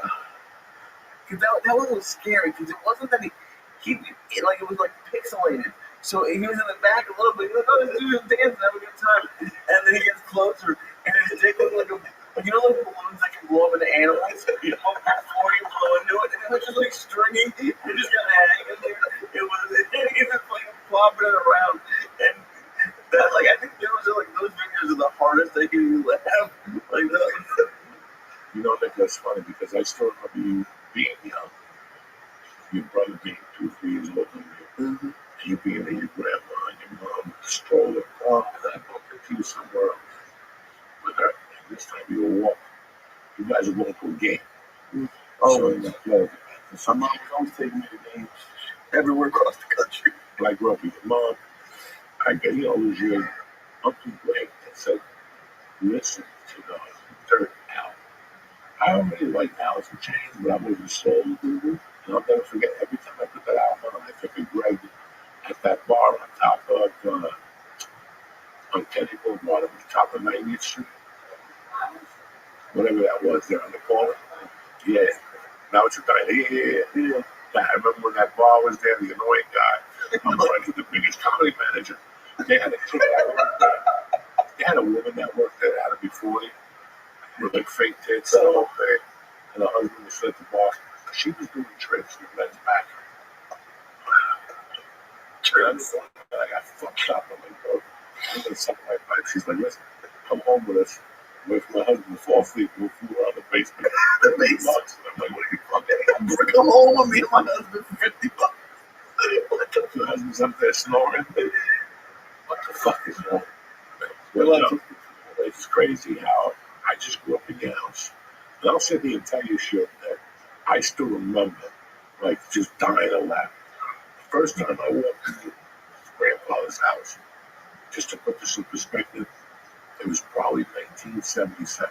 Wow. That's the year you won a state championship. Yes.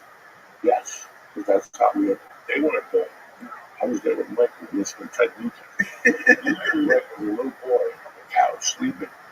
Downstairs had like 3 beds. And Greg was just a tiny 4-year-old boy. He was passed out.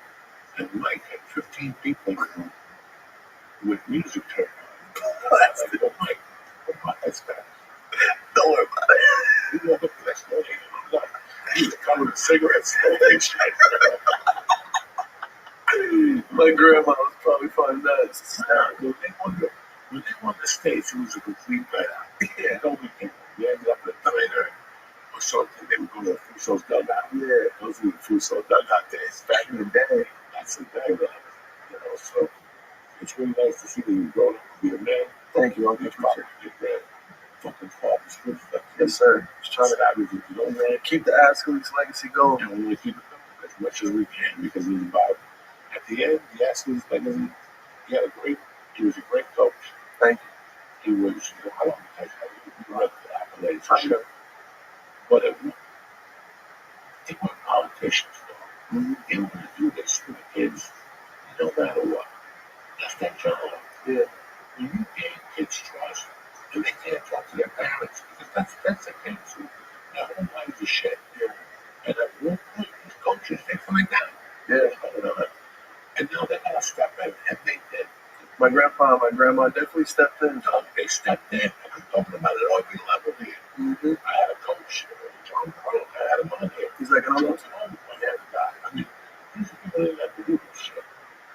That's why, when people talk about politics now, you want to know why? Because that's a relationship I'm not going to get. So why you bullshit? Why are you wasting my fucking time? Exactly. You don't look me in the eye. You don't shake my fucking hand. You didn't go to my mother's wake. How those guys? Look at my mother's wake. They walked in and ran the fuck out when they saw people doing blows, but they showed up. They went to church. They're Italian. They have to show up. So, this is the world I grew up in. I say a lot of fucked up shit about this world, but that's the flip side. Guys like his granddad, even the guy who, Balzano, I talk about him, Mr. Bender, he these guys raised us, bro. There was nothing there. They didn't have to cook you. You never had to walk to them and go, I'm hungry. They fucking knew. They took the pressure off. They could see you walk here. God, you're hungry. Come on. Yeah. And that's what means everything for me. Not eating, but that gesture. Right. And that's what we lost. We get that water before. I'm sorry, Bob. So what's the ultimate goal there? Like what is, 20 years from now, not 20, 10 years from now, I'd like to be a mayor. Okay. That's my goal. By the time I'm 35, I want to be a mayor somewhere in the county. Cool. And like, because I don't even know, like, how do you get started in politics? Like, I was just happy to wire. Yeah. Also, it's Tony Gray. Yeah, but I was just born into it, I can say. So now that I'm old enough to understand it, I'm just happy to be supporting the sheriff in Hudson County, and we're gonna win this election in June. That's all I have to say about that. That's awesome, dude. Thank you. I appreciate that. What do you think, dude? You know how I think. I'm gonna vote for you, dude. If you want to get me a residence in this area, I'll vote for you, absolutely. But I've lived here for 20 years. I got an apartment upstairs. Right here. Look at apartment. Yeah, perfect. Nobody knows nothing. If you're able to numb this a little bit. 53 years. 53 years. Anyway, before we just go on and on, these edibles were on fire tonight. We gotta go. My nephew Nick Askeles, vote for him. Lee Syed, the director from Israel, and Uncle Joe. We're not coming up this week. We have two pictures. We're in Jersey City on Wednesday and Parks on Saturday. Oh shit! We're on the road. Jessica Belusso's coming in. Fucking Stevie's coming in. It's gonna get nice weather. Hopefully I'll make these fucking shows. You'll be there. You know what I'm saying? I'm gonna try my fucking hardest. And I only got a few steps that I gotta get to the microphone and then face myself and then back it. So that's what I'm doing. I want to thank Giorgio. Uncle Joey loves you. I want to thank George, Lee, Nick, and myself for being here. Stay black. We love you.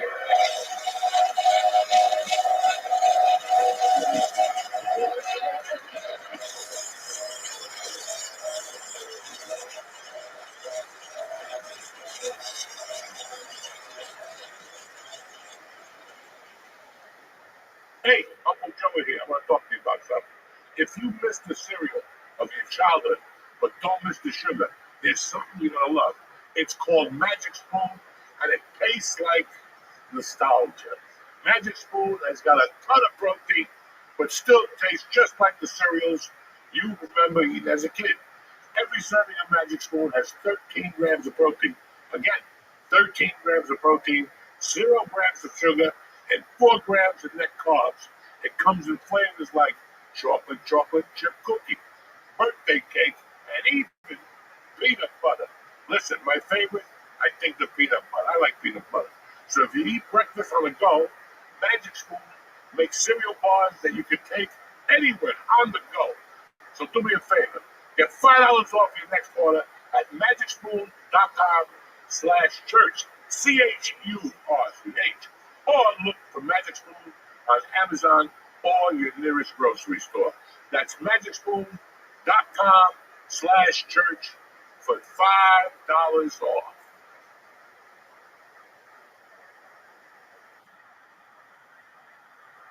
What's goddamn beautiful people? Uncle Joe and Lisa Ann here for the Church of What's Happening Now. The new, what is it, festival. That's what it is. It's Tuesday, February the 4th. It's a whole new month with a whole new set of rules. Get your shit together. Let's get this party started on a Tuesday morning. Yo, Uncle Joey here. Listen, I want to talk to you about something as your uncle. Get your sex life in gear with Blue Chew. They make it easy to be awesome in the sack. I'm talking about little bubbles will be coming out of your muffler. This company delivers ED meds with the same active ingredients as Viagra, Cialis, Levitra, but as a chewable tablet. And here's what's get nice. It comes right to your door. Discreet packaging. No nosy neighbors won't know nothing. You understand me? Even your wife won't know. Nobody knows. Listen, I love Blue Chew. Why? Because it's convenient. It's right there. It tastes good. You can pop it with water. You can pop it with spit. You know what I'm saying? You can be under the rock and come out of the rock slinging, Jack. So you can take it anytime, day and night, and get ready to transform your game. You know what I'm saying? You know what it's like to have a cape on and just walk around your apartment naked. Think about that. Get some Blue Chew. Blue Chew just wants you to have confidence and perform at your best. So discover your options at BlueChew.com. Make life easier by getting harder. Forget about it. Discover your options at BlueChew.com. And we got a special deal for church listeners. The first month of Blue Chew is free. What are you talking about, Joey? Free, cocksuckers. BlueChew.com for more details, important safety information. And we want to thank Blue Chew for sponsoring the church. Again, go to BlueChew.com and let's get the party started here, all right? It's February. You got 2 weeks away from giving out chocolate. Like, forget about that. Show up with a cape, a bow tie, and Blue Chew. Uncle Joey here. If you want sparks to fly in and out of your bedroom, you need fire. Vine's High Love Gummy. Strengthen libido, increase blood flow, and intensifies your experience. You know what I'm saying? They got THC and THC-free gummies, vapes, THCA flowers, topicals, and calming drops that are made from the highest quality American source hemp. Whatever you're looking for, Via delivers. Listen, here's my favorite right here. These things will put you on another planet. You follow me? Is that what you want to hear? What do you want to hear? It's mellow. I run through the... No! These are good. You wake up, you're hungry, and when you wake up like that dude from the TV show that would always wake up with drool on his face. Anyway, there's no medical card required, and Via ships legally to almost every state in the United States of America. So if you're over 21, you better be over 21. You better not be 16 doing this stuff. Check out the link to Via in our description and press code Joey, Joey, to receive 15% off. And if you're new to Via, they're going to give you a little gift of your choice. All right, who's better than Via? Nobody. Yo, they'll ask you where you're at about them. Tell them Uncle Joey sent you. This month of love, elevate your love life with Via. Welcome back to show.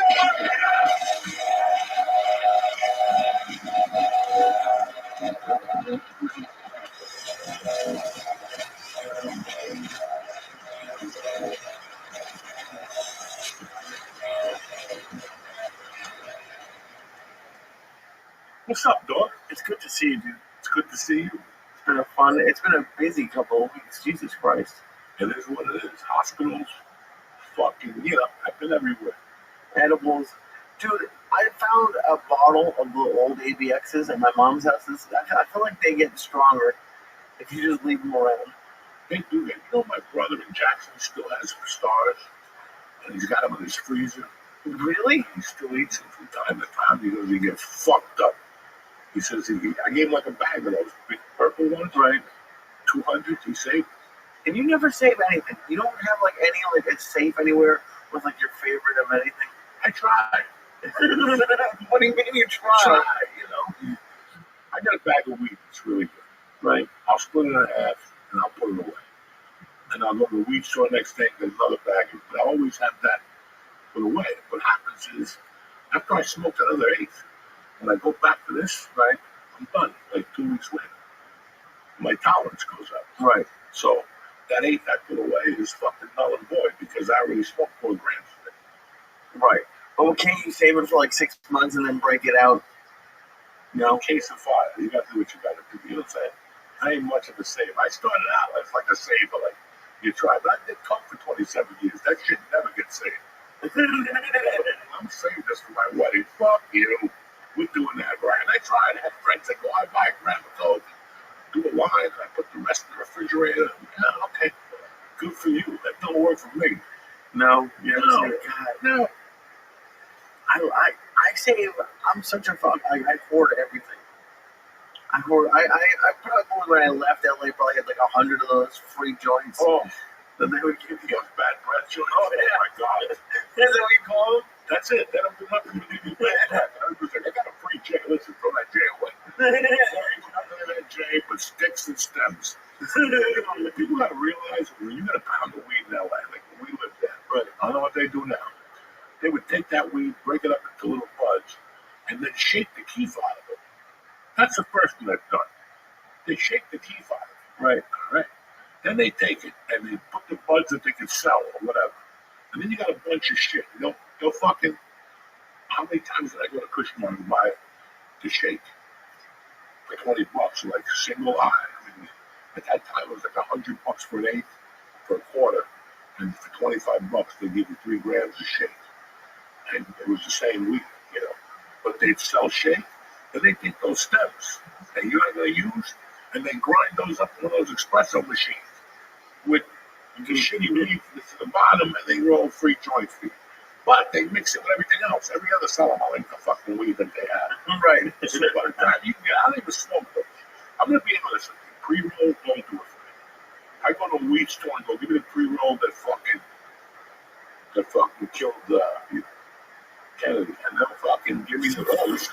This has stars in it, African toenails, high-level weed. It's been dipped in weed, honey. I go home and nothing fucking happens. You know what happens? I cough my fucking brains out with that garbage. So I like looking at the weed, like people say, well, why don't you buy pre-rolls? I'm like, no. First of all, I want to look at that weed. I want to feel it. I want it to become one. You know what I'm saying? These kids today, anybody today, they don't do that. But you can't, at least like in Massachusetts or even anywhere in New York, they're all like pre-packaged. You can't smell weed anywhere. Can you? No. But you have an idea. I go on the website, I go to the company, I have an idea. When I go into a weed store, I don't go in there to take their advice. I go there with my own advice because they're smoking some like weed. And they were trying, well, this tastes good. Like I went somewhere the other day, and the girl's like, I got this tremendous indica, 25%. I go, look, put that away. Put that away. They ain't gonna do nothing for that. Then they start with the terpenes. Right. Oh, I ain't got no time for these hoes. I just don't. So I go in there prepared because they'll start throwing different brands at you. Shit that's on sale, or shit that looks pretty, or it tastes like a lifesaver. I got no time for that shit. Dude, do you ever like just tell them to be quiet? Who? The dispensary people? No, I just. You let them finish their sales? First of all, I'm fucking deaf. So they can talk to their fucking minds get content. And I'm a professional. I don't know, turn this ear off or turn this ear off. You turn your earbuds off? No, not the earbuds, the eardrum. Oh, okay. I So I thought you listen to this shit. I thought you didn't you used to have the whatever it's called, the ear Yeah, the hearing aids. hearing aids. But they're 2,800 a piece. Oh. And during fucking COVID, you gotta wear the mask and they fling off. You know, I'm walking around like the man with one fucking earpiece. Forget it. They're in my shaving kit. I don't even bother putting those things on. No? You got a little thing that you put on your phone and you put earbuds in. Oh, just like the earbuds and like It's an app that you could have and people think you listen to music. But again, with what's going on in the world right now, I don't want to listen to this shit. No. Like, you know what I'm saying? Like, it's just like, what the fuck is going on? I had a very interesting week. Okay. It's a little bit ominous. No, but I always have a great weekend to do with my daughter. Okay. She isn't getting into albums. But, so, I gave him my record player, but we couldn't figure out the other shit. I said, don't worry about it. I ended up going to Combs, and there was a little fucking stereo on sale at Combs for $140 with speakers, the whole thing. I got it for her. We gave her some albums for Christmas. I go up there the other night, and she's listening to the album. And she's opening them, like we did, reading the fucking, and Dad, look at this poster they sent me, this and that. And I'm like, wow. And I'm looking at all this, and the whole time I'm like, but she doesn't know what that album is really for. It's the raw joints and the seeds that roll into the middle. We were kids. I don't think it's for that. Huh? I don't think it's for that. Unless you're half a fag and you want to look at the picture of a guy holding on to lightning, that's not what it's there for. You know what I'm saying? No. No. In fact, I bought some of those albums in Burbank. Like if you look at my album collection, very happy with my boy in Burbank at that one store. There was a couple times I bought albums, double album. There was still fucking seeds or rolling paper, and I'm like, this is a good fucking album. Okay. So, what? Jesus Christ. So what is she into now? So, she's into Billie Eilish, which the one album ain't bad. She plays in the car, and I'm like, this ain't fucking that bad, you know. But the other shit is kind of weird. Chaparral, which is good, but not really, you know, and something else. So she says to me Sunday, can we go? So we've been looking for an album shop, and you know, vinyl records. The shops are going out of business. Another one went out of business in Summit. It's been open for 70 fucking years. Damn. And it's closing this week. So I don't know what's going on. People aren't buying vinyls at the stores. They're going online, and now that fucking Amazon and eBay? no, Amazon and Orders Books, whatever. Oh, okay. What's the book company? Barnes and Noble sell albums. But they sell like the Beatles. They'll sell Soundgarden, super unknown, but you're not gonna find like a live album in there. You're not gonna find. It's like reprints. It's not the old original one. Yeah, they're all reprints. Well, half of these things you find are reprints. Anyway, we find a place in Red Bank, which is fucking dynamite. If you ever been to Red Bank, New Jersey, that is a cool fucking town. And my friend is the chef there, but he didn't work Sunday, the cocksucker. Because he has, oh my God, Char. That motherfucker, Chef Phil. He makes these little beef and potatoes. Did you have that? With, it's these little fucking pieces of meat over there. Oh my God. And you get the yellowfin sushi, but he makes it differently. Oh my God. The dessert, Lily's already met. I saw crab hands. No, that's not the place. No, Jesus Christ. Thank So God. I went to this fucking record store, and it was great. They had great stuff in there. She's over here, over there, and I realized I got no fucking wallet. But I cash, thank God. She drops $200 in this record store. About 6 hours. Damn. We go home. She's playing the album. She's having a great time. Going upstairs to watch it. She's a fucking 12-year-old kid, guys. So now the Grammys are on last night. And she's like, Dad, the Grammys are on. I'm like, okay. You can watch them upstairs. I didn't watch no fucking Grammys tonight. I'd rather watch The Wire, anything but the fucking Grammys. Right. So I hear her up there yelling, yay, yay. And all of a sudden, at some point, I hear her go, yay. I go, what's she yelling about to my wife? My wife's on the couch half asleep. And I put on Channel 4 and Chaperone. And she's a big Chaperone fan. Oh my God. That girl stood up. I thought it was something out of a horror movie. She looked like a fucking witch. Oh, and I'm not here to say nothing bad about nobody. I get it. They try to stick out at the Grammys, whatever. I mean, it was just fucking not good. And she got up, and then she got the award, and she's up there. Listen, I'm from the fucking that dude school. Get your award, then you gotta get the fuck out of here. Save your political statements for your little fucking white friends at a party. Chaperone starts going off about it. Well, I was a starving artist, shut the fuck up. And then like 10 minutes later, I went to the back, I left it on. It was Lady Gaga with a fucking haircut like she got from a blind dude. Some blind dude cut her hair with a fucking bow. You're worth millions of dollars. Who cut your hair like this? They try to be different, this fucking thing. And it's a wig, which some idiot cut it for them. Trust me, at the end of the day, it's a wig. She's out there like, she gets the award and right away, trans people are alive. Listen, again, this is ain't no political show. You had a black dude with a little hat on. I mean, I've never seen anything like that. Black people off the hook. They were off the hook. But the guy who stole the show was Kanye West. Did you see that? He showed up with him, and the wife turned around. He stood like one of the security guards from Public Enemy and shit. She turned around, dropped her naked. At the Grammys? At the Grammys, with like a little body scrum, but the monkey was right there. Did she even win anything, or why was she there? No, she was just there. They didn't even go to the Grammys. They got right in the car and left. Oh, this is on the red carpet? Yeah, she went and showed that little beaver. It was shaved to the teeth. Didn't they get, I think they got kicked out of Amsterdam or something, like she was blowing them on a boat in public. like recently, within the last year. If you blow somebody out of the boat, then I gotta throw you out of accident. Well, no, it was outside. It was like on top of the boat. It wasn't inside the boat. They got hookers. They got fucking. Yeah, but not outside. It can't get blown in the middle of the day. Who said? Apparently, Amsterdam did. No, listen. Some people are just so lucky. If I get a blowjob outside over the sun, I'll take the ticket. Right or wrong, I'll take the felony. Well, you want to make you a sexual harassment? Then they'll make you a sexual predator. Yeah, but you got to get your dick sucked around the corner from the school. Everybody knows that's where to get your dick sucked around the corner from the school. That's the best place, right? I had it around the school. There's a pizza place. The bathroom's open. It's a little dirty.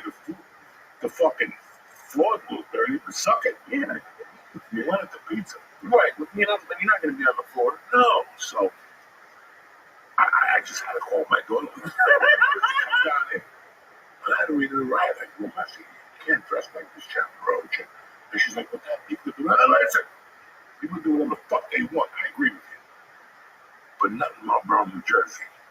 When I wearing one of those crazy outfits and all that little faggy speech, let me tell you what that faggy speech is, okay? All those little faggy speeches, at the end of the day, they don't care about anything. Those people don't care about anything. They just talk the talk. And for you people who believe those fucking idiots, you should be shot and hung. Shot and hung and put up in a fucking cemetery. That's how stupid you are. Those people don't care about anything. The reason why they utter those words is so some other wench comes up to her and says, you're so brave. Listen, if you were so brave, how come you weren't fighting those fires in Malibu 2 weeks ago? That's brave right there. You know what I'm saying, guys? Like, I love with this. And that's what I put up with for 23 fucking years. That kind of behavior where, who fucking shows up with a naked woman? I love it. I mean, if you're going to show up with a naked bitch. You know what I'm saying? That's as smart as it comes. You want people's attention? You show up with a hot freak and like, go, yo, and let her drop her jacket at a Cuban restaurant, salute him and walk out. They're like, what the fuck was that? In fact, I've been thinking about it. Get me like one of your Japanese girls that don't speak English. Instead of joining the OnlyFans, I'm 500. Just come to the restaurant with me. 500? Take the jacket off. Fucking get the hair off it. Throw it in somebody's dinner. And then just walk out. The Japanese women got those little long hairy bushes. Right. You just take that ass and you can use it for what do they floss? Floss. Just take it and throw it out. No man's gonna say, hey, she threw pussy hair on my phone. Unless it's not the fucking tag, right? Right. Everybody need a piece of pussy hair. I don't give a fuck who. Yeah. That's what I'm saying. How do you think you convinced her to take her clothes off on TV? Like that, like I understand if you want to take your clothes off. How do you convince someone else to take their clothes off? I don't know, Lee. I don't know, but you can do it. Apparently, there's a lot of people out there. There's a lot of women out there. But if you go, what if I could get you? I just want to be seen. I want to be heard. Okay. I'm going to the Grammys. What you do is put a link with nothing underneath. Go to the red carpet and drop that motherfucker, and then I'll drop a pencil and bend over backwards to pick it up because there were a couple of reporters were actually zooming on the pussy. That's just going to come out. Those are the white ones are like, oh my God, she's naked now. The smart ones said, whoa. Right. Nobody cares about the titties. Nobody cares about the hairdo. Nobody cares about Kanye. 0.5 fucking monkey. Right. Did you see that thing? It was cute. No, I didn't. I missed it. Yeah, you better get your shit together. Then why is that not like headline news? I didn't see anything about that today. We're not supposed to. I would like to. You know what I'm saying? It's one of those things that you didn't see it, but you saw it. Like if your girlfriend says, did you see Kanye with his naked girlfriend? Me? Never. You're with the boys. Fuck yeah. I saw a little dirty snatch. Jesus. Can you imagine how much you think those pictures would go for if they actually got one of them naked? What am I, TMZ now? I don't know. I don't fucking know. That's a fucked up job. Would you ever do that? Like, I think it'd be a pretty good, what is it called? What are the photographers called? Paparazzi. I wouldn't do that shit. No. Another life? Not even another life. Okay. I think it's disgusting. You've seen them. I've never seen how they behave. Yeah, I've seen how they behave. They torment you. They torment you into doing something. And now they got you on camera. They want you to crack them in the fucking head. They want you to punch them in the face.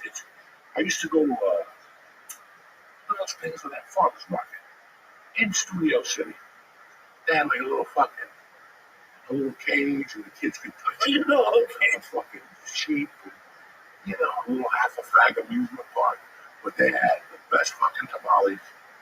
And next to that, there was a Mexican family who made jugos naturales. Really? Which was the natural juices. They'd make strawberry with milk. A little bit of cinnamon in that motherfucking whip it up. Oh my God. I was there every Sunday with my wife. If I wasn't on the road, I'd go every Sunday to that place. And I saw them get into a fight with the black dude whose son's an anarchy. He was also on Lost. Oh, the head black biker gang guy? The bald dude? No. The one season 5 when they killed his daughter. Oh shit, yeah. Damon Pope. And I saw him having it out. And I saw somebody else up there having it out, a woman having it out. And then one day they started fucking with me. And they called me big pussy and all this shit. And I'm like, I'm not going to say it to this dude. But when I got to the car, the guy followed me to the car. Really? I got my wife and my daughter here. You're going to follow me to the car? Well, let them say big pussy. I just invited the fucking guy. My wife got mad. We had to leave in a hurry. I almost hit him with the car and shit. She got my hand and I never went back up after that. And then they signed like a wall. Really? Yeah. But they're everywhere. They're like at the, they would hang out at Jerry's down here. With the one attached to the bowling alley? No. The one that was in Beverly Hills. Oh, okay. They closed it. They would hang out there. They would hang out at the Improv. Like, I would see the cameras go. I'm going the other way. TMZ would hang out there after comedians questions. I don't want to talk to those people. Did you see some comedians like walking towards them on purpose? Like getting ready to be interviewed? Oh yeah. They can't wait. I don't want to get TMZ. Okay. What are you doing? I'm telling you, people pay you. Listen, ain't nothing to talk about. No, I'm from the Led Zeppelin school. No fucking faggy interviews, no television appearances. Not that anybody ever calls me. But still, I don't want to do any of that stuff. No, I didn't want to go to weddings anymore. Like, I made up my mind like 2 months ago. I'm like, because I was getting all these invites to weddings, and I'm like, these people have no fucking idea. There's nothing I hate more than a fucking wedding. To sit there and make believe I'm happy, I'm not happy. There's got to be something going on. The brass is playing somebody, right? There's something going on, and I got to sit here for 4 hours. That's what you're trying to tell me. Right. And I'm going to be back here 2 years because you're going to divorce the fat fuck. And then I'm back here. I'm a positive guy, but seriously. Right. Seriously. How many times you just sit in a wedding after 3 hours, you're like, this bitch is going to fuck with you. 3 hours is a long time. It's a long time. They take a lot out of you. Weddings are demanding now. It's just not showing up at the BMW. My mother's cooking something at the house later on. It's extravagance and pigeons and,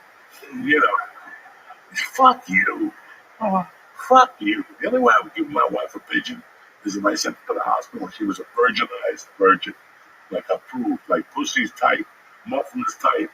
But anything slipping after that, like she had a little encounter when she was 18, listen, that the pigeons are out, the white dress is out, we're going in there.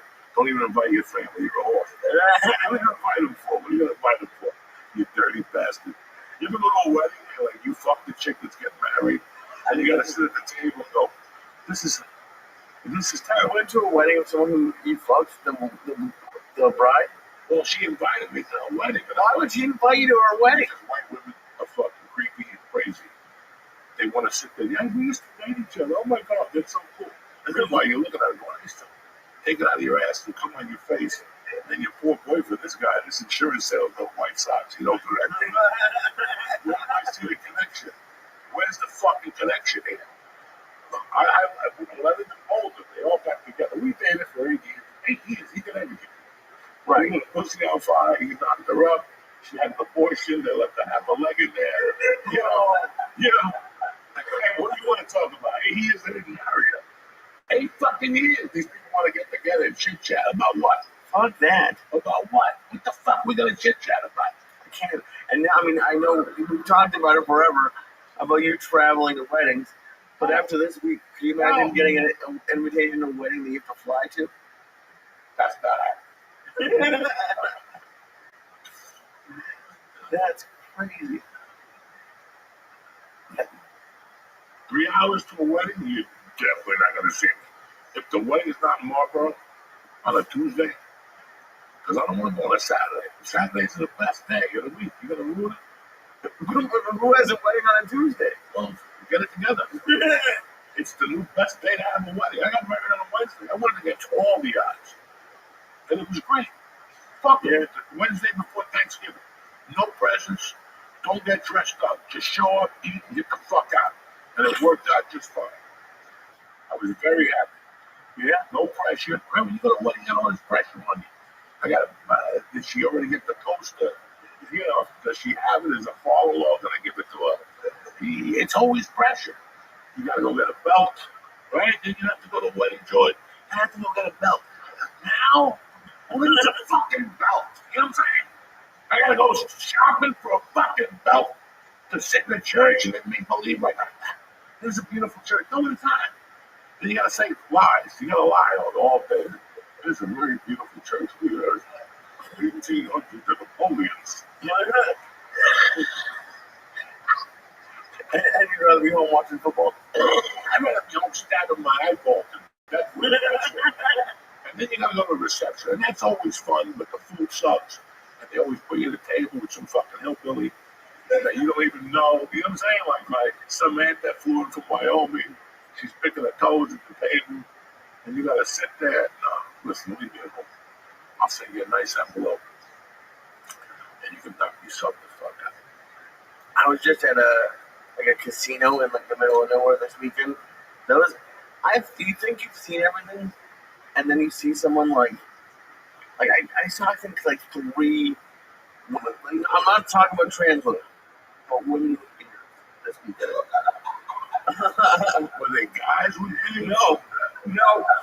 And they were just women that let themselves go. They just had a couple. They were fully.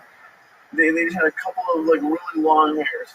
Now let's back it up. Right? If they have one of those warts on their face with the hair. Not this one. I've seen that one before, like a little mole, and it's like around the mole. I was in Springfield, Massachusetts. Next time you hope to bring razors for sale. I saw 1,000 razors.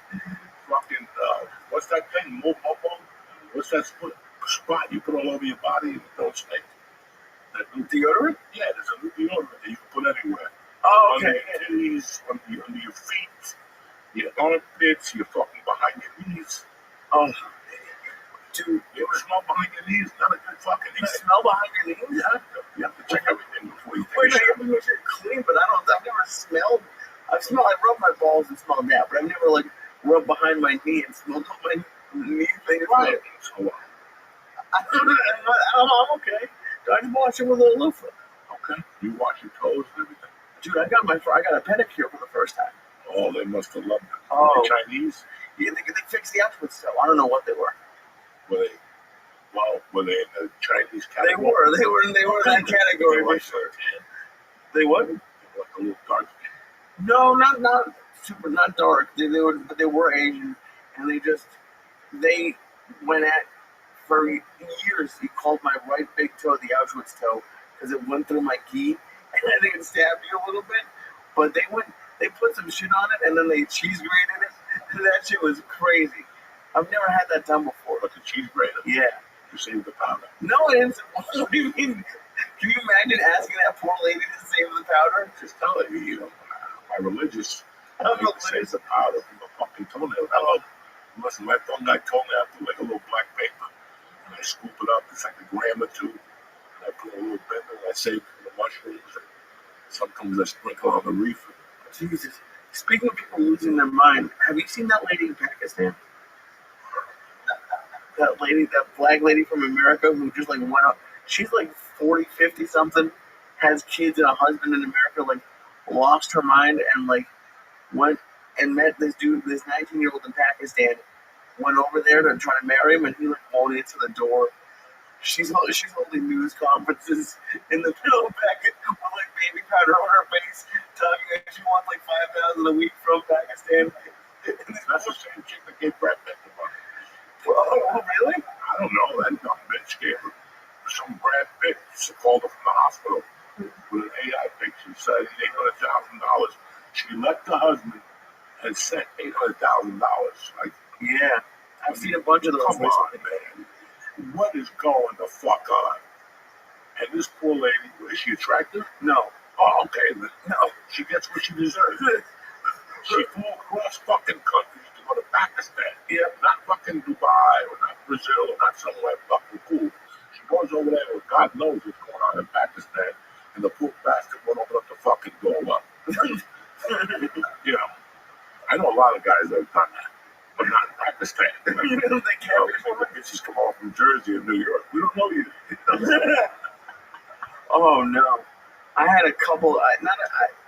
Only one woman once, and it was like, you know how I made the bed. One of the stupider ones I had a woman hit me up at like midnight, and I took a shower before I left. And by the time I got there, I don't know if she was looking out the window and didn't like me, or fell asleep on a different guy over there. But like, I was pacing on the block for like 10 minutes because I wanted to get laid. But then I was like, wait, if this is like how can you go to jail? If you're just waiting for, I mean, like waiting, like walking up and down a block, so I just left. But she like would text me, and then in that 20 minutes to take a shower, changed her mind or something. It was the worst. No, why are you looking at me like that? I have no idea what to say to that. You never, dude. What do you mean? You have no idea what? You never had a girl like disappear? Nothing. Let a girl disappear? Yeah, like she never at a club like come over, and then she went into the doorbell or anything. No. Come again? Like I don't know, at a club, like you ever meet someone at a club, or you never like an online dating girl. No.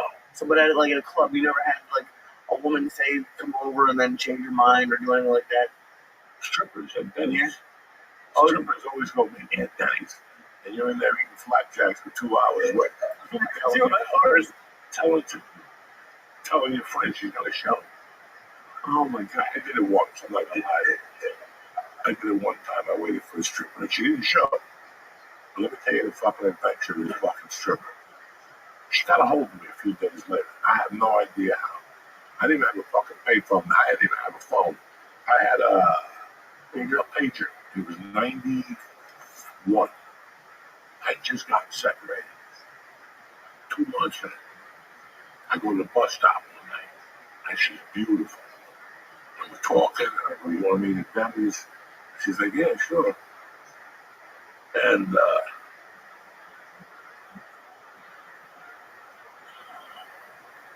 she's like, yeah, sure, I'll meet you at Denny's. And then she didn't show. Like 2 days later, she fucking got my page and paid me. She goes, are we still going to meet? I go, yeah, we'll meet, whatever. What do you want to do? And she goes, I want to go to dinner. These days, I had no money. I was just living off credit cards or whatever I could. I'm like, all right, you want to go to dinner? And next thing you fucking know, I get a call from my ex-wife. We're not even fucking divorced yet. And she goes, there's a girl sitting in my chair getting a haircut. That she's going to go on a date with you tonight. This can only happen to me. That was the end after that. Like, How did they find? They would just randomly went to your ex-wife's salon?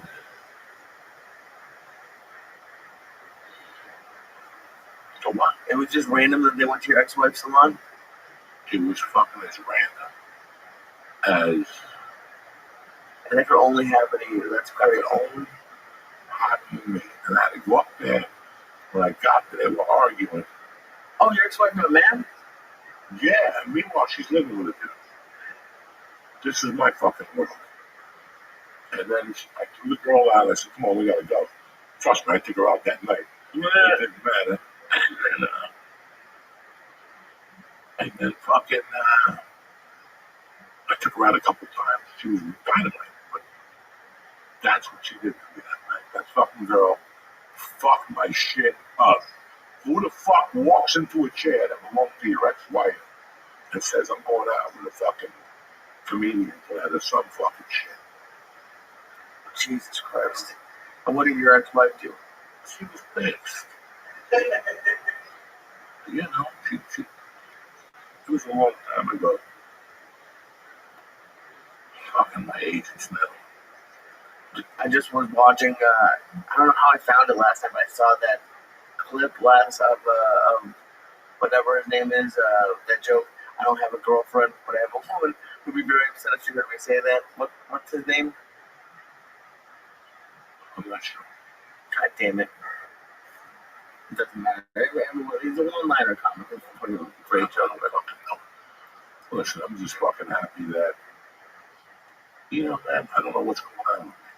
Today I had to yell at the doctor. It's yelled at I the had doctor. to go off today. Once and for all, because, bro, it's 2,000. It's 2,000 fucking questions every time you call the doctor. Now, I was in the hospital for 5 fucking days. You know how many fucking questions they ask? And I would tell them, please don't ask me. If you don't see my wife here, make believe. I'm not gonna know. Fuck that. 3 minutes later, are you on diazepine at the house? I have no fucking idea. That's my wife's number. Call her. She'll tell you every medication I'm on, when I take it, the whole fucking thing. Okay? I get out of the hospital and I call my main fucking doctor. My Escovedo. I love her. Filipino, love her. Thorough, takes her time. Fucking amazing. I got out of the hospital, whatever. On a Wednesday, I called her Wednesday afternoon. Can I come in to see you? I got out of the hospital. Yeah, I got the report. I'm like, oh, yeah, I want to see you. Okay. How about March 18th? I'm like, are you fucking kidding me? It's fucking January. What is going on? And I go, you know what? I'll call some other time. I thought that she prescribed what I needed because they won't prescribe something. You could be dead. And they won't prescribe. You gotta go down there, pay the 35, then waste an hour, and let them check everything, how fucking deal.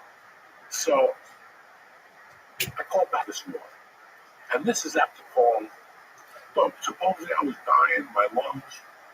Then I go to the aftercare, they're like, we're not even gonna give you a prescription. There's nothing wrong. And I'm like, okay. I'm like, why'd I go to fucking Brick? I lost 2 hours of my time to come all the way down here and give me nothing. I'm trying to work for the oxygen, the tank at the house. You do not want a tank. Oh, fuck yeah. To do what? That's the funny stuff. That's why I take it to the next level. No, whatever. I don't want oxygen. But, so they sent me home. Pulmonary, you're gonna die. You got 5 funguses in your lung. February 26th, I see these cops up. So I might not be dying. What's this fucking, they put this fucking thing in your head. I'm not dying. This is bullshit, you people. And then today I call the doctor.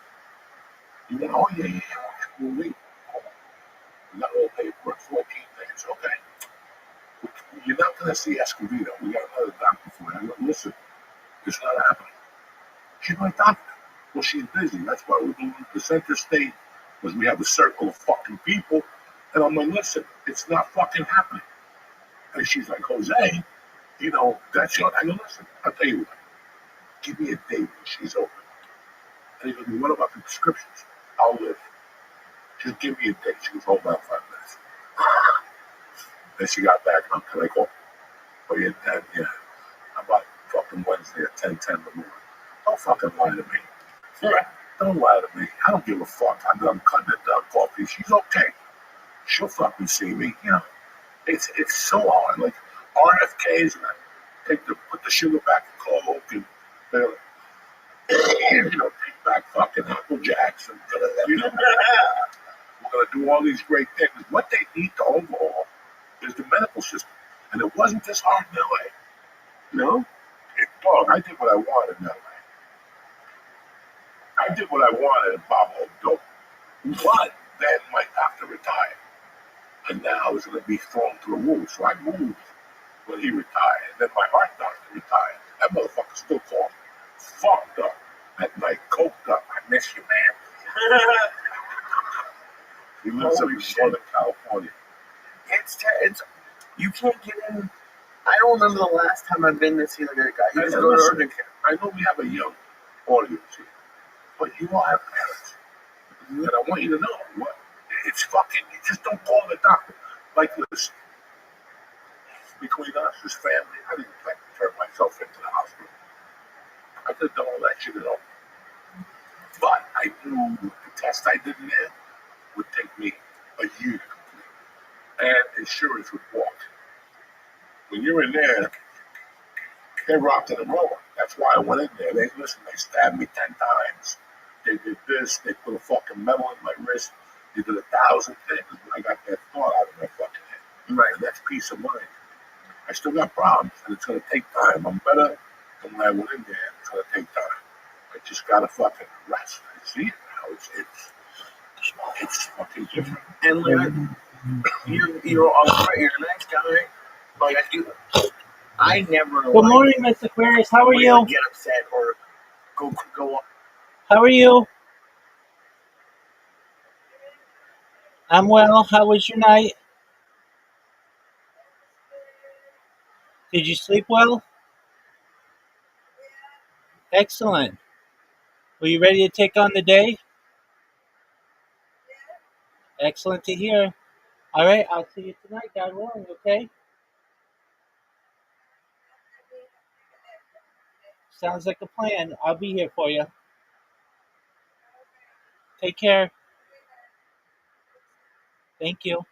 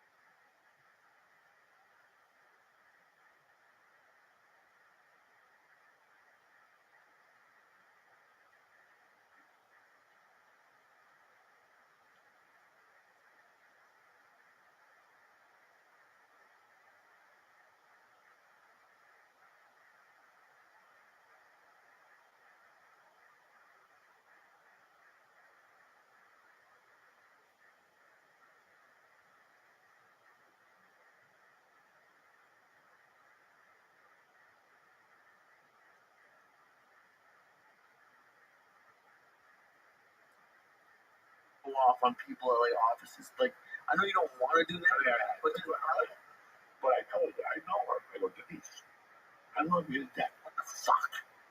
I go, this sucks lately. She goes, well, Denise, that's my doctor. Why would I want to go see the first doctor I went into that office? Doctor, I don't want to say his name. Like twice I went to see him. It was like, he was on a different planet. Yeah, he was questioning everything. Like, why? Why are you on this medication? I don't know. Call my wife. Call my wife. I don't fucking know. Why are you on this? Why are you on that? Why they have you on this and this? Listen, I was in LA when that fucking bill happened. And that's the other thing. Here, they don't give you dick. If you go for pain in Jersey, you're done.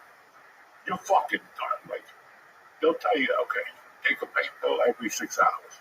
What's that mean? 4 times a day, right? Where I come from? It's Monday.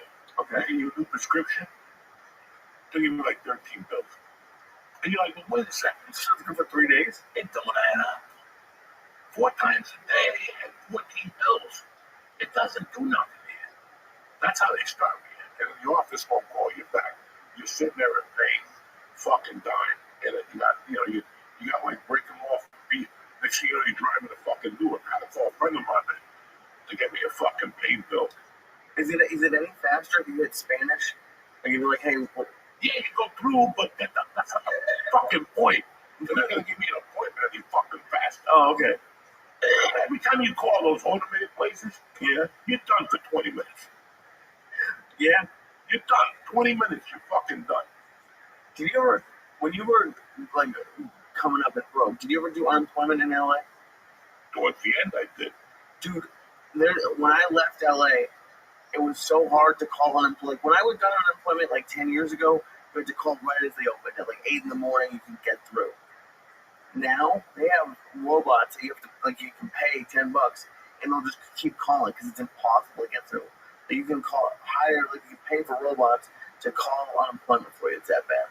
Well, that's why I learned dial 2 for Latinos. Oh, okay. In LA, because they like Latinos. And I didn't do that. I didn't collect unemployment until maybe 5 years until I started making money. Okay. Ari told me. Yeah. Collect unemployment. You have to.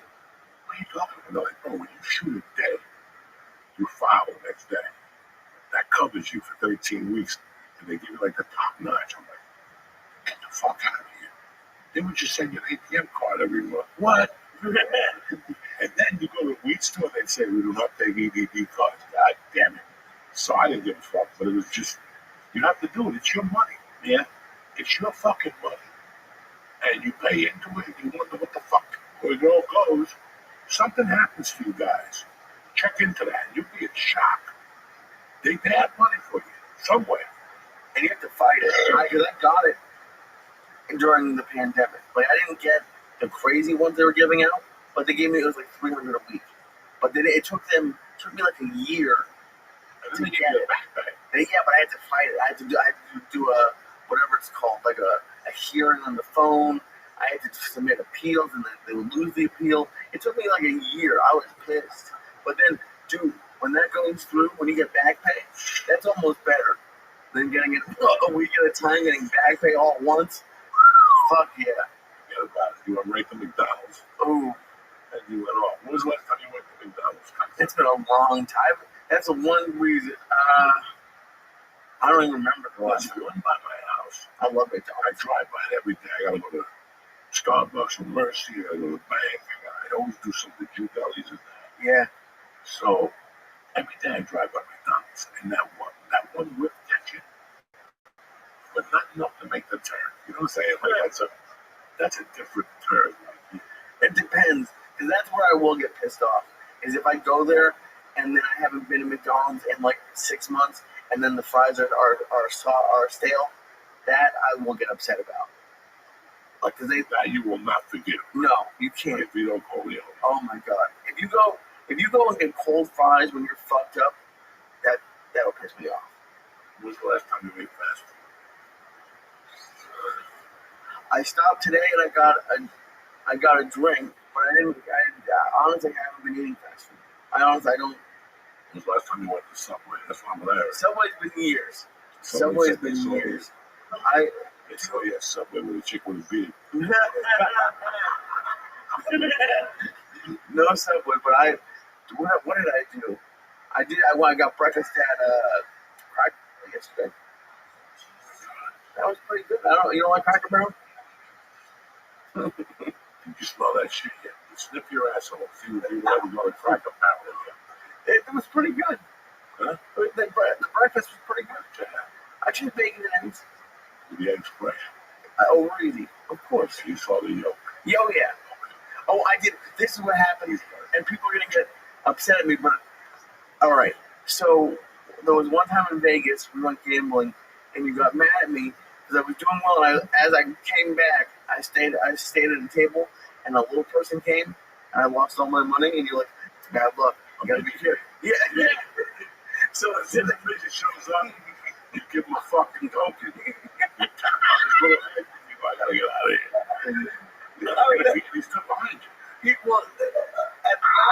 Lesson number one, you cannot let, when you're gambling, no midgets and no Chinese people standing behind you.